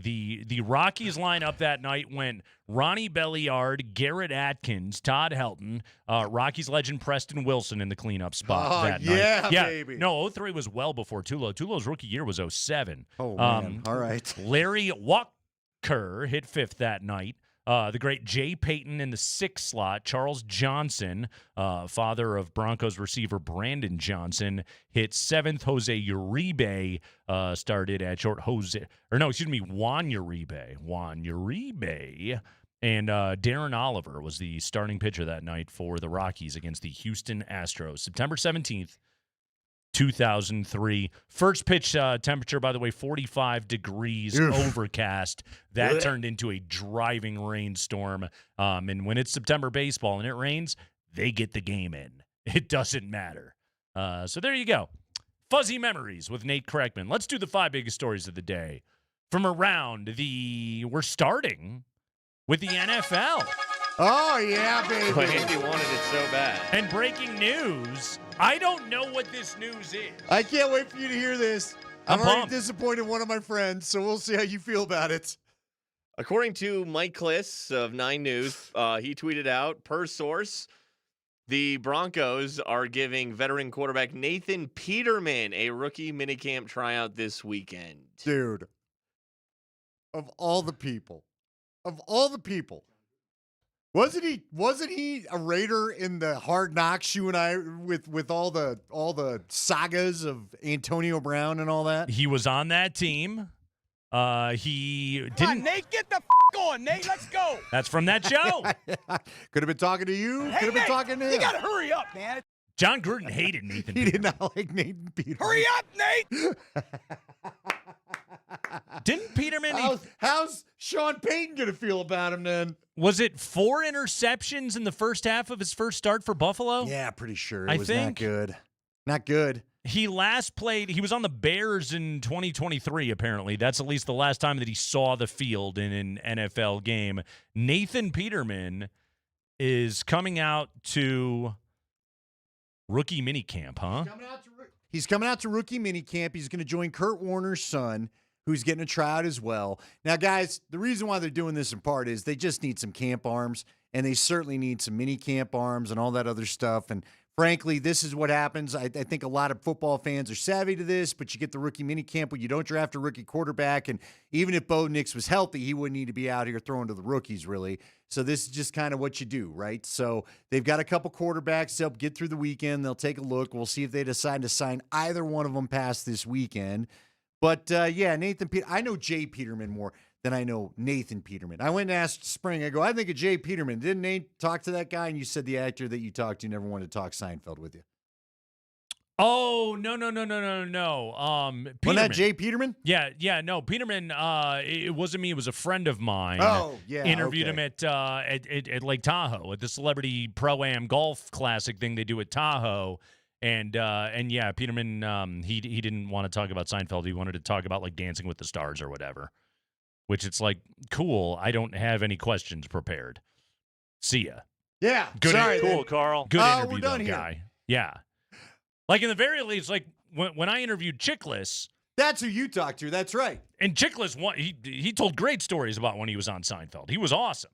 Yeah, I greatly appreciated him. By the way, Kurt Warner's kid was at Fresno last year. I watched him a little bit. I covered him a little bit at Fresno. He was fine. That's all I got for you. He's small. He's not a big guy. No, he's not exactly Pops. Let's just put it that way. But yeah, Nathan Peterman, I don't know. Seriously, like no. Whatever it is, no. Is there any No. Come on. No. Can you at least put any quarterback you bring in the building? Can you at least put him that VR simulator thing that they had for Drew Lock back when he was, backing up Joe Flacco? Can you at least like put that on them and recreate the backwards chest pass play from the AFC Championship game and just see what they do? Yeah. And if they don't throw a backwards chest pass. Bye-bye, Stiddy. Then you keep them around for another camp or two and just see. 20 seconds, Nate. That'd be a start. That's something. Go ahead, Spring. High five. I'm going to keep the NFL music up here. Let's do this one, okay? Russell Wilson was talking with a New York Post sports reporter on the street. Apparently, the Jets have offered him a contract. Will he play for the Jets or do television on CBS? Here's Russell Wilson. It's great that they offered me, and I'm trying to figure out what's the next best thing to do and all that. And just, I still know I can play ball and do that at a high level, but also, I think that, the opportunity to do TV too is great. So we'll see what happens. Yeah, go ahead and do TV, Russ. Seriously. I mean, won't TV always be there for him? He claims he can still play ball, Andy. He can't. And I've been a bigger supporter than probably anybody on this show. How many years have gone by since the last time he could play ball? He always gets one good game in somehow, right? Last year, who did they beat? Did they beat the Cowboys in the shootout with him last year for the Giants? That was it, like very early in the season. Yeah. Yeah, dude. Yeah, just go to TV. Because look, man, he knows he can play ball. Okay. I'm not. Russell Wilson suiting up for the Jets. Like something's going to happen to Geno. Russ is going to have to. There it is.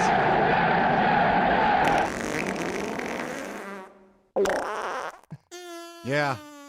Russ is going to have his one drive, and they're going to show like Fireman Ed or whatever, and they'll do the whole thing, and Jets fans will be excited, and then Russ will do something worse than butt fumble on the next drive. I don't even know what that is. Backwards chest pass, perhaps. Oh. And that. Oh my God. And then it's just all the footage of Jets fans being sad.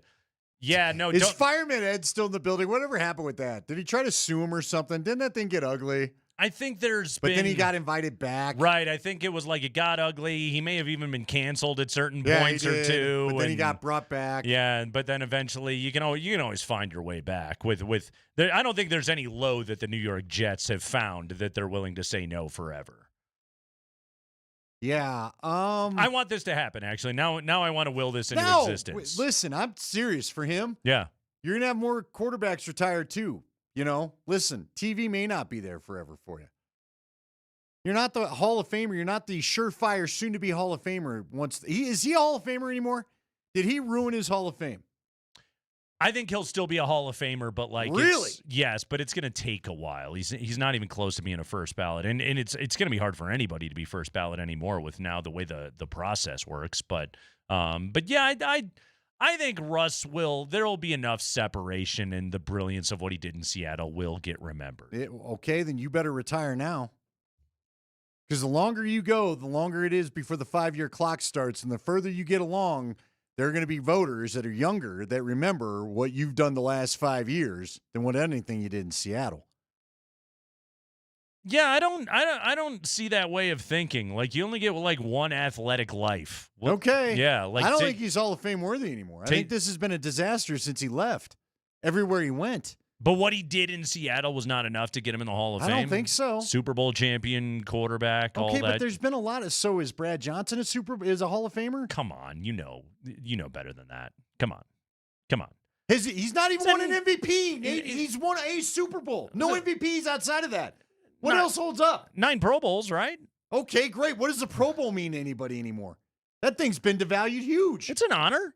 It's on the list. All right. Yeah, but I mean, again, like, not the don't pull the Trent Dilfer Brad Johnson card. Our show's not that dumb. Come on. Russell Wilson did enough to earn his way into Hall of Fame conversations. Like, when the Broncos acquired him, like, we were sitting here like a bunch of dopes going, hey, they got future Hall of Famer Russell Wilson. This is going to be great. But the story's been nothing but poo since then. I mean, every athlete has a decline. It's just Russ's is a really, really, really, really long and painful decline. All right, go ahead, Spring. High five. All right, let's hear from Nathan McKinnon and Gabe Landeskog. Mark Kisla asked each of them, and they both talked at the same table, talking to the media after the win last night. Kiz asked them to say something nice about each other. So, Nathan. Is this like say something nice about the Rockies? But it was with those two sitting next to each other. But it was with two guys that actually have nice things that are worth being said about each other? Sure. Okay. Let's start with Nate. Nate spoke first. Here's Nate on what makes Gabe Landeskog such a good captain. Yeah, it's just a void you can't fill. We waited a long time for him to come back, and it was worth the wait. I think every month he got better this season. It's a lot of time to come back from, and I think obviously as a person, just a human, awesome to have around, and that's enough. Yeah, he's I'll one of my take good over. friends, so makes me happy to see him every day, and I think it makes the whole team happy. So. Was it worth the wait, or was it the good person part that finally Gabe was like, "This is too buttery"? He was. I can't. So I do watched this. it on the Altitude Plus app. Go and subscribe. You should.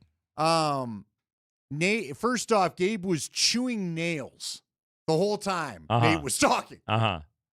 You know what I imagine? If you and I don't know why we do a presser, but if we had to for some reason, yeah, and we were forced to say, it's probably how we'd feel about it. All right, shut up, enough. Yeah, Gabe did not like it. I don't know why. No. Gabe just was like, because you know what I think part of it was too, you know what, to be fair to the conversation, I do think had Kisla asked that post second cup together, Gabe's here to hear a little more of that answer. I'm telling you, man, they are all locked into, we are not done with any kind of journey. We did not show up to win the second round. Yeah. We showed up to do one thing. Yeah, we didn't show up to have a 2-0 lead. Yeah. It's kind of what when you get on me about not enjoying, I mean, you think I'm bad. Right. They're me on roids. All kinds of them. They're a 90s baseball player in the enjoyment category of hating it. Go ahead, Spring. High five.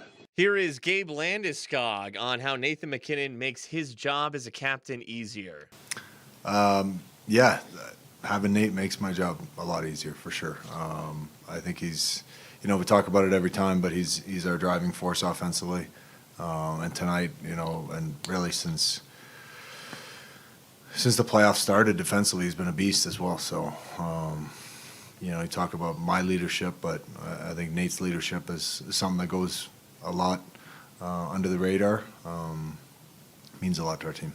Yeah, it's we talked about it before. It's the yin and the yang of what those two do as leaders of this team. It is that Gabe Landeskog will pummel anybody that rubs their glove in your face. Gabe Landeskog will chat with guys, whether it's the family guys, the young single guys, the old salty vets, whomever it is, the guys going through injuries, the guys in the trainer's room, like Landeskog has seen it all. And Gabe is he is generally the build you up kind of leader. And then there's Nathan McKinnon, who is here is the standard, meet it, or you're dead to me, which is another way of being able to lead, but it works because you have both approaches from the two leaders of this team. You do, and I just think Gabe is, to your point, I guess, just to add to your point, Gabe reads what somebody needs maybe a little bit better than Nate, who's without just a doubt captain intense. Yes. Nate was me as a coach until the kid said, "You don't need to yell at us. We'll do what you want." I was like, "All right, I'll chill." That's maybe what Nate needs to hear as a leader, right? And finally, Spring. High five. Jared Bednar was asked last night if he felt like the Avs cleaned things up defensively from game 1 to game 2. Yeah, no question. Much better tonight. Still made a couple mistakes for sure. Things we can continue to clean up to tighten things up. But I thought, the commitment was there. The details were much better in all situations. And it's a hard-fought game. I think difference for me is special teams. We did a nice job 5-on-5. They did a better job 5-on-5. It's much harder to create dangerous scoring chances and looks, and we gave them a couple and got to find a way to get a little bit better even than we were tonight. But overall, I thought it was a really good game. Yeah, the Avs minded their P's and Q's defensively much, much better. We have got the prime cuts. We have got all the highlights of a very fun Game 2 from last night out of Ball Arena. Connor McGahee, Mark Rycroft, they called the action. You will want to hear what it sounds like next from the Marty Natures goal to start things off to the Val Nichushkin empty netter to close out the Minnesota Wild. We have all of the highlights of the Avalanche 5, Wild 2 from last night. That is next on the Kreckman and Lindahl Show.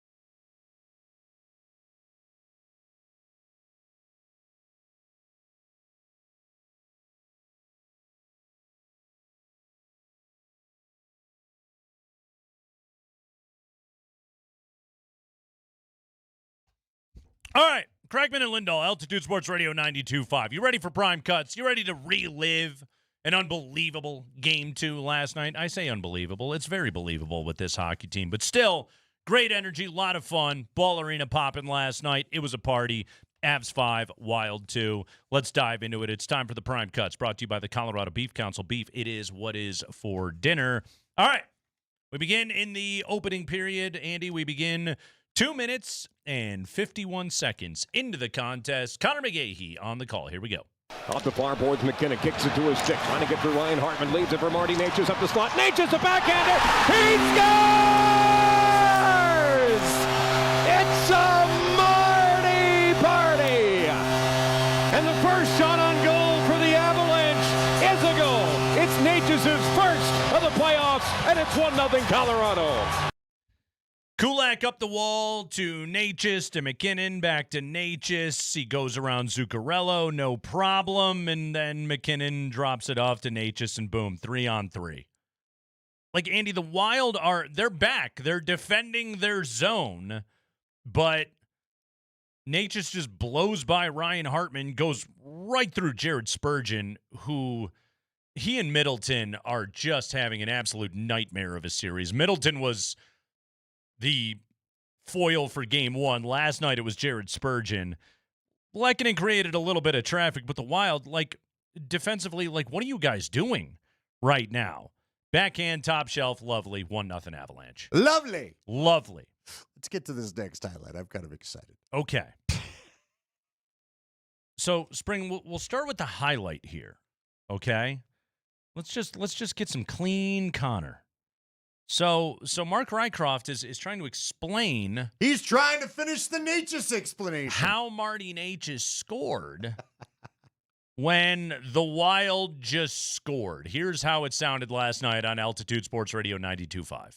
This backhand couldn't have broken a pane of glass, but Gustafsson could not see it. Goes off the cheater part of his glove and just slides ever so gently into that top corner. Offside was a weakness for Wallstedt in Game 1. It starts off that way for Gustafsson in Game 2. Here's Alan Roach. Oh, scored by. And right off the bat, Minnesota, somehow Kaprizov snuck in. I don't even know how that play developed. Dude, Alan Roach got scored by. Hey, hold on, we have another goal. I'm listening to this in the car, just dog cussing my dashboard, going, what just happened? Here's Alan Roach. Shut up, Roach, they scored. Was really what just happened. He was trying to capture the growl of the great Alan Roach, and Kirill Kaprizov just allowed no space for it. Ensuing face-off. It's a great pass by Zuccarello. Both Makar and McKinnon went after Hartman, and Kaprizov all alone. That's Kirill Kaprizov in wide open ice. That's a bad matchup for Scott Wedgwood or any goalie. But that goal is on Cale Makar. 1-1 game. It, according to the official box score, Andy, took 6 seconds to score that goal. They marked the Natchez goal at 2:51 of the first, the Kirill Kaprizov goal at 2:57 of the first. Just how long was that? Well, we here on the Kreckman and Lindahl show, and welcome to every new listener to the program. Great to have you aboard. You're going to be confused for a moment. Just hang on. We're here to guide you through this, okay? We have a trick that we like to use to illustrate from time to time duration, and we use audio to do so. How long did it take, or I suppose how quickly did Kirill Kaprizov score after the Marty Natures goal? Here to illustrate just exactly what that gap was is 2000's songstress extraordinaire, the great Michelle Branch, singing Everywhere for exactly the amount of time it took between the Natchez goal and the Kaprizov goal. Go, Spring. 'Cause you're everywhere to me, and when I close my eyes. Oh, you barely got any. Didn't even finish eyes. Now, last time we used this unit of measurement was when we had the unfortunate person lose their pants at the baseball game. Oh, that's right. And nobody could talk to where you nearly got the whole song. That's right. And this time, but a taste of But Michelle Branch. But a taste was last time. Oh, yeah. This time, yeah. merely a taste. Spring, what was the full duration of that Michelle Branch clip? Well, that was 6 seconds. That was exactly Yeah. 6. Okay, so let's match it up. Here we go.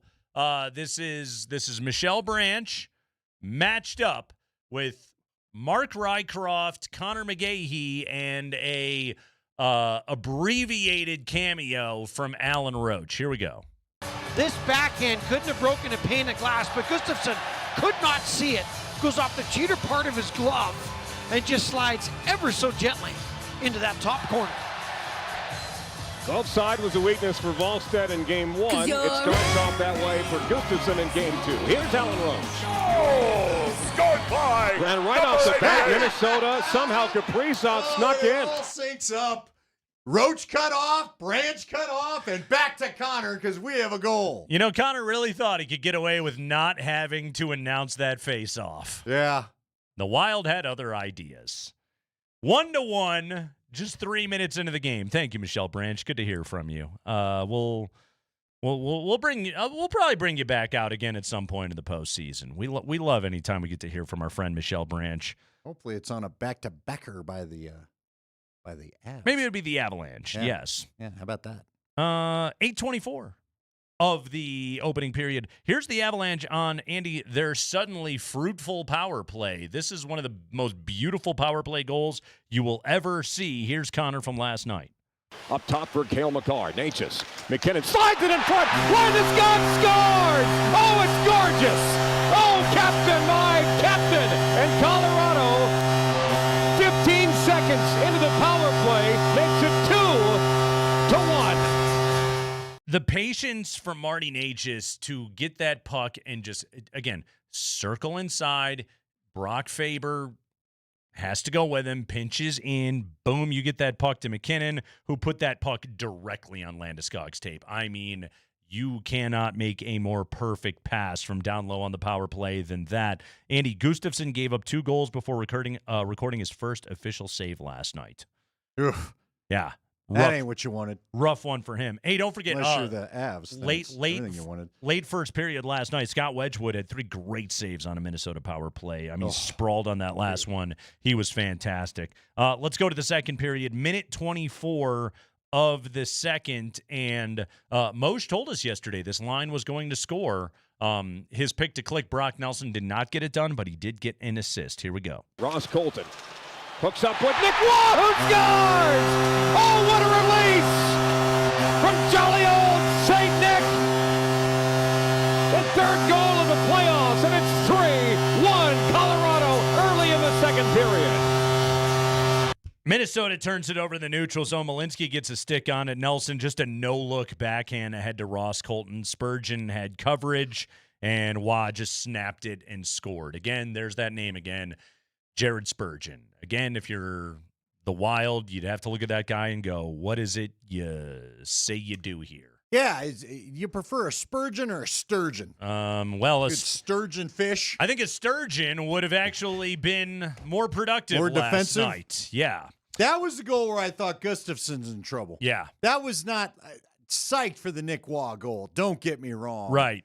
You've seen tougher shots than that and made saves. Let's hear from the other goalie, that being Scott Wedgwood. We go to the third period last night. I got a little run of Scott Wedgwood saves for you.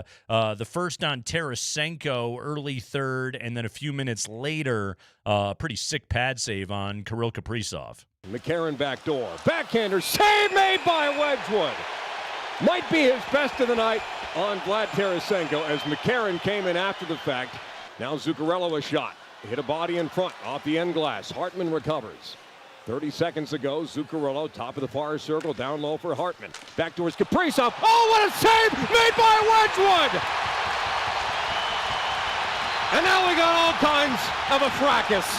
Wedgwood, a stone wall on Kaprizov at the back door, and Parker Kelly has had just about enough of all the shenanigans in front of Scott Wedgwood. Boldy flopping like a fish after he took a glove in the face. Including punching the linesman. Yeah, the linesman wore one. Good on the linesman, huh? He ate that. He did. He soaked that punch he and called soaked it it, good. Andy. He soaked it real good. He didn't did. Yeah. He get knocked down. Yeah. That's a tough hockey ref right there. Not only is hockey the only sport where you can punch your opponent in the face and you don't get ejected, it's really the only sport where you punch the ref in the face and you don't even go to the penalty box for it. And Parker Kelly was big mad. He was. Even after getting away with that, he still had to go over there and try to and got Boldy again. Yeah, he was ticked. He was. They were saying enough, and he said, "No, sir, I disagree."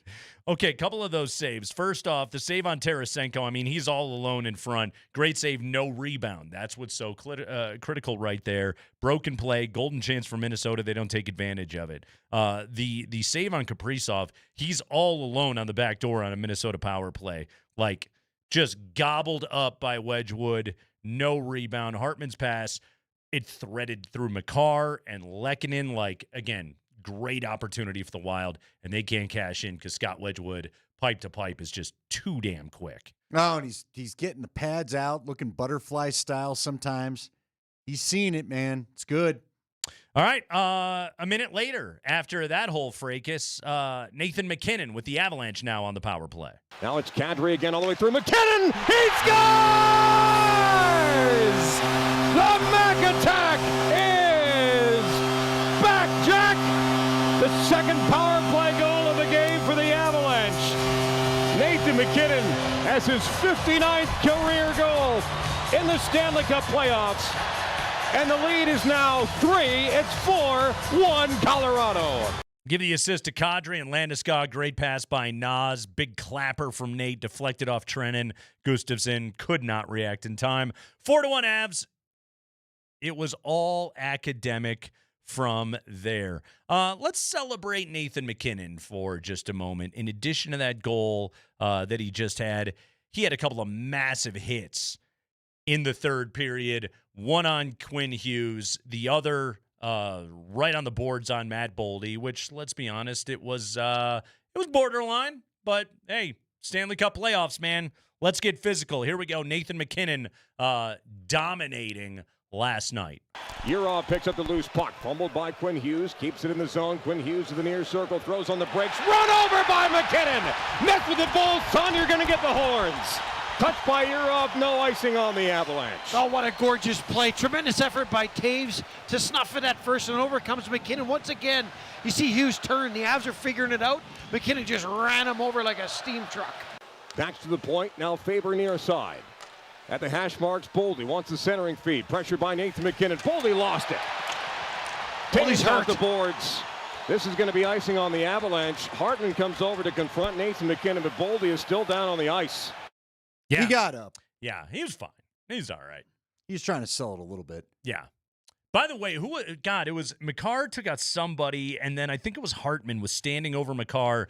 Like, if your opponent is on top of your teammate, I don't think you want to keep pushing the guy down onto your teammate. Hughes was on his belly. Yeah, that's what it and was. The puck You're right. was under him. Yeah, that's not helping anybody. Yeah. Yeah, the Wild are all out of sorts right now. All right, Val Nichushkin, let's close it out. Here we go, Spring. 4-2 lead for the Avalanche. Hartman all the way over for Hughes. Has to receive it on the backhand. Down low for Zuccarello. Burns chasing him. Zuccarello doesn't take the shot. Burns got in the way. Swatting at it. Knocks it to the corner. 10 seconds left. Val Nichushkin will bounce it down ice. Will it go in? You betcha! Icing on the cake from the 2-2 train. And Colorado's going to steam into St. Paul with a 2-0 series lead. It would have been icing if it hadn't gone in. Instead, it was icing on the cake. There you go. 5-2, the Avalanche victorious last night over the Minnesota Wild. Those are your prime cuts, brought to you by the Colorado Beef Council. Beef, it's what's for dinner. And guys, don't forget, you want to text burger plus your favorite burger spot in Denver to 303-504-0925 right now, as Colorado Beef Council and Altitude Sports Radio are celebrating National Beef Month. We're looking for the best burger in Denver. We're taking nominations through Sunday night, but you got to send them in via our text line, 303 504-0925 is the number. Text the word burger in your favorite burger spot, and the nomination is in. We'll open up voting next week to pick the best spot. We're taking the nominations right now. One person who votes is going to win a $250 gift card. It's all thanks to the Colorado Beef Council. Beef, it's what's for dinner.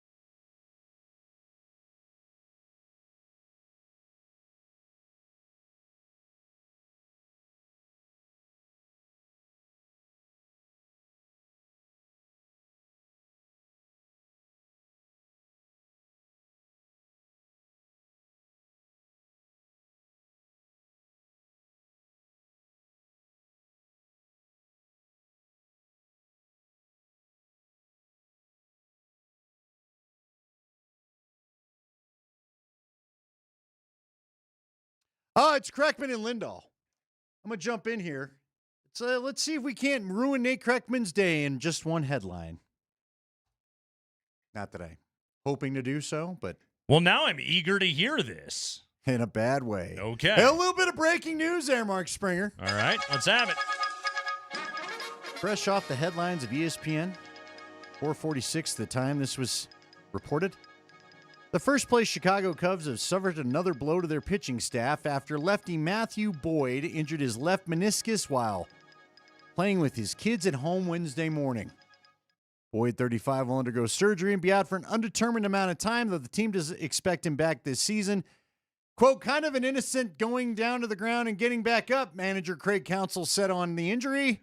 He woke up this morning a healthy player. He was just trying to process it all and get information from the doctors to figure out what's going to happen. Okay, next. so Cade Horton already had surgery. Justin Steele's not back. And your boy was just playing with his kids. I had not seen this yet. Gone down on his 35-year-old knees and couldn't get back up.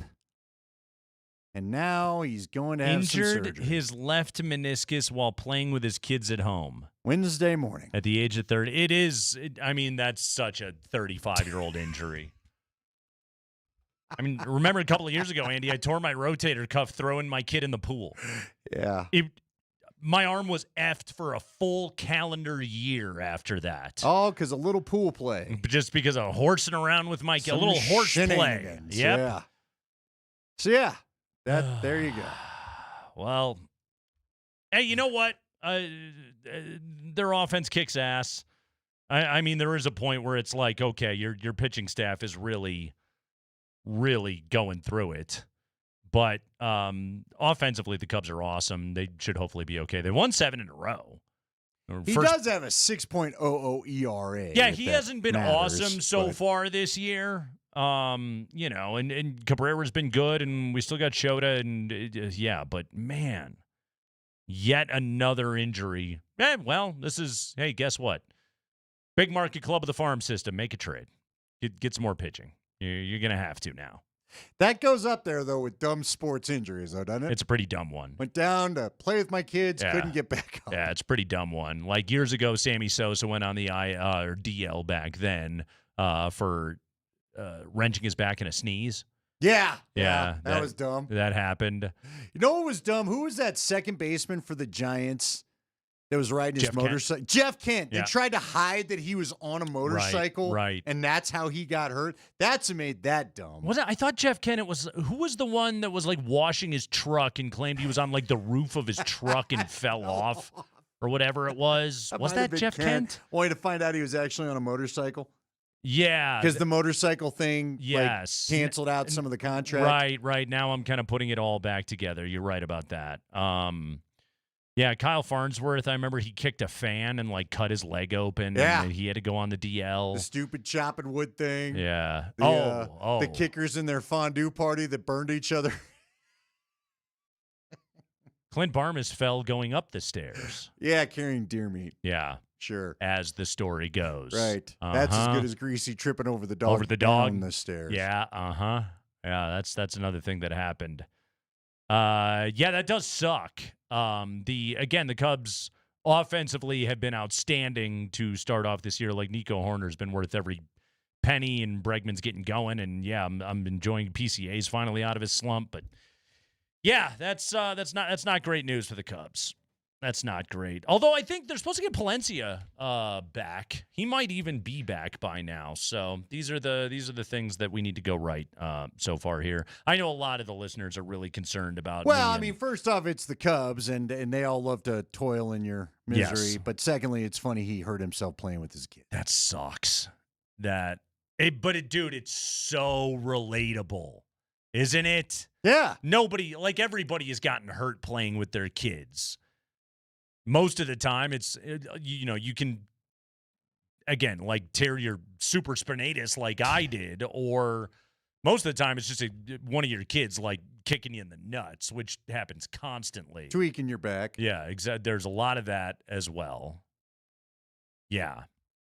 That very relatable, but come on, dude. Bad news for the Cubs. Yeah.